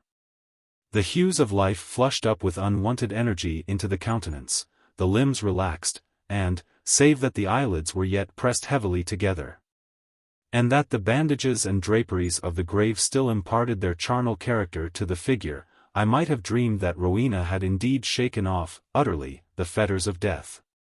But if this idea was not, even then, altogether adopted, I could at least doubt no longer, when, arising from the bed, tottering, with feeble steps, with closed eyes, and with the manner of one bewildered in a dream, the thing that was enshrouded advanced boldly and palpably into the middle of the apartment. I trembled not, I stirred not, for a crowd of unutterable fancies connected with the air, the stature, the demeanor of the figure, rushing hurriedly through my brain, had paralyzed, had chilled me into stone. I stirred not, but gazed upon the apparition. There was a mad disorder in my thoughts, a tumult unappeasable. Could it, indeed, be the living Rowena who confronted me? Could it indeed be Rowena at all, the fair-haired, the blue-eyed Lady Rowena Trevanion of Tremaine? Why should I doubt it? The bandage lay heavily about the mouth, but then might it not be the mouth of the breathing Lady of Tremaine? And the cheeks, there were the roses as in her noon of life, yes, these might indeed be the fair cheeks of the living Lady of Tremaine. And the chin, with its dimples, as in health, might it not be hers, but had she then grown taller since her malady? What inexpressible madness seized me with that thought? One bound, and I had reached her feet. Shrinking from my touch, she let fall from her head, unloosened, the ghastly cerements which had confined it, and there streamed forth, into the rushing atmosphere of the chamber, huge masses of long and dishevelled hair. It was blacker than the raven wings of midnight. And now slowly opened the eyes of the figure which stood before me.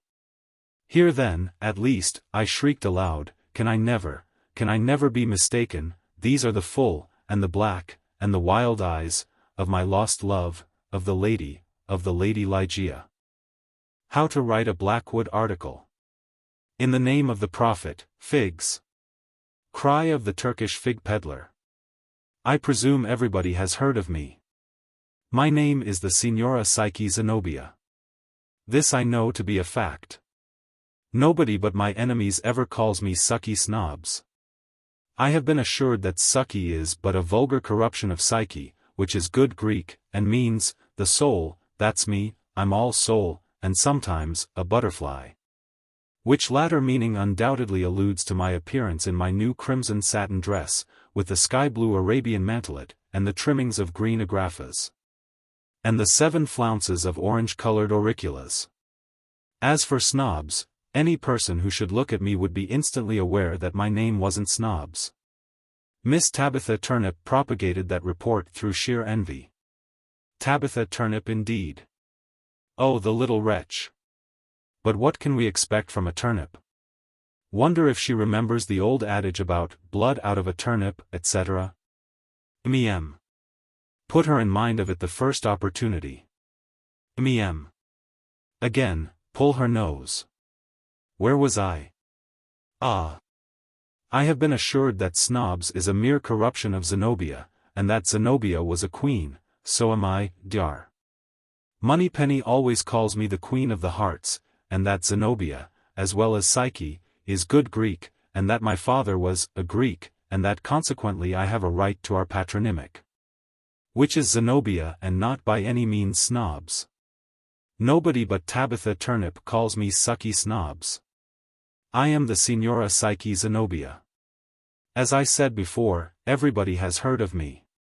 I am that very Signora Psyche Zenobia, so justly celebrated as corresponding secretary to the Philadelphia, Regular, Exchange, Total, Young, Belles, Lettres, Universal, Experimental, Bibliographical, Association, to civilize humanity.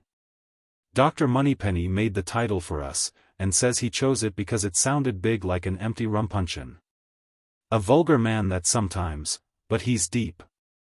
We all sign the initials of the society after our names, in the fashion of the RSA, Royal Society of Arts, the SDUK, Society for the Diffusion of Useful Knowledge, etc., etc. Dr. Moneypenny says that S stands for stale, and that DUK spells duck, but it don't, that SDUK stands for Stale Duck and not for Lord Brougham's Society, but then Dr. Moneypenny is such a queer man that I am never sure when he is telling me the truth. At any rate we always add to our names the initials PRETTYBLUBATCH. That is to say, Philadelphia, Regular, Exchange, Total, Young, Belles, Lettres, Universal, Experimental, Bibliographical, Association, to civilize humanity, 1 letter for each word. Which is a decided improvement upon Lord Brougham. Dr. Moneypenny will have it that our initials give our true character, but for my life I can't see what he means. Notwithstanding the good offices of the doctor, and the strenuous exertions of the association to get itself into notice, it met with no very great success until I joined it. The truth is, the members indulged in too flippant a tone of discussion. The papers read every Saturday evening were characterized less by depth than buffoonery. They were all whipped syllabub. There was no investigation of first causes, first principles.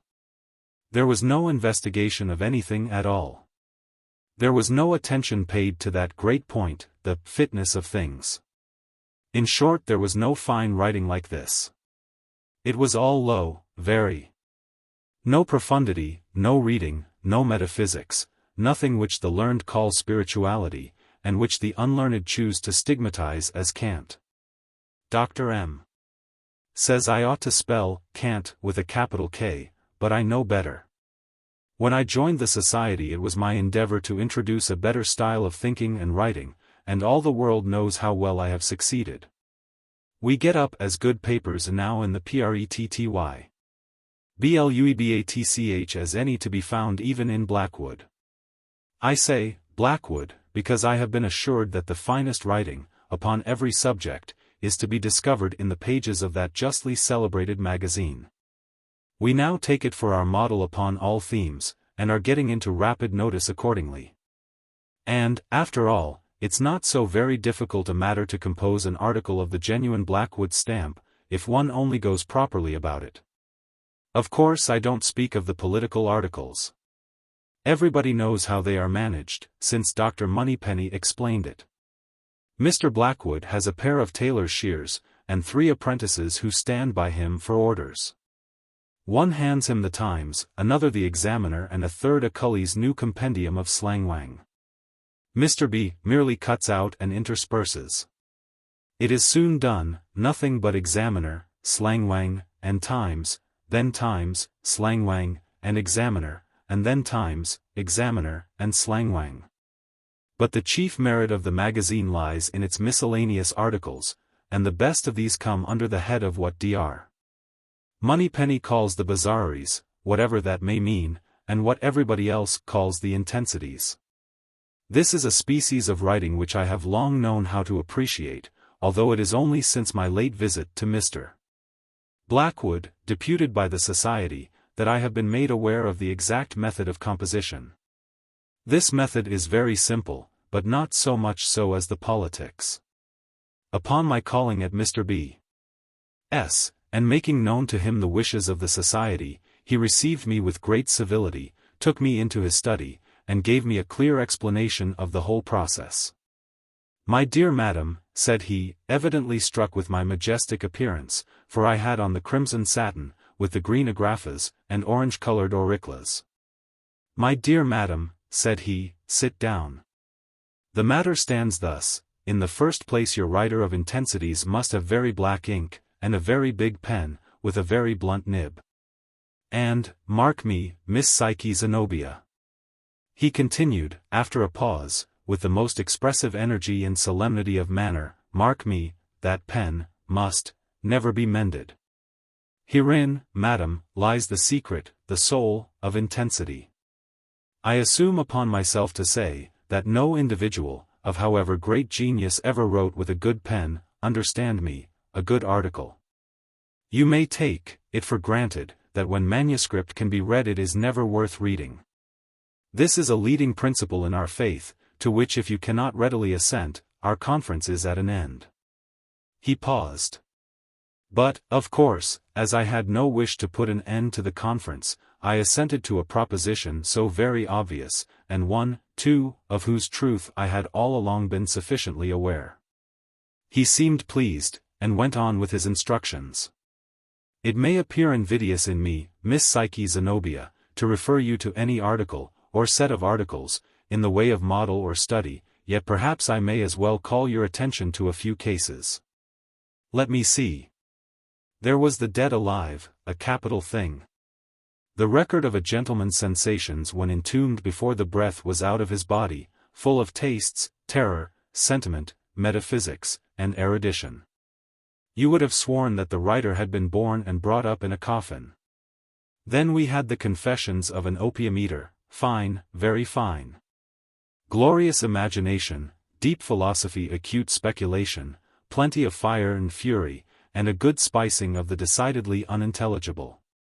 That was a nice bit of flummery, and went down the throats of the people delightfully. They would have it that Coleridge wrote the paper, but not so. It was composed by my pet baboon, Juniper, over a rummer of Hollands and water, hot, without sugar. This I could scarcely have believed had it been anybody but Mr. Blackwood, who assured me of it. Then there was The Involuntary Experimentalist, all about a gentleman who got baked in an oven, and came out alive and well, although certainly done to a turn.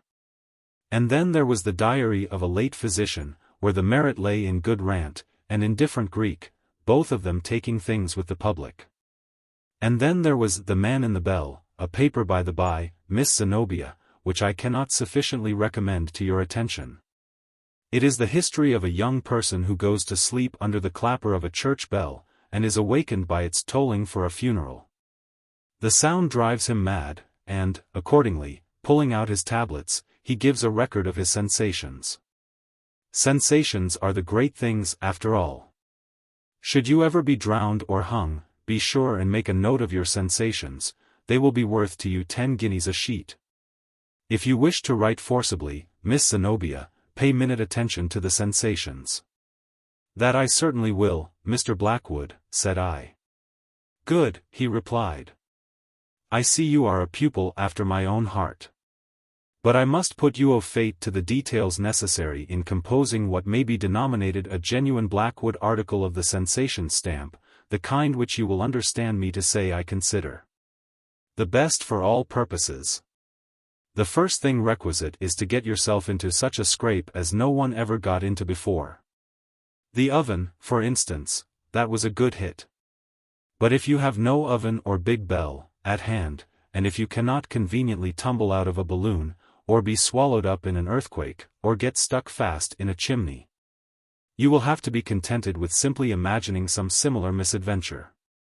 I should prefer, however, that you have the actual fact to bear you out. Nothing so well assists the fancy as an experimental knowledge of the matter in hand. Truth is strange, you know, stranger than fiction, besides being more to the purpose.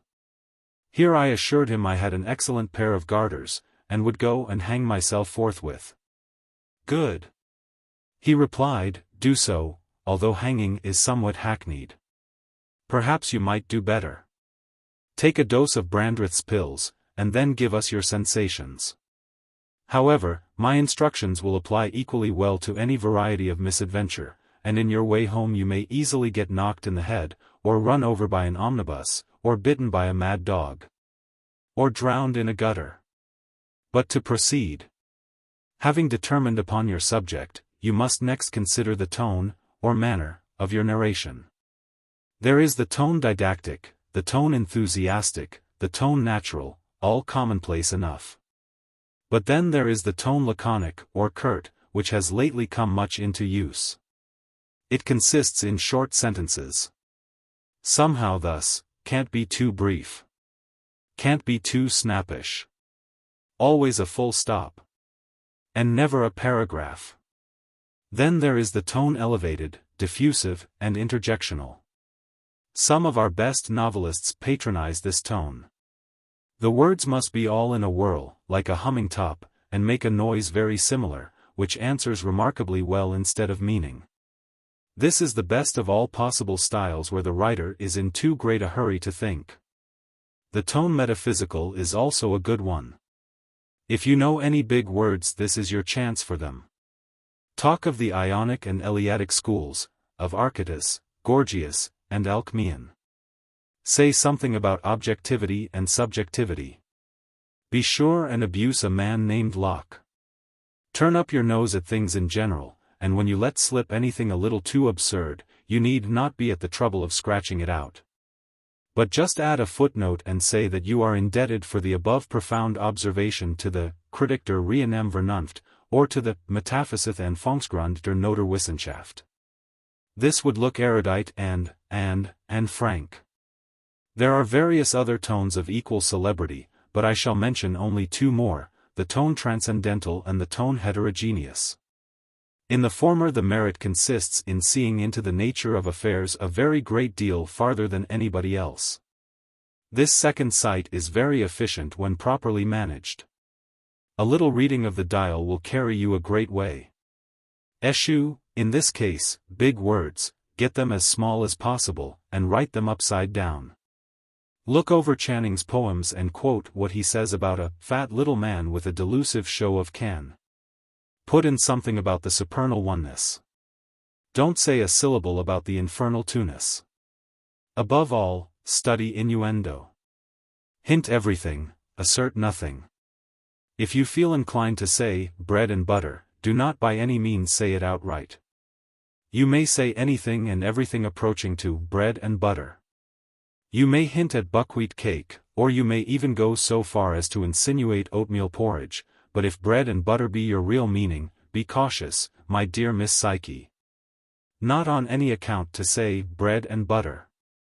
I assured him that I should never say it again as long as I lived. He kissed me and continued. As for the tone heterogeneous, it is merely a judicious mixture, in equal proportions, of all the other tones in the world. And is consequently made up of everything deep, great, odd, piquant, pertinent, and pretty. Let us suppose now you have determined upon your incidents and tone. The most important portion, in fact, the soul of the whole business, is yet to be attended to, I allude to the filling up. It is not to be supposed that a lady, or gentleman either, has been leading the life of a bookworm. And yet above all things it is necessary that your article have an air of erudition, or at least afford evidence of extensive general reading. Now I'll put you in the way of accomplishing this point. See here. Pulling down some 3 or 4 ordinary-looking volumes, and opening them at random. By casting your eye down almost any page of any book in the world, you will be able to perceive at once a host of little scraps of either learning or bel espritism, which are the very thing for the spicing of a Blackwood article.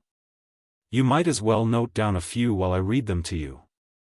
I shall make 2 divisions, first, piquant facts for the manufacture of similes, and, second, piquant expressions to be introduced as occasion may require. Write now. And I wrote as he dictated. Piquant facts for similes. There were originally but 3 muses, melody, mneme, aud, meditation, memory, and singing. You may make a good deal of that little fact if properly worked. You see it is not generally known, and looks recherché. You must be careful and give the thing with a downright improviso air. Again. The river Alpheus passed beneath the sea, and emerged without injury to the purity of its waters. Rather stale that, to be sure, but, if properly dressed and dished up, will look quite as fresh as ever. Here is something better. The Persian iris appears to some persons to possess a sweet and very powerful perfume, while to others it is perfectly scentless. Fine that, and very delicate. Turn it about a little, and it will do wonders. We'll have something else in the botanical line. There's nothing goes down so well, especially with the help of a little Latin. Right. The Epidendrum flossaries, of Java, bears a very beautiful flower, and will live when pulled up by the roots. The natives suspend it by a cord from the ceiling, and enjoy its fragrance for years. That's capital. That will do for the similes. Now for the piquant expressions. Piquant expressions. The venerable Chinese novel Jukioli. Good. By introducing these few words with dexterity you will evince your intimate acquaintance with the language and literature of the Chinese. With the aid of this you may either get along without either Arabic, or Sanskrit, or Chickasaw. There is no passing muster, however, without Spanish, Italian, German, Latin, and Greek. I must look you out a little specimen of each.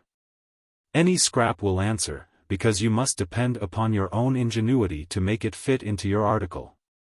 Now write. Aussi tendre que Zaire, as tender as Zaire French. Alludes to the frequent repetition of the phrase, La tendre Zaire, in the French tragedy of that name. Properly introduced, will show not only your knowledge of the language, but your general reading and wit. You can say, for instance, that the chicken you were eating, write an article about being choked to death by a chicken bone, was not altogether aussi tendre que Zaire. Write. Van muerte tan escondida.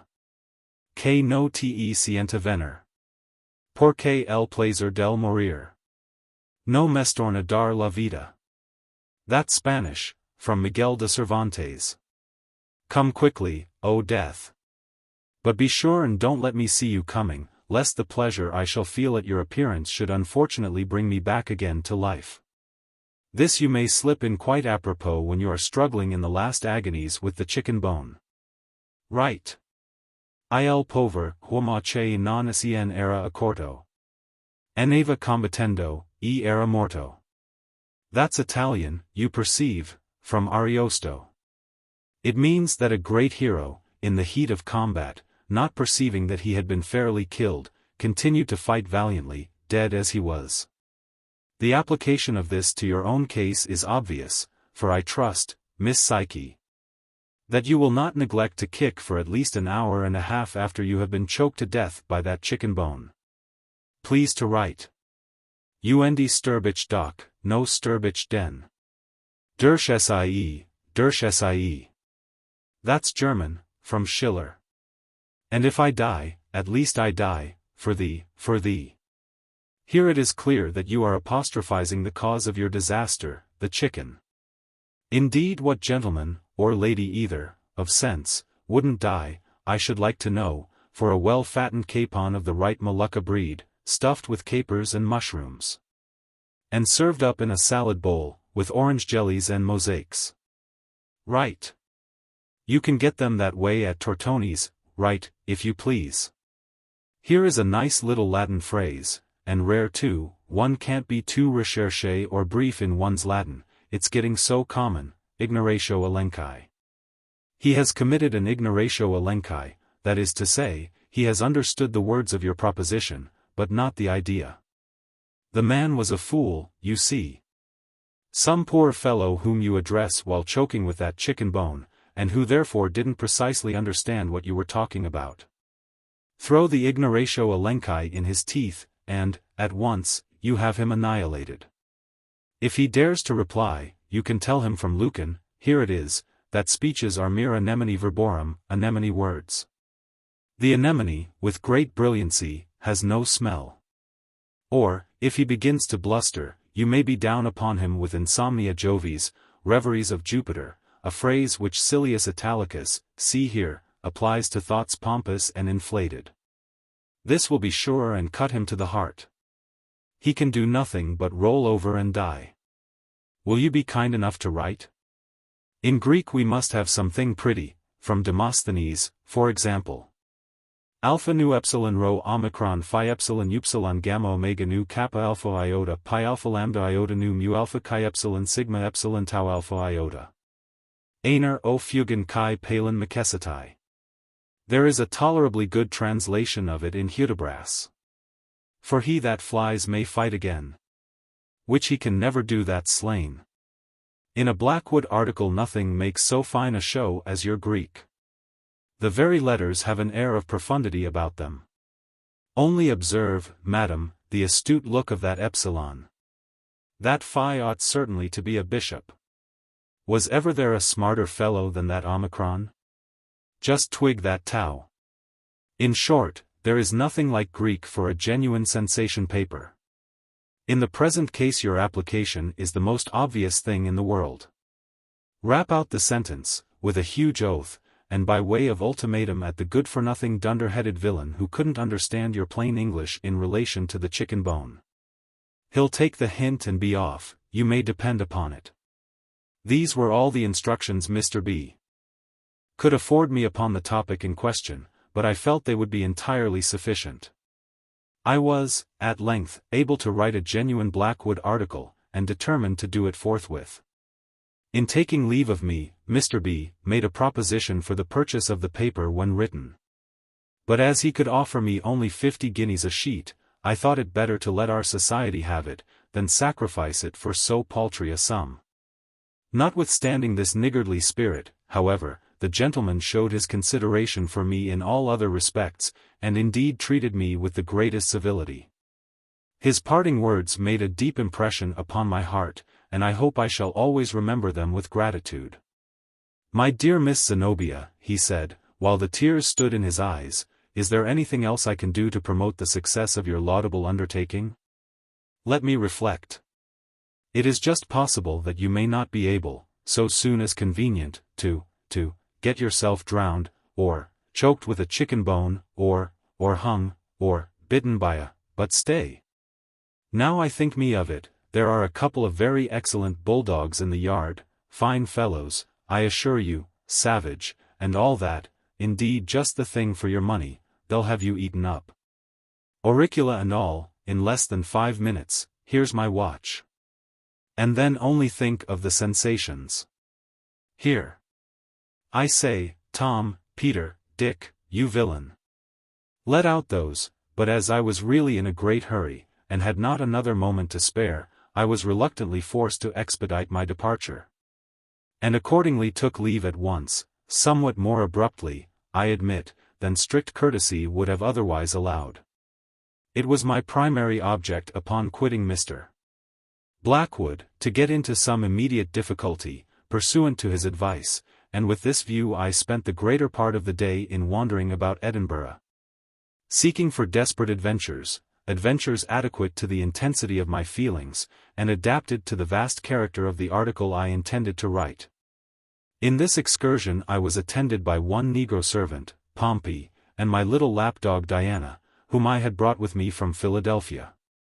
It was not, however, until late in the afternoon that I fully succeeded in my arduous undertaking. An important event then happened of which the following Blackwood article, in the tone heterogeneous, is the substance and result. A predicament. What chance, good lady, hath bereft you thus? Comus. It was a quiet and still afternoon when I strolled forth in the goodly city of Edina. The confusion and bustle in the streets were terrible. Men were talking. Women were screaming. Children were choking. Pigs were whistling. Carts they rattled. Bulls they bellowed. Cows they lowed. Horses they neighed. Cats they caterwauled. Dogs they danced. Danced. Could it then be possible? Danced. Alas, thought I, my dancing days are over. Thus it is ever. What a host of gloomy recollections will ever and anon be awakened in the mind of genius and imaginative contemplation, especially of a genius doomed to the everlasting, and eternal, and continual. And, as one might say, the continued, yes, the continued and continuous, bitter, harassing, disturbing, and, if I may be allowed the expression, the very disturbing influence of the serene, and godlike, and heavenly, and exalted, and elevated, and purifying effect of what may be rightly termed the most enviable, the most truly enviable, nay, the most benignly beautiful, the most deliciously ethereal, and, as it were, the most pretty, if I may use so bold an expression, thing, pardon me, gentle reader, in the world, but I am always led away by my feelings. In such a mind, I repeat, what a host of recollections are stirred up by a trifle. The dogs danced.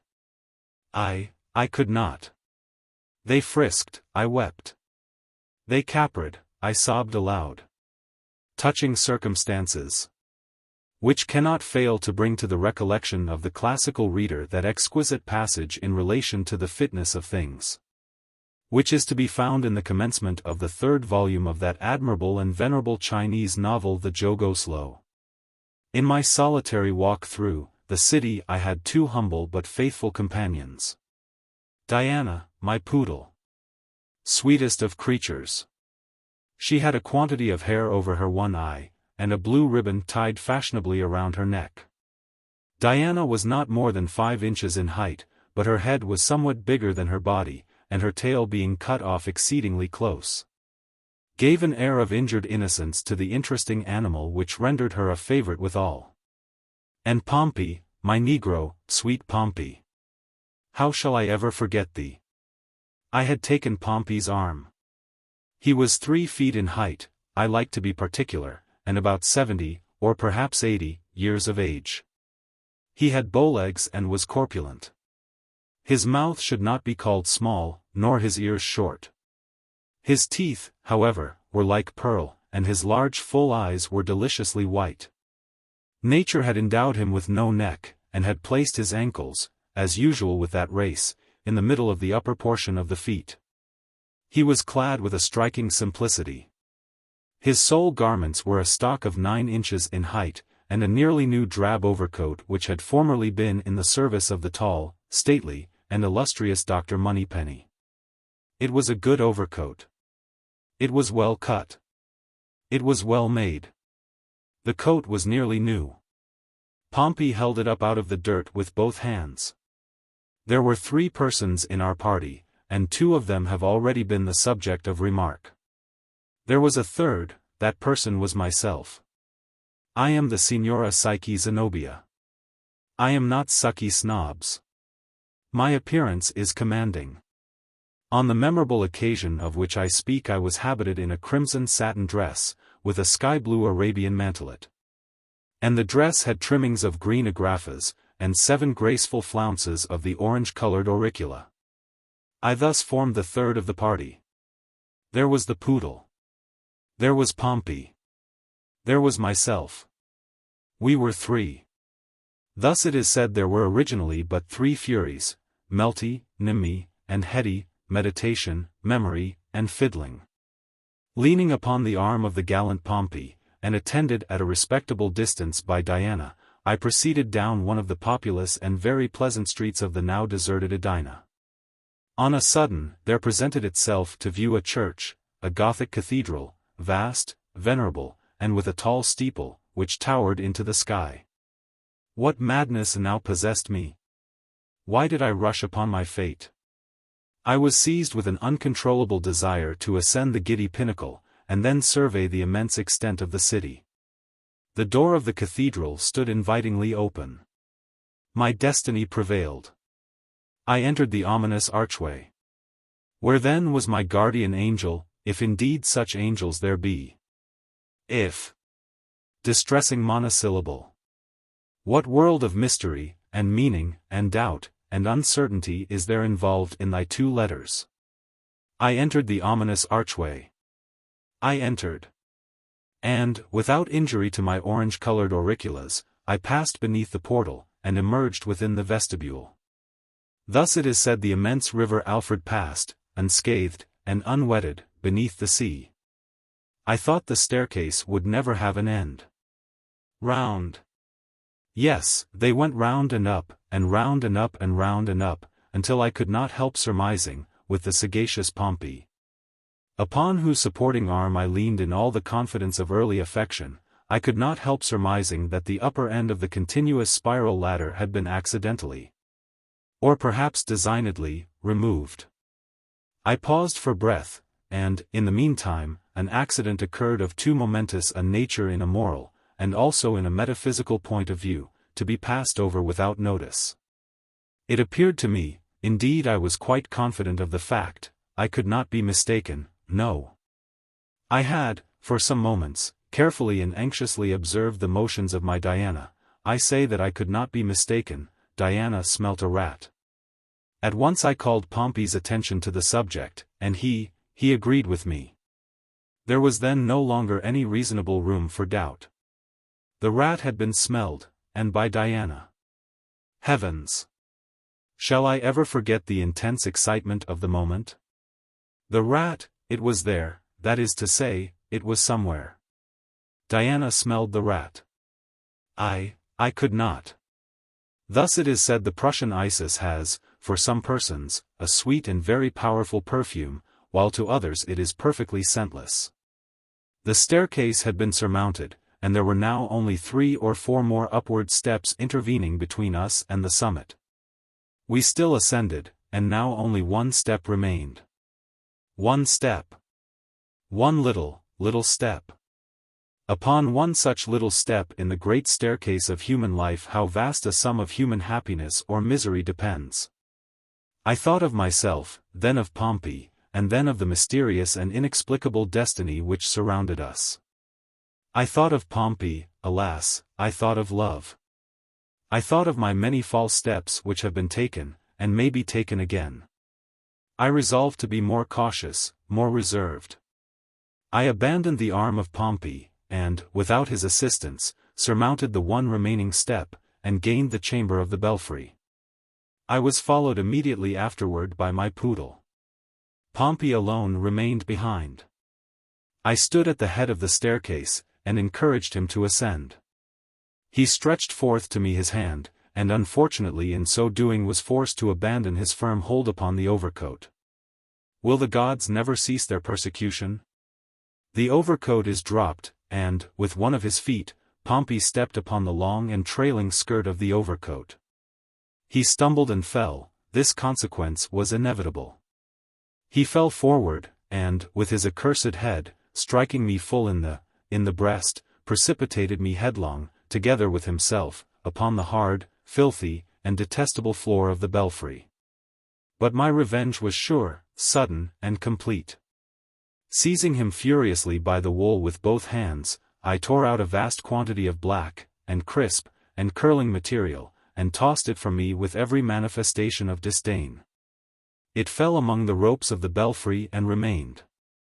Pompey arose, and said no word. But he regarded me piteously with his large eyes and sighed. Ye gods, that sigh! It sunk into my heart. And the hair, the wool. Could I have reached that wool I would have bathed it with my tears, in testimony of regret. But alas! It was now far beyond my grasp. As it dangled among the cordage of the bell, I fancied it alive. I fancied that it stood on end with indignation. Thus the happy dandy Flos aries of Java bears, it is said, a beautiful flower, which will live when pulled up by the roots. The natives suspend it by a cord from the ceiling and enjoy its fragrance for years. Our quarrel was now made up, and we looked about the room for an aperture through which to survey the city of Edina. Windows there were none. The sole light admitted into the gloomy chamber proceeded from a square opening, about a foot in diameter, at a height of about 7 feet from the floor. Yet what will the energy of true genius not effect? I resolved to clamber up to this hole. A vast quantity of wheels, pinions, and other cabalistic-looking machinery stood opposite the hole, close to it, and through the hole there passed an iron rod from the machinery. Between the wheels and the wall where the hole lay there was barely room for my body, yet I was desperate, and determined to persevere. I called Pompey to my side. You perceive that aperture, Pompey. I wish to look through it. You will stand here just beneath the hole, so. Now, hold out one of your hands, Pompey, and let me step upon it, thus. Now, the other hand, Pompey, and with its aid I will get upon your shoulders. He did everything I wished, and I found, upon getting up, that I could easily pass my head and neck through the aperture. The prospect was sublime. Nothing could be more magnificent. I merely paused a moment to bid Diana behave herself, and assure Pompey that I would be considerate and bear as lightly as possible upon his shoulders. I told him I would be tender of his feelings, aussi tender que beefsteak. Having done this justice to my faithful friend, I gave myself up with great zest and enthusiasm to the enjoyment of the scene which so obligingly spread itself out before my eyes. Upon this subject, however, I shall forbear to dilate. I will not describe the city of Edinburgh. Everyone has been to the city of Edinburgh. Everyone has been to Edinburgh, the classic Edina. I will confine myself to the momentous details of my own lamentable adventure. Having, in some measure, satisfied my curiosity in regard to the extent, situation, and general appearance of the city, I had leisure to survey the church in which I was, and the delicate architecture of the steeple. I observed that the aperture through which I had thrust my head was an opening in the dial plate of a gigantic clock, and must have appeared, from the street, as a large keyhole, such as we see in the face of the French watches. No doubt the true object was to admit the arm of an attendant, to adjust, when necessary, the hands of the clock from within. I observed also, with surprise, the immense size of these hands, the longest of which could not have been less than 10 feet in length, and, where broadest, 8 or 9 inches in breadth. They were of solid steel apparently, and their edges appeared to be sharp. Having noticed these particulars, and some others, I again turned my eyes upon the glorious prospect below, and soon became absorbed in contemplation. From this, after some minutes, I was aroused by the voice of Pompey, who declared that he could stand it no longer, and requested that I would be so kind as to come down. This was unreasonable, and I told him so in a speech of some length. He replied, but with an evident misunderstanding of my ideas upon the subject. I accordingly grew angry, and told him in plain words, that he was a fool, that he had committed an ignoramus e clenchi, that his notions were mere insomere bovis, and his words little better than an ennemyvere borem. With this he appeared satisfied, and I resumed my contemplations. It might have been half an hour after this altercation when, as I was deeply absorbed in the heavenly scenery beneath me, I was startled by something very cold which pressed with a gentle pressure on the back of my neck. It is needless to say that I felt inexpressibly alarmed. I knew that Pompey was beneath my feet, and that Diana was sitting, according to my explicit directions, upon her hind legs, in the farthest corner of the room. What could it be? alas! I but too soon discovered.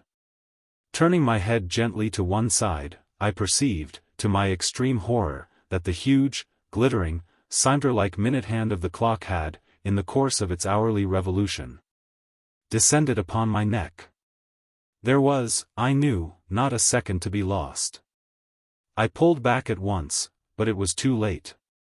There was no chance of forcing my head through the mouth of that terrible trap in which it was so fairly caught, and which grew narrower and narrower with a rapidity too horrible to be conceived. The agony of that moment is not to be imagined. I threw up my hands and endeavored, with all my strength, to force upward the ponderous iron bar. I might as well have tried to lift the cathedral itself. Down, down, down it came, closer and yet closer. I screamed to Pompey for aid. But he said that I had hurt his feelings by calling him an ignorant old squint-eye. I yelled to Diana. But she only said bow wow wow, and that I had told her, on no account to stir from the corner. Thus I had no relief to expect from my associates. Meantime the ponderous and terrific scythe of time, for I now discovered the literal import of that classical phrase, had not stopped, nor was it likely to stop, in its career. Down and still down, it came. It had already buried its sharp edge a full inch in my flesh, and my sensations grew indistinct and confused. At one time I fancied myself in Philadelphia with the stately Dr. Moneypenny, at another in the back parlor of Mr. Blackwood receiving his invaluable instructions. And then again the sweet recollection of better and earlier times came over me, and I thought of that happy period when the world was not all a desert, and Pompey not altogether cruel. The ticking of the machinery amused me. Amused me, I say, for my sensations now bordered upon perfect happiness, and the most trifling circumstances afforded me pleasure. The eternal click-clack, click-clack, click-clack of the clock was the most melodious of music in my ears, and occasionally even put me in mind of the graceful sermonic harangues of Dr. Alipod. Then there were the great figures upon the dial plate, how intelligent, how intellectual, they all looked. And presently they took to dancing the mazurka, and I think it was the figure V who performed the most to my satisfaction. She was evidently a lady of breeding. None of your swaggerers, and nothing at all indelicate in her motions. She did the pirouette to admiration, whirling round upon her apex. I made an endeavor to hand her a chair, for I saw that she appeared fatigued with her exertions, and it was not until then that I fully perceived my lamentable situation. Lamentable indeed. The bar had buried itself 2 inches in my neck. I was aroused to a sense of exquisite pain. I prayed for death, and, in the agony of the moment, could not help repeating those exquisite verses of the poet Miguel de Cervantes. Vani Buren. Tan escondida. Quiri no te sente veni. Pork and pleasure, deli mori. Nami, torni, dari, witty.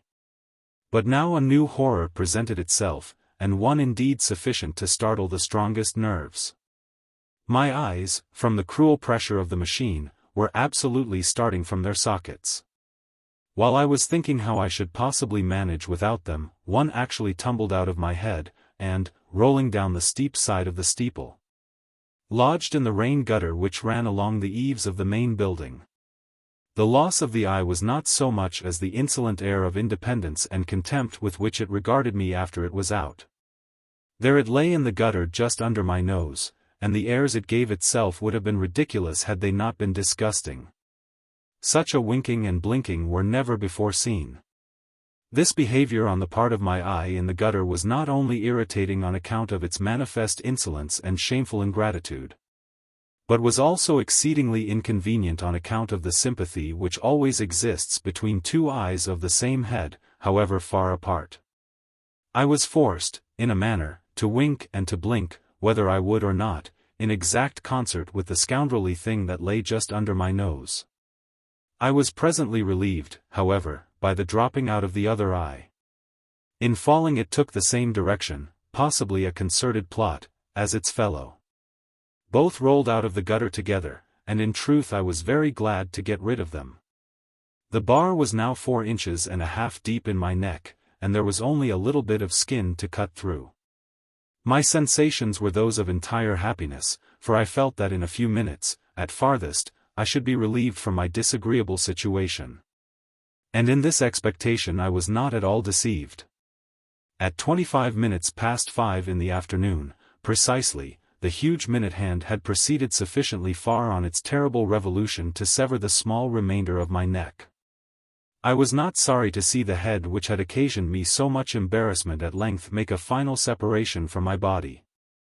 It first rolled down the side of the steeple, then lodged, for a few seconds, in the gutter, and then made its way, with a plunge, into the middle of the street.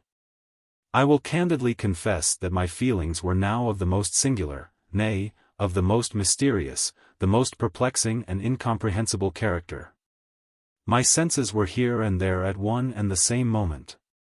With my head I imagined, at one time, that I, the head, was the real Signora Psyche Zenobia, at another I felt convinced that myself, the body, was the proper identity.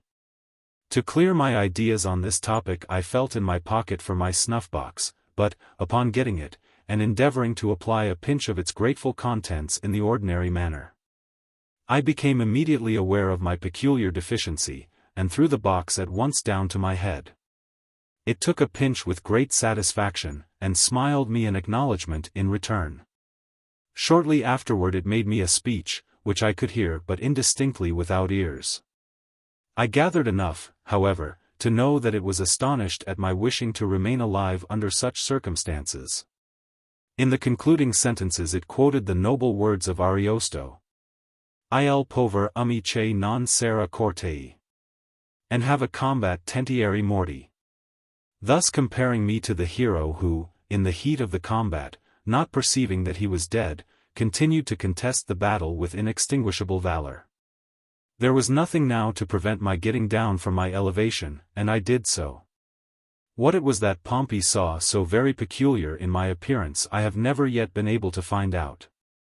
The fellow opened his mouth from ear to ear, and shut his two eyes as if he were endeavoring to crack nuts between the lids. Finally, throwing off his overcoat, he made one spring for the staircase and disappeared.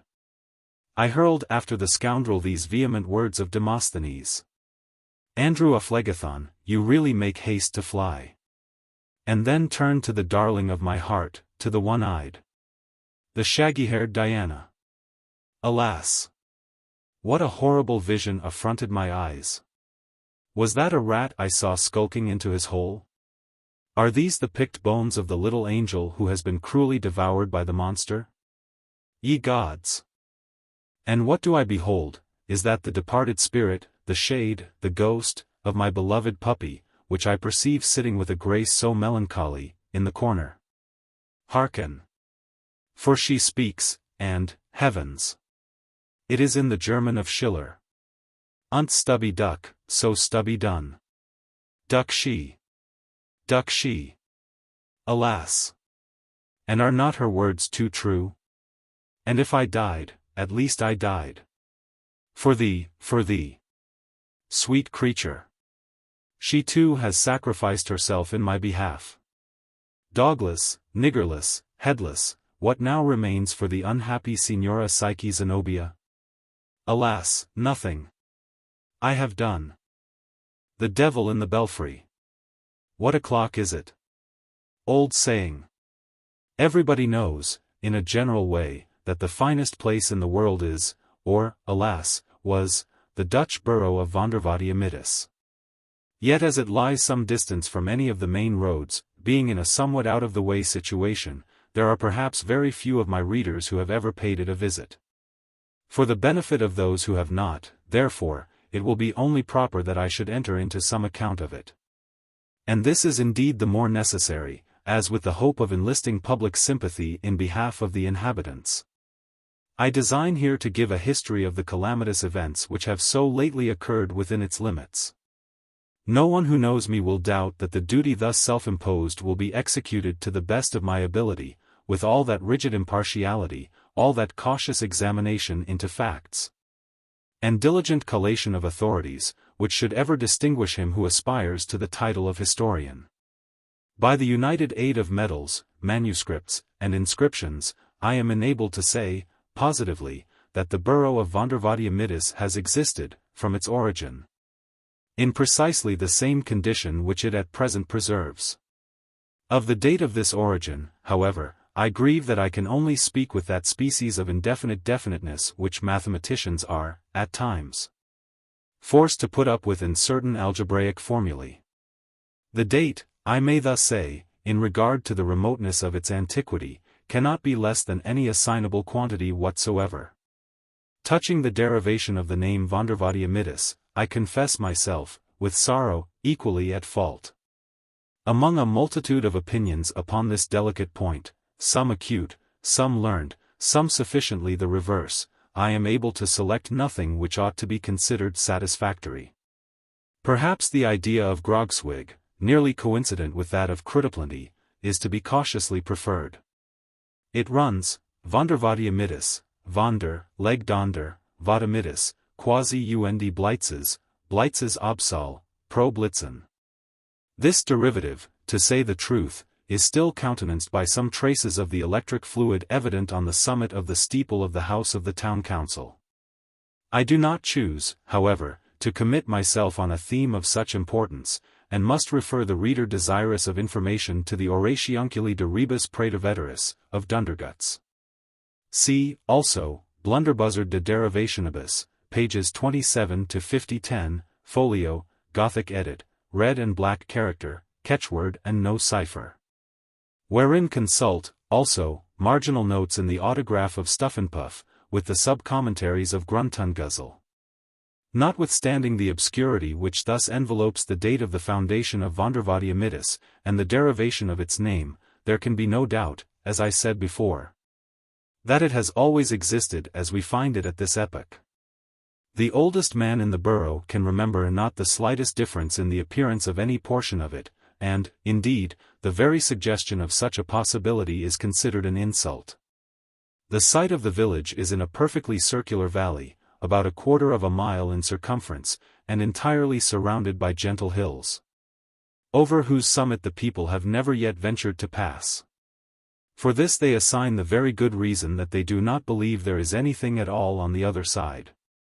Round the skirts of the valley, which is quite level, and paved throughout with flat tiles, extends a continuous row of 60 little houses. These, having their backs on the hills, must look, of course, to the center of the plain, which is just 60 yards from the front door of each dwelling. Every house has a small garden before it, with a circular path, a sundial, and 24 cabbages. The buildings themselves are so precisely alike, that one can in no manner be distinguished from the other. Owing to the vast antiquity, the style of architecture is somewhat odd, but it is not for that reason the less strikingly picturesque. They are fashioned of hard-burned little bricks, red, with black ends, so that the walls look like a chessboard upon a great scale. The gables are turned to the front, and there are cornices, as big as all the rest of the house, over the eaves and over the main doors. The windows are narrow and deep, with very tiny panes and a great deal of sash. On the roof is a vast quantity of tiles with long curly ears. The woodwork, throughout, is of a dark hue and there is much carving about it, with but a trifling variety of pattern for, time out of mind. The carvers of Vondervotteimittis have never been able to carve more than 2 objects, a timepiece and a cabbage. But these they do exceedingly well, and intersperse them, with singular ingenuity, wherever they find room for the chisel. The dwellings are as much alike inside as out, and the furniture is all upon one plan. The floors are of square tiles, the chairs and tables of black-looking wood with thin crooked legs and puppy feet. The mantelpieces are wide and high, and have not only timepieces and cabbages sculptured over the front, but a real timepiece, which makes a prodigious ticking, on the top and the middle, with a flower pot containing a cabbage standing on each extremity by way of outrider. Between each cabbage and the timepiece, again, is a little china man having a large stomach with a great round hole in it, through which is seen the dial plate of a watch. The fireplaces are large and deep, with fierce crooked-looking firedogs.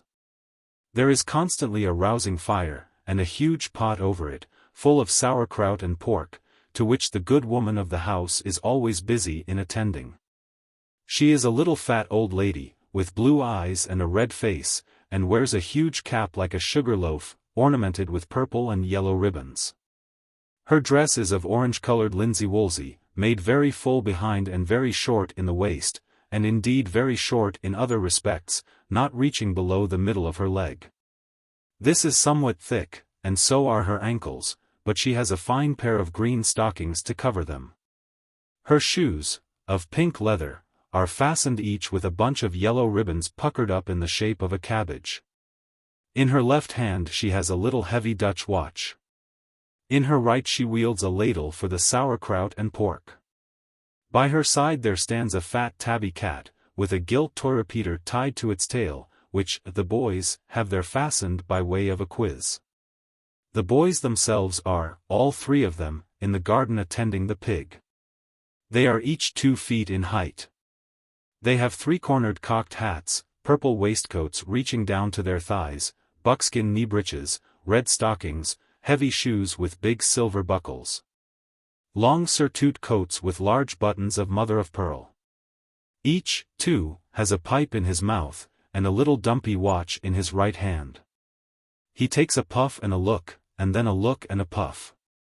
The pig, which is corpulent and lazy, is occupied now in picking up the stray leaves that fall from the cabbages, and now in giving a kick behind at the gilt repeater, which the urchins have also tied to his tail in order to make him look as handsome as the cat.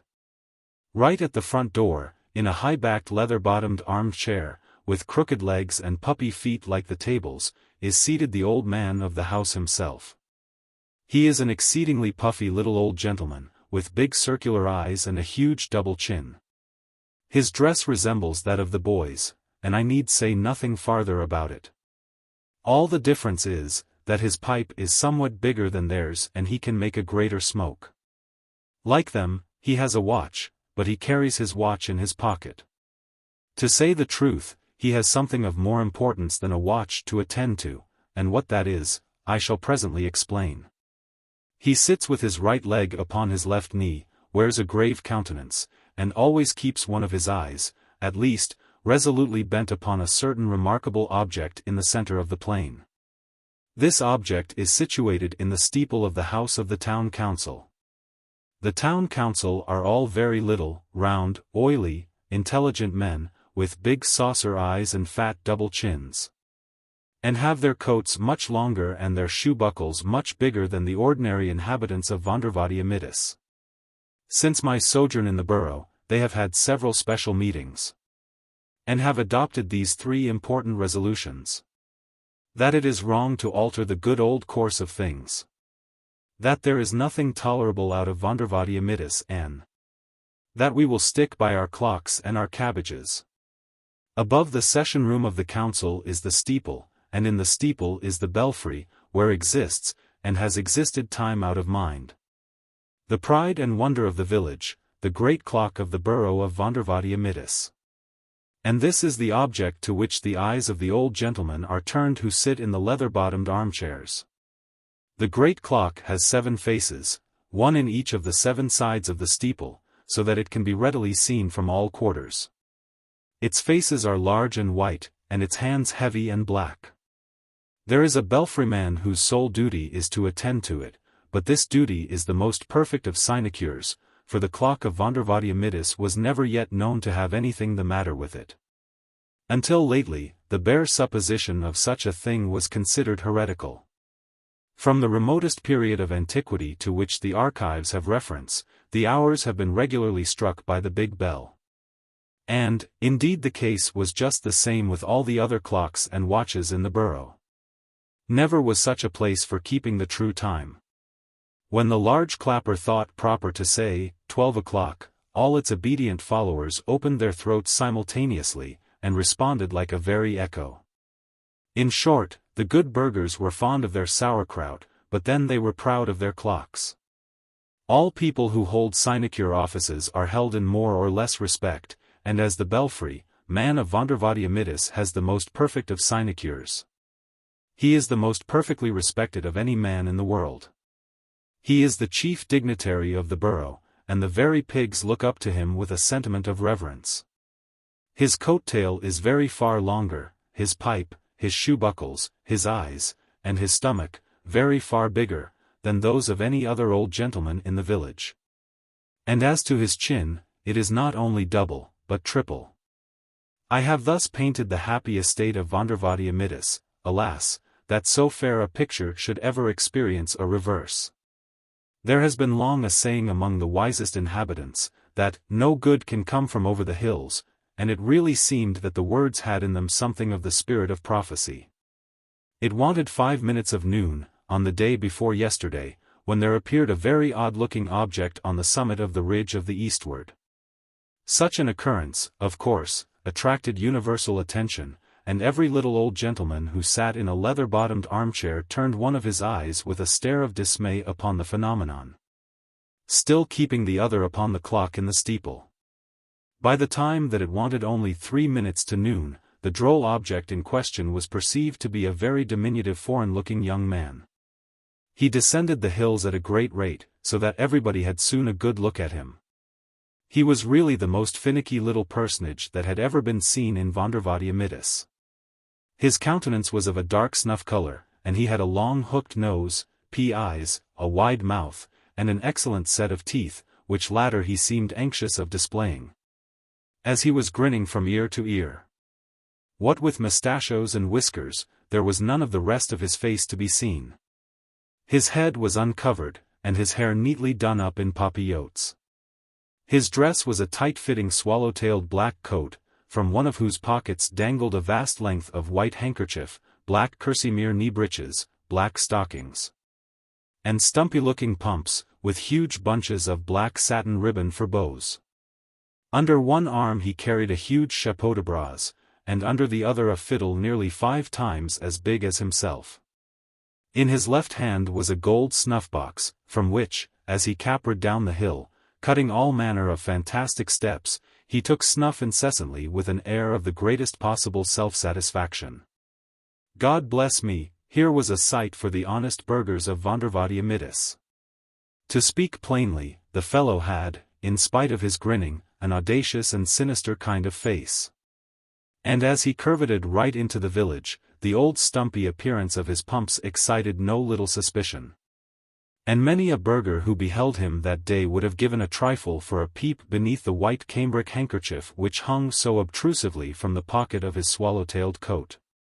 But what mainly occasioned a righteous indignation was, that the scoundrelly popinjay, while he cut a fandango here, and a whirligig there, did not seem to have the remotest idea in the world of such a thing as keeping time in his steps.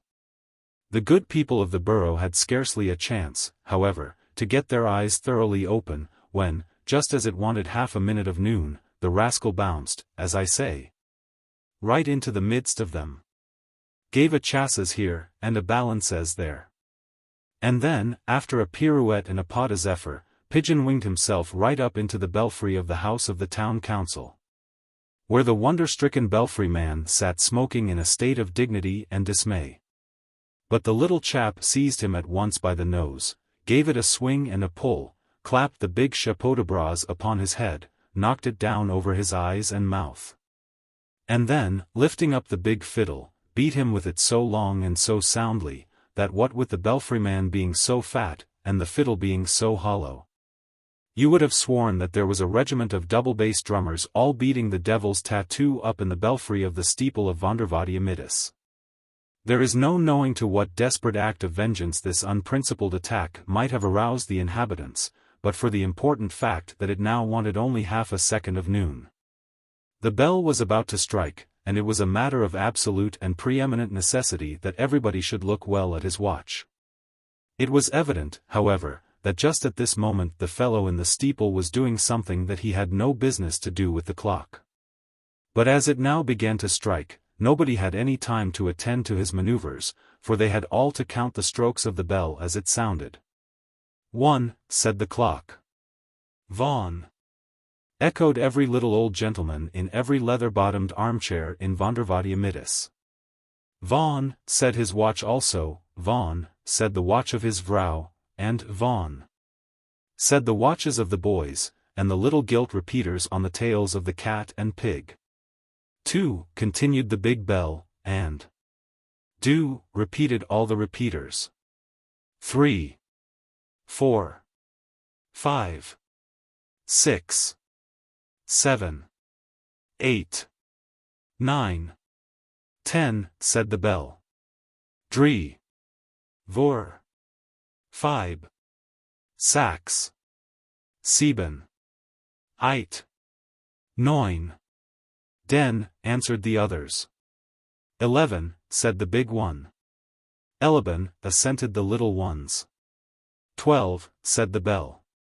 12, they replied perfectly satisfied, and dropping their voices.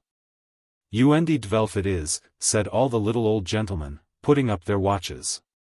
But the big bell had not done with them yet. 13, said he. Der Teufel, gasped the little old gentlemen, turning pale, dropping their pipes, and putting down all their right legs from over their left knees. Der Teufel, groaned they, 13. 13. Mein Gott, it is 13 o'clock. Why attempt to describe the terrible scene which ensued?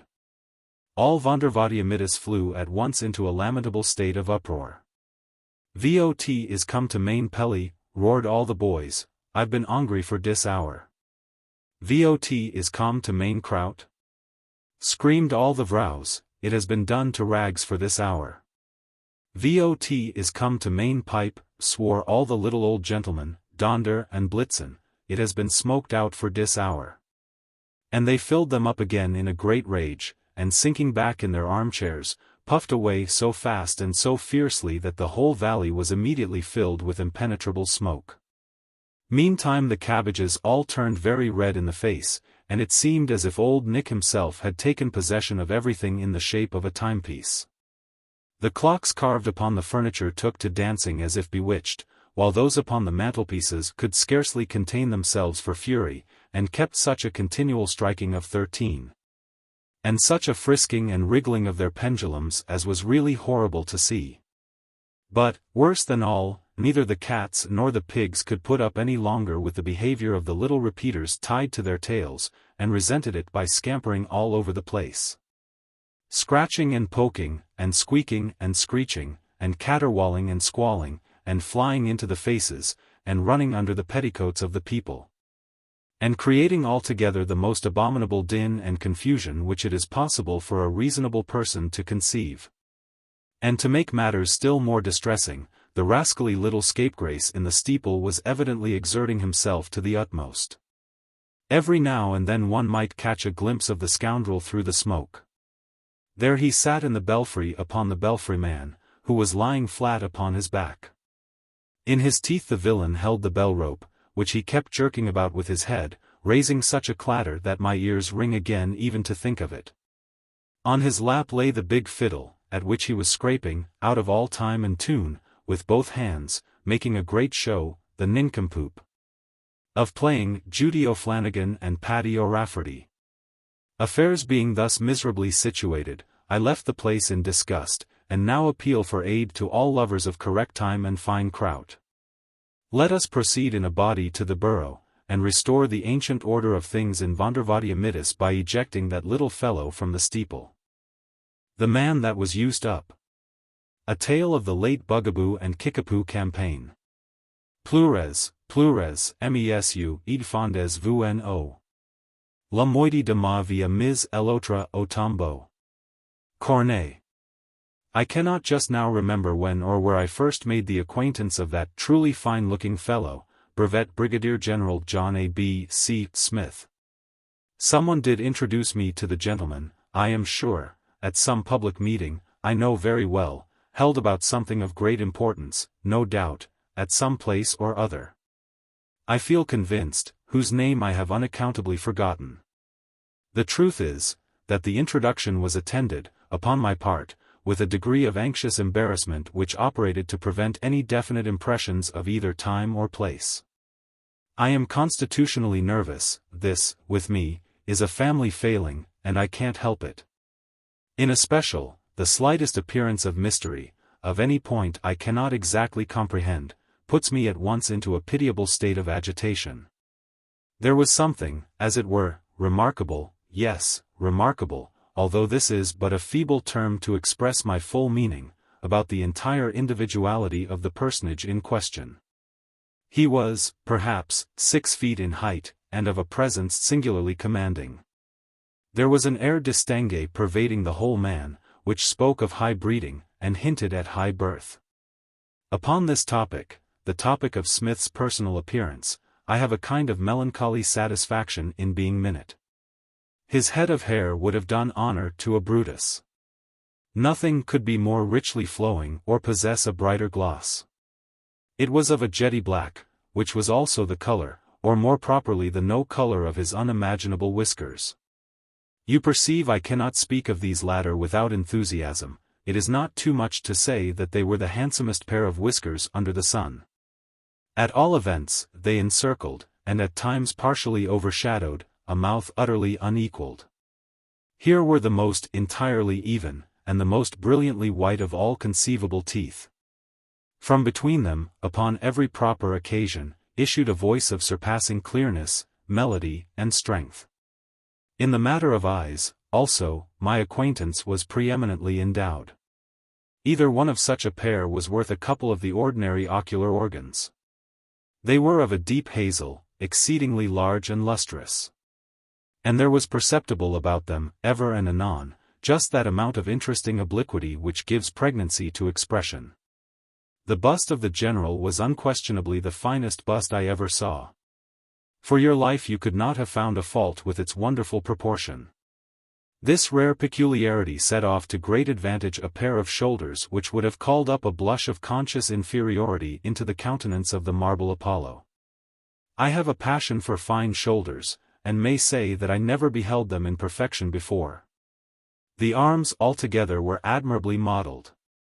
Nor were the lower limbs less superb. These were, indeed, the ne plus ultra of good legs. Every connoisseur in such matters admitted the legs to be good. There was neither too much flesh, nor too little, neither rudeness nor fragility. I could not imagine a more graceful curve than that of the os femoris. And there was just that due gentle prominence in the rear of the fibula which goes to the conformation of a properly proportioned calf. I wish to God my young and talented friend Chippenoe, the sculptor, had but seen the legs of Brevet Brigadier General John A. B. C. Smith. But although men so absolutely fine-looking are neither as plenty as raisins or blackberries, still I could not bring myself to believe that the remarkable something to which I alluded just now, that the odd air of je ne sais quoi which hung about my new acquaintance, lay altogether, or indeed at all, in the supreme excellence of his bodily endowments. Perhaps it might be traced to the manner, yet here again I could not pretend to be positive. There was a primness, not to say stiffness, in his carriage, a degree of measured, and, if I may so express it, of rectangular precision, attending his every movement, which, observed in a more diminutive figure, would have had the least little savour in the world, of affectation, pomposity, or constraint, but which noticed in a gentleman of his undoubted dimensions, was readily placed to the account of reserve, hauteur, of a commendable sense, in short, of what is due to the dignity of colossal proportion. The kind friend who presented me to General Smith whispered in my ear some few words of comment upon the man. He was a remarkable man, a very remarkable man, indeed one of the most remarkable men of the age. He was an especial favourite, too, with the ladies, chiefly on account of his high reputation for courage. In that point he is unrivalled. Indeed he is a perfect desperado, a downright fire-eater, and no mistake, said my friend, here dropping his voice excessively low, and thrilling me with the mystery of his tone. A downright fire-eater, and no mistake. Showed that, I should say, to some purpose, in the late tremendous swamp fight away down south, with the Bugaboo and Kickapoo Indians. Here my friend opened his eyes to some extent. Bless my soul, blood and thunder, and all that, prodigies of valor, heard of him of course, you know he's the man. Man alive, how do you do? Why, how are ye? Very glad to see ye, indeed, here interrupted the general himself, seizing my companion by the hand as he drew near, and bowing stiffly, but profoundly, as I was presented. I then thought, and I think so still, that I never heard a clearer nor a stronger voice, nor beheld a finer set of teeth, but I must say that I was sorry for the interruption just at that moment. As, owing to the whispers and insinuations aforesaid, my interest had been greatly excited in the hero of the Bugaboo and Kickapoo campaign. However, the delightfully luminous conversation of Brevet Brigadier General John A. B. C. Smith soon completely dissipated this chagrin. My friend leaving us immediately, we had quite a long tête-à-tête, and I was not only pleased but really instructed. I never heard a more fluent talker, or a man of greater general information. With becoming modesty, he forbore, nevertheless, to touch upon the theme I had just then most at heart, I mean the mysterious circumstances attending the Bugaboo War, and, on my own part, what I conceived to be a proper sense of delicacy forbade me to broach the subject. Although, in truth, I was exceedingly tempted to do so. I perceived, too, that the gallant soldier preferred topics of philosophical interest, and that he delighted, especially, in commenting upon the rapid march of mechanical invention. Indeed, lead him where I would, this was a point to which he invariably came back. There is nothing at all like it, he would say, we are a wonderful people, and live in a wonderful age. Parachutes and railroads, man-traps and spring guns. Our steamboats are upon every sea, and the Nassau balloon packet is about to run regular trips, fare either way only £20 sterling, between London and Timbuktu.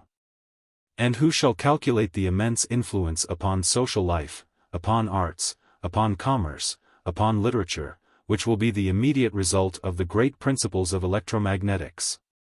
Nor is this all, let me assure you. There is really no end to the march of invention.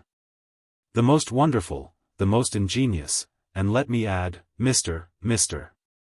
Thompson, I believe, is your name, let me add, I say, the most useful, the most truly useful, mechanical contrivances, are daily springing up like mushrooms, if I may so express myself, or, more figuratively, like grasshoppers, Mr. Thompson, about us and around us. Thompson, to be sure, is not my name.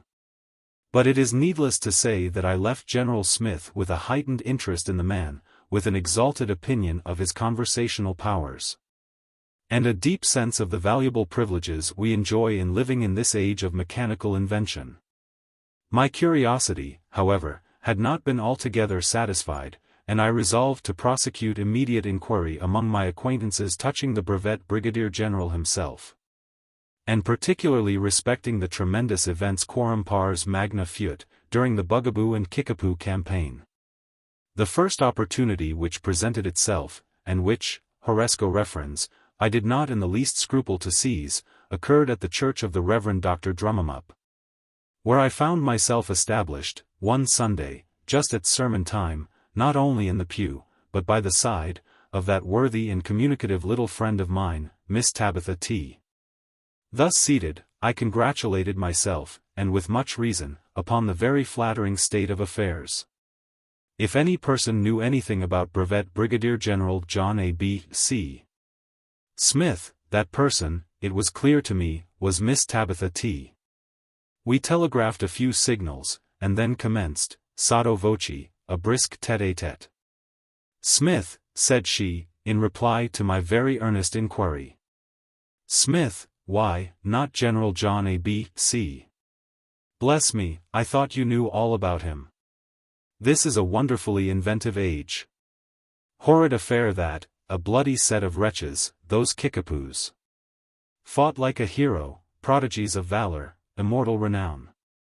Smith, Brevet Brigadier General John A. B. C. Why, you know he's the man. Man, here broke in Dr. Drummumup, at the top of his voice, and with a thump that came near knocking the pulpit about our ears, man that is born of a woman hath but a short time to live. He cometh up and is cut down like a flower. I started to the extremity of the pew, and perceived by the animated looks of the divine, that the wrath which had nearly proved fatal to the pulpit had been excited by the whispers of the lady and myself. There was no help for it, so I submitted with a good grace, and listened, in all the martyrdom of dignified silence, to the balance of that very capital discourse. Next evening found me a somewhat late visitor at the Rantipole Theatre, where I felt sure of satisfying my curiosity at once, by merely stepping into the box of those exquisite specimens of affability and omniscience, the Misses Arabella and Miranda Conoscenti. That fine tragedian, Climax, was doing Iago to a very crowded house, and I experienced some little difficulty in making my wishes understood. Especially, as our box was next the slips, and completely overlooked the stage. "Smith," said Miss Arabella, as she at length comprehended the purport of my query, "Smith, why, not General John A. B. C." "Smith?" inquired Miranda, musingly. "God bless me, did you ever behold a finer figure?" "Never, madam, but do tell me." "Or so inimitable grace?" "Never, upon my word." "But pray inform me." "Or so just an appreciation of stage effect?" "Madam." "Or a more delicate sense of the true beauties of Shakespeare?" "Be so good as to look at that leg." "The devil!" And I turned again to her sister. "Smith," said she, "why, not General John A. B. C. Horrid affair that, wasn't it? Great wretches, those bugaboos, savage and so on, but we live in a wonderfully inventive age, Smith, oh yes. Great man, perfect desperado, immortal renown, prodigies of valor. Never heard." This was given in a scream. "Bless my soul. Why, he's the man. Mandragora. Nor all the drowsy syrups of the world shall ever medicine thee to that sweet sleep which thou ought'st yesterday." Here roared our Climax just in my ear, and shaking his fist in my face all the time, in a way that I couldn't stand, and I wouldn't. I left the Misses Conoscenti immediately, went behind the scenes forthwith, and gave the beggarly scoundrel such a thrashing as I trust he will remember to the day of his death. At the soirée of the lovely widow, Mrs. Kathleen O'Trump, I was confident that I should meet with no similar disappointment. Accordingly, I was no sooner seated at the card table, with my pretty hostess for a vis-a-vis, than I propounded those questions the solution of which had become a matter so essential to my peace. "Smith," said my partner, "why, not General John A. B. C.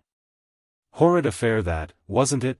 Diamonds, did you say? Terrible wretches those kickapoos. We are playing whist, if you please, Mr. Tattle. However, this is the age of invention, most certainly the age, one may say, the age par excellence. Speak French, oh, quite a hero, perfect desperado, no hearts, Mr. Tattle. I don't believe it, immortal renown and all that, prodigies of valor. Never heard. Why, bless me, he's the man. Man, Captain Man." Here screamed some little feminine interloper from the farthest corner of the room. "Are you talking about Captain Man and the duel? Oh, I must hear, do tell, go on, Mrs. O'Trump, do now go on." And go on Mrs. O'Trump did, all about a certain Captain Man, who was either shot or hung, or should have been both shot and hung. Yes. Mrs. O'Trump, she went on, and I went off. There was no chance of hearing anything farther that evening in regard to Brevet Brigadier General John A. B. C. Smith. Still I consoled myself with the reflection that the tide of ill luck would not run against me forever. And so determined to make a bold push for information at the rout of that bewitching little angel, the graceful Mrs. Pirouette. "Smith," said Mrs. P., as we twirled about together in a pas de zephyr, "Smith, why, not General John A. B. C. Dreadful business that of the bugaboos, wasn't it? Dreadful creatures, those Indians, do turn out your toes. I really am ashamed of you, man of great courage, poor fellow. But this is a wonderful age for invention, oh dear me, I'm out of breath, quite a desperado, prodigies of valor, never heard, can't believe it, I shall have to sit down and enlighten you, Smith. Why, he's the man. Manfred, I tell you, here bawled out Miss Bobloo, as I led Mrs. Pirouette to a seat. Did ever anybody hear the like? It's Manfred, I say, and not at all by any means Manfride. Here Miss Bobloo beckoned to me in a very peremptory manner, and I was obliged, to leave Mrs. P. for the purpose of deciding a dispute touching the title of a certain poetical drama of Lord Byron's. Although I pronounced, with great promptness, that the true title was Manfride, and not by any means Manfred, yet when I returned to seek Mrs. Pirouette she was not to be discovered, and I made my retreat from the house in a very bitter spirit of animosity against the whole race of the Bobloos. Matters had now assumed a really serious aspect, and I resolved to call at once upon my particular friend, Mr. Theodore Sinovate. For I knew that here at least I should get something like definite information. Smith, said he, in his well-known peculiar way of drawling out his syllables, Smith, why, not General John A. B. C. Savage affair that with the Kickapoos, wasn't it? Say. Don't you think so? Perfect desperado, great pity, 'pon my honor, wonderfully inventive age, prodigies of valor. By the by, did you ever hear about Captain Man? Captain Man B.D., said I, please to go on with your story. Oh well, quite la même chose, as we say in France. Smith, Brigadier General John A. B. C. I say, here Mr. S. thought proper to put his finger to the side of his nose. I say, you don't mean to insinuate now, really and truly, and conscientiously, that you don't know all about that affair of Smith's? As well as I do, Smith? John A. B. C. Why, bless me, he's the man. Mr. Sinovate, said I, imploringly, is he the man in the mask? No, said he, looking wise, nor the man in the amon. This reply I considered a pointed and positive insult, and so left the house at once in high dudgeon, with a firm resolve to call my friend, Mr. Sinovate, to a speedy account for his ungentlemanly conduct and ill-breeding. In the meantime, however, I had no notion of being thwarted touching the information I desired.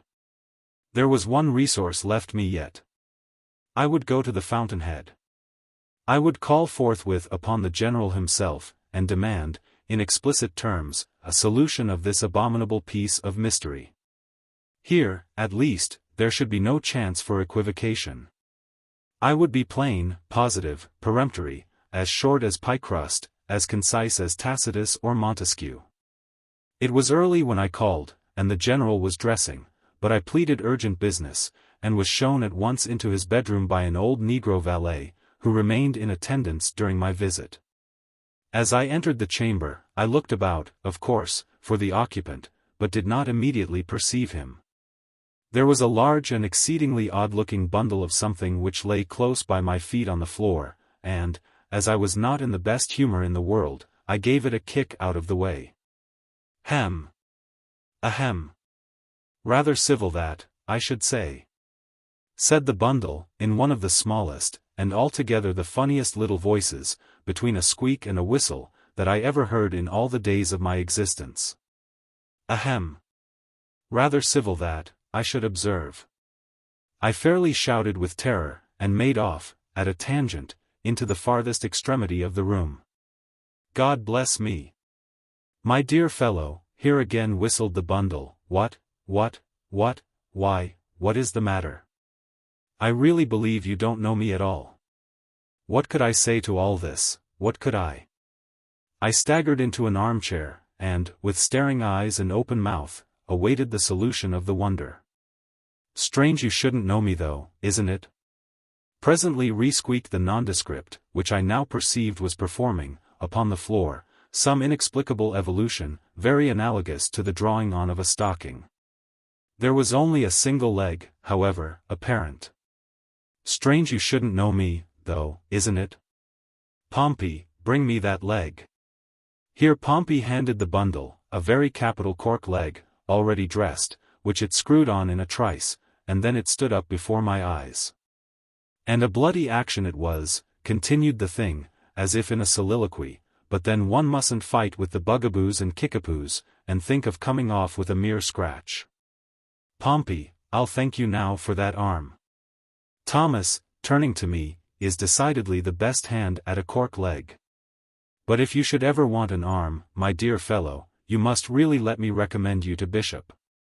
Here Pompey screwed on an arm. We had rather hot work of it, that you may say. Now, you dog, slip on my shoulders and bosom. Pettit makes the best shoulders, but for a bosom you will have to go to Ducrow. Bosom, said I. Pompey, will you never be ready with that wig? Scalping is a rough process after all, but then you can procure such a capital scratch at Delorme's. Scratch. Now, you nigger, my teeth.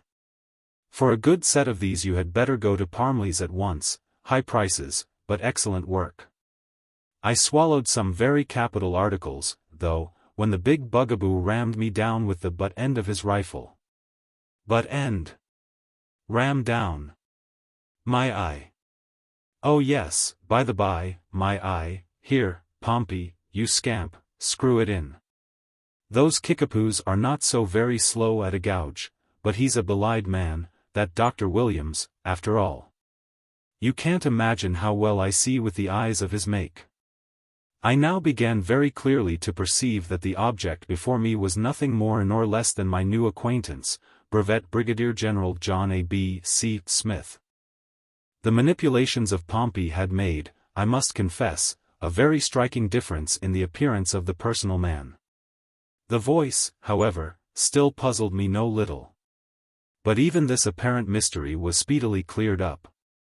Pompey, you black rascal, squeaked the general, I really do believe you would let me go out without my pallet. Hereupon, the negro, grumbling out an apology, went up to his master, opened his mouth with the knowing air of a horse jockey, and adjusted therein a somewhat singular-looking machine. In a very dexterous manner, that I could not altogether comprehend. The alteration, however, in the entire expression of the general's countenance was instantaneous and surprising. When he again spoke, his voice had resumed all that rich melody and strength which I had noticed upon our original introduction. "D.N. the vagabonds," said he, in so clear a tone that I positively started at the change, "D.N. the vagabonds." They not only knocked in the roof of my mouth, but took the trouble to cut off at least 7/8 of my tongue. There isn't Bonfanti's equal, however, in America, for really good articles of this description. I can recommend you to him with confidence. Here the general bowed, and assure you that I have the greatest pleasure in so doing. I acknowledged his kindness in my best manner, and took leave of him at once. With a perfect understanding of the true state of affairs, with a full comprehension of the mystery which had troubled me so long. It was evident. It was a clear case. Brevet Brigadier General John A. B. C. Smith was the man that was used up. The fall of the house of Usher. Son cur est un luth suspendu. Sidit quon le touche il raison. De Beranger. During the whole of a dull, dark, and soundless day in the autumn of the year, when the clouds hung oppressively low in the heavens, I had been passing alone, on horseback, through a singularly dreary tract of country. And at length found myself, as the shades of the evening drew on, within view of the melancholy house of Usher. I know not how it was, but, with the first glimpse of the building, a sense of insufferable gloom pervaded my spirit. I say insufferable, for the feeling was unrelieved by any of that half-pleasurable, because poetic, sentiment, with which the mind usually receives even the sternest natural images of the desolate or terrible. I looked upon the scene before me, upon the mere house, and the simple landscape features of the domain, upon the bleak walls, upon the vacant eye-like windows, upon a few rank sedges, and upon a few white trunks of decayed trees, with an utter depression of soul which I can compare to no earthly sensation more properly than to the after-dream of the reveller upon opium, the bitter lapse into everyday life, the hideous dropping off of the veil. There was an iciness, a sinking, a sickening of the heart, an unredeemed dreariness of thought which no goading of the imagination could torture into aught of the sublime. What was it, I paused to think, what was it that so unnerved me in the contemplation of the house of Usher? It was a mystery all insoluble. Nor could I grapple with the shadowy fancies that crowded upon me as I pondered. I was forced to fall back upon the unsatisfactory conclusion, that while, beyond doubt, there are combinations of very simple natural objects which have the power of thus affecting us, still the analysis of this power lies among considerations beyond our depth. It was possible, I reflected, that a mere different arrangement of the particulars of the scene, of the details of the picture, would be sufficient to modify, or perhaps to annihilate its capacity for sorrowful impression. And, acting upon this idea, I reined my horse to the precipitous brink of a black and lurid tarn that lay in unruffled luster by the dwelling, and gazed down, but with a shudder even more thrilling than before, upon the remodeled and inverted images of the grey sedge, and the ghastly tree stems, and the vacant and eye-like windows. Nevertheless, in this mansion of gloom I now proposed to myself a sojourn of some weeks. Its proprietor, Roderick Usher, had been one of my boon companions in boyhood. But many years had elapsed since our last meeting. A letter, however, had lately reached me in a distant part of the country, a letter from him, which, in its wildly importunate nature, had admitted of no other than a personal reply. The MS. gave evidence of nervous agitation. The writer spoke of acute bodily illness, of a mental disorder which oppressed him, and of an earnest desire to see me, as his best, and indeed his only personal friend, with a view of attempting, by the cheerfulness of my society, some alleviation of his malady. It was the manner in which all this, and much more, was said, it was the apparent heart that went with his request, which allowed me no room for hesitation. And I accordingly obeyed forthwith what I still considered a very singular summons. Although, as boys, we had been even intimate associates, yet I really knew little of my friend. His reserve had been always excessive and habitual. I was aware, however, that his very ancient family had been noted, time out of mind, for a peculiar sensibility of temperament, displaying itself, through long ages, in many works of exalted art, and manifested, of late, in repeated deeds of munificent yet unobtrusive charity, as well as in a passionate devotion to the intricacies, perhaps even more than to the orthodox and easily recognizable beauties, of musical science. I had learned, too, the very remarkable fact, that the stem of the Usher race, all time honored as it was, had put forth, at no period, any enduring branch. In other words, that the entire family lay in the direct line of descent, and had always, with very trifling and very temporary variation, so lain. It was this deficiency, I considered, while running over in thought the perfect keeping of the character of the premises with the accredited character of the people, and while speculating upon the possible influence which the one, in the long lapse of centuries, might have exercised upon the other, it was this deficiency, perhaps, of collateral issue, and the consequent undeviating transmission, from sire to son, of the patrimony with the name, which had, at length, so identified the two as to merge the original title of the estate in the quaint and equivocal appellation of the House of Usher, an appellation which seemed to include, in the minds of the peasantry who used it, both the family and the family mansion. I have said that the sole effect of my somewhat childish experiment, that of looking down within the tarn, had been to deepen the first singular impression. There can be no doubt that the consciousness of the rapid increase of my superstition, for why should I not so term it, served mainly to accelerate the increase itself. Such, I have long known, is the paradoxical law of all sentiments having terror as a basis. And it might have been for this reason only, that, when I again uplifted my eyes to the house itself, from its image in the pool, there grew in my mind a strange fancy, a fancy so ridiculous, indeed, that I but mention it to show the vivid force of the sensations which oppressed me. I had so worked upon my imagination as really to believe that about the whole mansion and domain there hung an atmosphere peculiar to themselves and their immediate vicinity, an atmosphere which had no affinity with the air of heaven, but which had reeked up from the decayed trees, and the grey wall, and the silent tarn, a pestilent and mystic vapor, dull, sluggish, faintly discernible, and leaden-hued. Shaking off from my spirit what must have been a dream, I scanned more narrowly the real aspect of the building. Its principal feature seemed to be that of an excessive antiquity. The discoloration of ages had been great. Minute fungi overspread the whole exterior, hanging in a fine tangled webwork from the eaves. Yet all this was apart from any extraordinary dilapidation. No portion of the masonry had fallen, and there appeared to be a wild inconsistency between its still perfect adaptation of parts, and the crumbling condition of the individual stones. In this there was much that reminded me of the specious totality of old woodwork which has rotted for long years in some neglected vault, with no disturbance from the breath of the external air. Beyond this indication of extensive decay, however, the fabric gave little token of instability.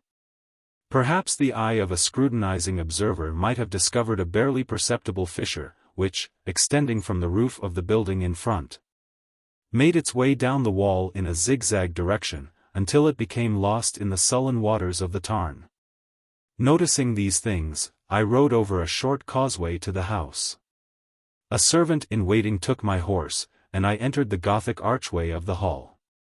A valet, of stealthy step, thence conducted me, in silence, through many dark and intricate passages in my progress to the studio of his master. Much that I encountered on the way contributed, I know not how, to heighten the vague sentiments of which I have already spoken. While the objects around me, while the carvings of the ceilings, the somber tapestries of the walls, the ebon blackness of the floors, and the phantasmagoric armorial trophies which rattled as I strode, were but matters to which, or to such as which, I had been accustomed from my infancy. While I hesitated not to acknowledge how familiar was all this, I still wondered to find how unfamiliar were the fancies which ordinary images were stirring up. On one of the staircases, I met the physician of the family. His countenance, I thought, wore a mingled expression of low cunning and perplexity. He accosted me with trepidation and passed on. The valet now threw open a door and ushered me into the presence of his master. The room in which I found myself was very large and lofty. The windows were long, narrow, and pointed, and at so vast a distance from the black oaken floor as to be altogether inaccessible from within. Feeble gleams of encrimsoned light made their way through the trellised panes, and served to render sufficiently distinct the more prominent objects around. The eye, however, struggled in vain to reach the remoter angles of the chamber, or the recesses of the vaulted and fretted ceiling. Dark draperies hung upon the walls. The general furniture was profuse, comfortless, antique, and tattered. Many books and musical instruments lay scattered about, but failed to give any vitality to the scene. I felt that I breathed an atmosphere of sorrow. An air of stern, deep, and irredeemable gloom hung over and pervaded all. Upon my entrance, Usher arose from a sofa on which he had been lying at full length, and greeted me with a vivacious warmth which had much in it, I at first thought, of an overdone cordiality, of the constrained effort of the ennuyé man of the world.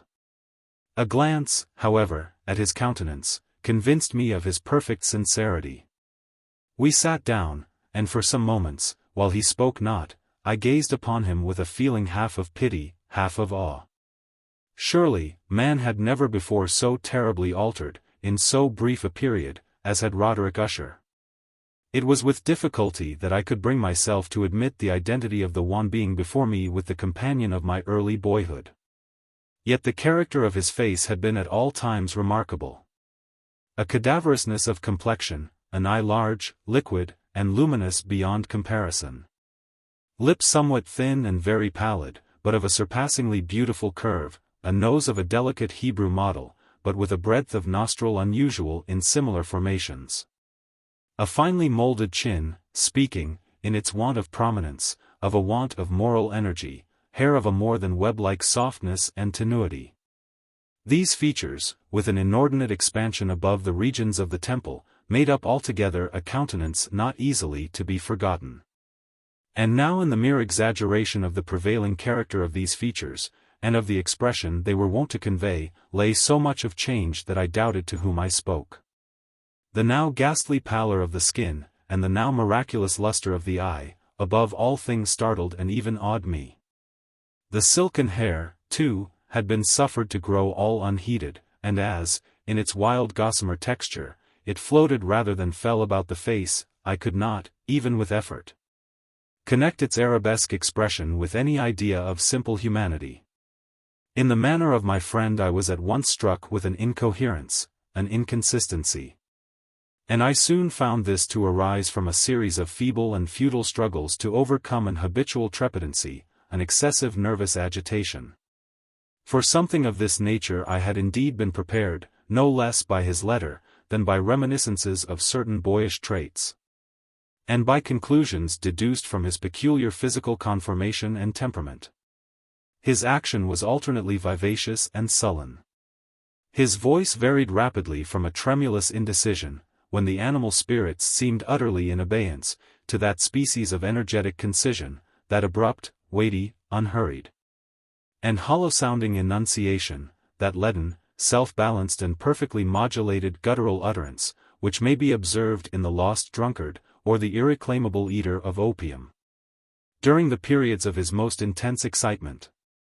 It was thus that he spoke of the object of my visit, of his earnest desire to see me, and of the solace he expected me to afford him. He entered, at some length, into what he conceived to be the nature of his malady. It was, he said, a constitutional and a family evil, and one for which he despaired to find a remedy, a mere nervous affection, he immediately added, which would undoubtedly soon pass off. It displayed itself in a host of unnatural sensations. Some of these, as he detailed them, interested and bewildered me. Although, perhaps, the terms, and the general manner of the narration had their weight. He suffered much from a morbid acuteness of the senses, the most insipid food was alone endurable. He could wear only garments of certain texture, the odors of all flowers were oppressive, his eyes were tortured by even a faint light. And there were but peculiar sounds, and these from stringed instruments, which did not inspire him with horror. To an anomalous species of terror I found him a bounden slave. "I shall perish," said he, "I must perish in this deplorable folly. Thus, and not otherwise, shall I be lost. I dread the events of the future, not in themselves, but in their results. I shudder at the thought of any, even the most trivial, incident, which may operate upon this intolerable agitation of soul. I have, indeed, no abhorrence of danger, except in its absolute effect, in terror. In this unnerved, in this pitiable condition, I feel that the period will sooner or later arrive when I must abandon life and reason together, in some struggle with the grim phantasm, fear."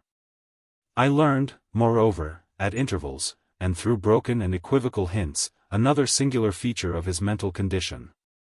He was enchained by certain superstitious impressions in regard to the dwelling which he tenanted, and whence, for many years, he had never ventured forth, in regard to an influence whose supposititious force was conveyed in terms too shadowy here to be restated, an influence which some peculiarities in the mere form and substance of his family mansion had, by dint of long sufferance, he said, obtained over his spirit, an effect which the physique of the grey walls and turrets, and of the dim tarn into which they all looked down, had, at length, brought about upon the morale of his existence.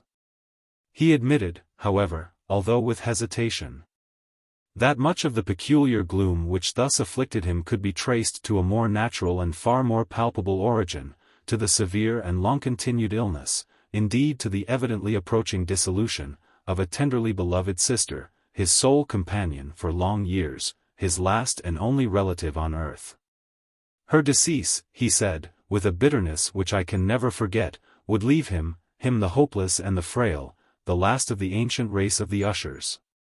While he spoke, the Lady Madeline, for so was she called, passed slowly through a remote portion of the apartment, and, without having noticed my presence, disappeared. I regarded her with an utter astonishment not unmingled with dread, and yet I found it impossible to account for such feelings. A sensation of stupor oppressed me as my eyes followed her retreating steps. When a door, at length, closed upon her, my glance sought instinctively and eagerly the countenance of the brother. But he had buried his face in his hands, and I could only perceive that a far more than ordinary wanness had overspread the emaciated fingers through which trickled many passionate tears. The disease of the Lady Madeline had long baffled the skill of her physicians. A settled apathy, a gradual wasting away of the person, and frequent although transient affections of a partially cataleptical character, were the unusual diagnosis. Hitherto she had steadily borne up against the pressure of her malady, and had not betaken herself finally to bed. But, on the closing in of the evening of my arrival at the house, she succumbed, as her brother told me at night with inexpressible agitation, to the prostrating power of the destroyer. And I learned that the glimpse I had obtained of her person would thus probably be the last I should obtain, that the lady, at least while living, would be seen by me no more. For several days ensuing, her name was unmentioned by either Usher or myself, and during this period I was busied in earnest endeavors to alleviate the melancholy of my friend.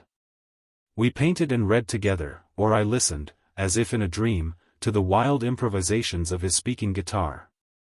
And thus, as a closer and still closer intimacy admitted me more unreservedly into the recesses of his spirit, the more bitterly did I perceive the futility of all attempt at cheering a mind from which darkness, as if an inherent positive quality, poured forth upon all objects of the moral and physical universe, in one unceasing radiation of gloom.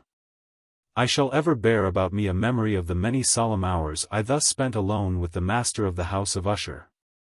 Yet I should fail in any attempt to convey an idea of the exact character of the studies, or of the occupations, in which he involved me, or led me the way.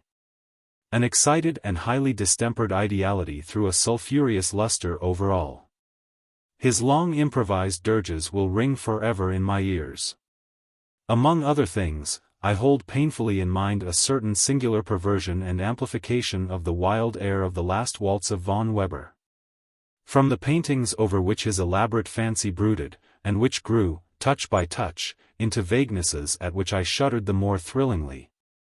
Because I shuddered knowing not why, from these paintings, vivid as their images now are before me, I would in vain endeavor to adduce more than a small portion which should lie within the compass of merely written words. By the utter simplicity, by the nakedness of his designs, he arrested and overawed attention. If ever mortal painted an idea, that mortal was Roderick Usher. For me at least, in the circumstances then surrounding me, there arose out of the pure abstractions which the hypochondriac contrived to throw upon his canvas, an intensity of intolerable awe. No shadow of which felt I ever yet in the contemplation of the certainly glowing yet too concrete reveries of Fuseli. One of the phantasmagoric conceptions of my friend, partaking not so rigidly of the spirit of abstraction, may be shadowed forth, although feebly, in words. A small picture presented the interior of an immensely long and rectangular vault or tunnel, with low walls, smooth, white, and without interruption or device. Certain accessory points of the design served well to convey the idea that this excavation lay at an exceeding depth below the surface of the earth. No outlet was observed in any portion of its vast extent, and no torch or other artificial source of light was discernible. Yet a flood of intense rays rolled throughout, and bathed the whole in a ghastly and inappropriate splendor. I have just spoken of that morbid condition of the auditory nerve which rendered all music intolerable to the sufferer, with the exception of certain effects of stringed instruments. It was, perhaps, the narrow limits to which he thus confined himself upon the guitar, which gave birth, in great measure, to the fantastic character of his performances. But the fervid facility of his impromptus could not be so accounted for. They must have been, and were, in the notes, as well as in the words of his wild fantasias, for he not unfrequently accompanied himself with rhymed verbal improvisations. The result of that intense mental collectedness and concentration to which I have previously alluded as observable only in particular moments of the highest artificial excitement. The words of one of these rhapsodies I have easily remembered. I was, perhaps, the more forcibly impressed with it, as he gave it, because, in the under or mystic current of its meaning, I fancied that I perceived, and for the first time, a full consciousness on the part of Usher of the tottering of his lofty reason upon her throne. The verses, which were entitled The Haunted Palace, ran very nearly, if not accurately, thus. Chapter 1. In the greenest of our valleys, by good angels tenanted, once a fair and stately palace, radiant palace, reared its head in the monarch thought's dominion. It stood there. Never seraph spread a pinion over fabric half so fair. Chapter 2. Banners yellow, glorious, golden, on its roof did float and flow. This, all this, was in the olden time long ago. And every gentle air that dallied in that sweet day along the ramparts plumed and pallid, a winged odor went away. Chapter 3. Wanderers in that happy valley through two luminous windows saw spirits moving musically to a lute's well-tuned law, round about a throne, where sitting Porphyrogene, in state his glory well befitting, the ruler of the realm was seen. Chapter 4. And all with pearl and ruby glowing was the fair palace door, through which came flowing, flowing, flowing, and sparkling evermore, a troop of echoes whose sweet duty was but to sing, in voices of surpassing beauty, the wit and wisdom of their king. Chapter 5. But evil things, in robes of sorrow, assailed the monarch's high estate. Ah, let us mourn, for never morrow shall dawn upon him, desolate. And, round about his home, the glory that blushed and bloomed is but a dim-remembered story of the old time entombed. Chapter 6. And travelers now within that valley, through the red-litten windows, see vast forms that move fantastically to a discordant melody, while, like a rapid ghastly river, through the pale door, a hideous throng rush out forever, and laugh, but smile no more. I well remember that suggestions arising from this ballad led us into a train of thought wherein there became manifest an opinion of Usher's which I mention not so much on account of its novelty, for other men 15 have thought thus, as on account of the pertinacity with which he maintained it. This opinion, in its general form, was that of the sentience of all vegetable things. But, in his disordered fancy, the idea had assumed a more daring character, and trespassed, under certain conditions, upon the kingdom of inorganization. I lack words to express the full extent, or the earnest abandon of his persuasion. The belief, however, was connected, as I have previously hinted, with the grey stones of the home of his forefathers. The conditions of the sentience had been here, he imagined, fulfilled in the method of collocation of these stones, in the order of their arrangement, as well as in that of the many fungi which overspread them, and of the decayed trees which stood around, above all, in the long undisturbed endurance of this arrangement, and in its reduplication in the still waters of the Tarn. Its evidence, the evidence of the sentience, was to be seen, he said, and I here started as he spoke, in the gradual yet certain condensation of an atmosphere of their own about the waters and the walls. The result was discoverable, he added, in that silent, yet importunate and terrible influence which for centuries had molded the destinies of his family, and which made him what I now saw him, what he was. Such opinions need no comment, and I will make none. Our books, the books which, for years, had formed no small portion of the mental existence of the invalid, were, as might be supposed, in strict keeping with this character of phantasm. We pored together over such works as the Ververt et Chartreuse of Gresset, the Belphegor of Machiavelli, the Heaven and Hell of Swedenborg, the Subterranean Voyage of Nicholas Klim by Hallberg, the Chiromancy of Robert Flood, of Jean d'Indigene, and of de la Chambre, the Journey into the Blue Distance of Tieck, and the City of the Sun of Campanella. One favorite volume was a small octavo edition of the Directorium Inquisitorium, by the Dominican Aymeric de Giron. And there were passages in Pomponius Mela, about the old African satyrs and Egyptians, over which Usher would sit dreaming for hours.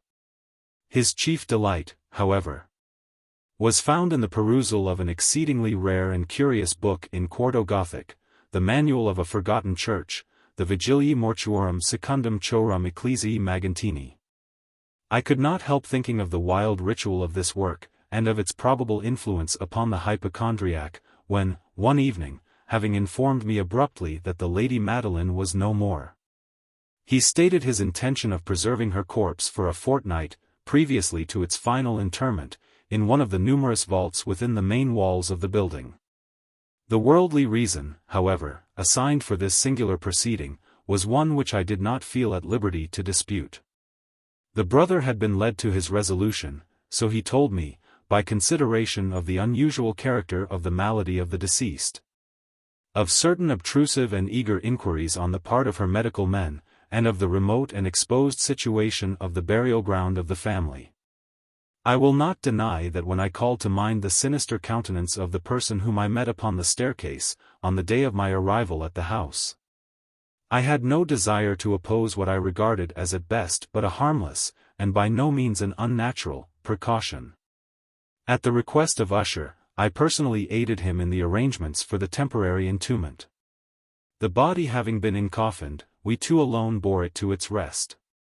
The vault in which we placed it, and which had been so long unopened that our torches, half smothered in its oppressive atmosphere, gave us little opportunity for investigation, was small, damp, and entirely without means of admission for light. Lying, at great depth, immediately beneath that portion of the building in which was my own sleeping apartment. It had been used, apparently, in remote feudal times, for the worst purposes of a dungeon keep, and, in later days, as a place of deposit for powder, or some other highly combustible substance. As a portion of its floor, and the whole interior of a long archway through which we reached it, were carefully sheathed with copper. The door, of massive iron, had been, also, similarly protected. Its immense weight caused an unusually sharp grating sound, as it moved upon its hinges. Having deposited our mournful burden upon trestles within this region of horror, we partially turned aside the yet unscrewed lid of the coffin, and looked upon the face of the tenant. A striking similitude between the brother and sister now first arrested my attention. And Usher, divining, perhaps, my thoughts, murmured out some few words from which I learned that the deceased and himself had been twins, and that sympathies of a scarcely intelligible nature had always existed between them. Our glances, however, rested not long upon the dead, for we could not regard her unawed.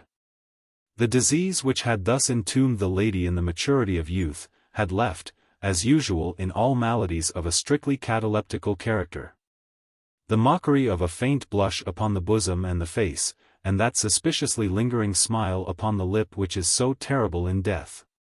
We replaced and screwed down the lid, and, having secured the door of iron, made our way, with toil, into the scarcely less gloomy apartments of the upper portion of the house. And now, some days of bitter grief having elapsed, an observable change came over the features of the mental disorder of my friend. His ordinary manner had vanished. His ordinary occupations were neglected or forgotten. He roamed from chamber to chamber with hurried, unequal, and objectless step.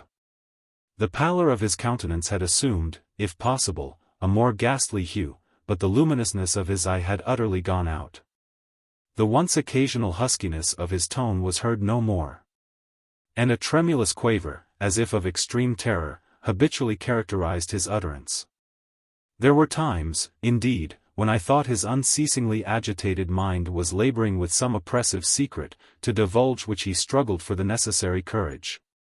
At times, again, I was obliged to resolve all into the mere inexplicable vagaries of madness, for I beheld him gazing upon vacancy for long hours, in an attitude of the profoundest attention, as if listening to some imaginary sound.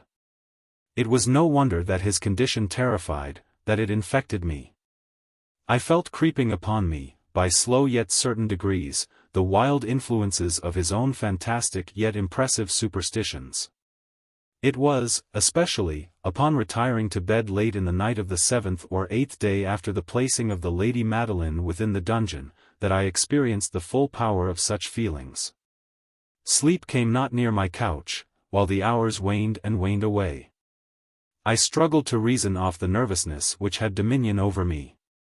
I endeavored to believe that much, if not all of what I felt, was due to the bewildering influence of the gloomy furniture of the room, of the dark and tattered draperies, which, tortured into motion by the breath of a rising tempest, swayed fitfully to and fro upon the walls, and rustled uneasily about the decorations of the bed. But my efforts were fruitless. An irrepressible tremor gradually pervaded my frame, and, at length, there sat upon my very heart an incubus of utterly causeless alarm.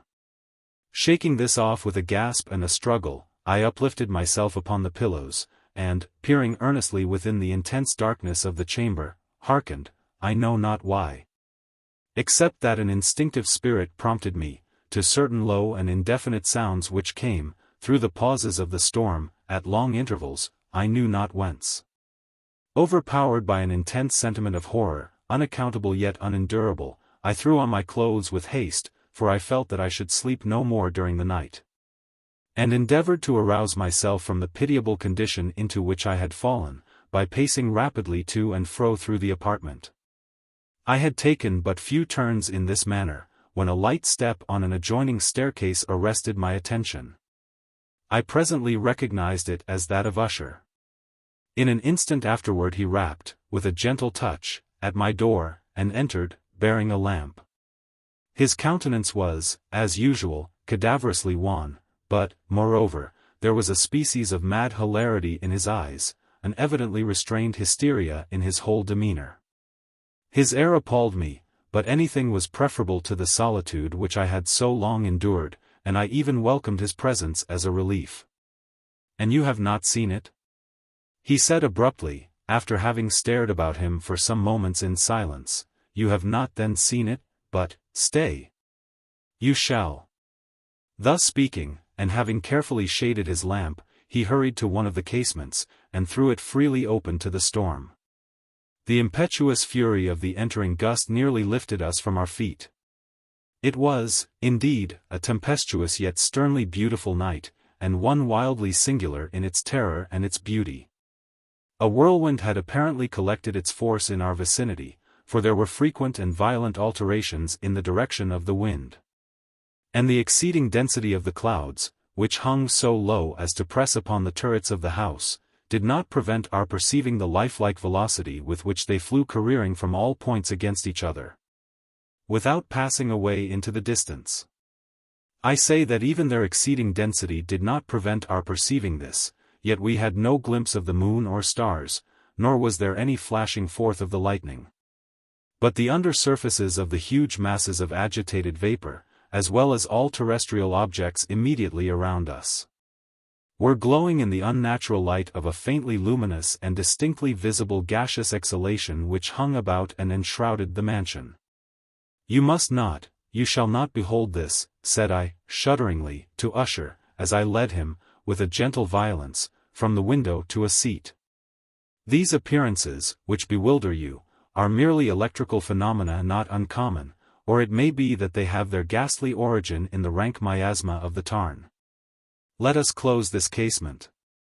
The air is chilling and dangerous to your frame. Here is one of your favorite romances. I will read, and you shall listen, and so we will pass away this terrible night together." The antique volume which I had taken up was the Mad Tryst of Sir Lancelot Canning, but I had called it a favorite of Usher's more in sad jest than in earnest. For, in truth, there is little in its uncouth and unimaginative prolixity which could have had interest for the lofty and spiritual ideality of my friend. It was, however, the only book immediately at hand. And I indulged a vague hope that the excitement which now agitated the hypochondriac might find relief, for the history of mental disorder is full of similar anomalies, even in the extremeness of the folly which I should read. Could I have judged, indeed, by the wild overstrained air of vivacity with which he hearkened, or apparently hearkened, to the words of the tale. I might well have congratulated myself upon the success of my design. I had arrived at that well-known portion of the story where Ethelred, the hero of the tryst, having sought in vain for peaceable admission into the dwelling of the hermit, proceeds to make good an entrance by force. Here, it will be remembered, the words of the narrative run thus. And Ethelred, who was by nature of a doughty heart, and who was now mighty withal, on account of the powerfulness of the wine which he had drunken, waited no longer to hold parley with the hermit, who, in sooth, was of an obstinate and maliceful turn, but, feeling the rain upon his shoulders, and fearing the rising of the tempest, uplifted his mace outright, and, with blows, made quickly room in the plankings of the door for his gauntlet hand. And now pulling therewith sturdily, he so cracked, and ripped, and tore all asunder, that the noise of the dry and hollow sounding wood alarumed and reverberated throughout the forest. At the termination of this sentence I started, and for a moment, paused. For it appeared to me, although I at once concluded that my excited fancy had deceived me, it appeared to me that, from some very remote portion of the mansion, there came, indistinctly, to my ears, what might have been, in its exact similarity of character, the echo, but a stifled and dull one certainly, of the very cracking and ripping sound which Sir Lancelot had so particularly described. It was, beyond doubt, the coincidence alone which had arrested my attention. For, amid the rattling of the sashes of the casements, and the ordinary commingled noises of the still increasing storm, the sound, in itself, had nothing, surely, which should have interested or disturbed me. I continued the story. But the good champion Ethelred, now entering within the door, was sore enraged and amazed to perceive no signal of the maliceful hermit. But, in the stead thereof, a dragon of a scaly and prodigious demeanor, and of a fiery tongue, which sat in guard before a palace of gold, with a floor of silver. And upon the wall there hung a shield of shining brass with this legend enwritten: Who entereth herein, a conqueror hath been. Who slayeth the dragon, the shield he shall win. And Ethelred uplifted his mace, and struck upon the head of the dragon, which fell before him, and gave up his pesty breath, with a shriek so horrid and harsh, and withal so piercing, that Ethelred had feigned to close his ears with his hands against the dreadful noise of it, the like whereof was never before heard. Here again I paused abruptly, and now with a feeling of wild amazement, for there could be no doubt whatever that, in this instance, I did actually hear, although from what direction it proceeded I found it impossible to say, a low and apparently distant, but harsh, protracted, and most unusual screaming or grating sound, the exact counterpart of what my fancy had already conjured up for the dragon's unnatural shriek as described by the romancer.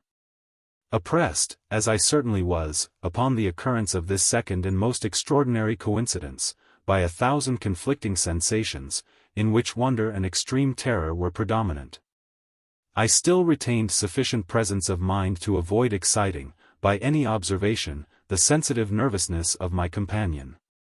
I was by no means certain that he had noticed the sounds in question, although, assuredly, a strange alteration had, during the last few minutes, taken place in his demeanor.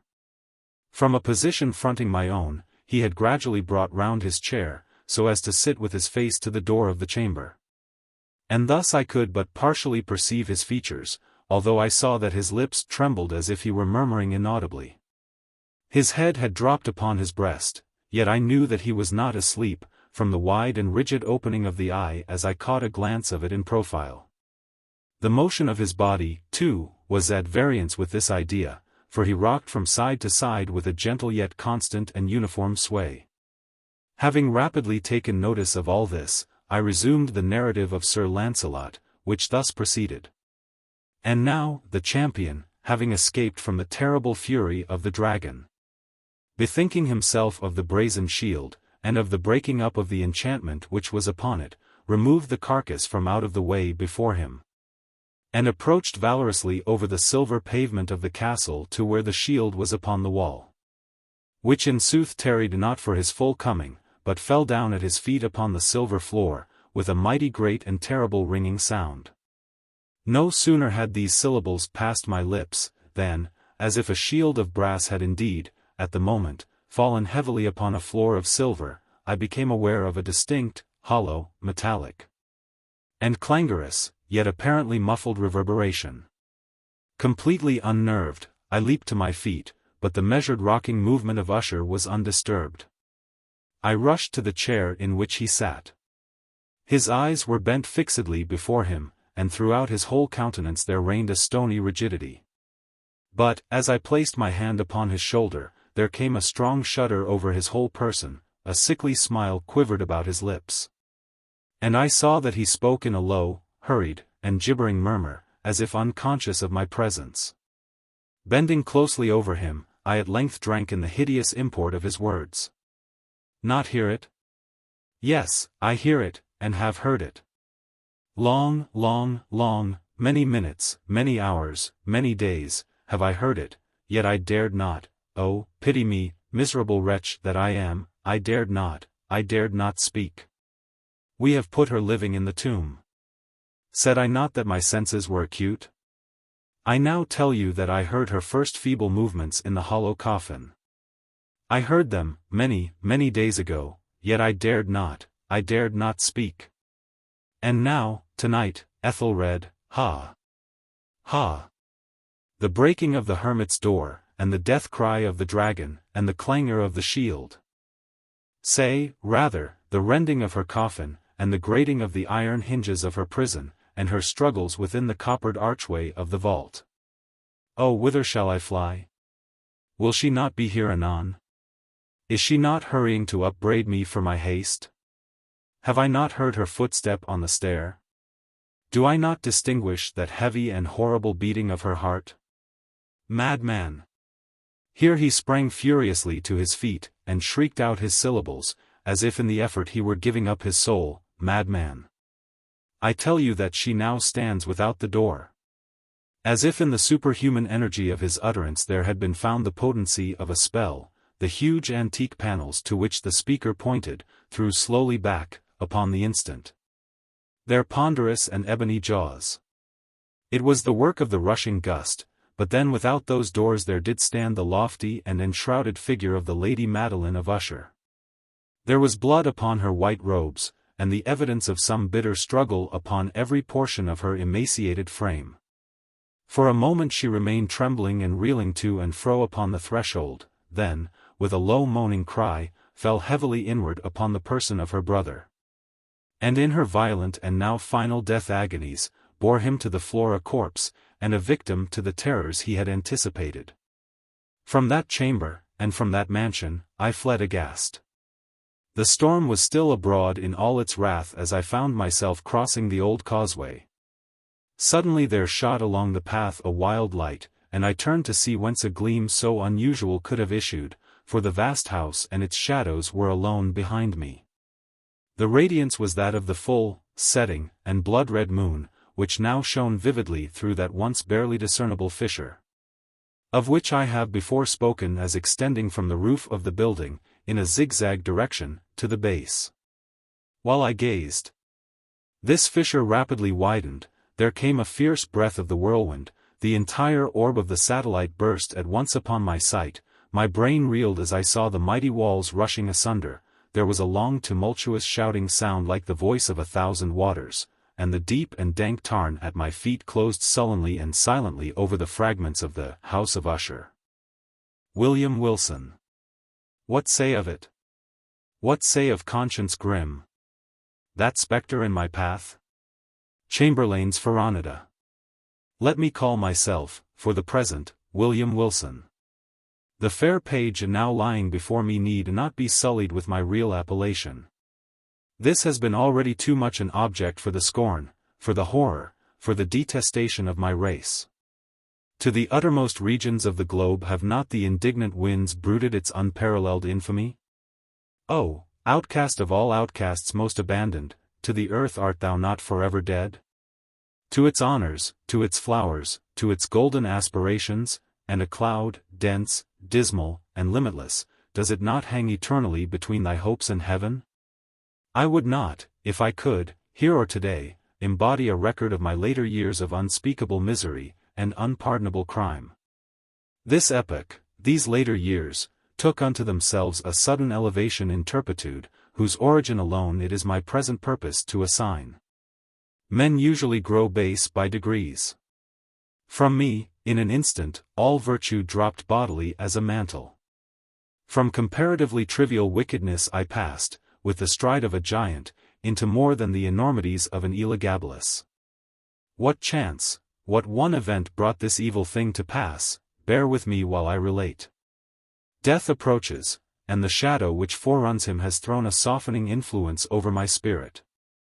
I long, in passing through the dim valley, for the sympathy, I had nearly said for the pity, of my fellow men. I would fain have them believe that I have been, in some measure, the slave of circumstances beyond human control. I would wish them to seek out for me, in the details I am about to give, some little oasis of fatality amid a wilderness of error. I would have them allow, what they cannot refrain from allowing, that, although temptation may have erewhile existed as great, man was never thus, at least, tempted before, certainly. Never thus fell. And is it therefore that he has never thus suffered? Have I not indeed been living in a dream? And am I not now dying a victim to the horror and the mystery of the wildest of all sublunary visions? I am the descendant of a race whose imaginative and easily excitable temperament has at all times rendered them remarkable. And, in my earliest infancy, I gave evidence of having fully inherited the family character. As I advanced in years it was more strongly developed. Becoming, for many reasons, a cause of serious disquietude to my friends, and of positive injury to myself. I grew self-willed, addicted to the wildest caprices, and a prey to the most ungovernable passions. Weak-minded, and beset with constitutional infirmities akin to my own, my parents could do but little to check the evil propensities which distinguished me. Some feeble and ill-directed efforts resulted in complete failure on their part, and, of course, in total triumph on mine. Thenceforward my voice was a household law. And at an age when few children have abandoned their leading strings, I was left to the guidance of my own will, and became, in all but name, the master of my own actions. My earliest recollections of a school life are connected with a large, rambling, Elizabethan house, in a misty-looking village of England, where were a vast number of gigantic and gnarled trees. And where all the houses were excessively ancient. In truth, it was a dreamlike and spirit-soothing place, that venerable old town. At this moment, in fancy, I feel the refreshing chilliness of its deeply shadowed avenues, inhale the fragrance of its thousand shrubberies, and thrill anew with undefinable delight. At the deep hollow note of the church bell, breaking, each hour, with sullen and sudden roar, upon the stillness of the dusky atmosphere in which the fretted Gothic steeple lay embedded and asleep. It gives me, perhaps, as much of pleasure as I can now in any manner experience, to dwell upon minute recollections of the school and its concerns. Steeped in misery as I am, misery, alas, only too real, I shall be pardoned for seeking relief, however slight and temporary, in the weakness of a few rambling details. These, moreover, utterly trivial, and even ridiculous in themselves, assume, to my fancy, adventitious importance. As connected with a period and a locality when and where I recognize the first ambiguous monitions of the destiny which afterwards so fully overshadowed me. Let me then remember. The house, I have said, was old and irregular. The grounds were extensive, and a high and solid brick wall, topped with a bed of mortar and broken glass, encompassed the whole. This prison-like rampart formed the limit of our domain. Beyond it we saw but thrice a week, once every Saturday afternoon, when, attended by 2 ushers, we were permitted to take brief walks in a body through some of the neighboring fields, and twice during Sunday, when we were paraded in the same formal manner to the morning and evening service in the one church of the village. Of this church the principal of our school was pastor. With how deep a spirit of wonder and perplexity was I wont to regard him from our remote pew in the gallery, as, with steps solemn and slow, he ascended the pulpit. This reverend man, with countenance so demurely benign, with robes so glossy and so clerically flowing, with wigs so minutely powdered, so rigid and so vast, could this be he who, of late, with sour visage, and in snuffy habiliments, administered, ferule in hand, the draconian laws of the Academy? Oh, gigantic paradox, too utterly monstrous for solution. At an angle of the ponderous wall frowned a more ponderous gate. It was riveted and studded with iron bolts, and surmounted with jagged iron spikes. What impressions of deep awe did it inspire! It was never opened save for the 3 periodical egressions and ingressions already mentioned. Then, in every creak of its mighty hinges, we found a plenitude of mystery, a world of matter for solemn remark, or for more solemn meditation. The extensive enclosure was irregular in form, having many capacious recesses. Of these, 3 or 4 of the largest constituted the playground. It was level, and covered with fine hard gravel. I well remember it had no trees, nor benches, nor anything similar within it. Of course it was in the rear of the house. In front lay a small parterre, planted with box and other shrubs. But through this sacred division we passed only upon rare occasions indeed, such as a first advent to school or final departure thence, or perhaps, when a parent or friend having called for us, we joyfully took our way home for the Christmas or midsummer holidays. But the house, how quaint an old building was this, to me how veritably a palace of enchantment. There was really no end to its windings, to its incomprehensible subdivisions. It was difficult, at any given time, to say with certainty upon which of its 2 stories one happened to be. From each room to every other there were sure to be found 3 or 4 steps either in ascent or descent. Then the lateral branches were innumerable, inconceivable, and so returning in upon themselves, that our most exact ideas in regard to the whole mansion were not very far different from those with which we pondered upon infinity. During the 5 years of my residence here, I was never able to ascertain with precision in what remote locality lay the little sleeping apartment assigned to myself and some 18 or 20 other scholars. The schoolroom was the largest in the house, I could not help thinking, in the world. It was very long, narrow, and dismally low, with pointed Gothic windows and a ceiling of oak. In a remote and terror-inspiring angle was a square enclosure of 8 or 10 feet, comprising the sanctum, during hours, of our principal, the Reverend Dr. Bransby. It was a solid structure, with massy door, sooner than open which in the absence of the Domini, we would all have willingly perished by the peine forte et dure. In other angles were 2 other similar boxes, far less reverenced, indeed, but still greatly matters of awe. One of these was the pulpit of the classical Usher, one of the English and mathematical.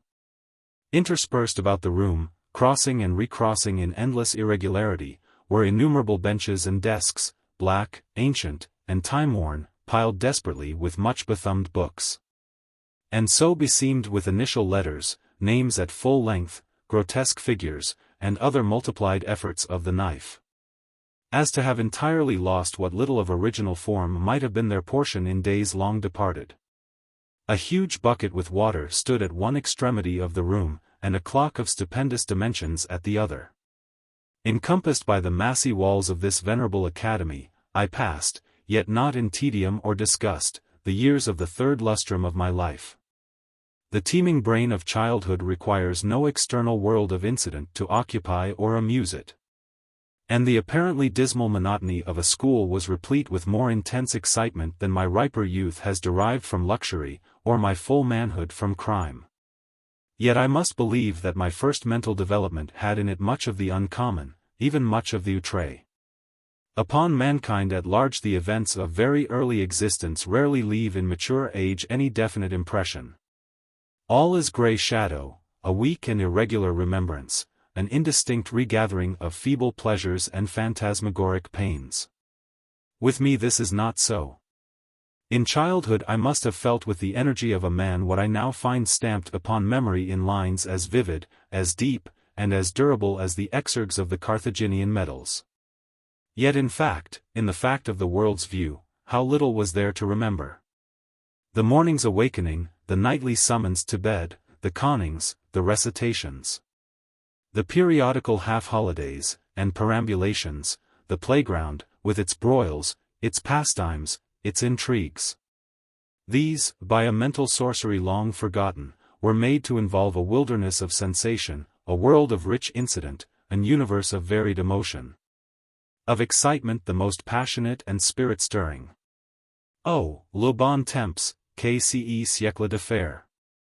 In truth, the ardor, the enthusiasm, and the imperiousness of my disposition, soon rendered me a marked character among my schoolmates, and by slow, but natural gradations, gave me an ascendancy over all not greatly older than myself.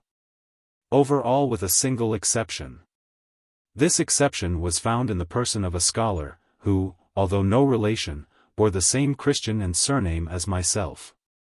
A circumstance, in fact, little remarkable.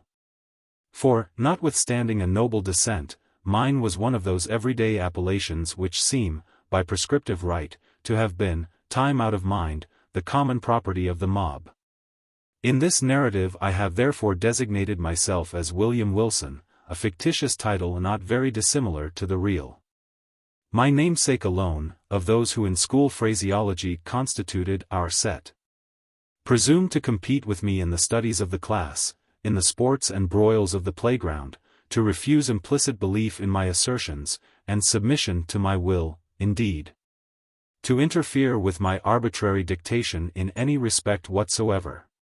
If there is on earth a supreme and unqualified despotism, it is the despotism of a mastermind in boyhood over the less energetic spirits of its companions. Wilson's rebellion was to me a source of the greatest embarrassment. The more so as, in spite of the bravado with which in public I made a point of treating him and his pretensions, I secretly felt that I feared him, and could not help thinking the equality which he maintained so easily with myself, a proof of his true superiority. Since not to be overcome cost me a perpetual struggle. Yet this superiority, even this equality, was in truth acknowledged by no one but myself. Our associates, by some unaccountable blindness, seemed not even to suspect it. Indeed, his competition, his resistance, and especially his impertinent and dogged interference with my purposes, were not more pointed than private. He appeared to be destitute alike of the ambition which urged, and of the passionate energy of mind which enabled me to excel. In his rivalry he might have been supposed actuated solely by a whimsical desire to thwart, astonish, or mortify myself. Although there were times when I could not help observing, with a feeling made up of wonder, abasement, and pique, that he mingled with his injuries, his insults, or his contradictions, a certain most inappropriate, and assuredly most unwelcome affectionateness of manner. I could only conceive this singular behavior to arise from a consummate self-conceit assuming the vulgar airs of patronage and protection. Perhaps it was this latter trait in Wilson's conduct, conjoined with our identity of name, and the mere accident of our having entered the school upon the same day, which set afloat the notion that we were brothers, among the senior classes in the academy. These do not usually inquire with much strictness into the affairs of their juniors. I have before said, or should have said, that Wilson was not, in the most remote degree, connected with my family. But assuredly if we had been brothers we must have been twins, for, after leaving Dr. Bransby's, I casually learned that my namesake was born on the 19th of January, 1813, and this is a somewhat remarkable coincidence, for the day is precisely that of my own nativity. It may seem strange that in spite of the continual anxiety occasioned me by the rivalry of Wilson, and his intolerable spirit of contradiction, I could not bring myself to hate him altogether. We had, to be sure, nearly every day a quarrel in which, yielding me publicly the palm of victory, he, in some manner, contrived to make me feel that it was he who had deserved it. Yet a sense of pride on my part, and a veritable dignity on his own, kept us always upon what are called speaking terms, while there were many points of strong congeniality in our tempers, operating to awake me in a sentiment which our position alone, perhaps, prevented from ripening into friendship. It is difficult, indeed, to define, or even to describe, my real feelings towards him. They formed a motley and heterogeneous admixture. Some petulant animosity, which was not yet hatred, some esteem, more respect, much fear, with a world of uneasy curiosity. To the moralist it will be unnecessary to say, in addition, that Wilson and myself were the most inseparable of companions. It was no doubt the anomalous state of affairs existing between us, which turned all my attacks upon him, and they were many. Either open or covert, into the channel of banter or practical joke, giving pain while assuming the aspect of mere fun, rather than into a more serious and determined hostility. But my endeavors on this head were by no means uniformly successful, even when my plans were the most wittily concocted. For my namesake had much about him, in character, of that unassuming and quiet austerity which, while enjoying the poignancy of its own jokes, has no heel of Achilles in itself, and absolutely refuses to be laughed at. I could find, indeed, but one vulnerable point, and that, lying in a personal peculiarity, arising, perhaps, from constitutional disease, would have been spared by any antagonist less at his wit's end than myself. My rival had a weakness in the vocal or guttural organs, which precluded him from raising his voice at any time above a very low whisper. Of this defect I did not fail to take what poor advantage lay in my power. Wilson's retaliations in kind were many, and there was one form of his practical wit that disturbed me beyond measure. How his sagacity first discovered at all that so petty a thing would vex me, is a question I never could solve, but, having discovered, he habitually practiced the annoyance. I had always felt aversion to my uncourtly patronymic, and its very common, if not plebeian praenomen. The words were venom in my ears. And when, upon the day of my arrival, a second William Wilson came also to the academy, I felt angry with him for bearing the name, and doubly disgusted with the name because a stranger bore it. Who would be the cause of its twofold repetition, who would be constantly in my presence, and whose concerns, in the ordinary routine of the school business, must inevitably, on account of the detestable coincidence, be often confounded with my own. The feeling of vexation thus engendered grew stronger with every circumstance tending to show resemblance, moral or physical, between my rival and myself. I had not then discovered the remarkable fact that we were of the same age. But I saw that we were of the same height, and I perceived that we were even singularly alike in general contour of person and outline of feature. I was galled, too, by the rumor touching a relationship, which had grown current in the upper forms. In a word, nothing could more seriously disturb me, although I scrupulously concealed such disturbance, than any allusion to a similarity of mind, person, or condition existing between us. But, in truth, I had no reason to believe that, with the exception of the matter of relationship, and in the case of Wilson himself, this similarity had ever been made a subject of comment, or even observed at all by our schoolfellows. That he observed it in all its bearings, and as fixedly as I, was apparent. But that he could discover in such circumstances so fruitful a field of annoyance, can only be attributed, as I said before, to his more than ordinary penetration. His cue, which was to perfect an imitation of myself, lay both in words and in actions, and most admirably did he play his part. My dress it was an easy matter to copy. My gait and general manner were, without difficulty, appropriated. In spite of his constitutional defect, even my voice did not escape him. My louder tones were, of course, unattempted, but then the key, it was identical, and his singular whisper, it grew the very echo of my own. How greatly this most exquisite portraiture harassed me, for it could not justly be termed a caricature, I will not now venture to describe. I had but one consolation, in the fact that the imitation, apparently, was noticed by myself alone, and that I had to endure only the knowing and strangely sarcastic smiles of my namesake himself. Satisfied with having produced in my bosom the intended effect, he seemed to chuckle in secret over the sting he had inflicted, and was characteristically disregardful of the public applause which the success of his witty endeavors might have so easily elicited. That the school, indeed, did not feel his design, perceive its accomplishment, and participate in his sneer, was, for many anxious months, a riddle I could not resolve. Perhaps the gradation of his copy rendered it not so readily perceptible. Or, more possibly, I owed my security to the master air of the copyist, who, disdaining the letter, which in a painting is all the obtuse can see, gave but the full spirit of his original for my individual contemplation and chagrin. I have already more than once spoken of the disgusting air of patronage which he assumed toward me, and of his frequent officious interference with my will.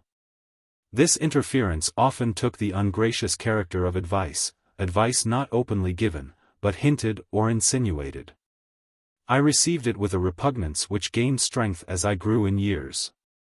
Yet, at this distant day, let me do him the simple justice to acknowledge that I can recall no occasion when the suggestions of my rival were on the side of those errors or follies so usual to his immature age and seeming inexperience. That his moral sense, at least, if not his general talents and worldly wisdom, was far keener than my own. And that I might, today, have been a better, and thus a happier man, had I less frequently rejected the counsels embodied in those meaning whispers which I then but too cordially hated and too bitterly despised. As it was, I at length grew restive in the extreme under his distasteful supervision, and daily resented more and more openly what I considered his intolerable arrogance. I have said that, in the first years of our connection as schoolmates, my feelings in regard to him might have been easily ripened into friendship.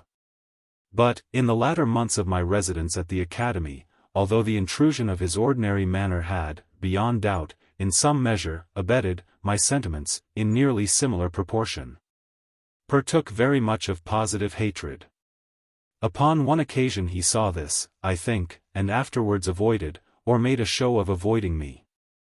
It was about the same period, if I remember aright, that, in an altercation of violence with him, in which he was more than usually thrown off his guard, and spoke and acted with an openness of demeanor rather foreign to his nature, I discovered, or fancied I discovered, in his accent, his air, and general appearance, a something which first startled, and then deeply interested me, by bringing to mind dim visions of my earliest infancy, wild, confused and thronging memories of a time when memory herself was yet unborn.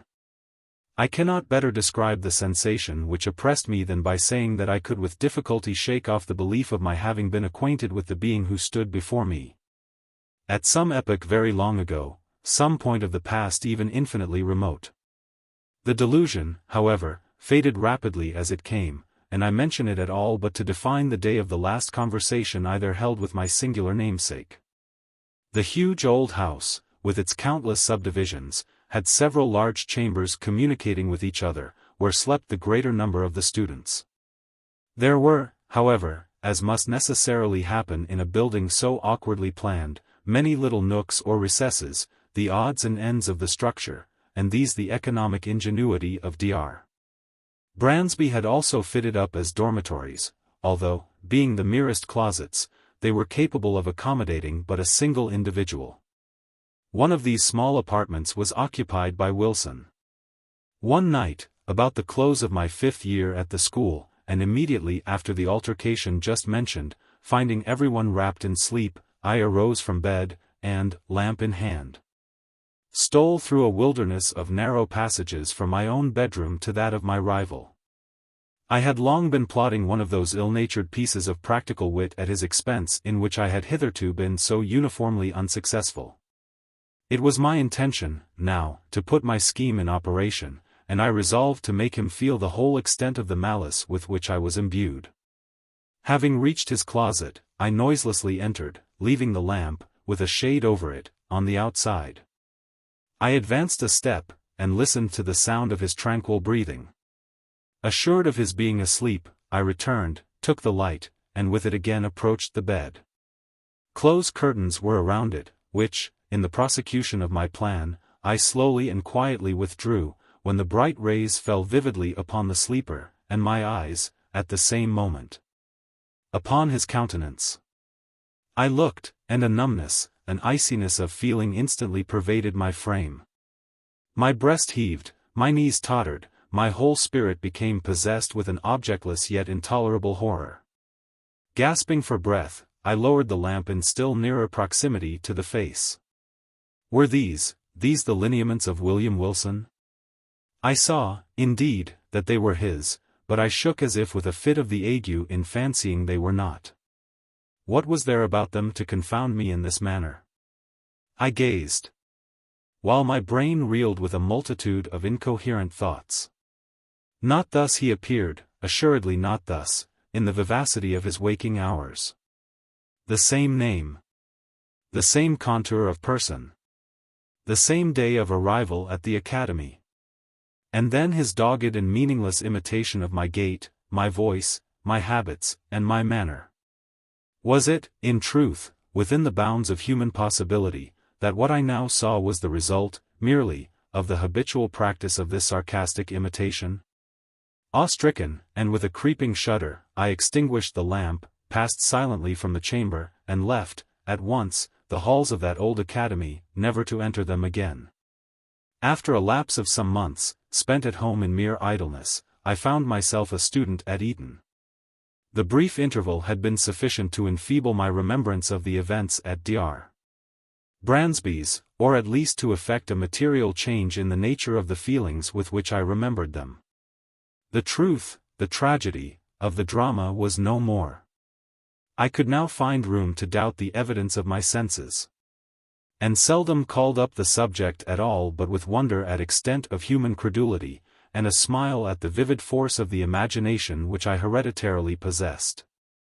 Neither was this species of skepticism likely to be diminished by the character of the life I led at Eton. The vortex of thoughtless folly into which I there so immediately and so recklessly plunged, washed away all but the froth of my past hours, engulfed at once every solid or serious impression, and left to memory only the various levities of a former existence.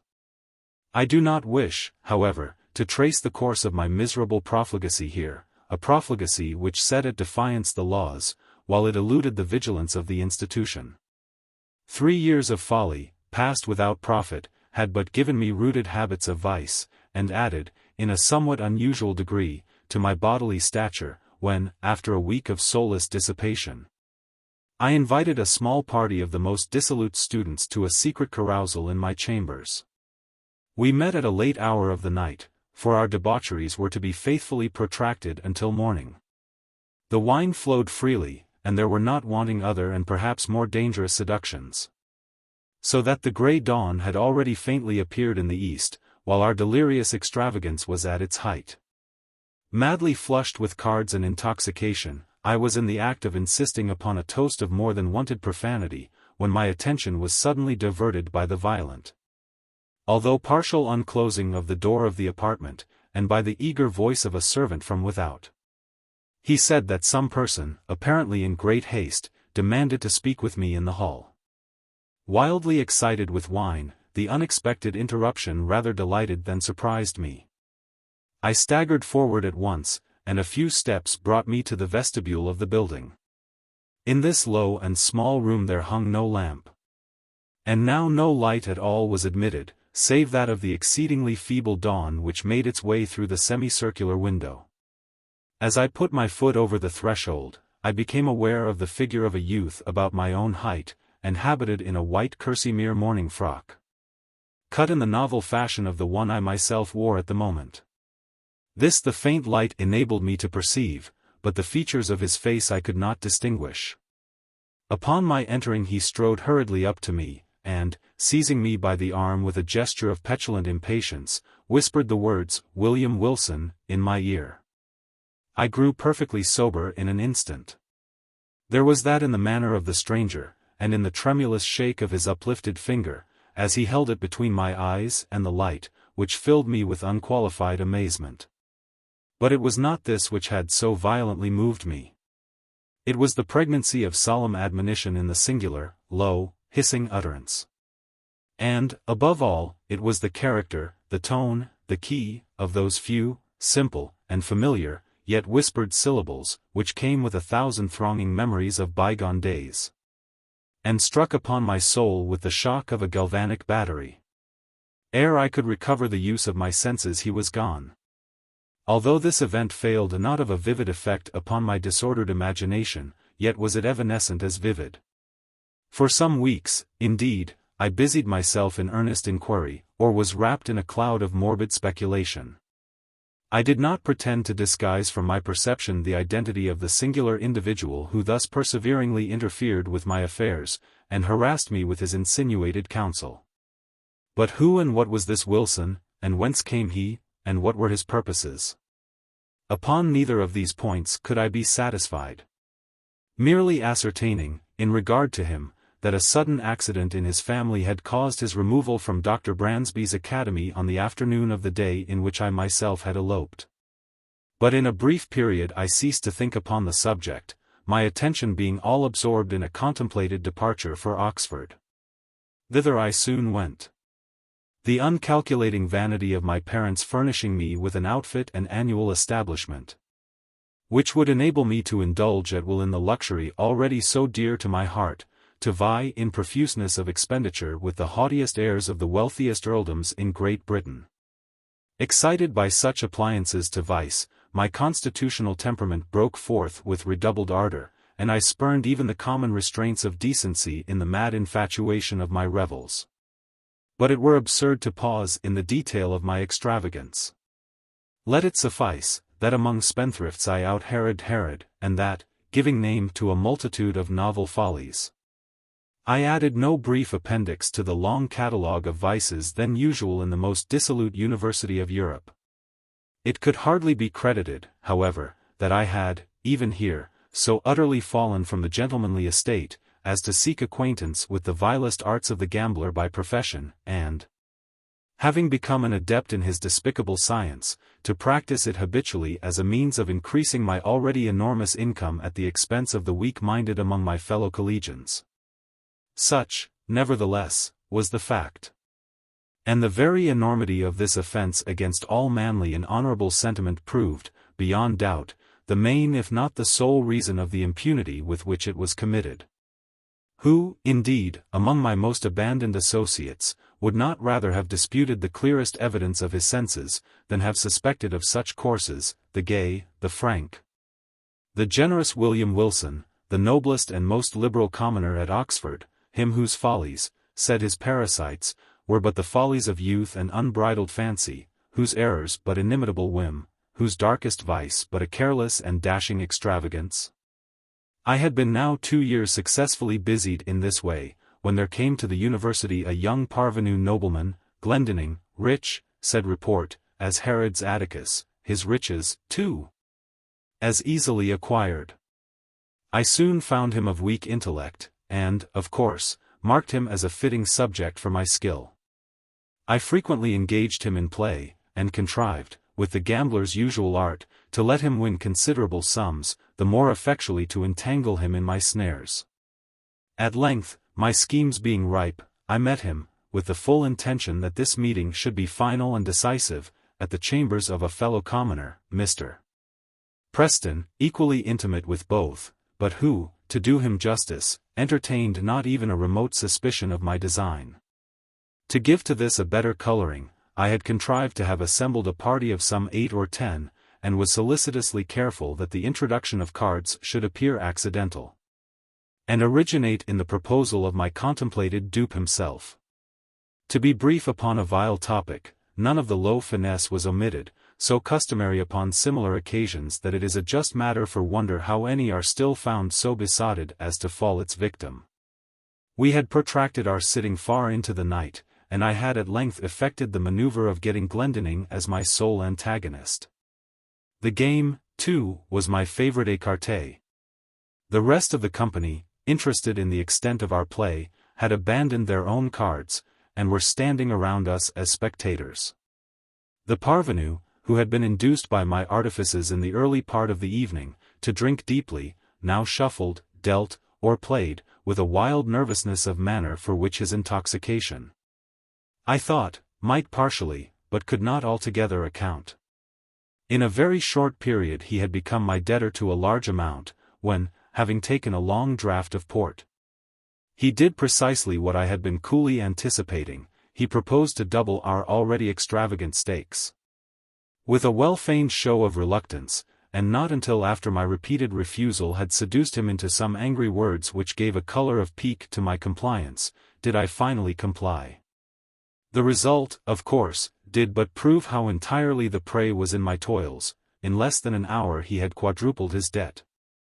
For some time his countenance had been losing the florid tinge lent it by the wine, but now, to my astonishment, I perceived that it had grown to a pallor truly fearful. I say to my astonishment. Glendinning had been represented to my eager inquiries as immeasurably wealthy. And the sums which he had as yet lost, although in themselves vast, could not, I supposed, very seriously annoy, much less so violently affect him. That he was overcome by the wine just swallowed, was the idea which most readily presented itself. And, rather with a view to the preservation of my own character in the eyes of my associates, than from any less interested motive, I was about to insist, peremptorily, upon a discontinuance of the play, when some expressions at my elbow from among the company, and an ejaculation evincing utter despair on the part of Glendinning, gave me to understand that I had effected his total ruin under circumstances which, rendering him an object for the pity of all, should have protected him from the ill offices even of a fiend. What now might have been my conduct it is difficult to say. The pitiable condition of my dupe had thrown an air of embarrassed gloom over all. And, for some moments, a profound silence was maintained, during which I could not help feeling my cheeks tingle with the many burning glances of scorn or reproach cast upon me by the less abandoned of the party. I will even own that an intolerable weight of anxiety was for a brief instant lifted from my bosom by the sudden and extraordinary interruption which ensued. The wide, heavy folding doors of the apartment were all at once thrown open, to their full extent, with a vigorous and rushing impetuosity that extinguished, as if by magic, every candle in the room. Their light, in dying, enabled us just to perceive that a stranger had entered, about my own height and closely muffled in a cloak. The darkness, however, was now total, and we could only feel that he was standing in our midst. Before any one of us could recover from the extreme astonishment into which this rudeness had thrown all, we heard the voice of the intruder.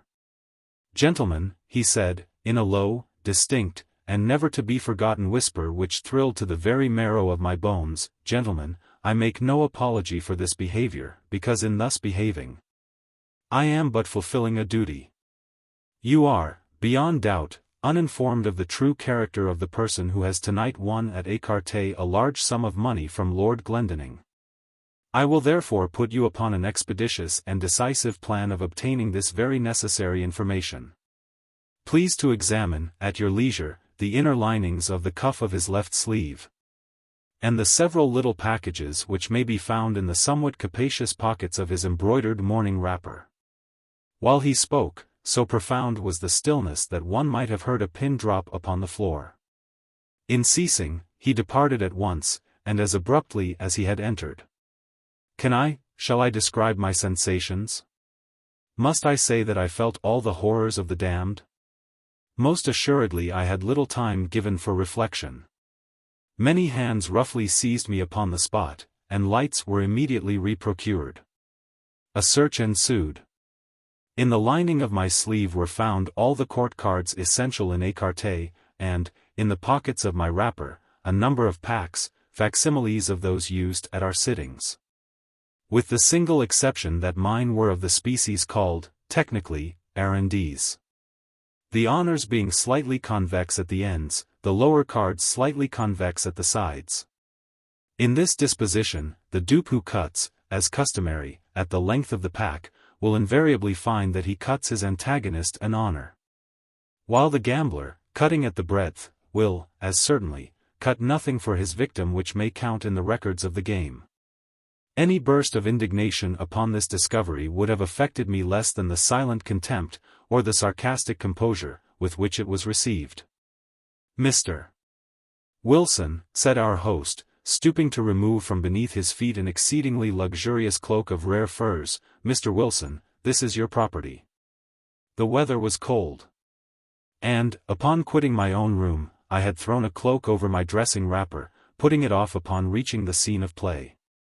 "I presume it is supererogatory to seek here," eyeing the folds of the garment with a bitter smile, for any farther evidence of your skill. Indeed, we have had enough. You will see the necessity, I hope, of quitting Oxford, at all events, of quitting instantly my chambers. Abased, humbled to the dust as I then was, it is probable that I should have resented this galling language by immediate personal violence. Had not my whole attention been at the moment arrested by a fact of the most startling character. The cloak which I had worn was of a rare description of fur, how rare, how extravagantly costly, I shall not venture to say. Its fashion, too, was of my own fantastic invention. For I was fastidious to an absurd degree of coxcombry, in matters of this frivolous nature. When, therefore, Mr. Preston reached me that which he had picked up upon the floor, and near the folding doors of the apartment, it was with an astonishment nearly bordering upon terror, that I perceived my own already hanging on my arm, where I had no doubt unwittingly placed it, and that the one presented me was but its exact counterpart in even the minutest possible particular. The singular being who had so disastrously exposed me, had been muffled, I remembered, in a cloak, and none had been worn at all by any of the members of our party with the exception of myself. Retaining some presence of mind, I took the one offered me by Preston, placed it, unnoticed, over my own, left the apartment with a resolute scowl of defiance. And, next morning ere dawn of day, commenced a hurried journey from Oxford to the Continent, in a perfect agony of horror and of shame. I fled in vain. My evil destiny pursued me as if in exultation, and proved, indeed, that the exercise of its mysterious dominion had as yet only begun. Scarcely had I set foot in Paris ere I had fresh evidence of the detestable interest taken by this Wilson in my concerns. Years flew, while I experienced no relief. Villain! At Rome, with how untimely, yet with how spectral an officiousness, stepped he in between me and my ambition. At Vienna, too, at Berlin, and at Moscow. Where, in truth, had I not bitter cause to curse him within my heart? From his inscrutable tyranny did I at length flee, panic-stricken, as from a pestilence. And to the very ends of the earth I fled in vain. And again, in secret communion with my own spirit, would I demand the questions, who is he, whence came he, and what are his objects? But no answer was there found. And then I scrutinized, with a minute scrutiny, the forms, and the methods, and the leading traits of his impertinent supervision. But even here there was very little upon which to base a conjecture. It was noticeable, indeed, that, in no one of the multiplied instances in which he had of late crossed my path, had he so crossed it except to frustrate those schemes, or to disturb those actions, which, if fully carried out, might have resulted in bitter mischief. Poor justification this, in truth, for an authority so imperiously assumed. Poor indemnity for natural rights of self-agency so pertinaciously, so insultingly denied. I had also been forced to notice that my tormentor, for a very long period of time, while scrupulously and with miraculous dexterity maintaining his whim of an identity of apparel with myself, had so contrived it, in the execution of his varied interference with my will, that I saw not, at any moment, the features of his face. Be Wilson what he might, this, at least, was but the veriest of affectation, or of folly. Could he, for an instant, have supposed that, in my admonisher at Eton, in the destroyer of my honor at Oxford, in him who thwarted my ambition at Rome, my revenge at Paris, my passionate love at Naples, or what he falsely termed my avarice in Egypt, that in this, my archenemy and evil genius, could fail to recognize the William Wilson of my schoolboy days, the namesake, the companion, the rival, the hated and dreaded rival at Dr. Bransby's? Impossible, but let me hasten to the last eventful scene of the drama.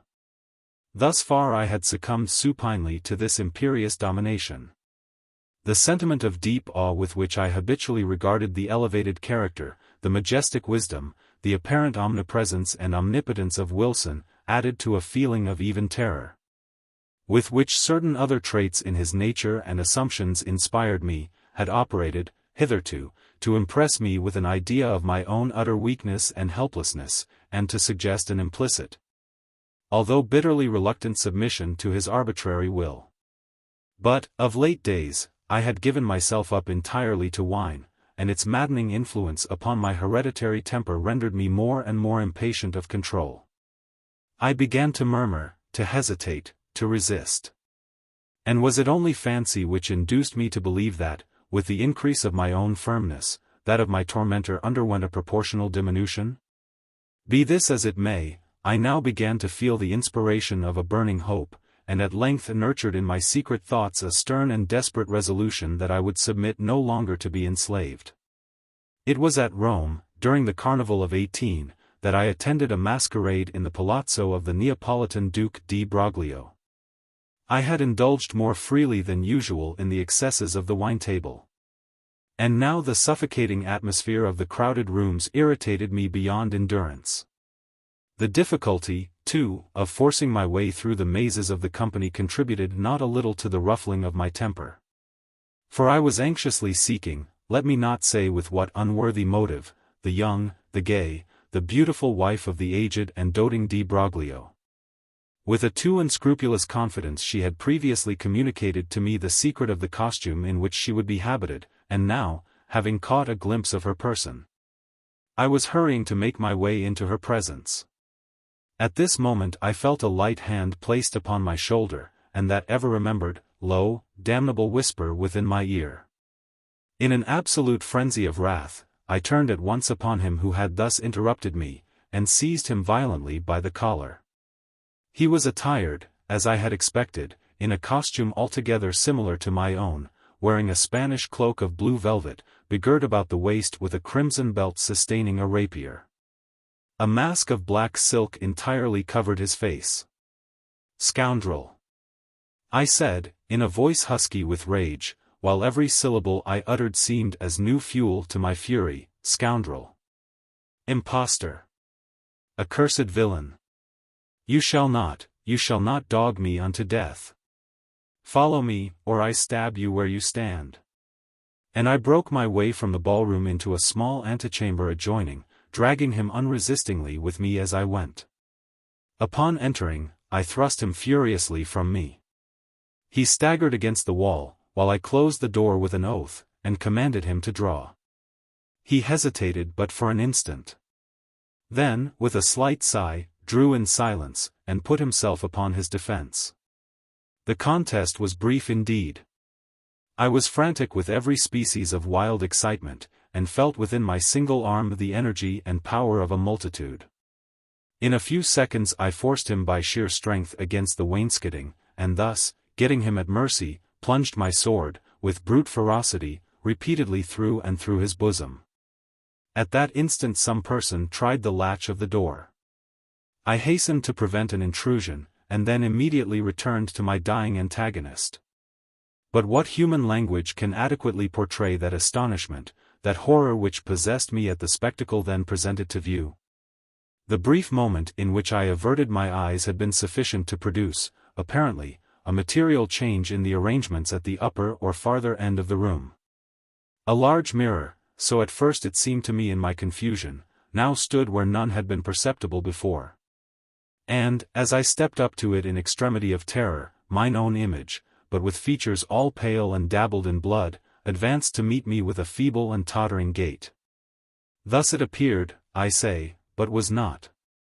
It was my antagonist, it was Wilson, who then stood before me in the agonies of his dissolution. His mask and cloak lay, where he had thrown them, upon the floor. Not a thread in all his raiment, not a line in all the marked and singular lineaments of his face which was not, even in the most absolute identity, mine own. It was Wilson.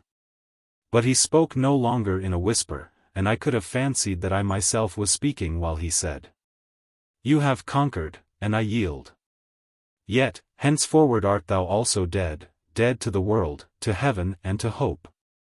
In me didst thou exist, and, in my death, see by this image, which is thine own, how utterly thou hast murdered thyself."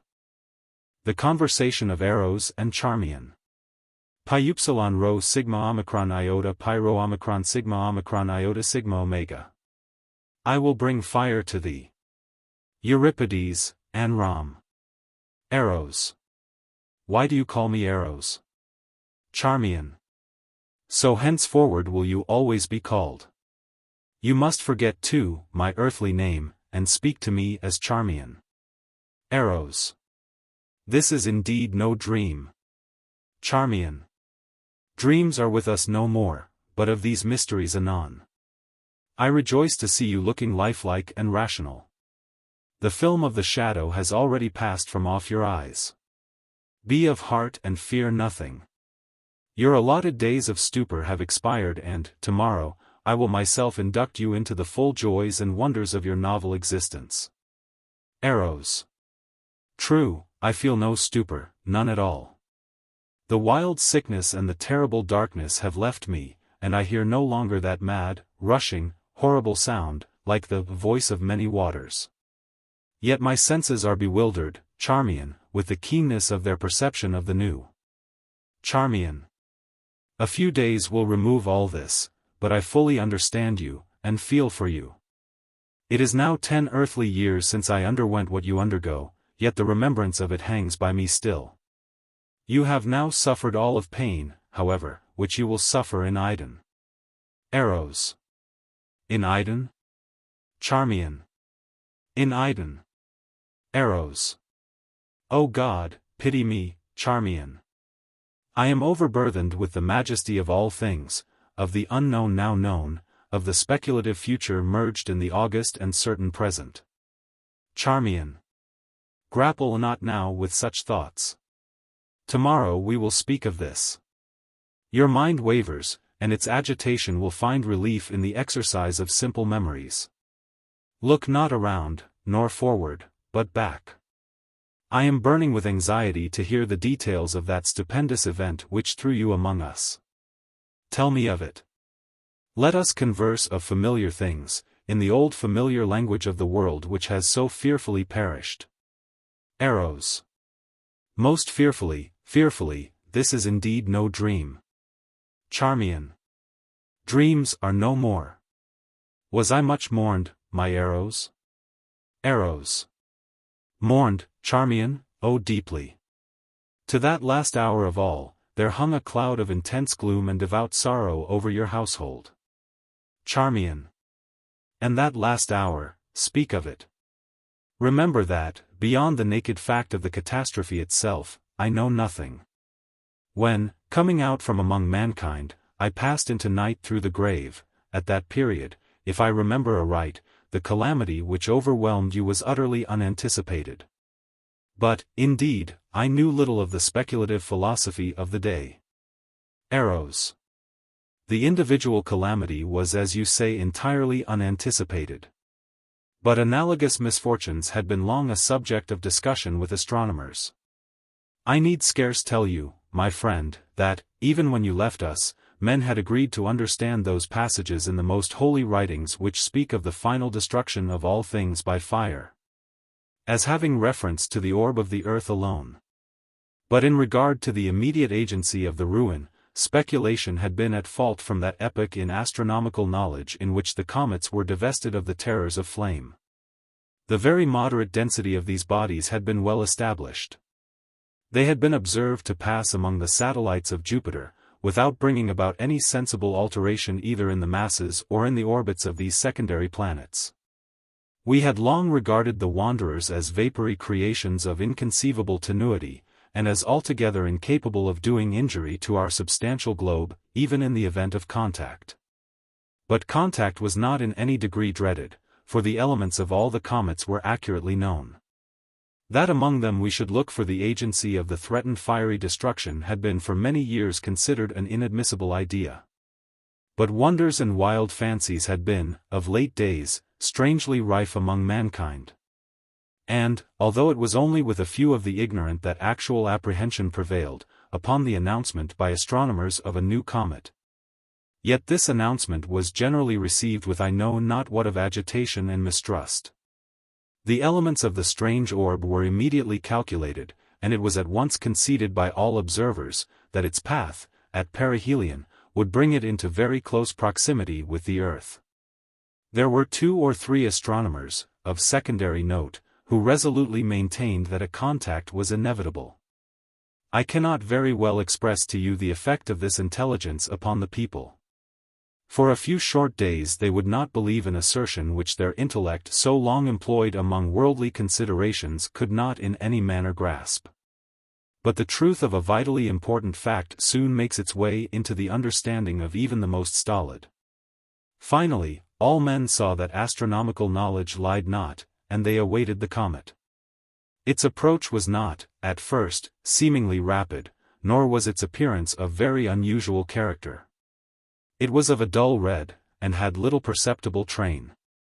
For 7 or 8 days we saw no material increase in its apparent diameter, and but a partial alteration in its color. Meantime, the ordinary affairs of men were discarded and all interests absorbed in a growing discussion, instituted by the philosophic, in respect to the cometary nature. Even the grossly ignorant aroused their sluggish capacities to such considerations. The learned now gave their intellect, their soul, to no such points as the allaying of fear, or to the sustenance of loved theory. They sought, they panted for right views. They groaned for perfected knowledge. Truth arose in the purity of her strength and exceeding majesty, and the wise bowed down and adored. That material injury to our globe or to its inhabitants would result from the apprehended contact, was an opinion which hourly lost ground among the wise. And the wise were now freely permitted to rule the reason and the fancy of the crowd. It was demonstrated, that the density of the comet's nucleus was far less than that of our rarest gas. And the harmless passage of a similar visitor among the satellites of Jupiter was a point strongly insisted upon, and which served greatly to allay terror.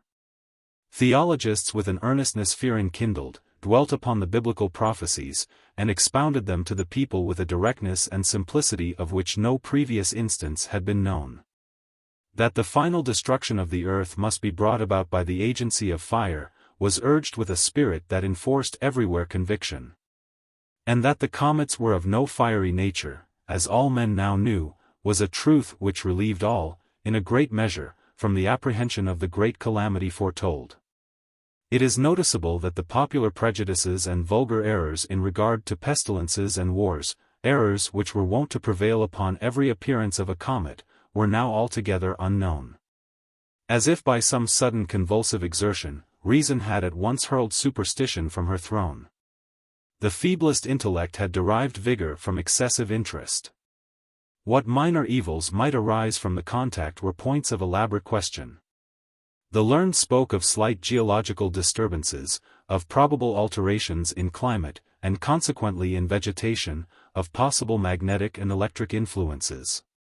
Many held that no visible or perceptible effect would in any manner be produced. While such discussions were going on, their subject gradually approached, growing larger in apparent diameter, and of a more brilliant luster. Mankind grew paler as it came. All human operations were suspended. There was an epoch in the course of the general sentiment when the comet had attained, at length, a size surpassing that of any previously recorded visitation. The people now, dismissing any lingering hope that the astronomers were wrong, experienced all the certainty of evil. The chimerical aspect of their terror was gone. The hearts of the stoutest of our race beat violently within their bosoms. A very few days sufficed, however, to merge even such feelings in sentiments more unendurable. We could no longer apply to the strange orb any accustomed thoughts. Its historical attributes had disappeared. It oppressed us with a hideous novelty of emotion. We saw it not as an astronomical phenomenon in the heavens, but as an incubus upon our hearts, and a shadow upon our brains. It had taken, with inconceivable rapidity, the character of a gigantic mantle of rare flame, extending from horizon to horizon. Yet a day, and men breathed with greater freedom. It was clear that we were already within the influence of the comet, yet we lived. We even felt an unusual elasticity of frame and vivacity of mind. The exceeding tenuity of the object of our dread was apparent, for all heavenly objects were plainly visible through it. Meantime, our vegetation had perceptibly altered. And we gained faith, from this predicted circumstance, in the foresight of the wise. A wild luxuriance of foliage, utterly unknown before, burst out upon every vegetable thing. Yet another day, and the evil was not altogether upon us. It was now evident that its nucleus would first reach us. A wild change had come over all men. And the first sense of pain was the wild signal for general lamentation and horror. This first sense of pain lay in a rigorous constriction of the breast and lungs, and an insufferable dryness of the skin. It could not be denied that our atmosphere was radically affected. The conformation of this atmosphere and the possible modifications to which it might be subjected, were now the topics of discussion. The result of investigation sent an electric thrill of the intensest terror through the universal heart of man. It had been long known that the air which encircled us was a compound of oxygen and nitrogen gases, in the proportion of 21 measures of oxygen, and 79 of nitrogen in every 100 of the atmosphere. Oxygen, which was the principle of combustion, and the vehicle of heat, was absolutely necessary to the support of animal life, and was the most powerful and energetic agent in nature. Nitrogen, on the contrary, was incapable of supporting either animal life or flame. An unnatural excess of oxygen would result, it had been ascertained, in just such an elevation of the animal spirits as we had latterly experienced. It was the pursuit, the extension of the idea, which had engendered awe. What would be the result of a total extraction of the nitrogen? A combustion irresistible, all-devouring, omniprevalent, immediate. The entire fulfillment, in all their minute and terrible details, of the fiery and horror-inspiring denunciations of the prophecies of the Holy Book. Why need I paint, Charmion, the now disenchained frenzy of mankind? That tenuity in the comet which had previously inspired us with hope, was now the source of the bitterness of despair. In its impalpable gaseous character we clearly perceived the consummation of fate. Meantime a day again passed, bearing away with it the last shadow of hope. We gasped in the rapid modification of the air. The red blood bounded tumultuously through its strict channels. A furious delirium possessed all men. And, with arms rigidly outstretched towards the threatening heavens, they trembled and shrieked aloud. But the nucleus of the destroyer was now upon us, even here in Iden. I shudder while I speak. Let me be brief, brief as the ruin that overwhelmed. For a moment there was a wild lurid light alone, visiting and penetrating all things. Then, let us bow down, Charmion, before the excessive majesty of the great God. Then, there came a shouting and pervading sound, as if from the mouth itself of him. While the whole incumbent mass of ether in which we existed, burst at once into a species of intense flame, for whose surpassing brilliancy and all fervid heat even the angels in the high heaven of pure knowledge have no name. Thus ended all. Why the little Frenchman wears his hand in a sling.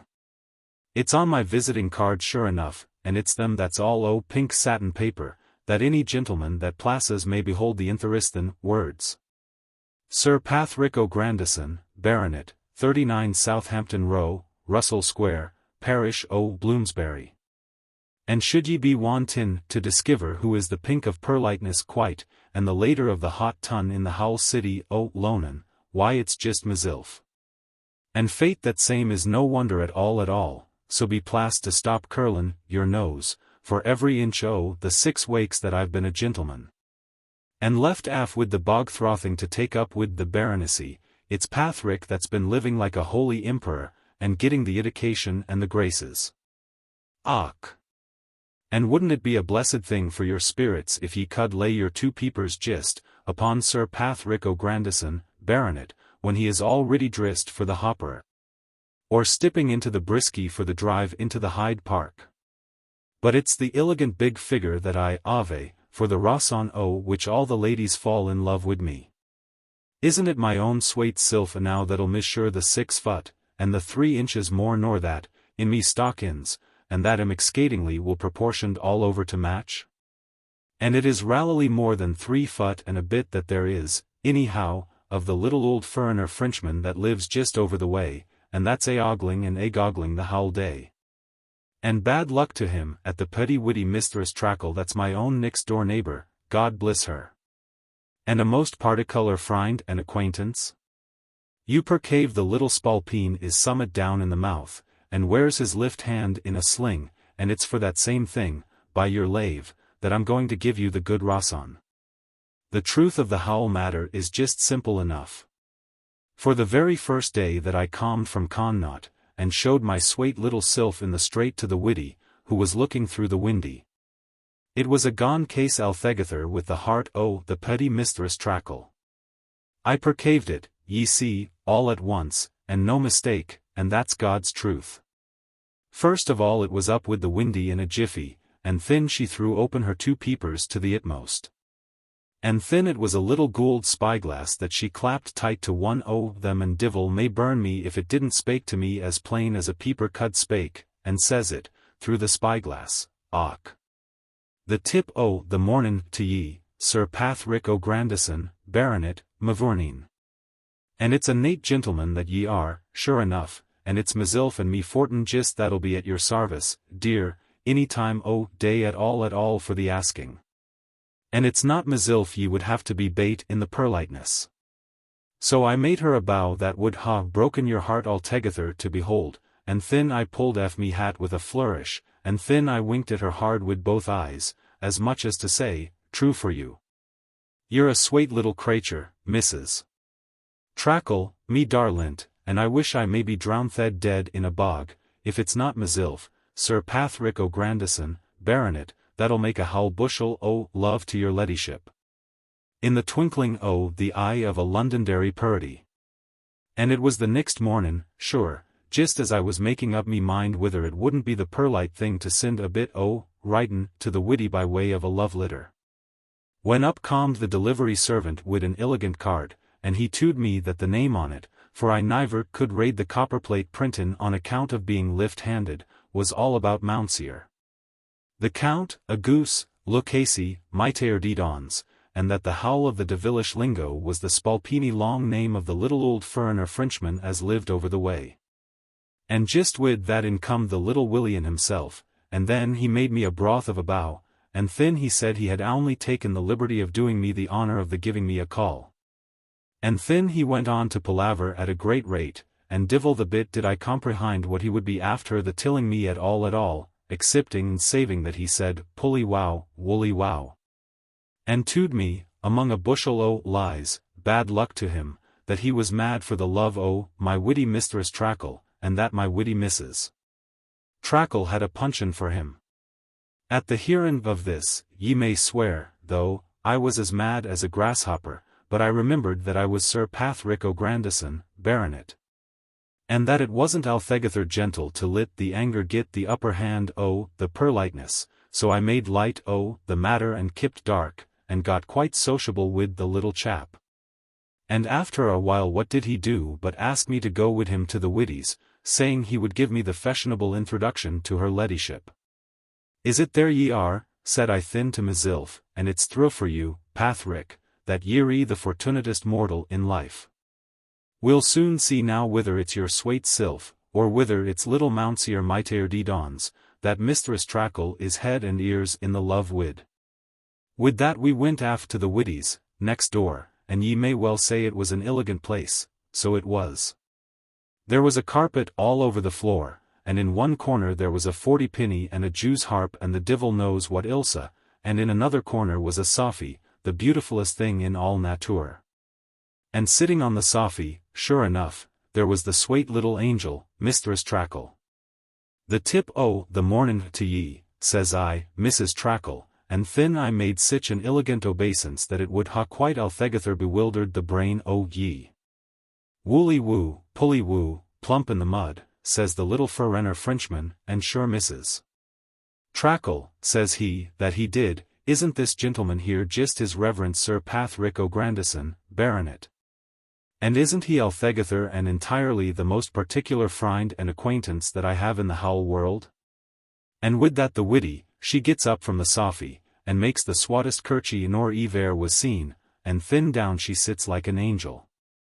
And thin, by the powers, it was that little spalpeen Mounseer Miteir Didons that plumped his sylph right down by the right side of her. Och hon!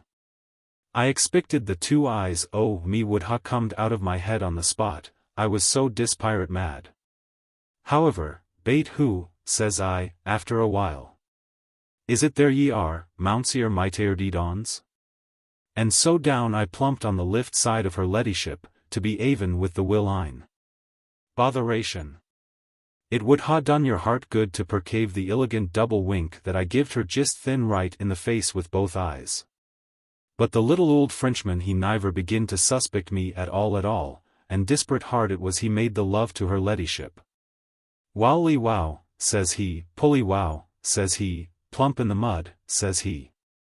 That's all to no use, Mounseer Frog, mavourneen, thinks I. And I talked as hard and as fast as I could all the while, and throth it was mesilf gist that devarded her ladyship complately and entirely. By Rosson of the illigant conversation that I kept up wid her all about the dear bogs of Connaught. And by she give me such a swate smile, from one ind of her mouth to the ither, that it made me as bold as a pig.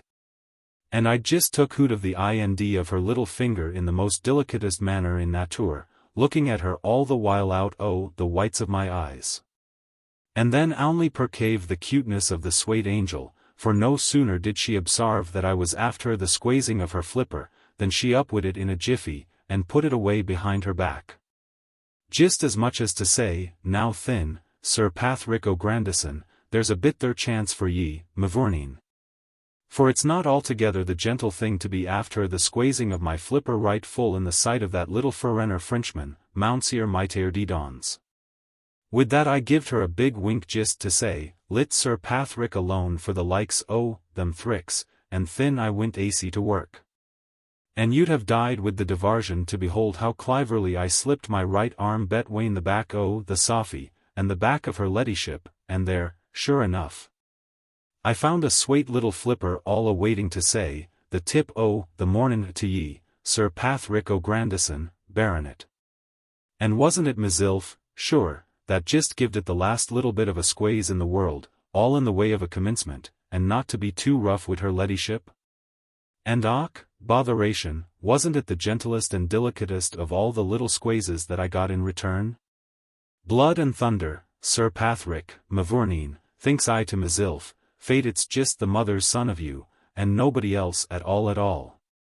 That's the handsomest and the fortunatest young bog-throtter that ever comed out of Connaught. And with that I give the flipper a big squaze, and a big squaze it was, by the powers, that her ladyship give to me back.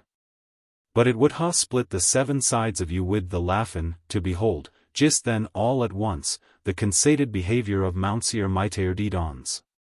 The likes o' sich a jabbering, and a smirking, and a parley-wowing as he beginned wid her ladyship, niver was known before upon arth.